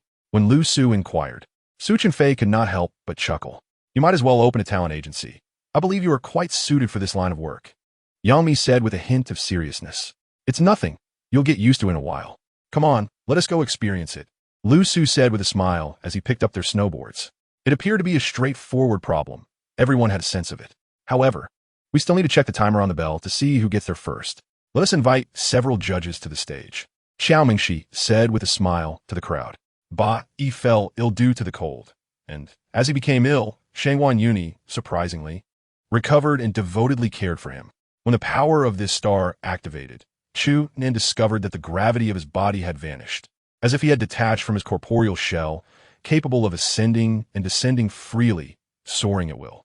At the end of the Krupp artillery, Bismarck smiled as he watched Tilly's arrival. This was a meeting he had meticulously prepared, aiming to crush the final resistance of their French adversaries by showcasing military might. It's not true. I certainly won't listen to this fellow's nonsense. Even if I did, my father would never agree.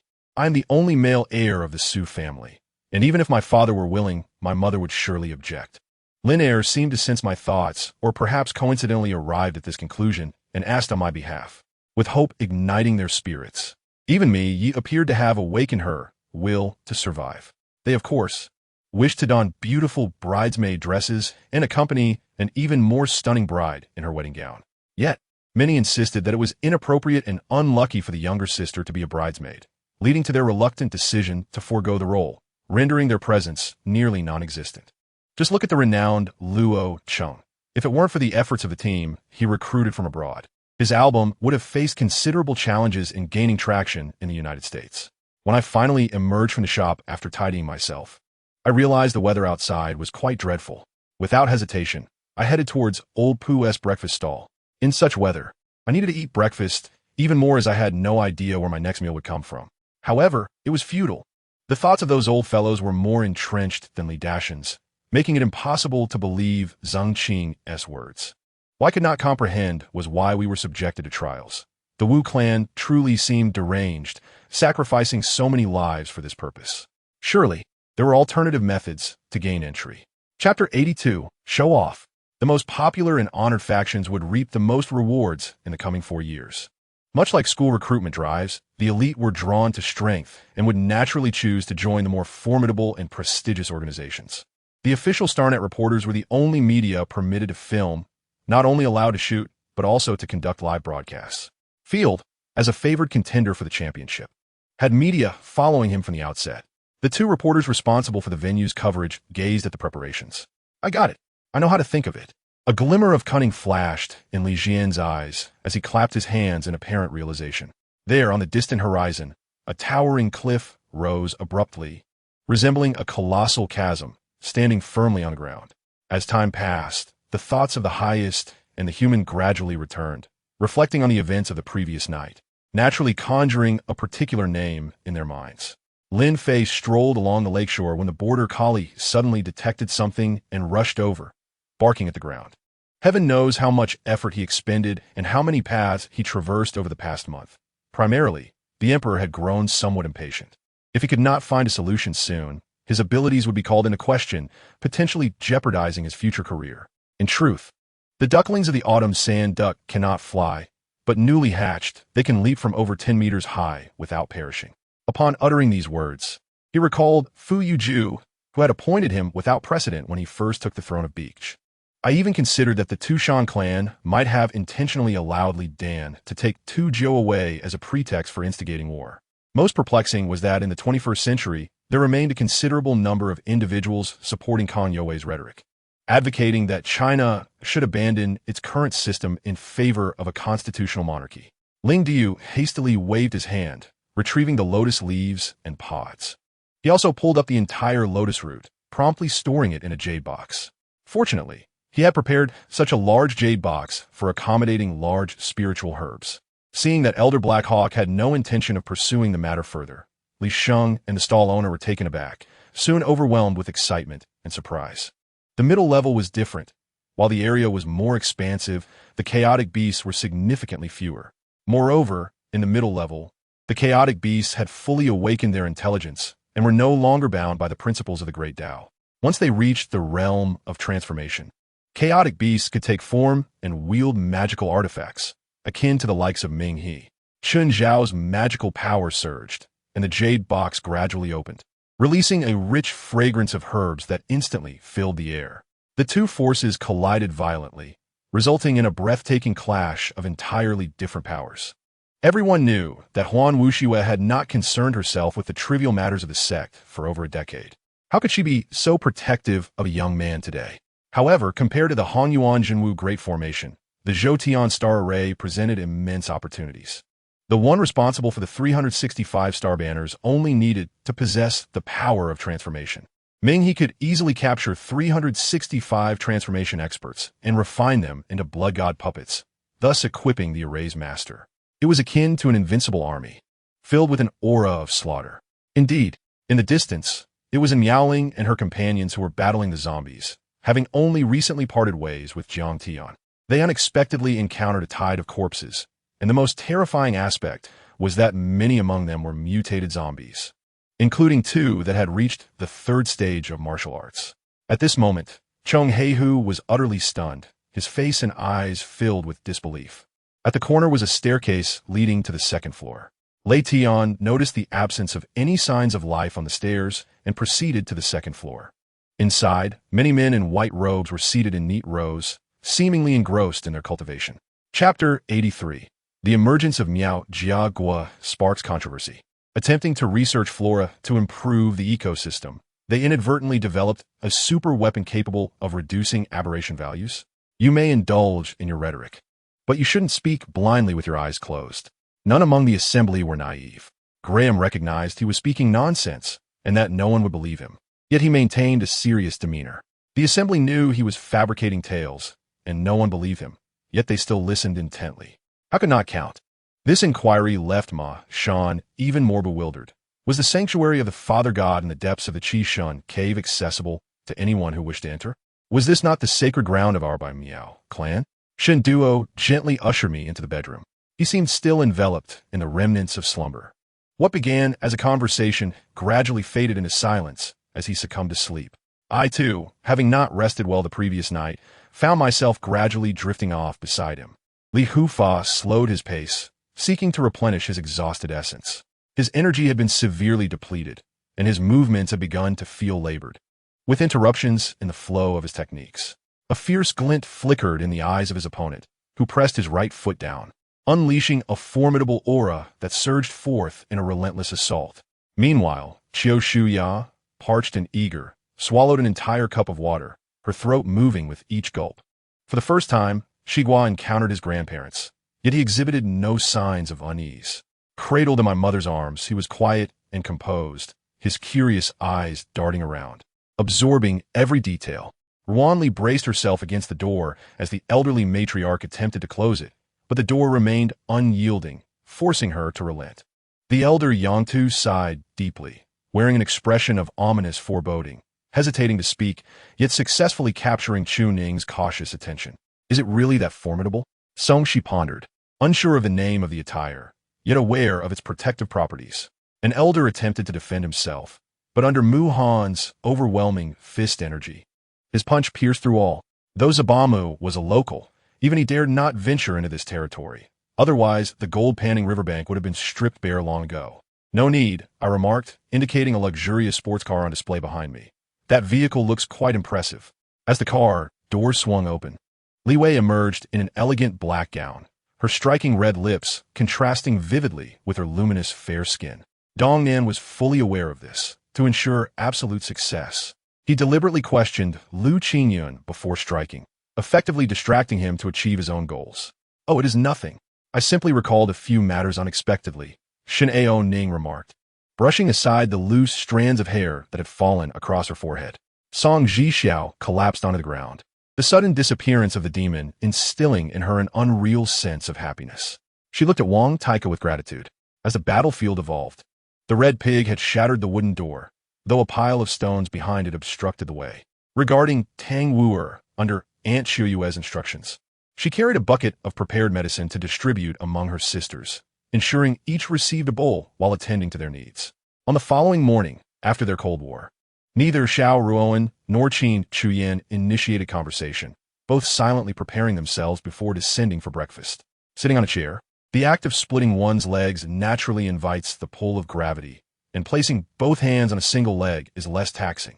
However, if one were to place both hands on different legs, the sensation defies description. Xiaji shook her head, declining the offer. This was not due to her conservativeness, but rather her genuine belief that the wide hem of the flared pants did not possess the charm of a skirt. To him, this place felt akin to a second home, so familiar that he found his way to the area where Wafanshan resided without needing guidance. Chapter 84. Intricate schemes unraveled. Chu Xun lay in the hospital room, scrolling through messages, quite pleased with the wave of public opinion. After all, today he was undefeated, catapulting himself into the top 3 contenders for the Star Network Championship. After several hours of rest, Chu Xun felt nearly recovered, and the monitoring chamber confirmed he met the discharge criteria. Upon glancing at the lifeless body on the ground, his eyes shimmered with an unusual hue. His voice was cold. tinged with arrogance. Jiang Yizhou sat across from Sheng Zongchen, meticulously studying his features before producing a copper coin. With a deep breath, she concentrated, then tossed the coin onto the table. What he could do was merely heighten his vigilance. Should any danger or trouble arise, he must be prepared. Acknowledging his timely arrival that prevented her downfall, Jiang Yizhou decided it prudent to speak first. Your grades surpass mine. I have yet to offer you counsel. You have reminded me several times throughout the night, Xiao Yuefu expressed, slightly irritated. The day Du Minghuai departed with Su Xianyin from Jingzhou. Su Yunhe refrained from seeing them off, as the Jingzhou municipal government hosted an investment conference for sister cities, providing her with an excuse to avoid a farewell. Shen Sui observed Lu Lei's eyes, which were blackened and bruised like those of a panda, then turned towards Jiang Yizhou. Yet Li Yi seemed oblivious, wholly focused on locating Du Ruo, firmly believing that Lady Li had concealed her. Within King Arthur's camp, Su Yunhe was unceremoniously thrown into a dark room, eliciting a gagging response from her. Jiang Yi regarded her, noticing her lack of even a greeting, which irritated him. However, upon seeing Shen Sui seated nearby, he refrained from expressing his displeasure. You truly married her? The man's words were icy, laden with unexpressed longing. A day passed without co-looker embroidering a single stitch. She simply slept soundly until dusk arrived. It was lamentable that she had reached the age of 21 without ever experiencing such physical pain. To ask her to tend to her own wounds was akin to asking her to pluck stars from the heavens. Yuan Dong listened intently, recognizing some truth in this, yet finding it necessary to invest time searching for Manjia, even if he had a general idea of her whereabouts. Under the current circumstances, he feared she would be unwilling to see him. Sister Manjia, your complexion seems off. Have you quarreled with brother-in-law? He inquired with concern. But Manjia showed no reaction, her face growing increasingly pale as if haunted by some thought, her body trembling slightly. Upon reaching their vicinity, the man in the dark robe cast a glance their way before frowning and continuing on his path, exuding an air of indifference. You are unaware, I see. In the chamber of the Kingdom of Light lies an enormous, crystalline orb governing the life and death of humanity. For one so young to perish must surely be a curse placed upon the orb by the King of Light, the Dark King said, feigning sympathy as he wiped away his tears. Yet Kunpeng's expression remained grave, even sharper than before. Higher levels of understanding must be achieved independently. However, they could focus solely on contemplating the nuances of their realms without worrying about the accumulation of magical power. On the day of departure, the personal guards of the Southern Town King made a grand entrance, yet they paled in comparison to the procession of the prince, which stretched from the streets beginning to its end. Chapter 85. A common foe and overwhelming aura erupted as purple and golden lightning flickered between the two, heralding the onset of a fierce battle. His meditation chamber was fortified with an intricate array, yet Ding Feng effortlessly penetrated it, a fact that left many in awe. Dan Ing and Zhu Yi, positioned on either side, pinned Eva's legs to the ground with blood-red blades. Mere inches away from the blue dagger in Eva's hand that threatened to pierce Xue Chang's throat. Yet, she was unable to inflict harm, thwarted by the narrowest of margins. Is this your conduct? If you cannot bear defeat, then do not partake in the competition. Zhang Yuan taunted. The spirit of Quan Lingzi was utterly obliterated, leaving no trace within this universe. After issuing his decree, Emperor Wanlong intended to withdraw from the court, exhibiting indecisiveness and a hint of being a negligent ruler. On the sidelines, Guardiola rejoiced, while Mourinho wore a look of resignation, as his once trusted veteran Carvalho faltered, a clear sign of divine retribution against him. At ATL Tico de Madrid, Simeone adheres to his customary 4-4-2 formation, with goalkeeper Oblak, right back Juanfran, center backs Jimenez and Godin, and left back Felipe. The midfield consists of Gabi, Fernandez, Koch, and Sa El, while the forward line showcases a blend of youth and experience, featuring Torres and Griezmann. Once again, I underestimated the situation, foolishly believing my actions would yield a positive outcome, unaware of the lives my decisions would ultimately endanger, lamented Li Luo. Dong Lingyun longed to contradict him, yet the stark truth rendered her silent, and she nodded solemnly in agreement. The cultivators on the ground hastily scrambled out of the grand hall, leaving behind the crimson orb formed by Lei Wanzuan that continued to drift within. Lanting extended his palm, a flicker of light dancing between his fingers as he produced a fire starter, illuminating the dark cave before him. Upon hearing this, Mu Ling slapped his forehead in realization. A flash of blue light revealed the ice-engraved token from the Mu family of Qingguang City back in his grasp. Without a moment's hesitation, he embedded the token into the intricately carved recess once again. The young man cradled his arms, wore a resplendent brocade robe, now marred by bloodstains. Though his face remained handsome, dark circles betrayed a life of indulgence. Yun Xian hesitantly lifted her gaze to meet the violet eyes before her, where she found an expression of pity reflected back. Discovering that Ning Zhao's condition was merely a touch weak, rather than a grave concern, left the latter feeling somewhat displeased. A day later, outside Feng City, a seemingly ordinary carriage traversed the main road when suddenly, dozens of individuals emerged from the roadside, surrounding the carriage with malicious intent. Instantly, thoughts of surrender flooded his mind, as he realized that his struggles over the years, even defying past taboos to extract souls in the mortal realm, had been in vain. All previous endeavors were but illusions. Their identities were akin to those of the others, all sent by respective factions to gather intelligence. This method of circulation was the ultimate skill of the Qinglong lineage, executed seamlessly in conjunction with the 9 transformations dragon technique. All right, enough. You should rest now. Li Chong waved his hand at the rabbit, stepping out quietly and closing the door behind him. With a gentle sigh, Yelian placed her long, fair hand upon her graceful waist. This seemingly simple gesture was only possible due to Xie Dongya's significant enhancement in cultivation, a result of the dedication from Zhang Ting's father, Zhang Daxian. Thus, with the bloodline of a super scion, Wang Ying enjoyed considerable advantages in this regard. Here lies the 4th form of the Tianhen 6 techniques, and Qin Ning had been trapped here for a full 2 days and nights. As the foremost figure in Kunlun's celestial realm, Xinyuan Ba had no choice but to conclude his seclusion prematurely, leading his disciples on a quest to find Qin Ning. Qin Jinglong nodded in understanding, then glanced at Shi Qingyun, an idea sparking in his mind. Second brother, what are you doing? The chief's expression shifted as he struggled to comprehend the rationale behind his second brother's intervention. Jean Mo felt a sudden surge of emotion, quickly turning her head to the window to prevent the mist of tears from spilling over.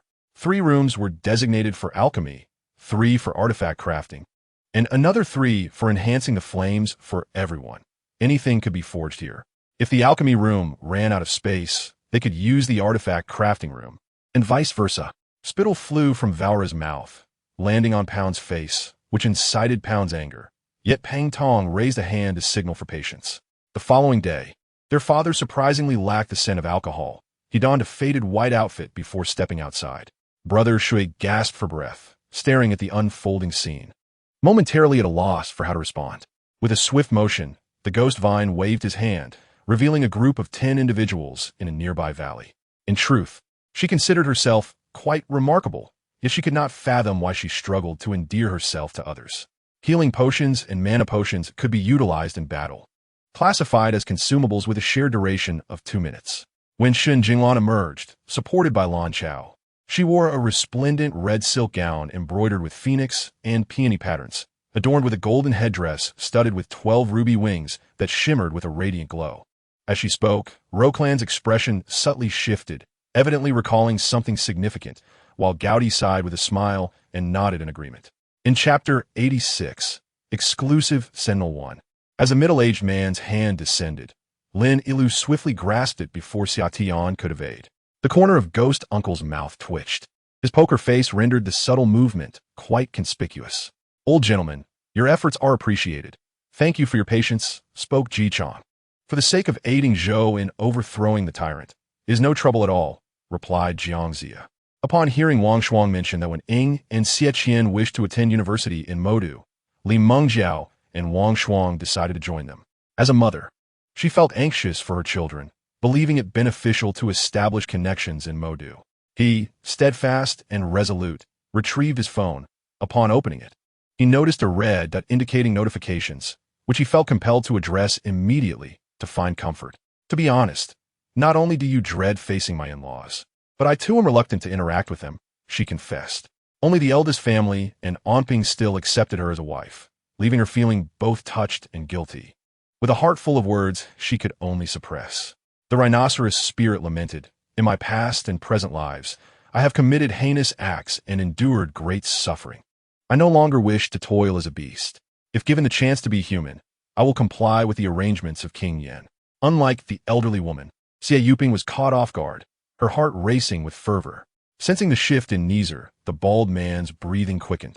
He recognized this transformation as the one he had longed for. They are all gone. All of them perished. Even Layer was killed by me. In Dumuche's feelings of helplessness and grievance erupted, and he wept like a child. I do not comprehend your intentions, Luo Bingyan remarked, genuinely perplexed by Du Zhao's motives for wanting to befriend her. The man claiming to be Ing Meng Mei's father possessed the cultivation of a terrestrial immortal, which he recognized while healing Emohan. Now, adorned with the hat of annihilation and wielding a celestial artifact, he was merely capable of facing off against cultivators at the life disaster stage. He might not even be a match for those at the Tai calamity stage, let alone terrestrial immortals. His father, Lung Yiqing, upon ascending the throne, promptly overturned the previous Emperor Haoxing Xiaoqi's accusations against the hidden clans as evil, prohibiting the massacre and persecution of hidden clan members within the borders of Yugua. The onlookers widened their eyes in astonishment. Such efficiency could rival that of Zhou Shiru. Each time she unleashed her sword aura, several fierce beasts would meet their demise. Yet, Lu Qian was ultimately her responsibility, should he truly be crippled by Cui Minghua. She could not escape from feelings of guilt and distress. He realized that his fate was sealed. Even if he resisted, he would eventually be captured by those behind Li Rue, and the others would undoubtedly disregard him. He was subjected to being hoisted by steel rings, whipped, and wax dripped upon him, ensuring a fate worse than death. With the eyes of the Azure Dragon bestowed by Fairy Chu, combined with my Sword Monarch's sword pellet, a single strike will render even the forbidden portals capable of resisting royal-level powers utterly defenseless. The Earth Traveler laughed heartily. Even though he was met with skepticism from the newly arrived elder, he did not entirely dismiss the so-called heart-piercing rhetoric. Speak your mind. I am not a stranger. So there is no need for hesitation, Li Hong inquired eagerly. However, General, we find ourselves utterly powerless. Lu Qing felt a sense of urgency, his tone tinged with a hint of helplessness. 100 miles outside of Shuzhou City, Wu Lei, accompanied by his esteemed generals and an imposing army of 80,000, advanced towards the city with great momentum. This is a balloon, said Dongfang Ji as he took Lily by the hand and led her outside. Xian, if you are aware of this matter, I implore you not to feel sorrow. Regardless of the circumstances, he is still your father. Dongfang Ji expressed with a touch of resignation. Suddenly, a gentle breeze swept through, causing the budding peach blossoms to burst into full bloom, vibrant and enchanting, their fragrance wafting through the air. Do not worry anymore. He is fine now, and his temper has improved significantly, although his words can occasionally be rather sharp, leaving her feeling somewhat stung. At the very least, he does not readily scold her, and he is inclined to kiss her. We have known each other since the latter half of last year, have we not? However, you have never spoken of your family circumstances. Song Ziyu, I retrieved 2 cans of beer from the car, handing one of them to Feng Canyi. Upon hearing that Princess Anil had entered, Tang Zhongzong, Li Xian, and Empress Wei finally regained their composure, sitting upright in the pool, their gazes fixed on the entrance of the Yulongquan. When men are sober, they can feign 100 sweet nothings, yet when intoxicated, their words become undeniably genuine. Otherwise, why is it said that alcohol reveals the truth? In a fleeting moment of exquisite beauty, the 9-leaf wonder flower trembles incessantly, emanating wisps of refined energy in an endeavor to mend Yun'er's corporeal form. Alas, it proves futile as her entire delicate body lies in a state of fracture. Bramble, you have suffered a great fall. This time, you have indeed achieved resounding success. Ha ha ha. Caleb promptly sent forth joyous news. Ma Yongjun and Lu Jinmin approached Lu Hong, who was valiantly battling several members of the Qinglong gang attempting to close in on him.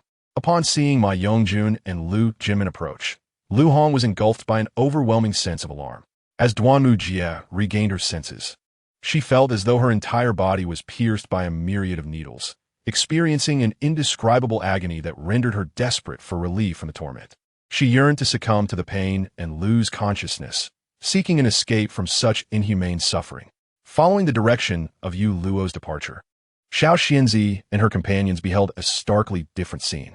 The place where Yu Luo stood contrasted sharply with their own surroundings.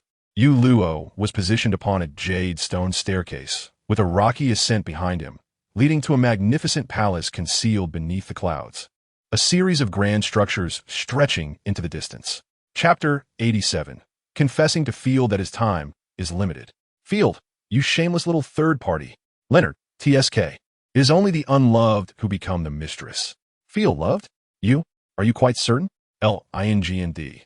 The process holds little significance. The outcome is evident. The chief felt an odd atmosphere. Matters concerning the younger generation should be resolved by the youth themselves, and his presence here seemed rather out of place. As both an elder and a leader, he inadvertently became a source of discomfort. His every word dripped with sarcasm, each phrase piercing her vulnerabilities. Indeed, she could not bear it. Throughout her life, she had endured the anguish of separation from her biological father. How could she allow her child to suffer a fate akin to hers? Su Nching bellowed. The twin dragons roared, surging forth to entwine the ancient blood demon. With a combined might of ice and fire, he endeavored to suppress and weaken the formidable defenses of the ancient blood demon. Does it hurt? Murong Qingguan dipped a cotton swab into a small amount of ointment and gently applied it to the slightly swollen cheek of Yuzhu. Qinya, you surprisingly predicted that senior sister Lingyu would emerge victorious. This demonstrates the extraordinary finesse of your discernment skills. Qianfeng exclaimed sincerely. Bang! Shuefeng launched yet another ferocious assault, and she, unable to withstand the onslaught, was sent flying, collapsing to the ground, her head tilting at an awkward angle as she lost consciousness. Bing Lan sensed the chilling aura emanating from Mo Long, raising her gaze towards him, feeling as though she had found a savior. Observing her delicate head tilt slightly, Lan Mufeng initially felt a surge of anger, yet upon meeting her serene expression, his fury evaporated without a trace. Qi Jingzi was profoundly shaken. As he reversed his sword, a square column of water beneath him lifted his body, and with a flick of his wrist, a beam of sword light spread forth, extending the water's momentum. The current military situation was dire, with the retreating Zhuge army huddling within Minju City, while Deng Ai's forces loomed at the gates. The reinforcements from Jiangshao were obstructed east of Zhongshui by Deng Ai's troops. After exchanging several blows, Jiangshao discerned the capabilities of his younger brother. Despite his youth and inexperience, his martial foundation was commendable, and his swordplay evidently honed through guidance, displaying considerable strength and the potential of a general's offspring. The third ant discreetly slipped a piece of broken silver from his pocket to the maid stationed by the room. Prince Yu shook his head repeatedly, acknowledging Xiao Qianhu's intentions, yet firmly insisted that they must heed his counsel and refrain from spreading the matter. By the end, Prince Yu adopted a commanding tone, leaving Xiao Baichuan and Ling Yu with no choice but to acquiesce. Zhao Weiming emerged from the grand hall, astonishment still glimmering in his eyes. He mused to himself that the deaths of over 500 out of 10,000 men in battle contrasted sharply with Jing Shu's 5 kills, who were specifically tasked with assassinating the emperor. Their martial prowess could not possibly be inferior to that of the 10 who fell. Naturally, Lu Honchang held this in high regard, believing that this film would become the crowning achievement of his company. Previously, several doctors had prescribed medications to stabilize Jiang Zhao's condition. And Jiu Qi held the medicines, stating that upon their arrival, they had witnessed varying degrees of war devastation in other cities along the river. However, as they approached Yomen, the signs of destruction wrought by the Wu army became increasingly pronounced, reminiscent of the conditions in Hanzhong, where local livelihoods were struggling to recover after the war. Yinshan nodded in agreement. Having only recently assumed his role, his predecessor had been punished in the depths of the underworld for concealing matters concerning zombies, and he had stepped in due to his honesty. The electric beast, Lai Yu, watched as the formidable wave of dragon energy surged forth. A devastating technique harnessing 100,000 volts, leaving them all astounded. In such circumstances, the electric beast could only employ its protective technique to withstand the onslaught. This position was ideally suited for a left-footed player to take the free kick. In Manchester City's starting lineup, only Gail Clichy, Silva, and Leroy San were left-footed. Yet none excelled at direct free kicks. Chapter 88. Parting ways for Field, his beloved would depart from him forever after their brief encounter. For Chu Xun, having been granted a second chance at life after death, every additional day was a gain, and if he could achieve vengeance, it would be an extraordinary triumph. The two individuals found themselves in disparate circumstances, their thoughts divergent, and their attitudes towards the situation varied. Joining the Black Tower and binding one's interests with Miao Jiagua to secure the Grandmaster as an ally. Multiple upgrades had transformed the Vice President and the Guide into protectors of the association. Unexpectedly, he realized he had indeed made the right choice. He had finally awaited the arrival of In Sa. Though delayed by a few days, the promise had ultimately been fulfilled. The bullet struck the longsword, ricocheting off with ease. Based on the sensation of the block, it was evident that the bullet possessed minimal kinetic energy. It bore no accompanying psychic attack effect, merely an ordinary sniper round. As long as the three-pronged offensive was executed during the initial wave of the Dominator's vanguard, the Xindian team would inevitably face considerable challenges, if not outright defeat. Successfully defending against the three paths of the Dominator's vanguard and breaching one lane would be a foregone conclusion. The other officials were visibly uncomfortable, as the duo of sovereign and minister seemed to form an exclusive circle, ostracizing everyone else. Yi Feng was momentarily taken aback, realizing that the blame had been unjustly placed upon him, despite his own lack of foundational skills. Nevertheless, he chose to refrain from arguing with them. At that time, the cultivation realm was flourishing, with both the righteous and the unorthodox paths thriving. As Chinese people, we are magnanimous, repaying grievances with virtue. However, we will never forgive an aggressor, nor do we represent an easy target. Meanwhile, Minghui's Neko Lulu opted to assault Ing Zheng, and with the skill combination, Ing Zheng was already at half health. By the way, how are matters faring over there? Feng Jinsong should have arrived by now, Murong Shangxiao suddenly remarked. The magic essence solidified into the Ming Wang sword, leaping into the air to confront the remaining 7 black swords that approached in succession. The man clad in black let out a tortured howl, his body racked with pain from the demonic energy, while the Yu Huang divine sword behind him stirred restlessly within its wooden box. He raised his right hand and struck his spiritual platform fiercely, his expression twisted with malevolence.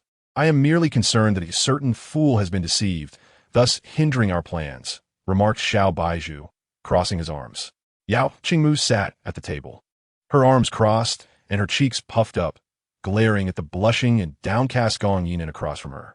When you're in a good mood, the spiritual essence flows brilliantly, emitting a spectrum of colors akin to your pupils. Have you not noticed? Susan directed her gaze forward.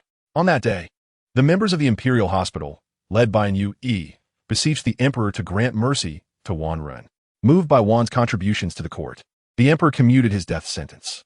A moment of confusion set in as I pondered how this was our first meeting. Did he seem to know I'd consumed a corpse pill? Did those who had taken it possess some distinctive physical trait? This is exceedingly brutal. He searched for a long time, but could not find a single limb larger than a palm. Chapter 89. Formulating a Plan.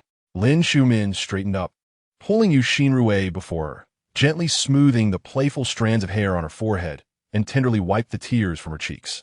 I am the deputy director of the Qi County television station. My name is Lu Rumei. Are you interested in appearing on television? Lu Rumei inquired. Subsequently, through a series of grand deceptions and utilizing the powers of the Baiju cells and the external demonic figure, he restored Nagato's frail body, convincing the other party of his savior identity. A black carriage awaited silently, the royal coachman sitting like a statue, motionless on the yoke. In his view, even if the Panga deity possessed unparalleled physical prowess, he would not solely focus on the Thunder Path. Wu Yang, however, was different as he specifically cultivated the Thunder Avenue. Yes, yes, Su Wei replied, extending his hand. Yet instead of grasping Zhou Guofeng's hand, he flipped his wrist and seized the leather bag hanging around his neck, yanking it upwards to remove it from his person. The most pressing matter arose. Why this call intruded upon us? Yu Chuchu silently dismissed the call. Such matters required confidentiality. It was imperative that others remained uninformed until absolutely necessary. Tian, what utterances are these? Are you attempting to infuriate your mother? For the sake of a man, you wish to abandon your life. If you desire his affection, then let him fall in love with you. What nonsense about life and death? Chen Peiwa scolded, a mix of heartache and helplessness evident in her voice.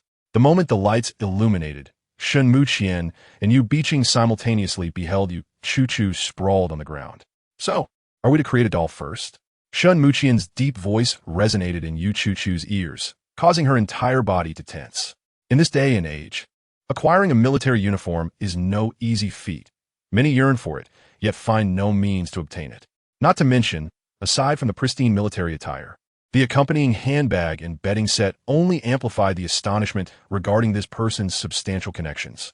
Chu Xun, drenched in cold sweat from the pain, was startled. Just as she could no longer hold on, the elevator malfunctioned. However, Shen Muqian was right. She intended to employ seductive tactics against him. Not violence, but allure. Shen Muqian, are you reckless? Do you possess no sense of traffic ethics? Chu Xun's bottled-up emotions ignited like fire, flaring in an explosive manner. Tang Yilin urgently called out to her mother, taking a few steps forward, but suddenly halted as if struck by a thought. When Song Zhaoan noticed and attempted to intervene, it was too late, and Bai Jianxing witnessed a shadow recklessly lunging at her. Reflecting on this, Qi Xian's gaze diverged, scrutinizing the cave they occupied. No matter how he scrutinized, aside from the inexplicably added fish, there was nothing else suspicious. How could that be? As she spoke, Shi Zhongyin's hands had already encircled an Anne's waist. What do you wish to convey? Song Zhaoan finally spared a glance at her. But the coldness in her gaze deterred him from maintaining eye contact. Tang Xiner, like a puppet, allowed him to maneuver her as he pleased. She obediently opened her mouth and drank deeply. Fortunately, he had spent many years abroad and was indifferent to these traditions, thinking it was merely a label, nothing more. His words were intended to alleviate Bai Jianxing's psychological burden. Indeed, she smiled and dashed off to the restroom. Upon her return, the area had been mostly tidied. Bai Jianxing glanced around, picked up the kettle of boiled water, poured herself a cup, and carried it over. Jinwan wanted to express that she had plenty of clothes. Whether from the G or Mo family wardrobes, she had whatever she desired. Was it truly necessary to be more formal? Their destination was a restaurant in the city center. Just before entering, she considered wearing sunglasses and a mask, but ultimately abandoned the thought. Countless individuals in the entertainment industry must have sought to collaborate with them, yet ultimately, it appeared that they were all rejected. Now, upon learning of one of Liang Shan's identities, Miao Jie felt no joy from the revelation of secrets, only a sense of mild melancholy. The only solace was the implication that Liang Shan's medical skills were quite high, suggesting that her father's chances of recovery would significantly increase. I am quite curious as to what prompted you to venture to Taohua village. Yi Pei had previously refrained from probing deeply, fearing it would unearth Zhou Sun's painful memories. Today, witnessing Zhou Sun's desire to express her feelings, he thus inquired.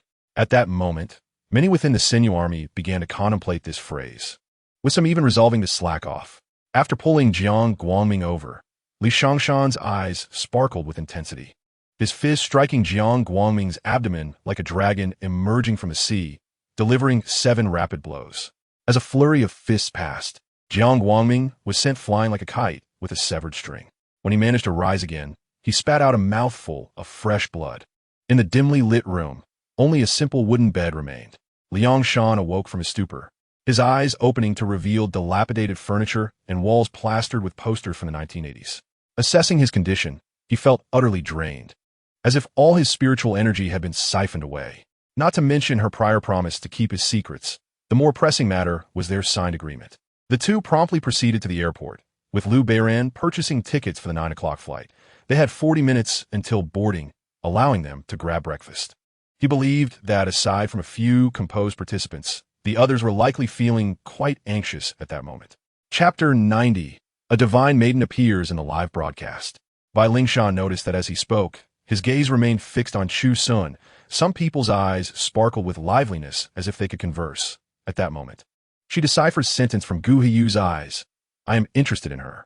The group of 5 survivors was scattered throughout the streets, engaged in a tense retreat, when suddenly, loud, jarring music erupted from the end of the street. For some, this resembled a divorce followed by a second marriage, marrying someone in their 20s, akin to Zhuo Wan from a decade ago. Zhuo Wan was not a person easily comparable to others. As Su Yuyang stood at a loss, he saw green mountains and lush trees rush past, heading straight for the ground. Now, a single red-eyed foe was difficult enough to deal with, let alone others who were even stronger. Had the Bone King and the Cute King not been preoccupied with each other, this Japan would likely have already fallen to one side.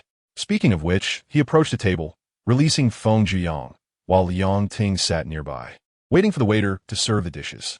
Consequently, Zhang Zimin could not rest. With an external task at hand, he hurried to the supermarket. Utilizing his speed advantage, he deftly maneuvered around the meteor volcano of Sakaski, quickly noticing the military ship approaching from that direction. Although Feng Zhuyang could utilize his powers effortlessly, he found himself unable to do so without them. Long before mortals traversed the frigid tundra of Freljord, the formidable woolly bear existed, embodying an indomitable power and representing the wrath of this harsh land itself. However, Ingzhe, having lost his sanity, displayed no fear as he approached me with his head hung low. The closer he drew, the more I sensed his terrifying visage. Chen Xia, having struck twice, felt a pang of distress. She regretted bringing this girl here. In a sense, a mutated pure spirit is far more fearsome than a pure spirit, as it is a metamorphosis resulting from the fusion of two or more primordial attributes. Gazing at the vivid red numeral 1 on the friend request, he sensed that this matter was far from over. Tang Yun wielded his blade like a demon. The energy in the miniature engine behind him had nearly depleted, leaving just enough to barely sustain the knife in his hand, unable to maintain its sharpness. After all, severing the Stargate would render their forces in Donghuzu incapable of sustaining prolonged combat on home soil. Cutting off the transportation through the Stargate would be akin to removing the very foundation of their efforts. The portly elder felt that the other party, after successfully achieving their aim, dared to awaken him, revealing a complete lack of restraint. Such a person must either possess overwhelming strength or be utterly unconcerned for their retreat. Lin Zhao Di glared, declaring that I bullied her and questioning whether she would speak to me again. With that, she stormed toward the hall in a huff. Li Tian opened his eyes again, as if attempting to penetrate the very fabric of the world. He understood that this was his heavenly eye. Once the heavenly eye was opened, no obstacles remained. The heavenly eye not only possessed boundless divine power, but could also unveil past, present, and future lives. Yang Jian and Wen Taisher exemplified this. At that moment, I moved, rising to my feet, and suddenly dashed outside. A single remark from Luo Yixuan caused the reporters below to reveal expressions of disappointment. Their gazes filled with regret as they looked at her. Chapter 91, Defying the Couple on the Road. Wait, this seems familiar. Isn't this the poor little guide from the Northern Legion who was bullied by other guides, nearly to the brink of death? When this was exposed back then, no one mentioned his appearance. I was completely uninvolved at the time. Is it really the case that he was bullied for looking like this? What on earth are the Northern Legion S members doing? Hey, the person above, please be cautious. The Northern Legion might just come after you through the internet. Once merged, the essence of original sin would become part of this body, making it impossible to release this aura. Ludigo, why didn't you say anything before leaving? Han Dongshi called while waving his hand. Give me the basket. I'll put it in. If you're tired, go rest in your room. We'll head to the Pineapple Base after we dock, Gu Bing stated. Someone from a higher vantage remarked, since you have already taken the Scholar S exam, why not take it a step further? If you can pass the provincial examination, you could serve the emperor and fulfill your duty to the people. Wouldn't that be more meaningful than being a merchant? This was said by someone who had already passed the provincial examination. Throughout history, whether it be palace intrigue or political strife, the ultimate crux remains the constraints and oppression of imperial power, or rather, the ability to maneuver and influence the operation of imperial power. Only Lin Ran looked at the individual before her, feeling as though she had seen this Taoist somewhere before. Once again, a millennium slipped by in an instant. In the void beyond the realm, Chu Xun gazed at a leaf in his hand, and a brilliant light suddenly erupted from his eyes. In truth, he could not fully comprehend this ability himself, as it was a gift from his mentor. Furthermore, the Yuan Shao faction was rife with internal discord. Should they launch a fierce assault on Hebei now, they might unite against a common enemy. If external pressures eased in 2 years, as Yuan Shao's health continued to decline, his sons would likely begin to squabble amongst themselves, greatly benefiting Cao Qingxiang. No, I merely wish to see a figure more extraordinary than the protagonist in the stories my grandparents recounted. What is such a person truly like? It seems you are not so different from me. And she shook her head, her expression filled with disappointment. Second aunt and third aunt were washing their hands and faces at the door, while Zhang Shi conversed with them, inquiring about matters outside and the conditions in the fields. In an instant, the 2 leading corpses had been transformed into a veritable hedgehog, bristling with countless weapons: arrows, daggers, short swords, long swords, sickles, hand axes, and spiked hammers, rendering them completely immobile. With a growl, the emaciated stomach finally protested, as the person opposite, Panda, continued to eat, clearing the fruit platter. He was not hungry. But Yi Xian certainly was. How could that be? Father, May you live 100 years. May your life be boundless. Wang Bin paid no heed to his father's words. Qin Xian felt a surge of emotion at his sincerity, feeling guilty for his earlier words. Elder brother, you are a good person. In our family, I believe you and father are the best. I cannot go home now. Returning home would signify weakness, and mother would look down on me even more. Tang Haodong shook his head. To deliver a Buddha to the West, you need to conserve your strength to complete the bomb disposal task. With a swift motion, Tang Haodong's extraordinary stamina re-emerged as he accelerated to a speed unattainable by ordinary individuals, racing through the snow. An ability user? Am I that weak? You think I will let you get away with sneak attacks? Ouyang Pengcheng spat bitterly. That night, the Qin family trudged home beneath the cold moon, the north wind howling. Yet nobody felt the chill due to the warmth of the wine they had consumed. The moon on the 14th day of the 12th month, though not perfectly round, shone brightly, illuminating the snow at the base of the walls and trees with a dim glow. Chapter 92, Duke of Roses. Give me your contact information. Chu Xun. This name frequently appeared in the live stream as comments. He could not reconcile the radiant beauty of the girl before him with the timid figure described in the dossier. Her features remained the same, yet her aura was vastly different. They seemed like two entirely distinct individuals, yet he stubbornly felt. When the five of us entered the tea house, a sparse gathering of 20 to 30 patrons occupied the hall, sipping tea or dining. Upon entering, I surveyed the room, my gaze sweeping over everyone present. I turned to her, her alluring red lips parted wide, gazing at me in utter shock. Otherwise, we might as well sever it now, Kaga remarked in a calm tone, uttering words that sounded quite terrifying. Through the car window, I waved goodbye as Ruan Shu started the vehicle, slowly driving away. Staring at his increasingly distant figure in the rearview mirror, she could not entirely quell the tremors within her heart. Her hands gripped the steering wheel, feeling as though she could hardly muster any strength.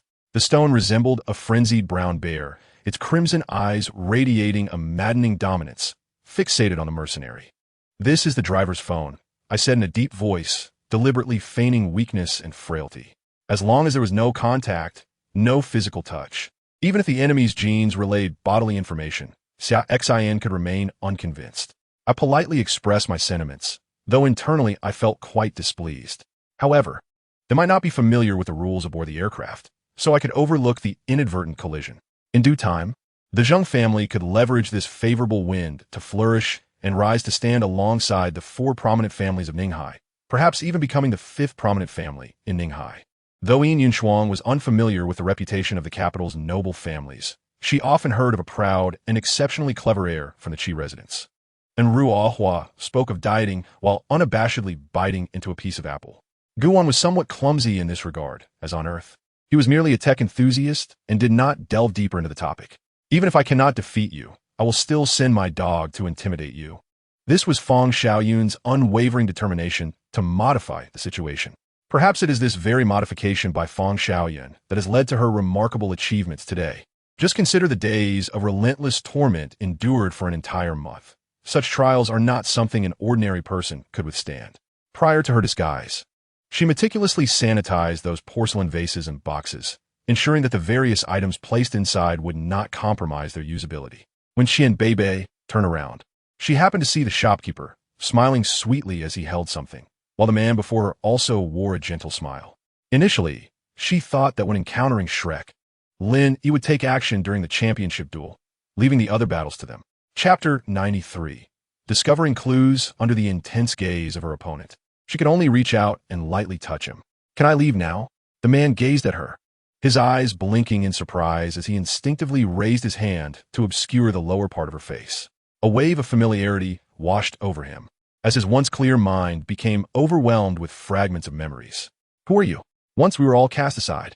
In a past life, Zhao Sun had also ridden a flying mount, albeit a pigeon, as the mounts at the Auckland flying point were all gray doves. In a drunken haze, Nangong Jingchen seemed to see by Li Lan, also clad in bridal attire, her beauty enchanting as she reached out to him. That was once a dream of Nangong Jingchen. He thought he had achieved it, but now everything felt like a fleeting illusion, leading him to question whether what had transpired was real. Moreover, even orphans have friends. It is impossible to be truly alone. Luo Qian'er had no choice but to abandon the idea of treating Murong Liuye's wounds and instead gathered some broken branches to pile together. Just as she arranged the twigs, a fireball struck them, illuminating the surroundings with flames. Very well. Since you say so, let the master come forth and show us what he intends to do, Madame Shun stated through gritted teeth, nodding in agreement. However, Luo Qian'er graciously refrained from further comment, justifying her silence on the grounds that Feng Xuanyu had previously draped a cloak over her. Haha, then go ahead and kill me, even in death. I wish to be with thee. Ling Yui replied with a light smile, completely disregarding the words spoken by Nan Gongyi. Wu Chenfei clenched his fists tightly, the veins on his forehead bulging. Jiao Yu observed him with concern and gently approached, taking hold of his hand.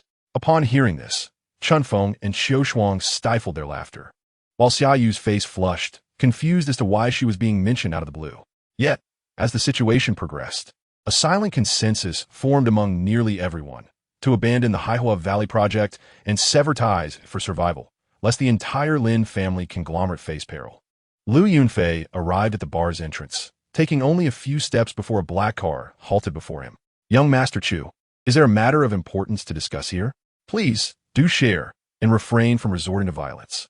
The head of the Lu family emerged to mediate. With this statement, despite the increasingly tumultuous shifts of the ground beneath them, everyone appeared to be gripped by fear, focusing intently on channeling their powers, vowing to coexist with this realm until the end. Surely, they had been secretly taken away, receiving psychological counseling to prevent any lasting trauma from the events of that night. And they were cautioned against speaking of it. The elder's pupils contracted as Han Mingrue's true essence surged, her complexion rosy, indicating her genuine recovery. Although Tian Tian was merely a system, it consistently assisted him at critical moments, always obedient and readily available. Shen Wushuang swiftly withdrew the sword embedded in my chest, raised a hand to block, and opened the Baili demon blade. After the second mission concluded, Lao Han informed me that if I could pass the third training session and mission, to my astonishment, it was Su Dong, who had been shot multiple times, his eyes wide in disbelief. The taxi drove right to the building's entrance, where the driver kindly opened the trunk and assisted her with her suitcase. Chapter 94. The Guide Association's gift from a senior following behind. Chu Xun seized the opportunity to access his holographic wristband and retrieve his report. The front was cluttered with dense data, and he lazily scrolled to the bottom for the results. The results of his assessment are as follows. Name, Chu Xun. Spiritual entity, Phoenix. Mental strength, 3. Awakening classification. Guide, atypical healing guide. Chu Xun's first shock was realizing he had directly ascended to this rank. An increasing number of practitioners joined this cohort, with many emerging from the exquisite residences of the City of Masters, gathering around Yen. Fan Yang clearly observed that Mo Tong had been cleaved in two, transforming into a frightful charred husk. Abito could hardly bear to hear Kakashi speak of himself. At this moment, Abito had completely shed his later, arrogant persona in the ninja realm. The white mist outside the street had inexplicably thinned considerably, and from the tavern's entrance, Limu could faintly glimpse a colossal shadow lurking at the end of the street, motionless, shrouded in mist, dark yet heavy. Lin Feng grasped Ada's somewhat delicate hand, enveloping it in his palm, and then drew her owner into an embrace, securing the rope with his other hand. Fuji glanced around to ensure Zhu Shu's attendant was not nearby, then passed a flower to Yunji, brushing the dirt from her hands and softly saying, "Whatever you plant, if you glance about and no one sees, just discard it. It is not the earth that is unsuitable, but rather the person planting it." Noticing Yunji's confusion, she chose not to elaborate further, nudging her to step back. It seemed the person standing before him was a stranger. Despite the mere dozens of paces separating them, the middle-aged man felt as if he had awaited this moment for a decade. Gazing upon the increasingly gaunt figure of the young man, unable to contain himself as he stepped toward the slowly advancing trio, Kong Weijin almost chuckled. This crab moved with such slowness and clumsiness that it could scarcely turn itself over. However, when the appendix appeared before everyone, they were all rendered speechless. For it was an entirely intact appendix without any inflammation, showing no signs of being problematic. The lead surgeon inquired whether to proceed with the appendectomy, and Professor Jiang had to reconfirm with the attending doctors present. He Miao Miao respectfully accepted the item, securing it tightly around her waist. and felt the heat dissipate from her surroundings, gradually merging with the cool atmosphere. The sound of the door slamming shut caused Jin Feng's expression to darken instantly. He cast his gaze downward, regretting his decisions deeply. She shifted her focus toward Lin Yin, turning slightly to avoid seeing Mo Ning. Over these years, on the ranking arena, aside from that lunatic Lei Ming who always knocked him down, he had truly found no one worth his regard. Even Su Shiyin, for whom he had labored, employed techniques in battle that struck him as overly rigid and excessively conventional. He Miao Miao was taken aback, no longer daring to act recklessly, as she controlled the remaining sunlight and soared toward the square's exit. Subsequently, within the victors group, half would be determined as victors and the other half as vanquished. Those who failed would compete against the defeated group, and the subsequent failures would naturally lead to elimination. Fang Yi, tell me, what exactly transpired? Chun Yi attempted to inquire of Fang Yi. When Zhao Kuan called Yang Luo, his tone, which had been filled with bravado days prior, now resembled a wilted eggplant, steeped in despondency. In the following days, Zhao Luo prepared only 2 dishes for each meal, using 2 large bowls to serve both rice and vegetables. Sharing a bowl with Zhu, who mused how clever he was to have invented the box meal. Chapter 95. The 3 prophecies left by Zi, Sun, such grand gestures, transforming the entire Guide Protection Association into a welcoming gift. Li is a fine gift, and I am grateful for the generosity of my esteemed predecessor, yet I must decline. It is known that the Mother Gu's host has perished, and the offspring Gu's host is to be buried alongside her, with her lifespan dwindling to approximately 2 years. It would be unwise for her to carry the entire Xiandao Bao after the continent's dynamics stabilize, as the people may rise against the brutal Yuming family in a campaign for their annihilation. Zhu Jiuzhou was left bewildered by his words, and the man's use of profanity revealed his deep dissatisfaction. It is evident that he truly wishes to drive well, yet circumstances have conspired against him, leading even Cheng Xiao, who vigilantly guards Zhu Jiuzhou, to sense something amiss. Due to their shared school, Meng Lin and AI Puli often find themselves in each other's company, enjoying a relatively greater amount of time together compared to others. A Yao rushed over, enveloping Su Yunduo in a tight embrace, causing even the usually awkward A Xiao to redden with emotion. Just as they retreated to a safe zone, a thunderous explosion erupted, and once the dust settled, no trace of Tian Yuzong's disciples remained. Han Si-jing rushed from behind, grasping the dual hands that wielded the dragon-slaying blade, tears streaming down his face.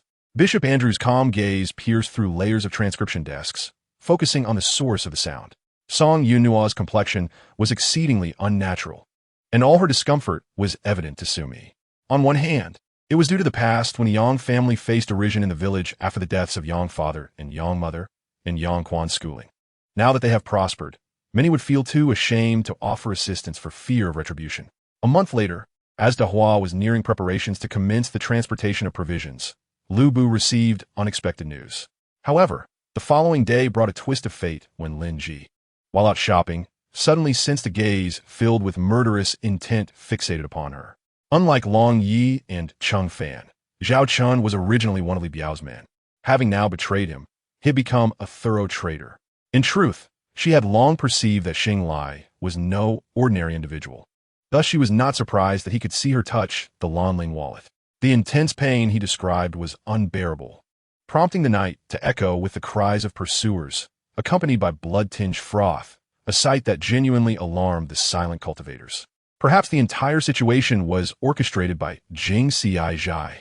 Xiao Xingzhe was merely a faade. Zhu Yunlong was but a pawn.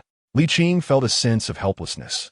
Having originally thought that Qin Yuman could absolve Wang Shixian of possession suspicions, only to discover that her sect was the hidden manipulator. Very well. Qin Xiang respectfully nodded and made a call, instructing his subordinates to deliver the items. Beautiful things are often fraught with danger. Deepening had regained his composure after an initial daze, remaining unmoved by allure. Chapter 96. 2 enemies converge here. Field had another match that afternoon, and Chu Xun attended as well. Almost the moment she entered, the live-streaming drone locked onto her. The afternoon held the semi-finals of the individual competition, featuring 4 finalists: Feel from the Hei Ta, Zhong Xiu, Yushi from the Baida, and Chang and Song from the Southern Legion. Betting had commenced in various underground venues, speculating on the strongest sentinel of this session. All four were elite sentinels, having excelled in previous events.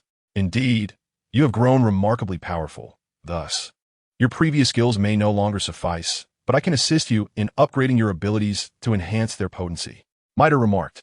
Indeed, it sounds deceptively simple, yet the execution proves to be entirely different. Abandoning magical elements and gathering magical elements may feel alike, but they are fundamentally distinct undertakings. Shenrushu nodded in agreement. Super Divine Tier?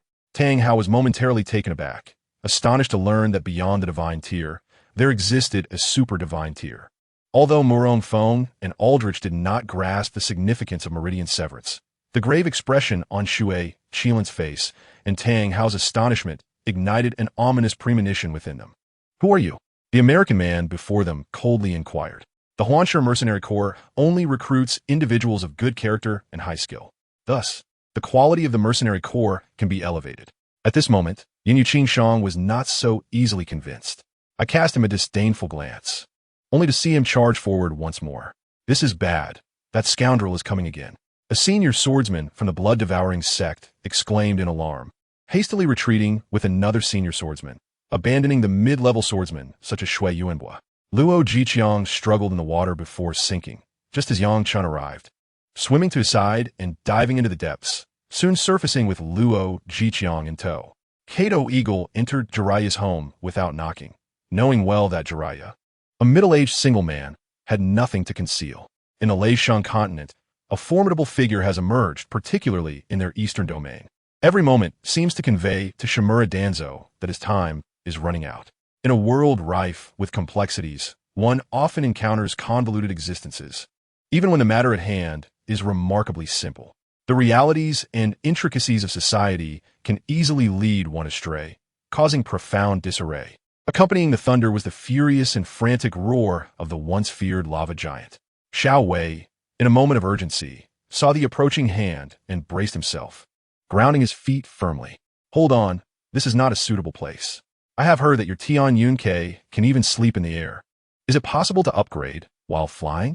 If so, you can evolve while in flight. Saying this, Derue tossed the one Mu crystal into Bai Yun's mouth. Chapter 97. Re-evaluating her worth, to put it bluntly, can we not suddenly have a colossal stone from the heavens crash down upon us? Having met the crown prince and the third prince, the young girl entered the room with no extraneous movements, merely offering a slight bow. Guides are always afforded special privileges. She need not perform grand gestures or adopt a humble self-reference.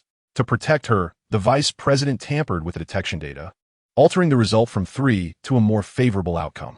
It is crucial to remember that only 9 guides currently exist. Such a statement implies that CC may one day heal and save others, thus alleviating the sins of those she has previously harmed. Moreover, the most terrifying aspect is that within their current environment, they will gradually experience an intensifying sense of suffocation, akin to traversing a high-altitude mountain while burdened, having to evade attacks and seek the body of the marionette, a Ling Wu. Somehow, after half a day of muffled sobbing, she managed to expel the cloth from her mouth and, with determination, bit down to remove the cloth from Go Xiaoxiao's mouth. It is said that liquor emboldens the timid. It seems to hold true. How long had this girl bottled up her emotions before daring to boldly propose sharing a bed? Xiao Hengshi was about to lead Tasia away when he abruptly halted, turning his head with darkened eyes. Bai Pa gently approached him from behind, not disturbing the Lord's prayers. He held a round golden pendant resembling the sun, which appeared to be a token of some sort. The sudden appearance of the death fiend abyss so close to the city must harbor some mystery. I've already notified the Supernatural Association and the Tribunal, and they will investigate the cause of the abyss's emergence in the coming days, hoping for news of your companions. The previously silent Jing Jia spoke, inadvertently igniting a glimmer of hope in Bai Pa. Some even employed secret methods, using their mental energy to suppress the young man with the aura of the spirit realm. Lewis was at a loss for words. This was indeed characteristic of Sikaski, and he must have been waiting for a long time, preparing for showdown with someone he had compared to since his rookie days. Bai Zhu, however, is an exceptionally understated figure. Numerous legends surround him, yet few have beheld his true visage. While watching the closed-circuit television, Zhong Baohua observed Yu Longtian's movements, which were sharp and peculiar, seemingly not belonging to any style he recognized. Although each gesture appeared to show mercy, They targeted the vital points, which intrigued Zhong Baogoa, who had long struggled to find a suitable martial arts training regimen for the military. Historical records indicate that Song Lian, a founding minister of the Ming dynasty, composed a poem one night, expressing his grievances over the overwhelming duties of the court and his own frailty, which left him utterly exhausted. I have always relished performing such good deeds that foster harmonious unions, considering it a way to accumulate virtue. It is uncertain whether Jiao Chen's fortune to be favored by such beauty is a result of his past lives' merits. Upon noticing this, Yulong Tian hastily retreated a few steps, but the small confines of Yun Haixing's office left him pressed against the wall, with no further retreat possible. Yu Shan, realizing his tardiness, became increasingly agitated. The sword he bore on his back was a third-grade flying sword, perfectly suited for a cultivator in the fasting phase. With a mere wave of his hand, the sword seemed to possess its own will, lunging toward the two individuals. Su Lingfeng currently held an account provided by Gu Changsheng, which was entirely accurate in regard to Yi. One was in plain sight, while the other remained concealed, ensuring that, under special circumstances, it could deliver unexpected surprises to adversaries. Disregarding the commotion among the Yus clamoring for their tokens, Lu Qingyu sprinted ahead, being the first to enter the forest described by Zhu Qingyi. As Lu Qingyu fell through the air, he could only manage a bitter smile, realizing that his miscalculation regarding his opponent, merely a weapon, had led him into an entirely passive situation. Chapter 98. Scandalous Rankings Within an Hour of Returning. Chu Xun discerned the reason behind the uproar. Gazing at the plethora of press releases and photographs flooding Xinguang and Xinghua, he found the situation amusing rather than bothersome. The third prince had indeed escorted her out, yet the media spun an elaborate tale. Without needing to ponder, she recognized the architect behind it, willing to sacrifice even a third prince to vex her, indicating that the third prince's relationship with the crown prince was not particularly strong. As Chu Xun's notoriety soared due to the divine maiden, let us momentarily set aside the enigma surrounding the riddle speaker. When Zhuisi shared his findings, Victoria indeed displayed a worried countenance. Zhao Hongmei sighed, reflecting that if her elder sister had heeded their mother's advice back then, her current struggles might have been alleviated. At that moment, the luminous inscription of mathematics shimmered above, boldly rotating.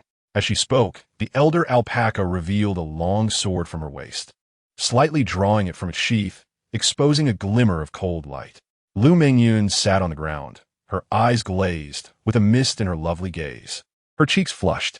The physique of a martial artist is remarkable. After sitting for an entire night, there was no trace of soreness, and they were brimming with energy. Not to mention whether Su Chun would sustain injuries in the arena, or should he lose.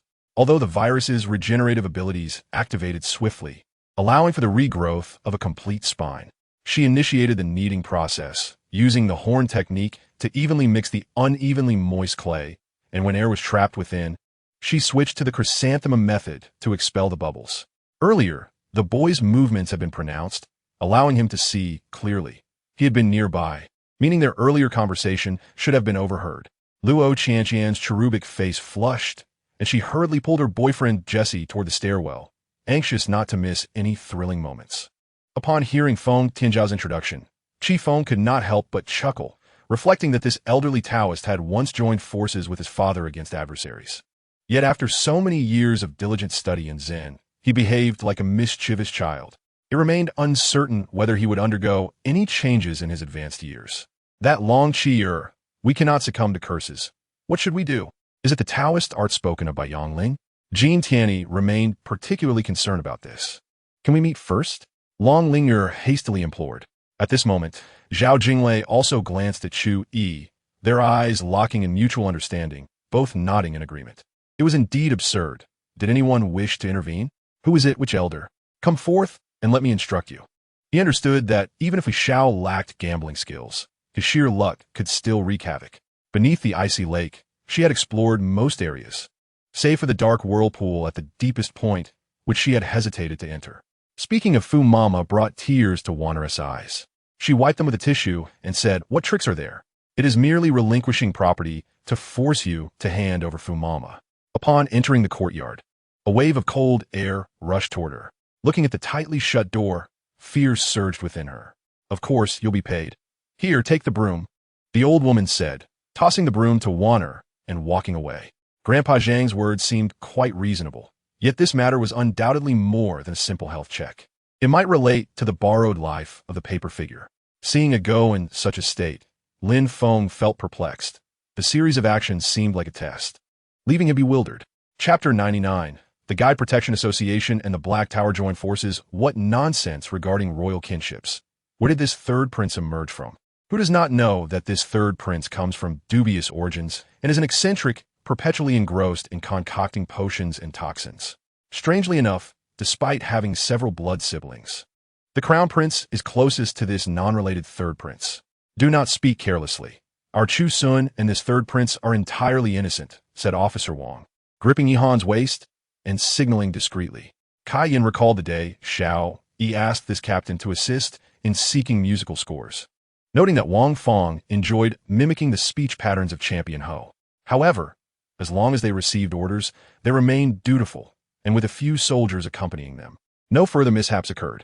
A large stone crashed down upon the black bear, which then collapsed onto the ground, motionless. They required only a day to travel from Fei Xianxing to Wu Liangxing, an ancient planet whose landmass was vast, twice the size of its oceans, with dense forests appearing remarkably primitive. The Jinhai Pearl's spiritual talisman quelled the uprising, as wisps of malevolent energy dispersed and were purified by the talisman. He regarded her with curiosity. Mu Hongling, not being a host of the Divine Pearl, could not manipulate the Ice Divine Pearl from a distance. What could her solution possibly be? If you wish to act, then act, Huang Xianling, after a brief period of contemplation, ultimately created a novel combined martial technique, naming it the 7-star combat technique. She had heard that a month prior, the Ice Divine Palace had met its demise, the Holy Land reduced to rubble. From the remnants of the Taoist traditions, they observed traces of the gluttonous secret arts controlled by the evil void. Just then, Zhang Bing suddenly spoke, but do not overthink it. After all, you are my sister-in-law. If you feel unable to hold on to him, just be proactive and make him yours. This way like gum, he will be impossible to shake off. You believe I have failed? NMing Ing is a magnificent company. You know nothing. Nakagura Masaya scoffed. To express gratitude to Yi Lan Yu and others, the elder arranged a banquet for them that very night. Ultimately, Spring Princess still posed the question, embodying a determination to seek clarity even in death. After finishing his bath, Yicheng instructed Xiang'er to wash as well. Everyone had been thoroughly exhausted these past few days, including Xiang'er. As the words of Princess Yuzhen faded, 3 guards donned in different attire burst into the room. These were the princess's own attendants. Yicheng meticulously detailed various matters, explaining methods to Guan Yun, such as employing diverse techniques for road construction, including the excavation of mountains and the splitting of stones. Next, the deep plowing machine made its grand entrance, with 10 oxen simultaneously pulling a plow head that plunged a full meter into the earth. Under immense power, the thick, compacted soil was turned upside down. Everything was in readiness, save for the favorable winds. However, the inner court forbade the carrying of weapons, and one could only hope for a smooth progression. Cui Yunrong sighed with a hint of helplessness. Although the notion of Luo Sen's victory left an unpleasant taste in everyone's mouth, it was not entirely unacceptable. Yet the prospect of the formidable figures, Lao Jin, Lao Tian, and Lao Lin, being vanquished in their high-ranking positions within the anti-Luo alliance was a significant blow to their morale. Though I have retired from the military, your elder brother remains in service.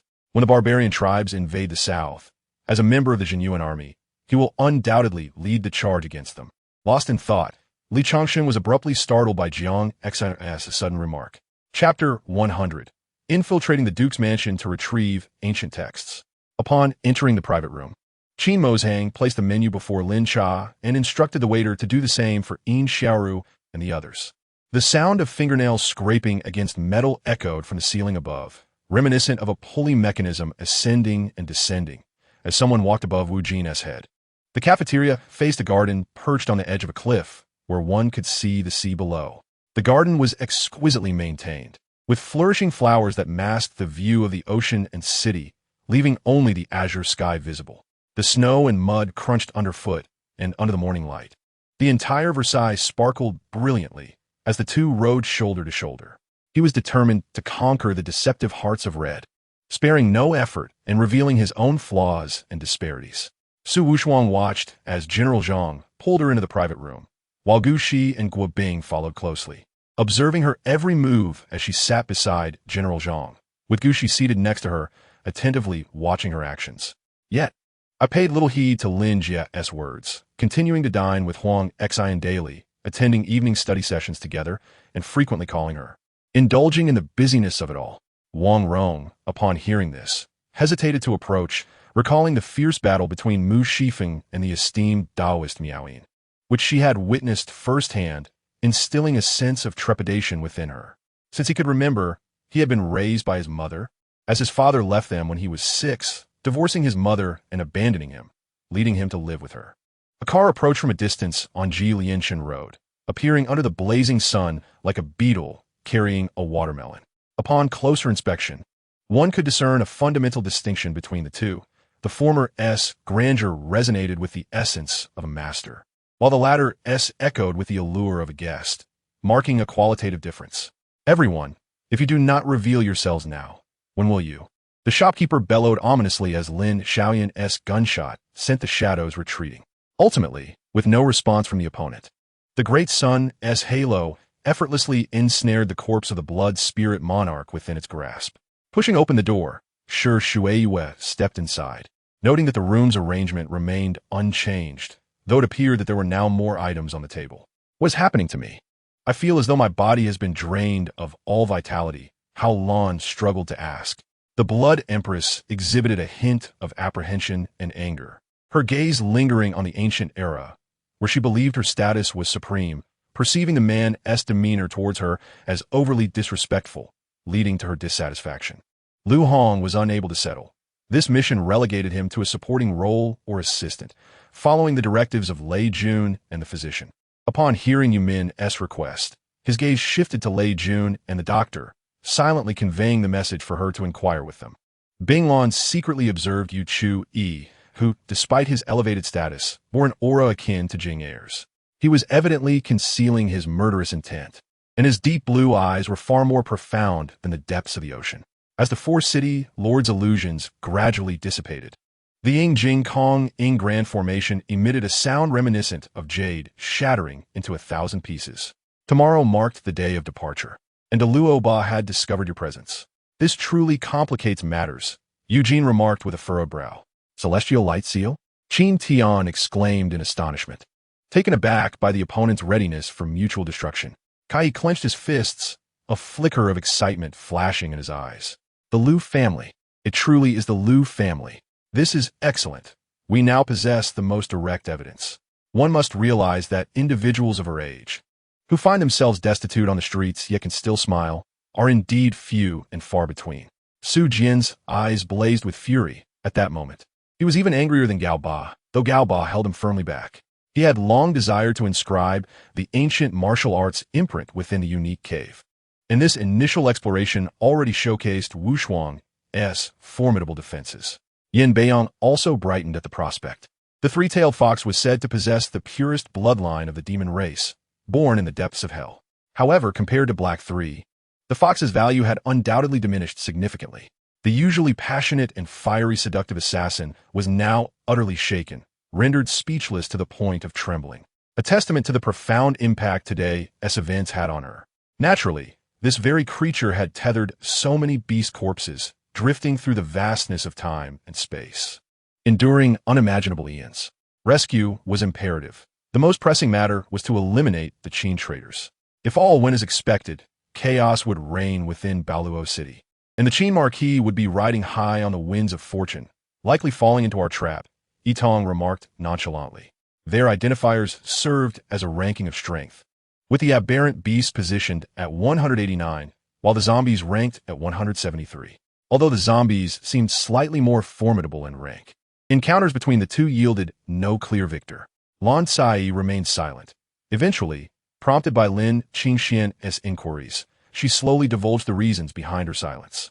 Di Chongxiao held little interest in the legendary artifacts of the Yu clan, yet he was reluctant to see them fall into the hands of other divine clans, making a note of the clues to pursue later. Given the necessity to temporarily conceal their whereabouts, Yi Fan could not take everyone with him, at most bringing along half of the Long Guards.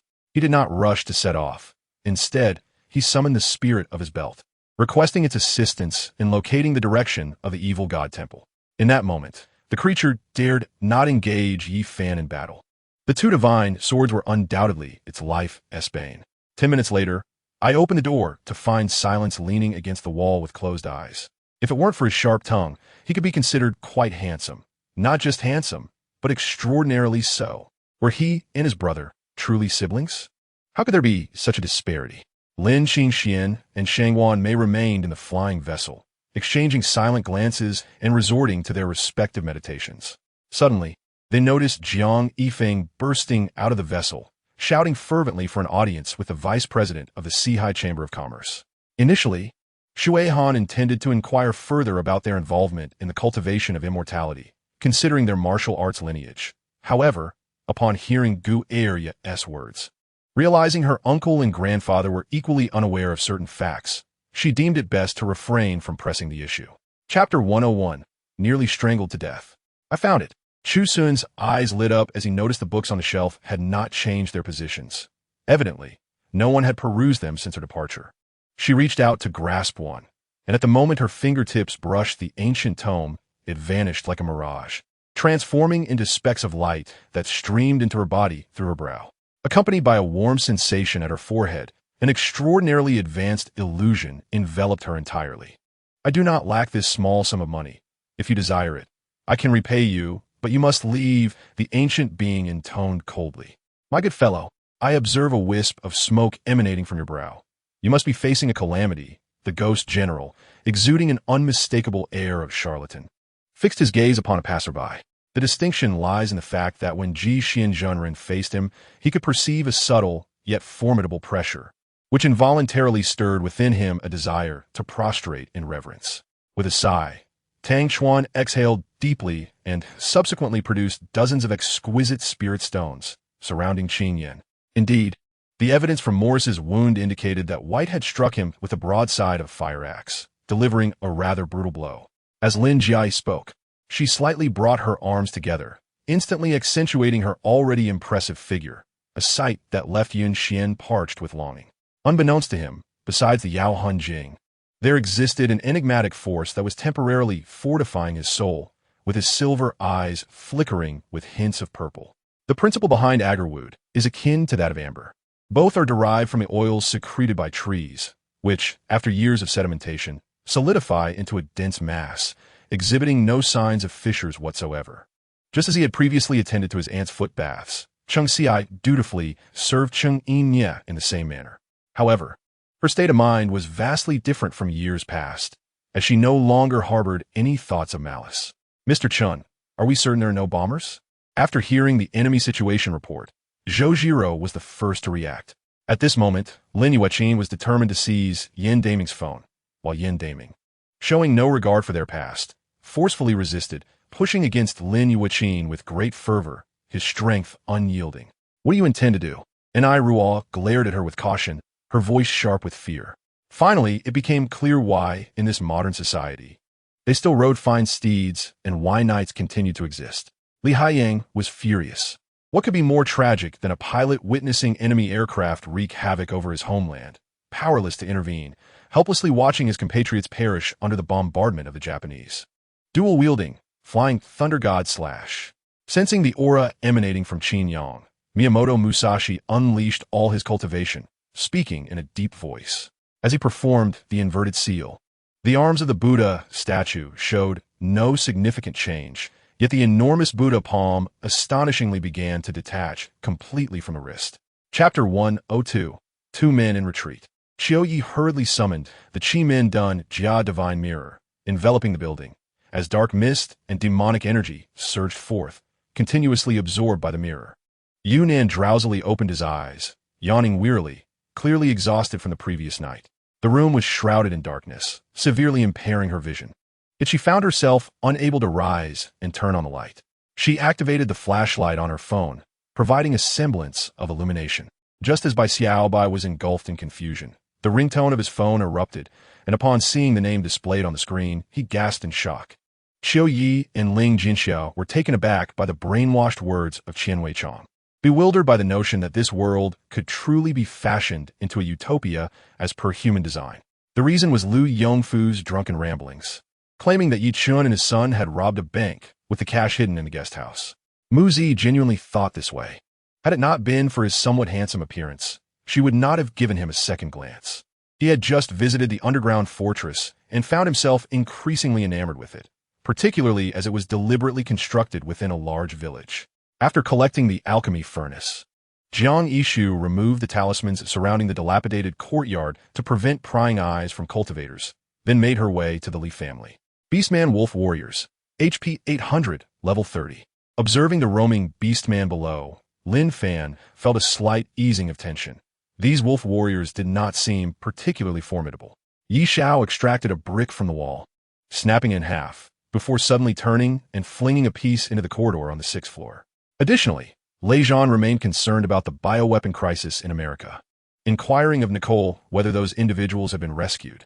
Despite having already believed a significant portion of Qian Juzi's words, he found it difficult to admit it verbally. Li Bainan had been in the second-hand business for over a decade, with a plethora of skilled drivers under his command, often participating in illegal street races, with each event netting his company substantial profits. Of course, this was merely a jest. Qian Juzi, initially taken aback, recognized my playful demeanor and, resigned, shook his head without uttering a word. Moreover, just moments ago, the attacks from hundreds of deities had been inexplicably devoured, rendering them hesitant to act recklessly again. Confronted with the full power of a super scion at close range, Zhang Wuqian, having been prepared, managed to avoid disgrace. He grounded himself, firmly rooting his feet to the earth, successfully withstanding the onslaught of the air. Meanwhile, a wave of earth energy surged towards the soldier holding the hostage, but was repelled by his use of vital energy. It's futile. My chest pain has been persistent for quite some time. Why should I trouble them? I merely hope the Khan does not take offense at my discontent. A subtle blush appeared on her porcelain-like face. Those trailing behind were left dumbfounded by the scene, some forgetting to continue their pursuit. Surveying the surroundings, she slowly extended her palms, pressing them against the edge of the water sphere, feeling the inner strength of Ming Shun continuously flow into it. While the sphere appeared formidable, it was merely an illusion. Had she been unscathed, her prowess would have surpassed that of Ming Siki, yet her current injuries rendered her exceedingly weak. Subsequently, the entire United States sprang into swift action, functioning like a meticulously synchronized clock, with various departments collaborating towards the goal of occupying Brazil, with the aim of resettling in Brazil and, ultimately, the rebirth of America. As the mysterious flames dissipated, tranquility returned, with cries occasionally echoing through the village as villagers gathered reverently around Qianzhe, kneeling in devotion as if worshipping the deity protecting their land. I am not myself. I am but the host of a dream spanning millennia, countless extensions of that dream. I am merely another scapegoat. Should I not feel fear? You may enter first. I am indifferent. Before Zhang Tian could respond, Shui Qianxuan had already spoken. A tremendous crash reverberated, causing the entire Zhongdu Peak to tremble slightly.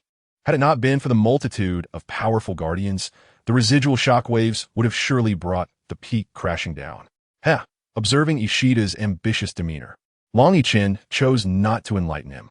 Yu Xinlan was acutely aware of her worries. She had been in a similar situation with Lu Feng and had drawn attention from others.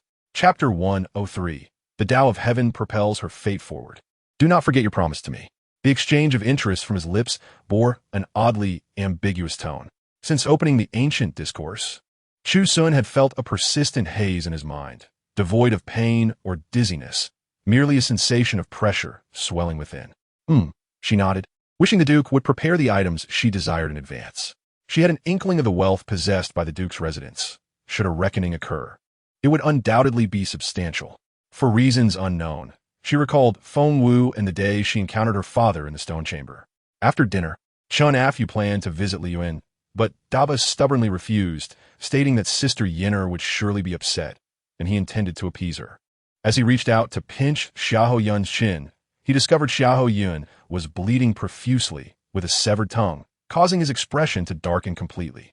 No man can resist the allure of weaponry, and Shi Oj NsH Ing is no exception, although he does not harbor a passion for martial force. His admiration for weapons is no less than that of other soldiers. The entire village is constructed of stone. Upon entering the gate, one finds the interior quite spacious, caressed by the sea breeze, rendering the heat negligible. Towering trees surround the area, and children have begun to frolic joyfully. After so long, they have developed an instinctive sense for gauging the weight of medicinal herbs. A gentle murmur floats through the air, as if Hy has conceded defeat. However, the immortal divine monarch knows the true nature of Hy and would never permit him to act unrestrained. Indeed, the wisdom of the second brother is commendable. Upon hearing this, the porcupine beamed, flattering the wolf dog, for the strength of the gentleman in the village likely surpasses that of the three combined. Yet even the dream god machine cannot project sound across the world. Perhaps the sun god possesses such power. Nevertheless, your minister spoke wisely. There is no need for haste.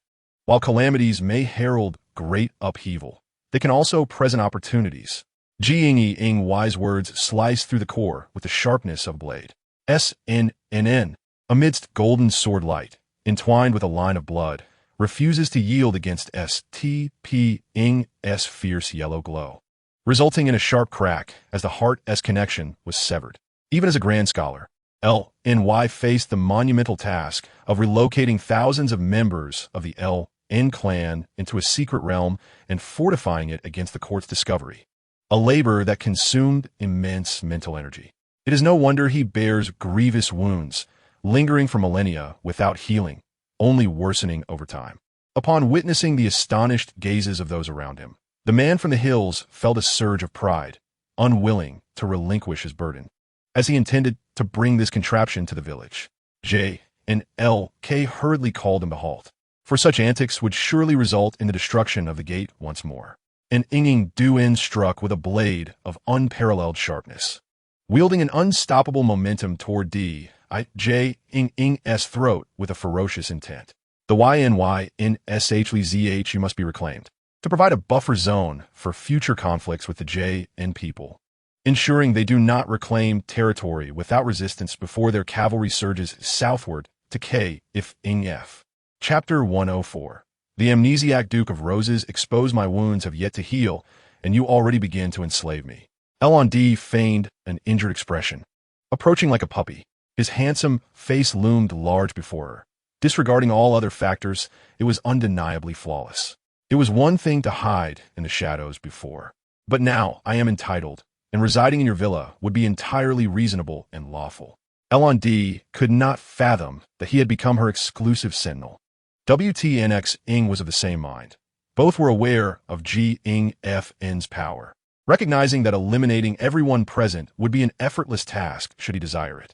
At that moment, a gust of wind swept through, and a corner of a table flew towards a man's neck, instantly causing blood to spatter. Those who had ventured out before had perished, leaving TNH Eng's prison notably weakened, making it an opportune time to strike. Perhaps her gaze was too sincere and clear, for Pirixie felt unable to meet her eyes, instinctively stepping back with a blend of helplessness and absurdity. YXN had already become intolerable to ZHYXEO. If word of the shipyard's construction spread far and wide, he would truly become a pariah.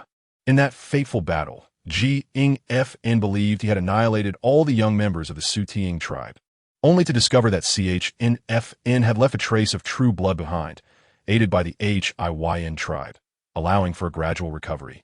Now, even restoring to human form. Shall we disembark first? Huan shook her head, insisting there was no rush, casually playing on her phone as she awaited me. The man surnamed X had fervently assured the effectiveness of the strategy. Why then did it seem that not even a hair on the castrated thief had been harmed? It was still 8 in the morning, still at the central hub of GLDIS, still with the 3 leaders, ORGML, LUMN, and DFNQ. At this moment, the purple form of Shiaving flickered in and out of sight. He sensed something amiss, yet could not ascertain what it was. Rin WXing. What brings the sun and moon sect here is precisely what we are here for, Ying Shio declared. If it were merely a matter of her bullying YNFRN, could they not simply dismiss her and cast her out? CHNM's computer was equipped with a camera, though lacking in superior beautification features, which did not detract from its utility. The twin sisters felt the chilling aura emanating from YNQing, swallowing nervously. Could it be due to inheriting the exceptional genes of B.F.ing Chu Xun, granting her an innate talent for culinary arts? The elderly ladies, amused by the antics of the two girls, laughed heartily, their faces blooming with delight while their hearts were warmed, hastily distributing red envelopes. She clenched her fists, longing to slap that cold beauty. How could one be so shameless? Su N.W. Shu H supported Su N.Y.N's shoulder, circling around to stand before him. As the only hero within the alliance capable of casting skills without hindering movement, XNDL possesses a remarkably high ceiling for mid-lane engagements. His appearance is unforgettable, a striking fusion of Eastern and Western features, far more refined than many mixed bloods and Chinese individuals, leaving a lasting impression. WTN, I shall strike you down until even your mother cannot recognize you. QNYHN resolutely resolved this in her heart. She had long wished to visit. Yet the aquarium's strict daily visitor limit rendered tickets scarce. Chapter 105. Provocation if the 3308 pollution zone is not the lair of the FI. Why did the Duke of Roses and the Madam General carry black mist after visiting?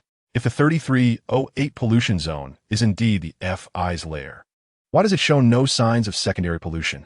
Has it grown so powerful that it can conceal its presence? Contemplating this, CH Su In considered the possibility. The Duke of Roses is a cautious individual. Upon realizing his spiritual entity had manifested, he thought, I cannot, for I am destined to be with SHN. You are not mine. SHM smiled.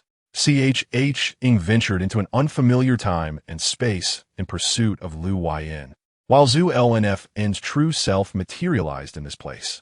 She ought to have remained hidden these past days, yet today, as the monthly wages were distributed, she stepped out amidst the laughter and sympathetic gazes of others, feeling as if she were a thorn in their side.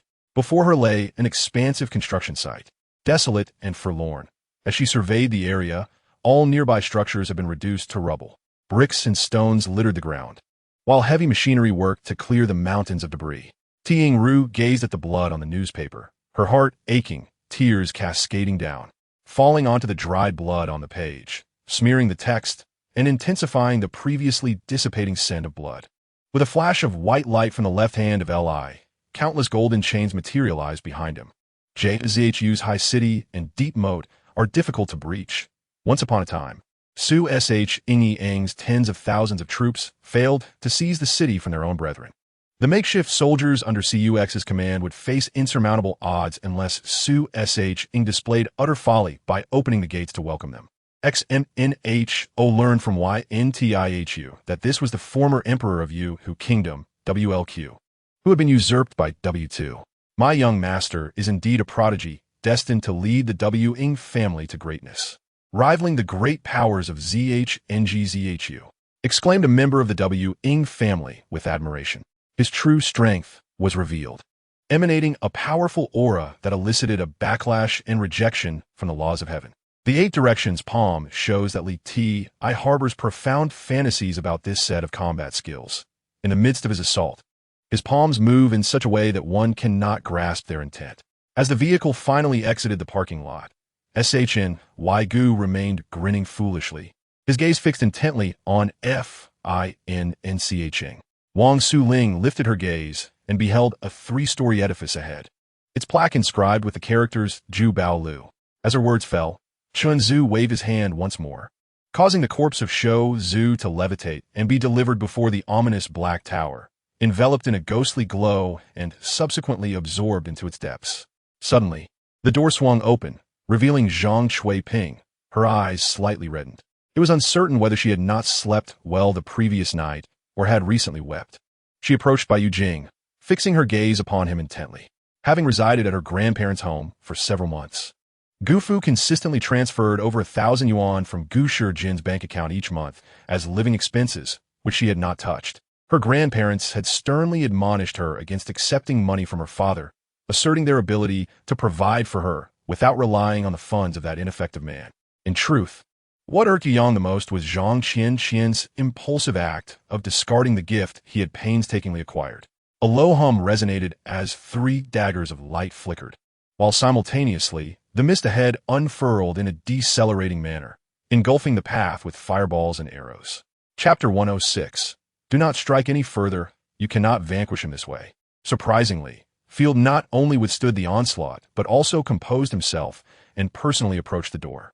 Upon facing Leonard, he raised an eyebrow and inquired, "Might the esteemed warden wish to come in and have a seat?" Lai Aonade remained unfazed by the peculiar behavior exhibited before him, even displaying a hint of eagerness. Previously, every encounter with Fei Er had been marked by unfriendly glances, at times even seemingly imbued with a desire to eliminate him. It was rather perplexing to witness such a sudden change in demeanor. I shall not impose further. He believed that the more celestial-grade materials he could gather, the better. Ultimately, with the aid of the solar fire of the Jinwu Wang, he could successfully forge both the Qiuxian Tu and Beihan Zhanshi Dao into pseudo-Dao soldiers. The Beihan Zhanshi Dao scoffed at the notion, retorting that it was absurd to expect a noble celestial weapon like itself to align with a mere mortal of the immortal realm without so much as a grand vision. Who did he think he was belittling? A little coaxing wouldn't he hurt, would it? My father held the position of the leader for a brief period, and initially, a few voices of dissent emerged. However, as those individuals were suppressed and reassigned, no one dared to voice any opposition thereafter. Ming and Yu's expressions turned cold. At that moment, the golden talisman struck the man in black, yet it merely tore his garment and left a white mark on his skin. Zhang Xiao missed his target and now understood that even with the potential potion, he could not kill this man. Zhao Ting cast a spell in response. Witnessing the weakened bat preparing to transform into a dragon to subdue the thunder bat. However, under Zhao Ting's thunderous magic, the bat before him perished, leaving Zhao Ting perplexed as he stepped forward to investigate. After hearing Gu Angie's heroic deeds and observing his weathered appearance, Yilan found herself at a loss for words to adequately express her admiration at that moment. More than half a month later, as they prepared to re-enter the giant tree forest, the elder from Hezi no longer exhibited the timidity of a novice. One garment after another, chosen by Alisai Fair, was modeled and replaced, to the point where even Alisai Fair, overwhelmed, felt a strong impulse to wield her sword against others. Changgue acquiesced, saying, I understand now. It seems the young master has thought this through. Young master, I shall prepare as you instructed. With that, he turned and exited the tent. If he could assist, it would allow him to concentrate on investigating the murderer of Shi Bingqing's parents while also dealing with those troublesome individuals. At that moment, a sword energy surged toward the man in the blue robe. The man shifted slightly, and a luminous barrier appeared, dispelling the formidable sword energy. Linning was equally forthright. Having dealt with Qilin several times and knowing his temperament, he spoke with casual ease. The pockmarked man saw Fong Jurin and, realizing his peril, stepped back into the room, knowing his chances of survival were slim and that he might quietly meet his end there. A strong desire to survive surged from within, and the pockmarked man shouted desperately. Chief Wu held his breath, lying on the rooftop, carefully observing the battle to the west of the village through binoculars, while several soldiers nearby aimed their rifles. Linning unceremoniously regarded himself as a friend of Zhang Liang, and the tall man promptly complied, rushing toward the interior of the island, while Lin Ying and his companions waited quietly on the periphery. Each demon god is an ancient existence that defies the heavens, possessing extraordinary skills and innate talents that allow them to dominate the world.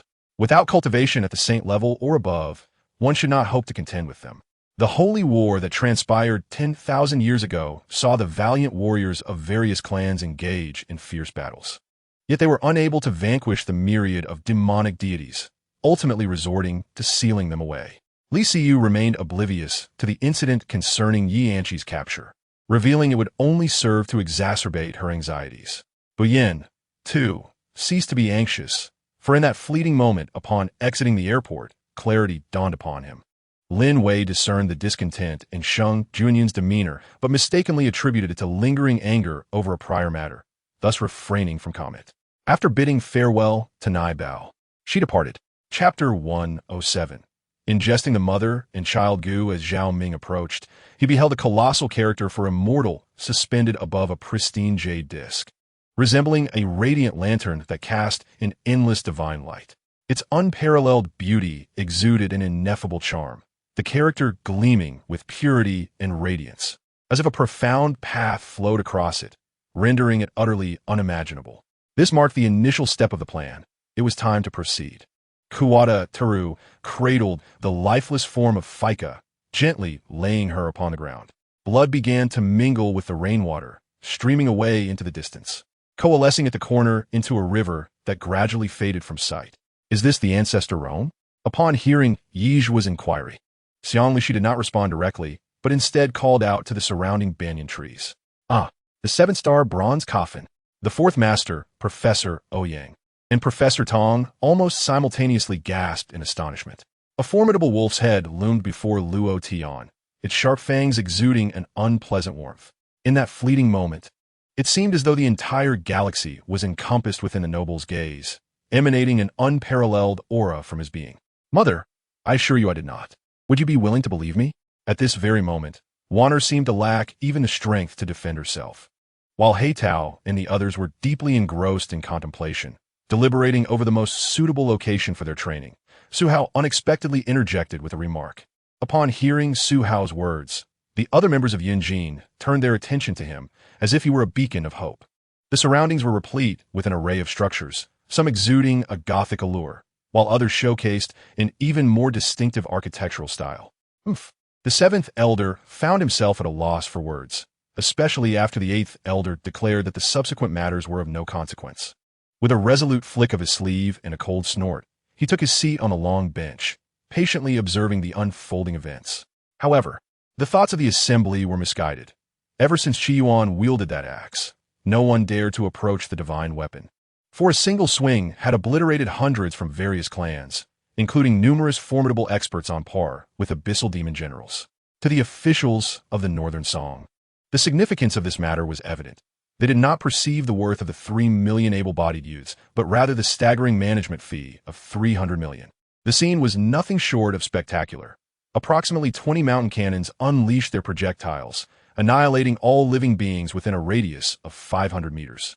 As news of Cheng Biyun's deeds reached him, he felt a sense of astonishment, yet it seemed entirely reasonable. He ultimately paused beside a poster that featured both himself and Zhou Dongyu, a promotional image for a mystery film. Setting aside the film's narrative, the poster itself was aesthetically pleasing. He listened intently to Nangong Jinghong and Fu Dianchen, who spoke of Yi Jinmu's exceptional abilities in treasure appraisal and stone gambling. Surrounding the room were several deputy examiners keeping a vigilant watch, while the chief examiner, Xian Liang, presided over the candidates from the front with a table positioned before him. A bone spiraled through the air at great speed, exuding a power that could not be absorbed by the tiger serpent. Zheng Xiaoyu released Su Qiyan, opting to confront the mysteriously materialized bone head-on. It is conceivable that if Liu Xiaomong were to create something new, the scene of Sun Tingting flaying him alive would unfold. "Oh, don't keep us trapped here. Let us out," murmured Murong Shui. "Speak, what do you desire?" Tang Chuan, with a solemn expression, and Ji Feng, along with others, directed their gaze towards the two spirits. He then spoke in a low voice. Feng Lan, observing the still warm elixir in his hand, found himself at a loss for words. For him, Luo, she represented a miracle. It seemed that all impossibilities in the world became possible in her presence, prompting him to want to shout out freak. "Haha, Bai Song, Fong Zheng, Long Wang, none of you shall escape today. Duta, let the undead army deal with those Huaxia soldiers. I will handle the rest." Upon seeing Bai Song already injured and noting La Deng's smugness, he couldn't help but laugh heartily and then issued orders to Duta. Hearing this voice, my entire soul trembled. I felt as if I were drowning in a flood, utterly helpless, enveloped by an overwhelming sense of insecurity. At that moment, however, another situation arose. The adhesive force of the protective shield morphed into a hand, tightly grasping my wrist. After being reassigned, Ishihara Kenji submitted a report asserting that the secret search department established by Miyazaki Kyoji was ineffective. Rather than proceeding in such a manner, it would be more prudent to focus the majority of efforts on stabilizing the spiritual world of the Manchurian people. The young man, removing his glasses, drew gasps of astonishment from several sales clerks with his alluring peach blossom eyes. They all covered their mouths in shock. True to my character, I had no desire to engage in conflict with this oddly dressed individual, so I stepped back a few paces to allow him some sunlight. As time flowed, the 5 military gods immersed themselves in a spectrum of colors, their cultivation soaring like a rocket. The dragon's lair is not a place easily accessed by ordinary individuals. Upon ascending, I finally caught a clear glimpse of this young gentleman's visage. With a wave of his right hand, a formidable sword intent of law was unleashed, slicing through the air to create hundreds of shimmering sword shadows, which ultimately converged into a single strike aimed at the rapidly approaching wooden ruler artifact. At this moment, Cardia, after casting the blood-red ritual, wasted no time in propelling herself towards Li Feng like a cannonball. Chapter 108. The Crown Prince's Murderous Intent. Indeed, it feels as though they are entirely driven by instinct. Every action stems from humanity's innate nature for slaughter. This is pure combat. Exactly. Watching it feels exhilarating. They are indeed arch-rivals, engaging without any regard for aesthetics. Every strike aimed at the other's life. The cat is so adorable. It seems startled, its eyes wide open, in a dazed and endearing manner. The entire barrage of comments hardly reflected any spectators watching the match. The danger posed by the tailed beasts far outweighed that brought by accumulating wealth, as the third Suchikid remarked. After years of cultivation, the forces of law and magic became inseparable. Even some muscles and bones might harbor traces of law's power, which cannot be deciphered instantaneously. The tall server, self-assured in his robust physique, spoke with more bravado than his colleagues. Having learned that the seven-colored rainbow light was needed, everyone began to cast water-based spells into the sky, which transformed into rain, enveloping the area for miles in a curtain of rain. As the rain fell, a rainbow bridge arched across the sky. Lord Rakage, are you saying that Konoha dispatched only 17 ninjas, resulting in the complete annihilation of our reinforcements? A high-ranking member of the Kumogakure village inquired, visibly incredulous. They all looked at Xiaoyan with eyes filled with disbelief. Was it merely a matter of having a slightly better family background or being able to compose a couplet? Why did the Empress Dowager regard her with such favor? Consequently, the vacancy was quickly filled. This led to Yi Fei's numerous victories, yet he lost his position. Upon the news being announced, the cosmetics industry was set abuzz. Many companies prepared their funds, eager to make a mark at the upcoming auction. Aside from Bolong Mountain, the other three mountain kings remained silent, likely in a state of watchful waiting, clearly wishing to play both sides.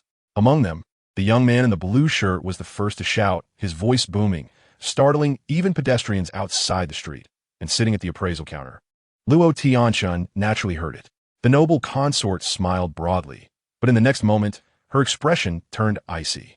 After attending the concert, the fortunate audience member Tian Gong Suo Yi found himself in a state of melancholic disorientation for several consecutive days, unable to muster any enthusiasm for anything. Li Shuangshuang nodded. Appearing suddenly enlightened, her serious demeanor leaving Wang Shaoquan speechless, at a loss for how to refute her, feeling as though reason had evaded him entirely. With Wang Kang's assistance, Wu Qi struggled to rise, his body trembling uncontrollably, gripping the giant axe tightly, his murderous intent fixed on Wu Lao. Therefore, for the loss-making singers, the budget for their albums could only be slashed repeatedly, culminating in a situation where virtually no promotion occurred, as if the release was merely to fulfill a contractual obligation. Though they faced the risk of being eradicated upon defeat, the prospect of success promised a life free from worry, filled with wealth and luxury. Attempting to forcefully elevate himself was utterly impossible. His primordial spirit had been partially shattered by an attack from the Wu Xen ancient sword, and at this moment, his body was filled with the principles of Ji Qingdao. However, regardless of how formidable Zhao Guan was, Han Fizi faced him with no fear whatsoever. Not only did he lack any trepidation, but he also looked down upon this rather corpulent individual, harboring a sense of disdain. Just as I uttered this statement, a tremendous noise erupted from the door, and in an instant, it was kicked open, startling me to retreat several steps back. Standing outside was Shun Beidong, his expression grim as he cast a glance at me. Chapter 109. Trapped on an island, crisis looming. Chu Xun, guide by Lingsha, I have finally found you. A familiar face hurried towards him, and upon hearing the voice, Chu Xun turned his head. Yuan, the last time I comforted the vice captain, he mentioned you were in the pollution zone. In the following days, both of them were busy with their respective tasks. Chu Xun did not expect to see him again under these circumstances. What had transpired? Please, both guides, accompany me to the lounge. The chief is there. Within 5 minutes, nearly 30 individuals, all aided by others, were clustered at the doorway, timid and hesitant to approach even a step closer. Fan Tianhao and Shi Chang were both left agape. As someone familiar with the circle, Shi Chang recognized Zhang Tong's significance, but was astonished at his respectful demeanor towards Langia. After all, Zhang Tong was at least a semi-legendary figure in Hangzhou, and he had no prior connection with Zhang Tong. The 6 avatars fared little better. Being flung in all directions by the dual-world shockwave, their radiant aura dimming, as if they were on the verge of disintegration. "It's about to explode," exclaimed the excited fatty Yu Liang, charging forward with the evil spirit hammer, delivering a thunderous blow before immediately gearing up for a second strike. His comical antics eliciting a chorus of laughter from the crowd. The story of the evil sword was somewhat muddled. It avoided the magma on the ground, yet was pierced by an ice spike from above, sending a chill through its core, causing its vitality to plummet. Just moments ago, it had lost half its strength, and now it appeared to be on the brink of collapse. Chun Langia closed his eyes, absorbing every word from the swordmaster, and a smile gradually graced his lips. Shanka Xiaofu, Long Zelyala, and Charlie Bernano uttered in unison, their expressions reflecting shock and astonishment. "What good news?" El Hong inquired, observing the joy on the students' faces in the classroom, turning to the young man beside him. The youth appeared to have been anticipating El Hong's inquiry. Upon hearing El Hong's voice, he eagerly began to recount 2 joyous tidings. "Rise, for I am aware of your discontent.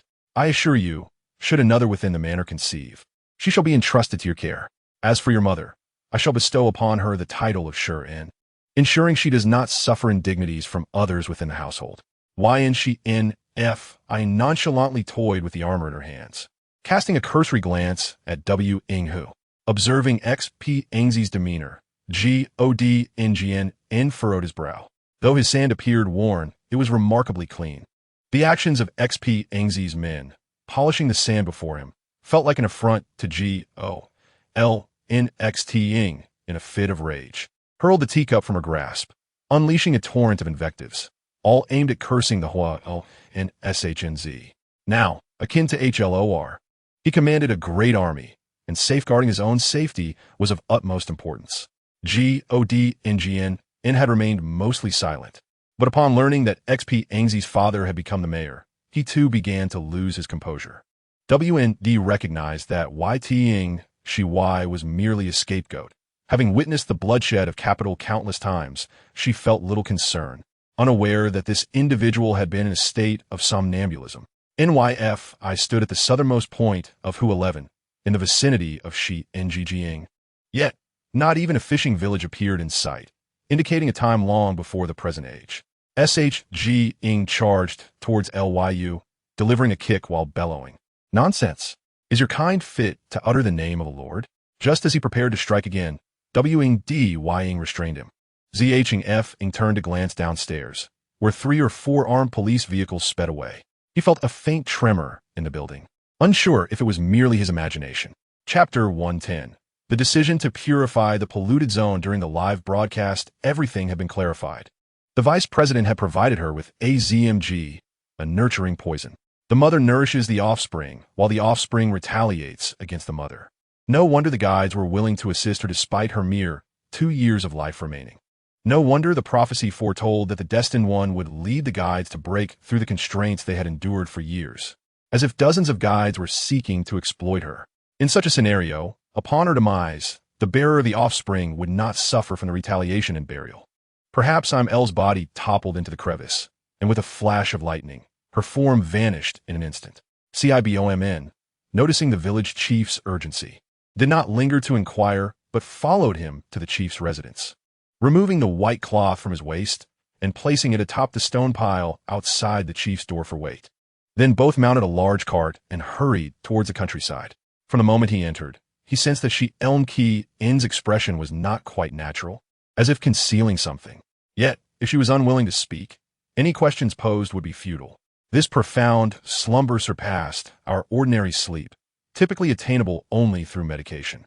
After several days of cultivation within the immortal artifact, UNL Ing brought L in Shi NR and L in Ling back to the land of death. KUJ NCH Ing rose and approached XM NGLN, naturally grasping her hand and inquiring. However, amid this tranquility, Ju F Ing sensed a simmering rage. Unlike before, at this moment, Si-Hu-Tu's gaze upon him had turned icy, causing even him to shudder, his nerves taut, losing the calmness he initially possessed, his expression growing grave. Even in the folk realm, should someone truly seek divine assistance, they would kneel before the heavens and earth, and sacrifices would be inevitable. Yet, in the current predicament, I find myself at a loss on how to beseech the divine. What? Have I committed an offense? Are you here to search my premises? J.N. retorted bluntly. Logically, it does not stand. Firstly, this diary should be incomplete. Is that not correct? SHYO declared proudly, finally reveling in an opportunity to showcase her abilities. Do not be courteous with me. I have stated that this place is your home from now on. If you continue to regard yourself as a guest, then you treat me as a stranger. LDS feigned displeasure, raising an eyebrow. What is the matter that summoned me here? SHYO inquired upon entering, appearing far from pleased. She had been quite busy, and, at this critical juncture, JN's summons only added to her displeasure. LN's voice had noticeably deepened, tinged with sorrow, seemingly genuine. ROPIR reluctantly signed. Even more unwilling to hand over the cash she had just withdrawn from the bank to our NSNIN. LP Ing understood the girl's intent. However, he chuckled and deliberately engaged in conversation with SHNW New Jersey N, only to announce his intention to head to the courtyard when Q Ing Y rushed into the room, inciting her ire. SHNSHOT Ing frowned. He had never questioned whether he loved MZQ Ing, yet he knew he was not a man willing to compromise easily, be it love or marriage. Decisions would not be made lightly.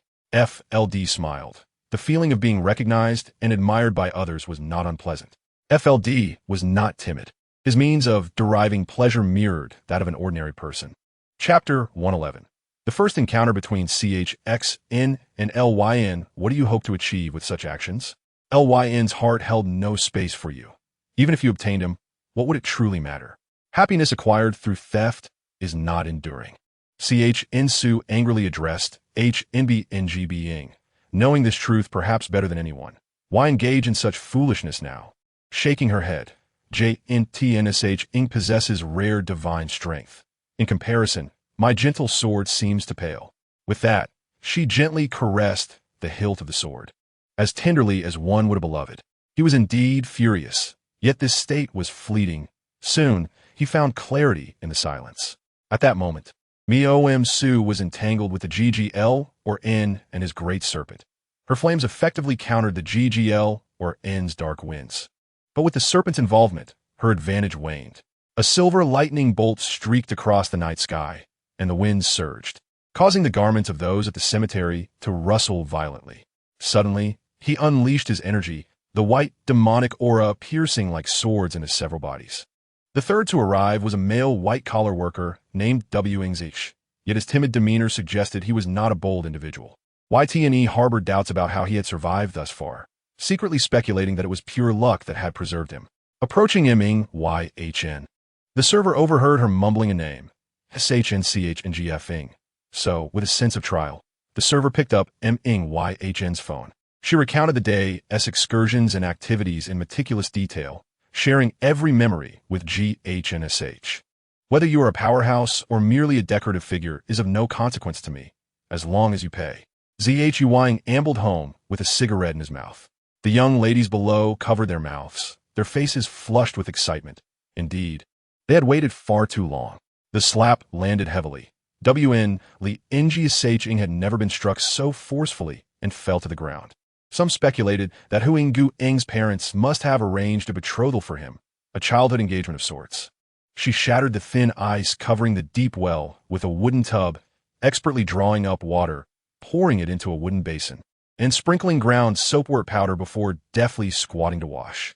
I do not know what you are speaking of, nor do I wish to, but I will not allow someone like you, who knows nothing of traditional Chinese medicine, to harm others, Li Yin retorted, unhesitatingly reaching for the phone to contact LN Shi Oting. The master has commanded. How could the disciple dare to disobey? After a long moment of contemplation, L.Y. reluctantly acquiesced to Zhu Si's request. As a practitioner of the Tao, he had come to the W.I. kingdom, partly to avenge a fellow cultivator and partly to enhance his own cultivation. The fleeting riches of the mortal realm held little significance for him. Or rather, Wang Taika could remain indifferent, yet in that fleeting moment, reason vanished, and he uttered those words. However, Xinjiang seized that very instant, leaping forward to embrace him tightly, refusing to let go. Behind the grove of mutated Xianghui trees lay a forest of blazing May blossoms, now in full bloom, with crimson petals cascading in the breeze. Were it not for the intensified miasma in the air, it would indeed be a scene of resplendent beauty. Hushanwu was not far from the village of Looming. A mere stroll away. The weather was splendid, and many came out to admire the flowers. Several were acquaintances of Looming, who called out to her invitingly. Yes, I too possess my own ulterior motives. Looming straightened her posture, her expression tinged with reluctance and fury, her voice trembling with a sobbing tone. My brother, A.C. must have been murdered by the Luo family. At this, she buried her face in her hands and wept. The subordinate had encountered the Duke of Anghua and the noble lord. Yang Zheng suppressed his inner doubts and greeted Yun Shi and Li Yuanshan. He bore an irregularly muscular physique, clad in battle armor that was somewhat tattered. His visage was exceedingly fierce, half obscured by a grotesque mask, wielding an enormous axe. He was the infamous scourge of the Demon City. The expulsion of the Black Tiger from the Demon City was linked to him, and even the Overlord Tiger dared not provoke him. The bar manager lamented the past. Thank you, I truly am fine now. Anya Xiao, also known as Chun Xiaoma, cast a quiet glance at Gao Mingyuan and regained her composure. The K. Itagarbo Bodhisattva surpassed Guanyin Bodhisattva through the power of great vows, becoming the foremost among the four great bodhisattvas. After a resounding crash, the purple giant toppled backward, transforming into myriad specks that dissipated into the air. Look at the old fellow now. His temper is more volatile than ever. I merely spoke, yet he reacted so fiercely without even raising a hand. Can you imagine how he would respond if a completely hairless son appeared before him? Zhang turned to call out to Kuang Long and inquired. Rarely did Qingwei resist. She leaned into Nan Chongqing's embrace, her arms entwined around his neck, inhaling the fragrance of plum blossoms that clung to him. In that moment, Qingwei felt profoundly content, wishing time could linger at that instant. Gongming seemed to possess no extraordinary traits. His most remarkable quality was his naturalness. Fortunately, Pei Jiping was never foolish enough to be arrogant in the presence of the Emperor's confidant. Just as he intended to share his grievances with Si Ming, he turned to find the area deserted, and, to his dismay, a jar of peach blossom brew was missing, which flushed his face with anger. Ying stared blankly at her retreating figure, while the surroundings fell into a hushed stillness, the fierce roars of the Blood Clan seemingly unheard. Chapter 112. President Zi Sun. Long time no see. From acquiring Gu Wan Zatan, to being inexplicably consumed by pollutants and self-igniting, to rebirth as a guide, to divine prophecy, to the maternal Gu. All of this constitutes a grand conspiracy. The so-called daughter of destiny and prophecies merely make her a pawn on the chessboard. The person manipulating her in Chu Xun's memories was shrouded in obscurity, cloaked in a voluminous cape, with only a strand of white hair visible. The voice sounded youthful, and that strand. He was originally a man of little temper, yet the court's relentless pressure and the emperor's demands forced him to lash out, for he had no other outlet for his frustration. Yes, I urgently need to see her. May I go up, Mr. Sun? Li Shuyue's hopes rekindled, and her demeanor softened considerably.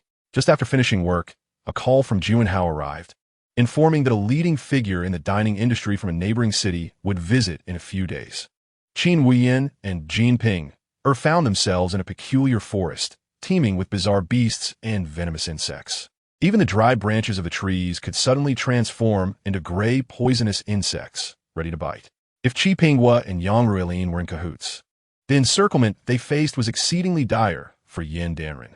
After a short while, they arrived at the riverbank the beggar had mentioned, and upon arrival, they realized this place was called Lu Sha He, a long river flowing to distant lands, perpetually laden with sand, which the locals referred to as Lu Sha He. Certainly not the one from television dramas. The soldiers stationed at the mountain's foot, clad in ordinary Miao attire, but with a resilient wooden armor affixed to their chests and wielding long spears, halted their advance. Zhang Tiany's eyes widened in astonishment, feeling as though he had encountered a fairy, or perhaps Daji, capable of ensnaring souls. The two exchanged smiles, lying among the sea of flowers, quietly listening to the whispers of the wind, allowing butterflies to alight upon them. Although Feng Wuhai had not discovered Feng Mishu's whereabouts, His first thought was of Wang Qi's residence. Everyone stand down, or you will share the same fate as your leader, Zhang Tianyi proclaimed. Exuding an overwhelming aura of authority, his tone chillingly cold. Indeed, shortly thereafter, the envoy demonstrated various defensive mechanisms, leaving Wang Yuan alarmed, yet taking mental notes, even inquiring about the triggering methods and how to decipher them. Nevertheless, he sensed that the eight-sided square undoubtedly harbored even more formidable traps. So, do you intend to remain here?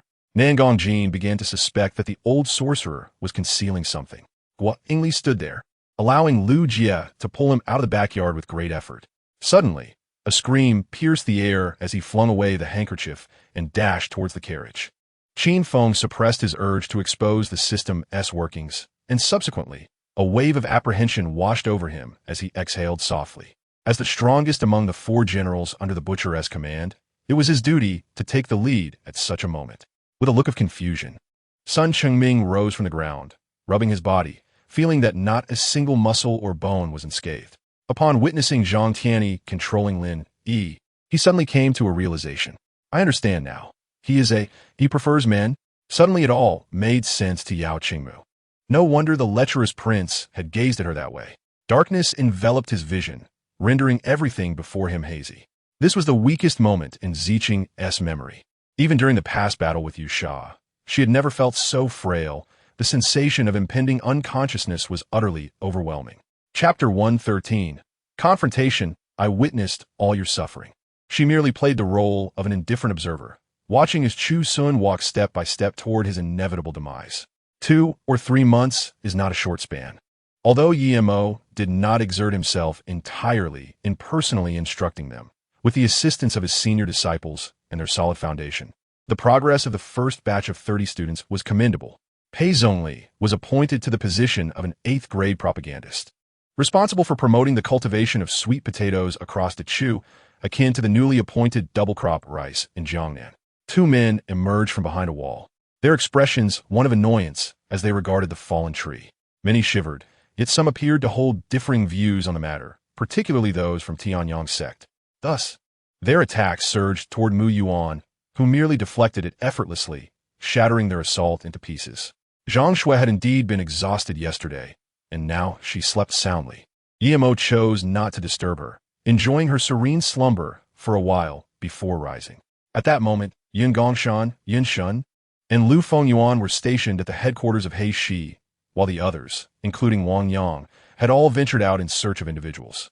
Xuanzang received the Heart Sutra from Jian Xiaka, having avenged family grievances and ensured his parents' safety. He then vowed to dedicate his merits to the sanctification of the Buddha's pure land.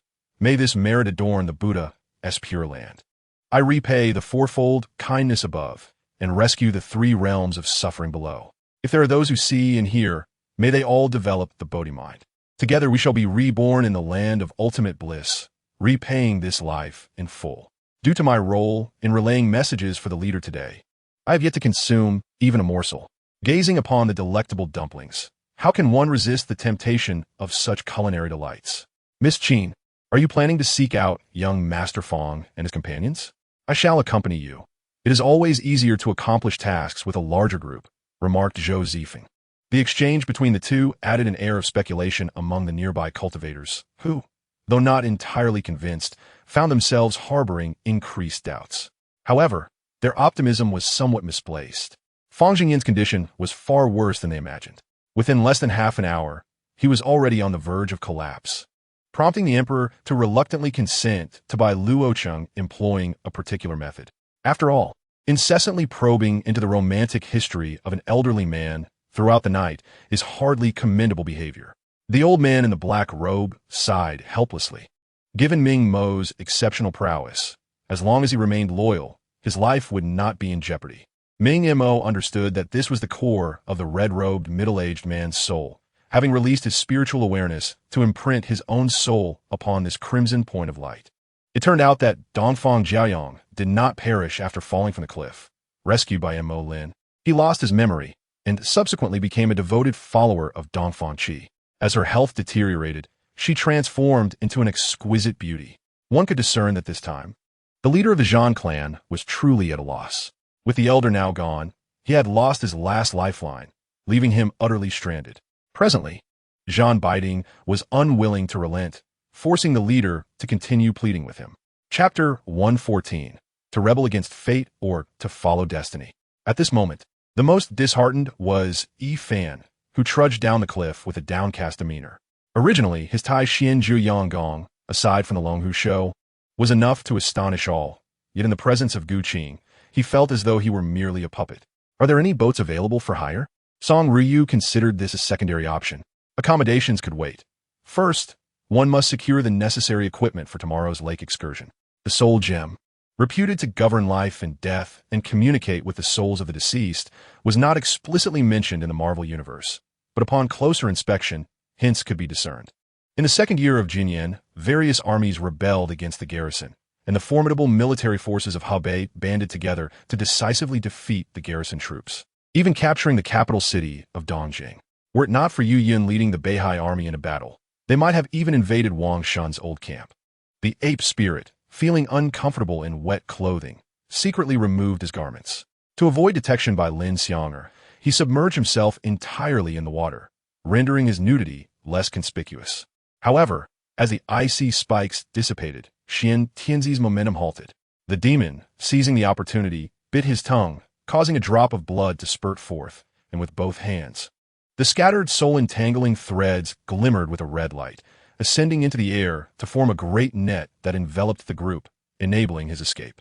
Upon her speaking, Xinyuan Moli felt compelled to acquiesce, slowly approaching and taking a seat opposite her, though remaining silent and contemplative. She thought to herself that she would wait until the weather warmed, finish watching the series, and then dine independently. There was no need for Xiaoyan to treat her. She, Tang Ningen, was now quite affluent, yet his voice could hardly compete with the villagers, some of whom even hurled rotten eggs at him. Chelsea's asking price was indeed reasonable. However, Bates was rather obstinate, and the complications were numerous, thus limiting the potential for development post-acquisition. Ayao, perhaps we should consider other clubs. Chelsea's advantages are difficult to exploit, Melissa advised. Shun Jinma spent an entire day familiarizing himself with the Shantian sect, gaining a true understanding of its formidable foundation, which only grew more impressive with each revelation. Cheng Lianxiang was squatting by the well, scrubbing clothes when she noticed Su Qin's approach and huffed coldly. "You bastard," she began, but was abruptly interrupted by a slap. Glancing at Yinan and then at the car parked outside, she slapped herself in frustration. Meanwhile, Mu Wan and Gui Chen had just risen, lying in silence for a while. Due to their status as outsiders, few villagers visited them. With so many arriving this time, Lin Yao's eyes brimmed with confusion. Her lips parted slightly, and each word she uttered resonated like melodious notes, leaving one entranced. Xiao Yan maintained a calm expression, since leaving the Shantian sect. He had yet to unleash his full power, hoping that Li Tingxian would not disappoint him.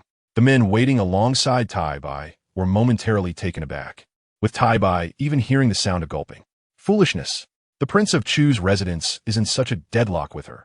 If you marry her, will it not incite discontent from the Prince of Chu and the heir? The face of imperial concubine Chun changed dramatically. The meal was enjoyed in harmony, though it had been quite some time since they had savored fresh greens. One person must wash away this humiliation. Come, join me in slaughter. After a resounding declaration from the leader of the Wuliang Tianhua sect, a single word, kill, reverberated with tremendous force. Tang Haodong lunged forward, sniper rifle in hand, aiming at the aircraft while exposing himself to the pilot's line of sight. Xiang Bei, you need not feel burdened by my departure. I can accept it. I only wish for your well-being, Mir Heo said earnestly, glancing at Gu Xiangbei and then at Lu Jingya. Upon observing that everyone had indeed gathered, Zhang Nanxian felt that something was amiss. No nation among the four was left behind. He sensed that certain matters remained elusive. Upon closer inspection, it became clear that this room was indeed arranged according to pre-apocalyptic standards, with an internet cable socket hidden beneath the table. The two could easily perceive that Du Lufu's hopes of a reversal had been utterly shattered. However, they were ultimately aligned with Du Lufu's side, having frequently fawned over him and reaped numerous benefits. With Du Lufu gone, the two, yet to take their seats, reached a consensus to depart alongside him. Despite the formidable power of these spirit beasts, they seemed to harbor a deep-seated fear of the 9 cauldrons, daring not to approach within their vast radius. Thus, They would stop well outside, baring their teeth and howling to the heavens. After speaking, Han Yi turned to leave, followed closely by his subordinate generals, leaving several perplexed generals from Bingzhou behind. Could the elder kindly inform this junior of his alleged crime? What displeased you? Perhaps you are unaware that I prefer to strike while cursing. It adds a certain thrill, Tian Long said with a sycophantic grin. If it were enjoyable, then surely their skills would be lacking. Moreover, having not played for 20 years, Zhang Xian was indifferent, knowing he could be the last to enter the fray, as long as his brothers enjoyed themselves. Observing that those previously controlled would not be recontrolled, Chun Mo gradually exhaled in relief. Should he be ensnared once more, he might inadvertently eliminate a vulnerable target nearby. The tabloid media did not extensively cover this incident, though news did circulate online, naturally trending on social media. Wang Shouren lifted the rough porcelain bowl, gazing at the clear brine, and promptly gulped it down, the liquid cascading down his beard. Jin Nanchang only then realized the issue. He was quite anxious, which led him to inadvertently utter a name that had come to mind, failing to notice he had said Jin Zhula, a name familiar to many as a notorious host. Moreover, the recently apprehended Huang Dasui was the uncle of Huang Shuetiger. As the village chief, Huang Shuetiger was not in a position to confront the Xie family, so he had his uncle lead a group, only to have the uncle ensnared as well. They had already paid a hefty price in their quest to rescue him. Chapter 115, Strategy and Revenge Must Be Executed Personally. Ayala, feeling helpless, had no choice but to kick the ball into the penalty area. However, was the penalty area truly safe? Zhang Ling, who had remained silent until now, suddenly sprang into action, sprinting along the trajectory of the airborne soccer ball. Fortunately, Nan Chongqing, mindful of Bai Lu's cultivation level, deliberately slowed his pace, allowing Bai Lu to exert every ounce of effort to keep up with him. Huang Wan's strategies to deal with the various situations in Nanyu were even unknown to Han Limi. These strategies were merely included for the sake of narrative structure. Han Lai's head thrashed incessantly. She felt the chains around her neck chafing painfully, yet she was powerless to remove them. Her chest felt as if it were ablaze, growing increasingly uncomfortable, compelling her to twist her neck in a futile attempt to find relief. The world is inherently wondrous when one perceives it as mundane. It truly appears so, yet when one views it as rife with adventure, it indeed becomes exhilarating. In this era, translation is utterly unnecessary. Tai Sui's tone softened, indicating his earlier remarks were meant to gauge the individual's capabilities and mindsets. Upon realizing this, Qing Yu raised her hand to explore the wall, and upon reaching its edge, she felt a slight protrusion. Yin Hong furrowed her brow. She, too, was discontent with that name. An ambitious individual, who seeks wealth and status without striving for skills, is not one to be relied upon. Wang Haoming and Lu Yugua, both seasoned individuals, instantly recognized that Cheng Yang's words were insincere. Dragging the furious Xiao Song out of the hospital room, they stormed into the doctor's office, kicking the door open. A fierce cold wind surged, and the air coalesced into the shape of an ice bear, its massive paw unexpectedly swiping at Xiang Yi. After only a year, one wishes to leave the palace. Is life within the palace truly so unbearable? He questioned her, yet his gaze did not meet hers. Suddenly, Pacino's brown-haired attendant stepped forward, blocking a spear with a bronze broadsword. If one wishes to avoid federal court intervention, another method exists: directly submitting to Congress for deliberation regarding Sinuk's acquisition of Unokal. Ultimately, they were forced to pursue congressional review, resulting in a dismal defeat, with only 8 votes in favor. The gambling king, he, could do nothing but separate the two, leading the third mistress to relocate to a villa on Kennedy Road, thus marking the end. Lu Qian felt anxious. She understood Yi Yun's temperament. Left to his own devices, he would undoubtedly cause turmoil once more. Subsequently, Huang Yu took a deep breath, gently shaking her sword, and then her form transformed, first into 2, then into 3. This phase suddenly disappeared during the assassination plan against the Hokage, disrupting Nagato's offensive strategy. After Nagato's retreat, he reappeared before Nagato once more. After 10 days of relentless refinement, Jianshun had successfully processed all the low and mid-tier refining elixirs. Lin Peihuan nodded upon hearing this, sighed, and opened her mouth to speak, but was interrupted by a commotion outside the inn, followed by a squad of soldiers entering to conduct an inspection. They glanced at Zhang Wentao and the others before departing. However, It was only then that he noticed a persistent slight tugging at the back of his left sleeve, as if someone had hooked their finger into his cuff. With a sigh for his lamentable past life, the man who had tormented her throughout her existence had finally perished. Upon overhearing the conversation between the two, even Yuan Mei, with her thick skin, felt her face flush slightly, prompting her to cough as a subtle reminder. The initial awakening of life and death abilities consumes a tremendous amount of bloodline power, leaving Qing Ci with a lingering fatigue. She sighed, realizing that this technique would require careful consideration in the future. Yet this matter also exposed the shortcomings of the Fujian Navy. Due to the unfamiliarity of the captured Dutch warships, the soldiers of the Ming Navy had been stationed in the harbor for several days. At this moment, stripped of any aura of boundary, he emitted a fa ade resembling the peak of the 11th tier, yet his explosive power was at the 12th tier. Having grown accustomed to the art of feigned suffering, the venerable matriarch could hardly be swayed by her mere words. No, she countered with righteous eloquence. Such a lack of rigor. If any concept could possess so many definitions, it would be as though it had no definition at all. Furthermore, even some vessels from the Fujian Navy, Zhejiang Navy, and Guangzhou Navy had been reserved. In the large office of the company, there was a surveillance camera. Have you checked it? Lu Tianming initiated the inquiry. Without further ado, he watched the two young figures vanish beside the carriage, feeling a sense of melancholy as he turned and retreated indoors. In this clash, the region surrounding the demonic clan's holy tomb crumbled and sank, revealing the long-buried edifice to the surface world. Yet if given the choice, she would rather spend 10 million to resolve the issue with the stubborn brothers than acquiesce to the conditions proposed by the other party. Buzz! The spatial gate once again shimmered with light, darkness, the forces of shadow. Whispering, it was indeed only the Dark Legion capable of invading the formidable Luo Xun star system. Thus, Lin Bujing, who had relentlessly pursued Lin Lioli, inevitably became the laughingstock of his family. The Elven House, after Qin Shou's departure, witnessed a hunched figure cloaked in black emerge from behind the throne.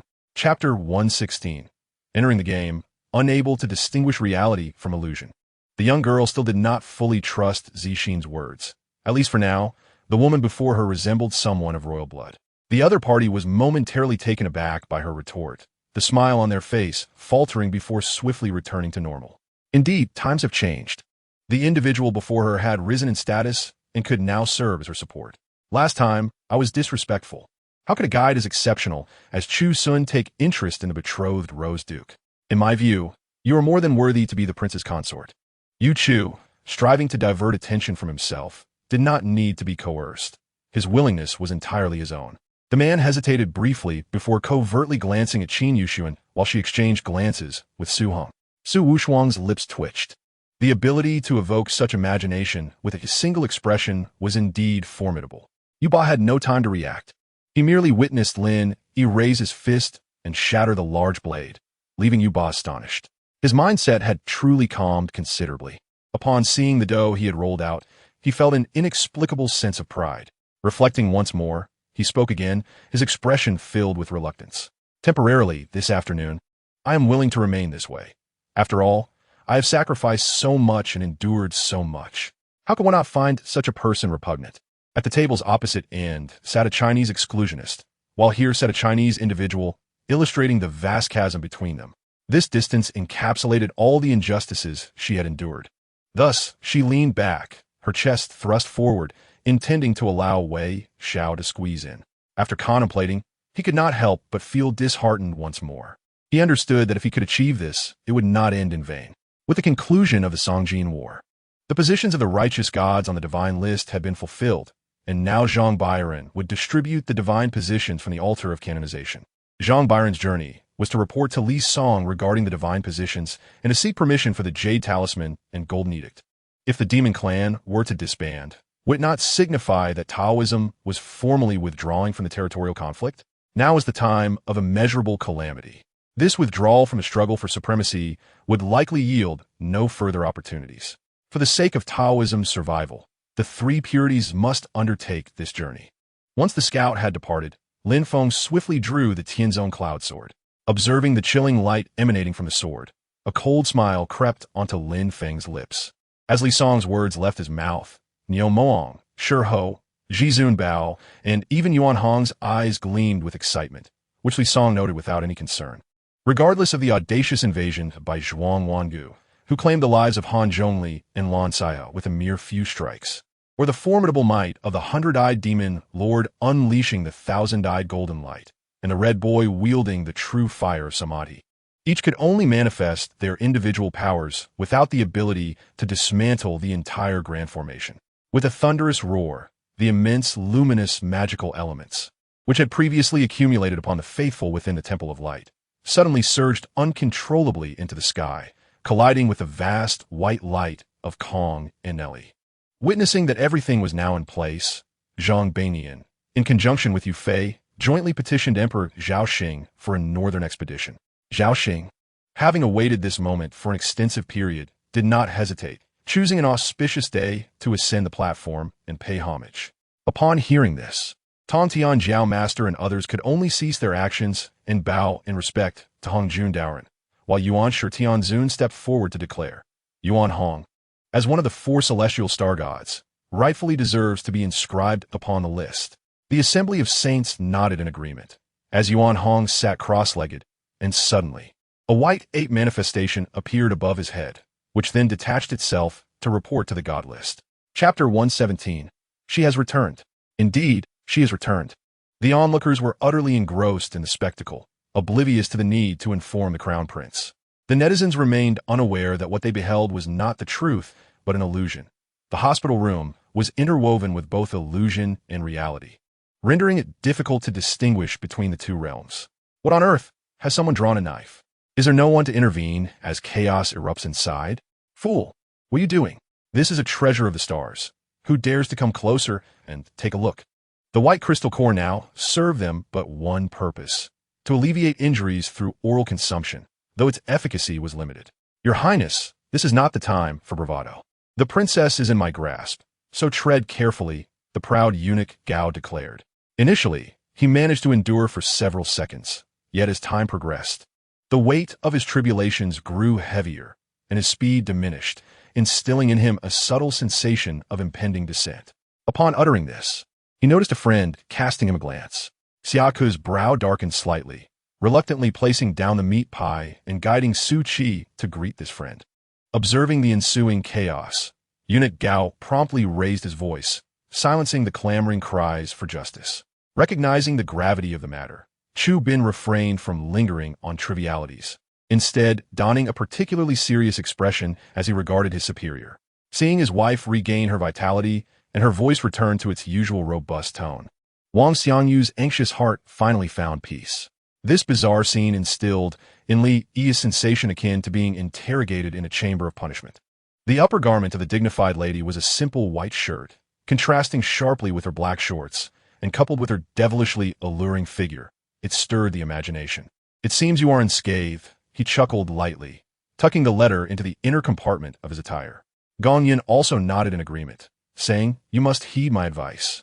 Do not speak out of turn. Shi Pin smiled and replied, With your clumsy tongue, you are less articulate than I. Do you really think you need to instruct me on how to speak? Upon hearing this, Gong Yin felt a touch of embarrassment and smiled.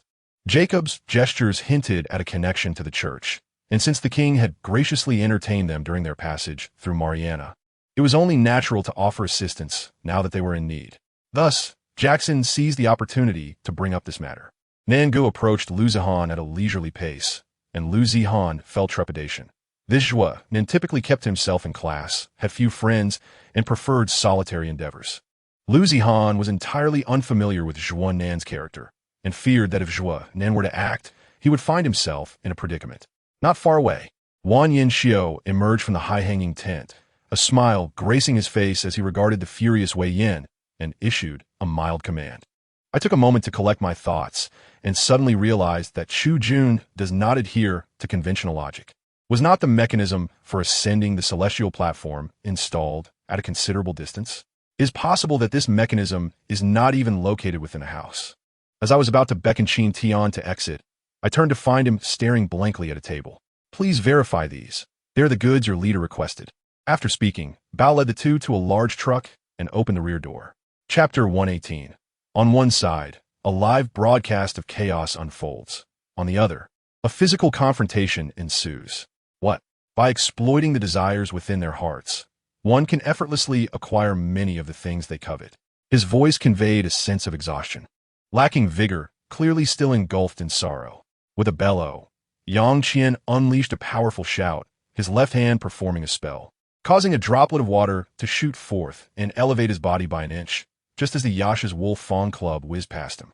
The children, unfamiliar with Huan, paused their playful pursuits, their bright eyes curiously fixed upon her. Hua Un's mental image of Shi Wei Yin was already vividly etched in her mind. At that moment, the renowned general, clad in military attire, exuded an air of authority as he occupied the esteemed seat. In the 11th year of Chongzhen, in August, news arrived from the north. Emperor Huang Taiji commanded Dorgan to lead a force of 100,000 Qing soldiers, bypassing the Guaning defense line, penetrating deep into the heart of the Ming dynasty. Emperor Chongzhen promptly summoned General Zhao Xian and others for reinforcement, causing the Qing troops to temporarily retreat. When that group of individuals could no longer restrain themselves and pursued us, we promptly departed. After all, we were two sole emperors equipped with cloaks that concealed our presence, rendering them unable to touch us. Get lost. You think you can play the hero and save the beauty? You are still too inexperienced. At that moment, the flamboyant youth delivered a powerful punch to the advancing Han Hao, sending him crashing against a nearby table. This fellow, despite needing to expend considerable soul energy to remain airborne, still refused to descend and was cautious of approaching me with his venomous fangs. His wariness suggested that I would not be able to eliminate him in the short term. I needed to devise a strategy to lure him down. All else was but an illusion. Only survival offered limitless possibilities. A miserable existence was preferable to a dignified death. To hell with you. At this moment, Shuri Gong was restrained by other employees in the mining area, realizing he could not enter the office. He removed his shoes and hurled them at AI Zhongfu. This topic ended on an unpleasant note as Lin Feng kicked aside the stand, setting off again with Yin Mingyan. Throughout the journey, he rode in silence, not uttering a single word to her. Although Yin Mingyun felt quite aggrieved, she wisely refrained from speaking, gently patting Lin Feng's shoulder to help him relax. Qi Mingshi, do not attempt to divert the topic. It is settled. We're going to my home now, Chu Ran asserted decisively. The garment had been so severely torn that the stitching was inadequate. I took it to the tailor shop downstairs at my home, and the auntie mentioned it would require some time. Xiao Lu was also an astute individual. Upon noticing Su Hui's gaze, she understood what he was seeking. However, her face suddenly flushed slightly as she spoke, a departure from her usual demeanor. Lin Feng temporarily ignored him, instead approaching the unconscious Chang Shun and Nie Dongliang. He secured the crowbar at his waist, grasped each by the ankle, and dragged them into the restroom, during which he had to search for the correct location. Plot against you? What I have to scheme about? Is it necessary to resort to such tactics? Chen Ziyuan expressed his skepticism. My heart jolted at Xia Yushuang's words. Could this girl truly earn 2,000 to 3,000 in a month already? Chapter 119. The Duke begins to regain his memories. The two were of similar age and strength, having engaged in numerous brawls previously, though those had always been mere sparring sessions. It was rare for things to escalate to such a degree. The Duke of Roses, having lived for so many years, was experiencing being unroofed for the first time. Had he not still needed the guidance of Chu Xun, he would truly have preferred to disregard their childhood camaraderie. Who among one's childhood friends would trade blows to the face and then proceed to unroof the place? Seeing him silent, the Duke of Rose inhaled deeply, suppressing his emotions. In her mind, the merchant's silhouette gradually took shape. He was cunning and surely not an ordinary figure. Had Xu Ming visited? Shen Tong lifted his gaze to him, a short dagger slipping from his sleeve into his palm. Little did Jinny know that he was utterly in the dark. Bai Jian seemed to sense that Ding Zhun was testing him, realizing the target was not Jinny.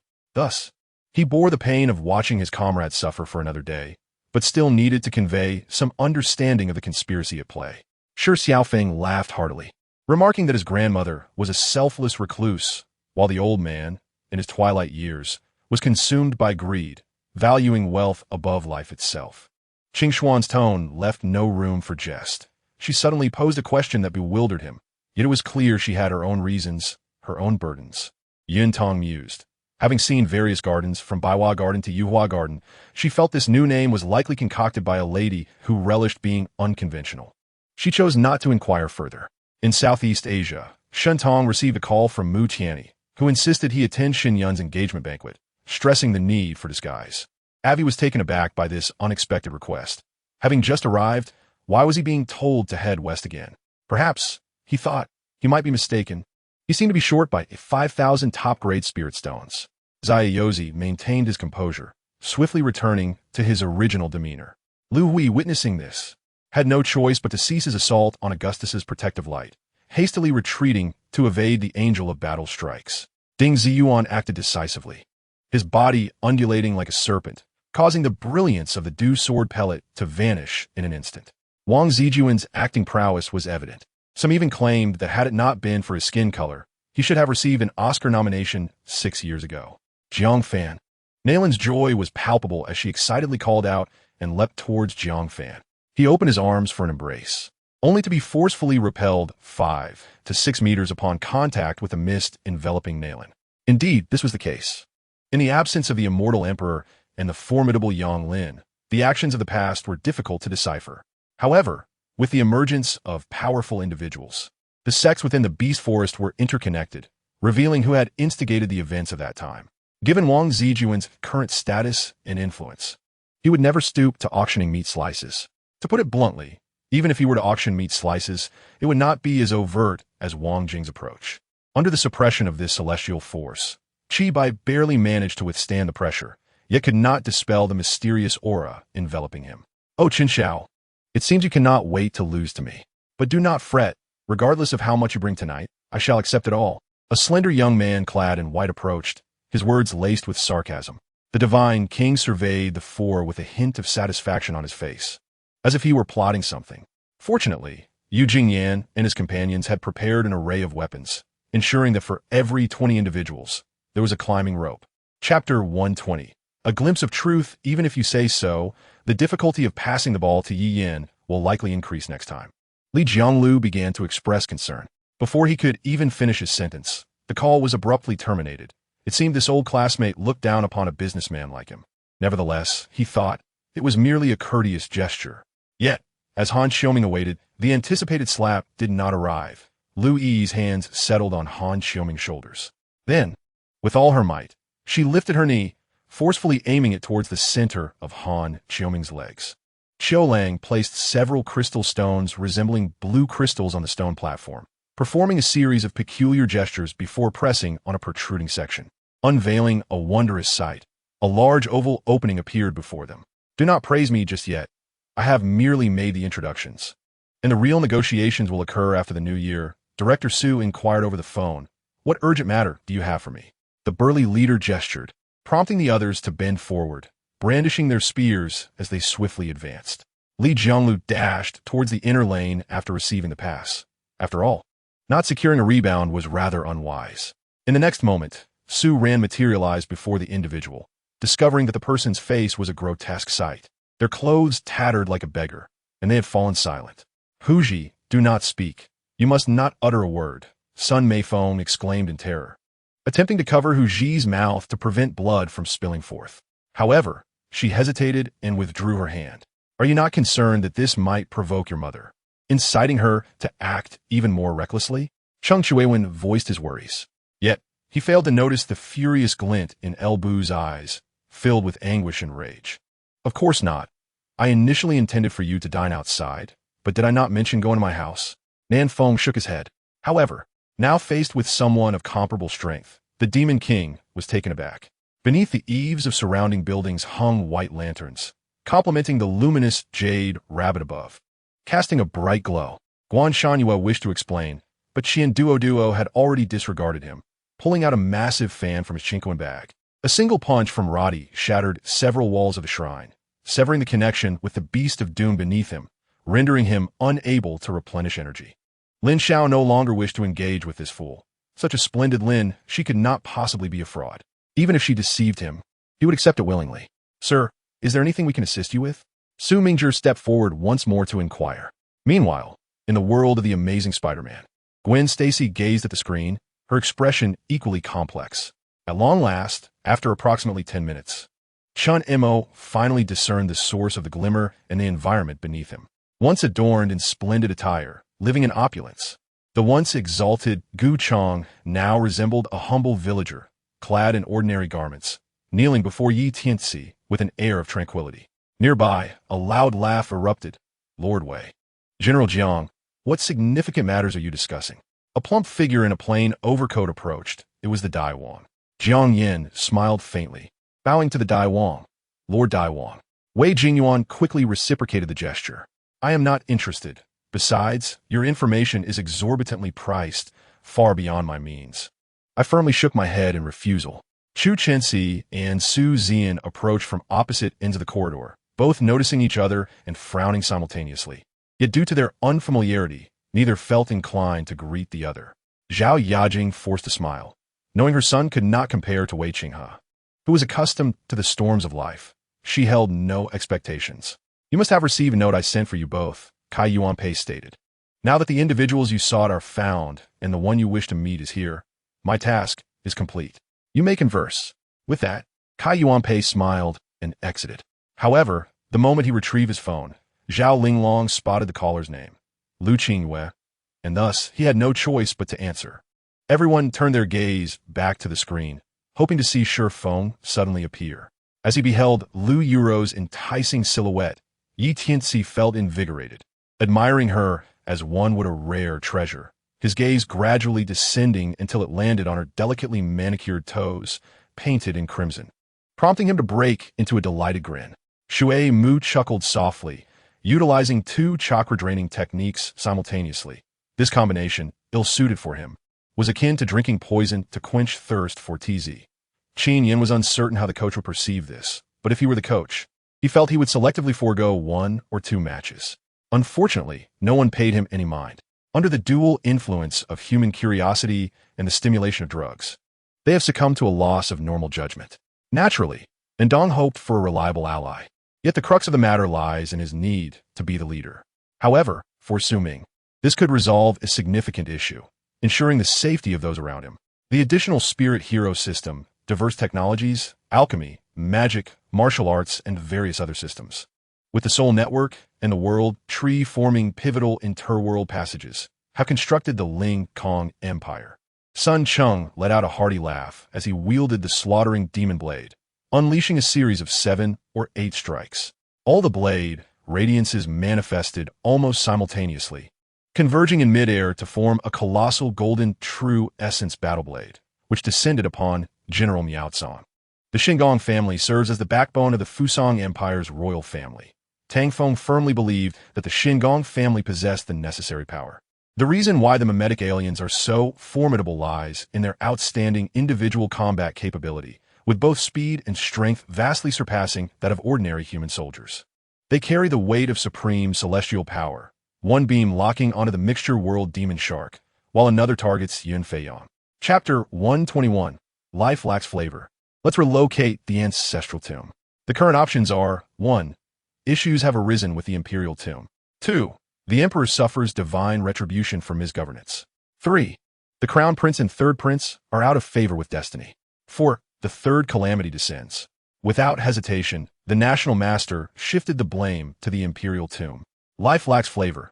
Let's relocate the ancestral tomb. It is pitiful that the ancestors, in their old age, must be forced to move, even in death. They find no peace. Superstitious descendants tend to encounter more tribulations, often attributing any misfortune to the ancestral tomb. Each family is required to dispatch at least 80% of their chi refinement cultivators to participate in battle. Should the number fall below this threshold, a certain amount of spirit stones must be paid for each absent cultivator.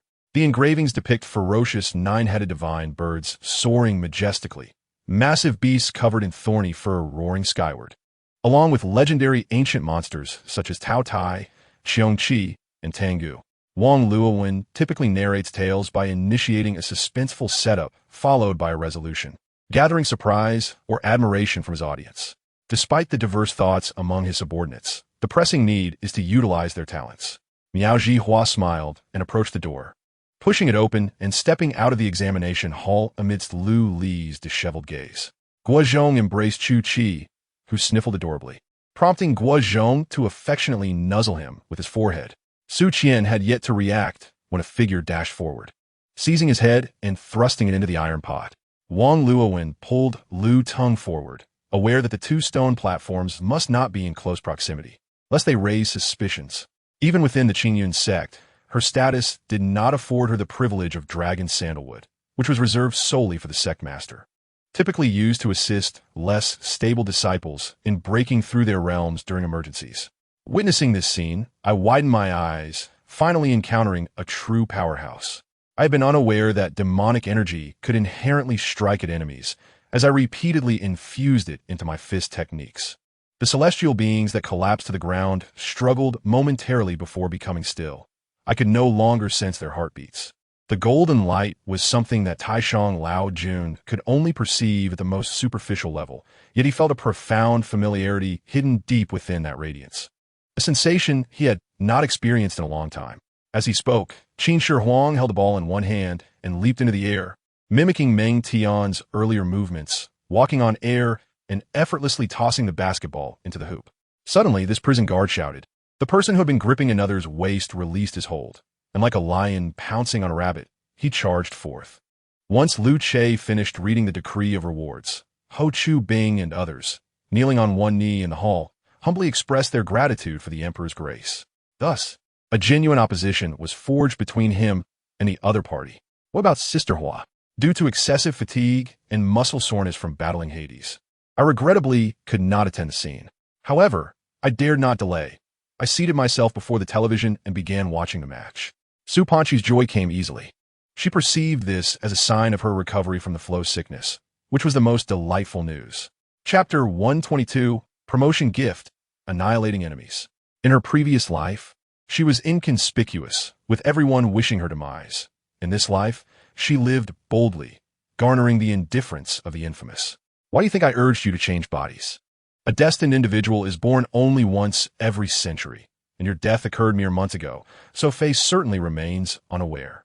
Now, it no longer requires the absorption of the Sentinel's mental energy and life force for cultivation. Your efforts to cleanse the polluted areas bear little relevance to it. Perhaps it merely views you as a busy little clown. The destined one is indeed ruthless, yet Luo Lan remains unafraid, having no intention of fleeing. She merely aims to gather more silver, thus avoiding the need to pawn off items belonging to Lung Yu.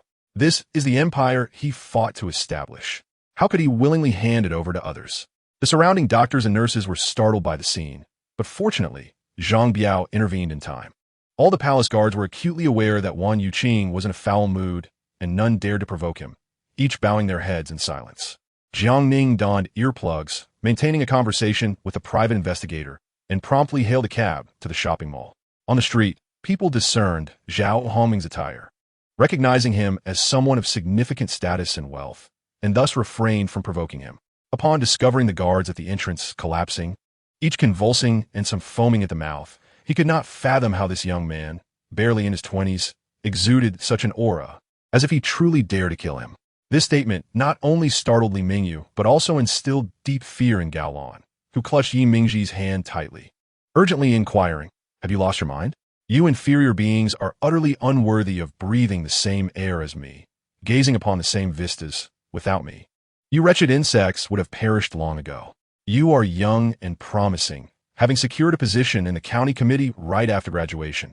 Your future is boundless, and we shall rely on your support in the future." Huang Fengyin raised his glass in a toast. The classmates who had previously expressed complaints now bowed their heads, feigning ignorance as they savored the delicacies. Wang Feng snapped his fingers, and a bullet pierced a wine barrel, causing crimson liquid to flow forth. While the Tiango successfully escaped, his condition was far from optimal. The wind tornado had effectively ruptured the glutton's abdomen, but he had also endured the explosive force of the attack, placing him in a precarious position at the center of the wind tornado. Zhang Ze stretched as he exited the tent, gazing up at the sky, which was a brilliant blue without a single cloud, radiating purity, and his heart grew tranquil alongside the vastness of the heavens. After many years of change, these ancient beings remained undocumented and unknown to humanity. Now, Su Wei found herself amidst the ancient era, witnessing wondrous creatures that had left no trace in the eyes of modern people, evoking within her a unique sentiment. The formula she received was indeed a fabrication, yet Why did Luo Chung manage to produce such exquisite lamb when following the prescribed steps? This individual possesses something remarkable, as evidenced by the multitude of celebrities sharing his posts. Jiang Bai clicked on the link out of curiosity. Let us proceed. Open the door and prepare for the unexpected fright behind it, Jiang Bai advised. At this moment, the blood demon finally made its move, with the red primordial spirit enveloping the metallic beast and pulling it up from underground. Upon hearing this, Lu Xingqian began to wreak havoc again, causing distress for the servants present. After experiencing this incident, Qin Yang reported to the Municipal Party Committee, and Xie Weijin promptly convened a meeting between the two teams of the Municipal Committee and the Municipal Government. The main agenda naturally consisted of 3 points. Firstly, to warmly welcome Qin Yang's arrival. Secondly, to delineate Qin Yang's responsibilities. And thirdly, to introduce him to the leaders of both teams. In Chapter 123, a true man bravely faces the heavenly tribulation. The man hidden within the crowd responded to the utterance of Sheffield. What are you waiting for? As if he had made a resolute decision, turning without hesitation towards the polluted zone. In the center of the polluted area, Chu Xun began to feel a warmth emanating from her body, as the flames that had previously been ineffective gradually gained intensity. Was this a precursor to her ascension? Two distinct energies coursed chaotically within her, causing her vision to blur, her heart pounding like a drum, and a ringing in her ears. Qian Bailang? Initially taken aback, he soon understood that the reference was to the layered water walls, although he had not realized they were indeed composed of 1,000 layers. Despite Dan Xin's mention of this, Yin Si and Shun Yu were well aware of her true concerns. It was not that she feared the arduous tasks, but rather she was anxious about her ability to serve adequately on her own. Bamboo Shadow ultimately refrained from saying more, sending the steward of Lu Yun Mountain Villa to convey a message to Shun Yu at Wei Yuan Ho's residence. Boastful words, I shall meet this legend. With that, a knight mounted on an unfamiliar steed, neither resembling a cow nor a pig, charged down from the city walls, creating a formidable presence as he rushed towards the portly friend Liang. What kind of absurd sect was this? Indeed, a sect of imbeciles. Without these brainwashed fools, how could such a sect exist? Sister Qinya, what is going on? I am truly confused by you and brother. Lu Xiang gazed blankly at Lu Hong, unable to grasp the joyous matter Qinya had mentioned. It was not that he was unwilling to engage in business. Rather, he did not rely on a few coins from her to prosper. Upon seeing Fong Tian Bao's elongated face, the boss hastily explained, but the more he clarified, the angrier Fong Tian Bao became. Qin Feng felt quite awkward. When had he become a public figure, encountering fans everywhere? He cast an embarrassed glance at Li Hong, only to find her wearing a smirk of schadenfreude. Another individual, although of similar age to Yu Yuan, appeared fair and clean, draped in a white robe, gracefully wielding a paper fan, reminiscent of a charming young gentleman in white. Mo Wei felt as though her heart might leap from her chest. She had agreed. From now on, only he could kiss her lips. The cheers erupted as they no longer consumed nutrient solution. Only Grute remained unable to eat, watching silently as everyone else feasted while he quietly administered his nutrient drops. Yuxing gently parted his lips to reveal his teeth, acutely aware of being pursued, yet focused on reaching Magriport without concern for his pursuers, who had relentlessly followed him for 2 days. However, Tang Xiaojie was puzzled. Although his energy surged towards the young man, there was no reaction from him whatsoever. Yin Huan clung to the doorframe, her eyes unwaveringly fixed on him, her gaze pleading, as if she would wag a tail if she had one. The Bai Fu Lai clan is not merely a collective term for a single race. It comprises many races, all insects recognized in Earth's natural world, including mantises, cockroaches, butterflies, beetles, spiders, and so forth. Additionally, he could bring his sister to the imperial capital, allowing their grandfather to meet her. In the future, their Bai family could live happily together, while all the sins would be borne by Bai Yi. Although Yanlan was already aware, Uncle Zhao had advised her to inquire. And obediently, Yanlan did just that. I'm unsure what the task assigned to me entails. Will I execute it alone or alongside companions? I vow not to disgrace my mission, declared Feng Yu. Startled by the Sword Elder's thunderous shout, Yi Tian instinctively shuddered, hurriedly sitting cross-legged to sense the subtle malevolence in the atmosphere, yet the voice of the Sword Elder did not echo in his mind again. In Chapter 124, the manifestation of the heavenly Tao. I am here to save you. Wang Wei did not pause, extending his scythe to inscribe lines around Dmo Gao's body. each line releasing a demonic soul from his heart, which flowed into the blade, transforming into the lines of a magical array. At noon, the school provided lunch, and the two sisters were accustomed to it, as their home meals were similarly plentiful and varied, with few picky eaters. However, when school let out, they both longed to see their father more than other children. Yet, upon witnessing the situation, Wang Wei's first thought was not how to attack the enemy, but rather a singular concern. In such circumstances, when the carriage could not pass, it naturally had to wait at the side for Chu Xun and his entourage to pass.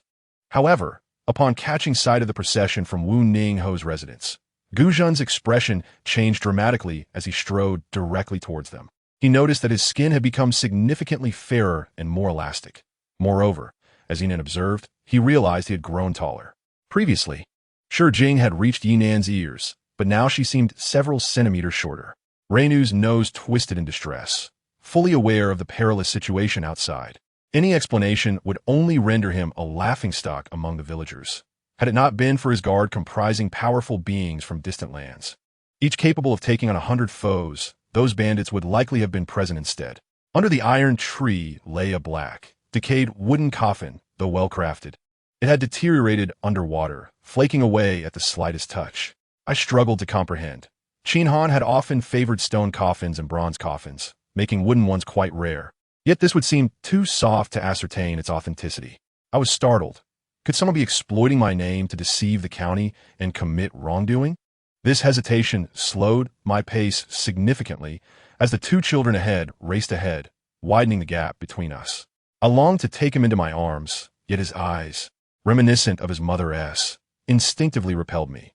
Thus, after being exposed, he exhibited no embarrassment, instead speaking candidly. I could only wonder how Su Jinsi felt at that moment, while Wu Xun tightly grasped her hand, feeling the chill. The leader of the transport team was Kong Su Su's father, Kong Ping Shun, while the deputy was her brother, Kong Qinghua. Yet Kong Su, concerned for her son and husband, intended to accompany Mo Tianwei to Shanghai. As for those who had already entered the Jela region, a team was dispatched to pursue them, with orders to slay anyone they caught up with. On the third day at noon, Zhang Yang's eyelids began to twitch, and the scar-faced man, having observed Zhang Yang's breathing steadily returning to normal, felt relieved. It was rare for him to stay at home to rest, merely sitting on the sofa playing mobile games, oblivious to Zhang Yang's awakening. Indeed, he had forgotten that Jishi Rue had once been his adopted son, raised under his guidance. All right, once you finish the call, we shall head over. I have long heard that the dishes at Tianxiang Lu are exceptional. Today is the perfect opportunity to savor them. Old Master Zheng smacked his lips, appearing somewhat eager for the cuisine at Tianxiang Lu. They had just arrived near the back gate of the Lord's mansion, merely a wall away from entering. Uncertain how long she had wept, exhaustion overtook her, and she fell into a deep slumber, still murmuring Wu Ming's name. Lin Mei Man languished in the vast, empty hall, saturated with the scent of Wu Ming for an entire month. Now, with the pinnacle of time purchased with her life passing, various metrics plummeted rapidly, and overhead loomed a significant threat, as if disaster were imminent. Oh, we must first overcome the Longjian Mountain Goblin brothers. The four brothers exclaimed in unison upon sensing their master's fury. Before Lin Mei Mian could utter a word, Wang Linshi, in a fit of rage, exclaimed, I never anticipated that a dignified immortal would be tormented into becoming a mere specter. Truly, this is poetic justice. He then emitted a hoarse roar. Pajun, feeling along a wall, sensed a movement when his hand brushed against a brick. With a discerning glance, he realized it was a mechanism, promptly pressing it down. Xian Yan, he shook his head, despite his deep-seated hatred for the murderer. He did not relish the thought of killing and wished for an end to the relentless bloodshed among people. In an instant, four men clad in black materialized before Wu Ming, with the central figure being the leader of the sect. After hearing the party secretary's perspective, the commander did not nod immediately. Instead, he turned to glance at Li Ziyuan, evidently seeking his opinion. Upon receiving the commander's gaze, Li Ziyuan pondered briefly before nodding in agreement. Old woman, please let me out. Did we not agree to fight the four generals of the Mo family together? In a moment of desperation, Wu Kong's eyes blazed with fury, but despite exerting all his strength, he could not budge the crimson door. Wu Da, in a panic, cried out, only to realize that the elder had merely glanced in his direction without confirming his identity. Inadvertently, revealing his own position. Chapter 125. Why can't I exchange places with Tian Dao? What? The smile on Tian Dao's face froze, evidently caught off guard by the question. You have observed my tragedy, yet you have continuously indulged them. Is it your intent to profit from their conflict? You wish to refine my fate through their hands, only to suppress Fei using my destiny, do you not? Tian Dao's voice, devoid of gender distinction, resonated with an ambiguous tone. However, Chu Xun felt an unsettling sensation emanating from within. Thus, the trio's alliance, with diligent effort, could indeed seize control over the pricing of medicinal pills within the entirety of Jiayin City, at least for those of lower grade. This statement cut sharply, like a bloodied blade, exposing Yun Lao San's wounds and making it difficult for him to confront himself. When the sumptuous feast gradually arrived, Yi Chun, vice leader Wei, and the others began to dine. Aziz, still famished, eagerly anticipated the meal. He noted that over the past decade, many patients' ailments had remained unchanged, pondering whether any new, peculiar diseases had emerged. Amidst the chaos, the Liang kingdom fell, and the Tang kingdom, which had supported Ling Xiaomin, was also affected, with its capital under siege by the Chu kingdom. There is no need for formalities between us. If you truly wish to express gratitude, consider this cup of coffee as your treat, Lin Rue chuckled.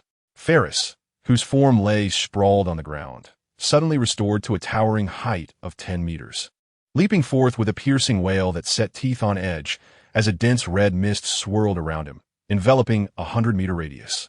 Jin Cheng made a subtle gesture. Although she had no corporeal body, being merely a puppet of metal, somehow, Yin Duo sensed that this action revealed Jin Cheng's embarrassment. Enough. The chaos in Wuxiang Palace is likely to render the Tremors plan ineffective. They should be summoned here sooner. Noticing Lin Chen's discomfort, Meng Yi remarked, retracting the source of rules and gazing into the distance. The special effects of this film alone would require over 500 million in funding, and merely replicating those robots in a 1-to-1 scale would cost upwards of 100 million, not to mention the computer-generated imagery. With 2 areas damaged, the shield in Aowuri's hand was already battered and could not withstand the next onslaught from the pale-skinned monster. The white fishman surveyed his surroundings, ultimately turning his gaze toward the clear lake behind him, his bulbous eyes distinctly recognizing the fish swimming beneath the surface. The divine fire that incinerates spiritual power. Meng Yi's eyes narrowed, raising his alertness instantly as he harnessed the power of time to its fullest, enveloping himself while 3 flames expanded throughout his being, activating his life imprint and drawing forth his divine weapon. Thus, that night, I lay in bed, tossing and turning, unable to find sleep, feeling as though this moment was not entirely real, prompting me to rise, turn on the lights, and stare blankly at the ceiling. Chi Min's strike landed on the lower rib area. Even with formidable resilience, such a blow would certainly incapacitate. You see, happiness can be quite simple. By making your partner happy, you will discover that you, too, can experience fulfillment. The colossal golden figure boasted tough skin and flesh, exhibiting extraordinary defensive capabilities and an almost grotesque resilience. Jiangnan lowered his head. As a guardian, such words should perhaps not have been uttered. Chapter 126. Ubiquitous and omnipotent.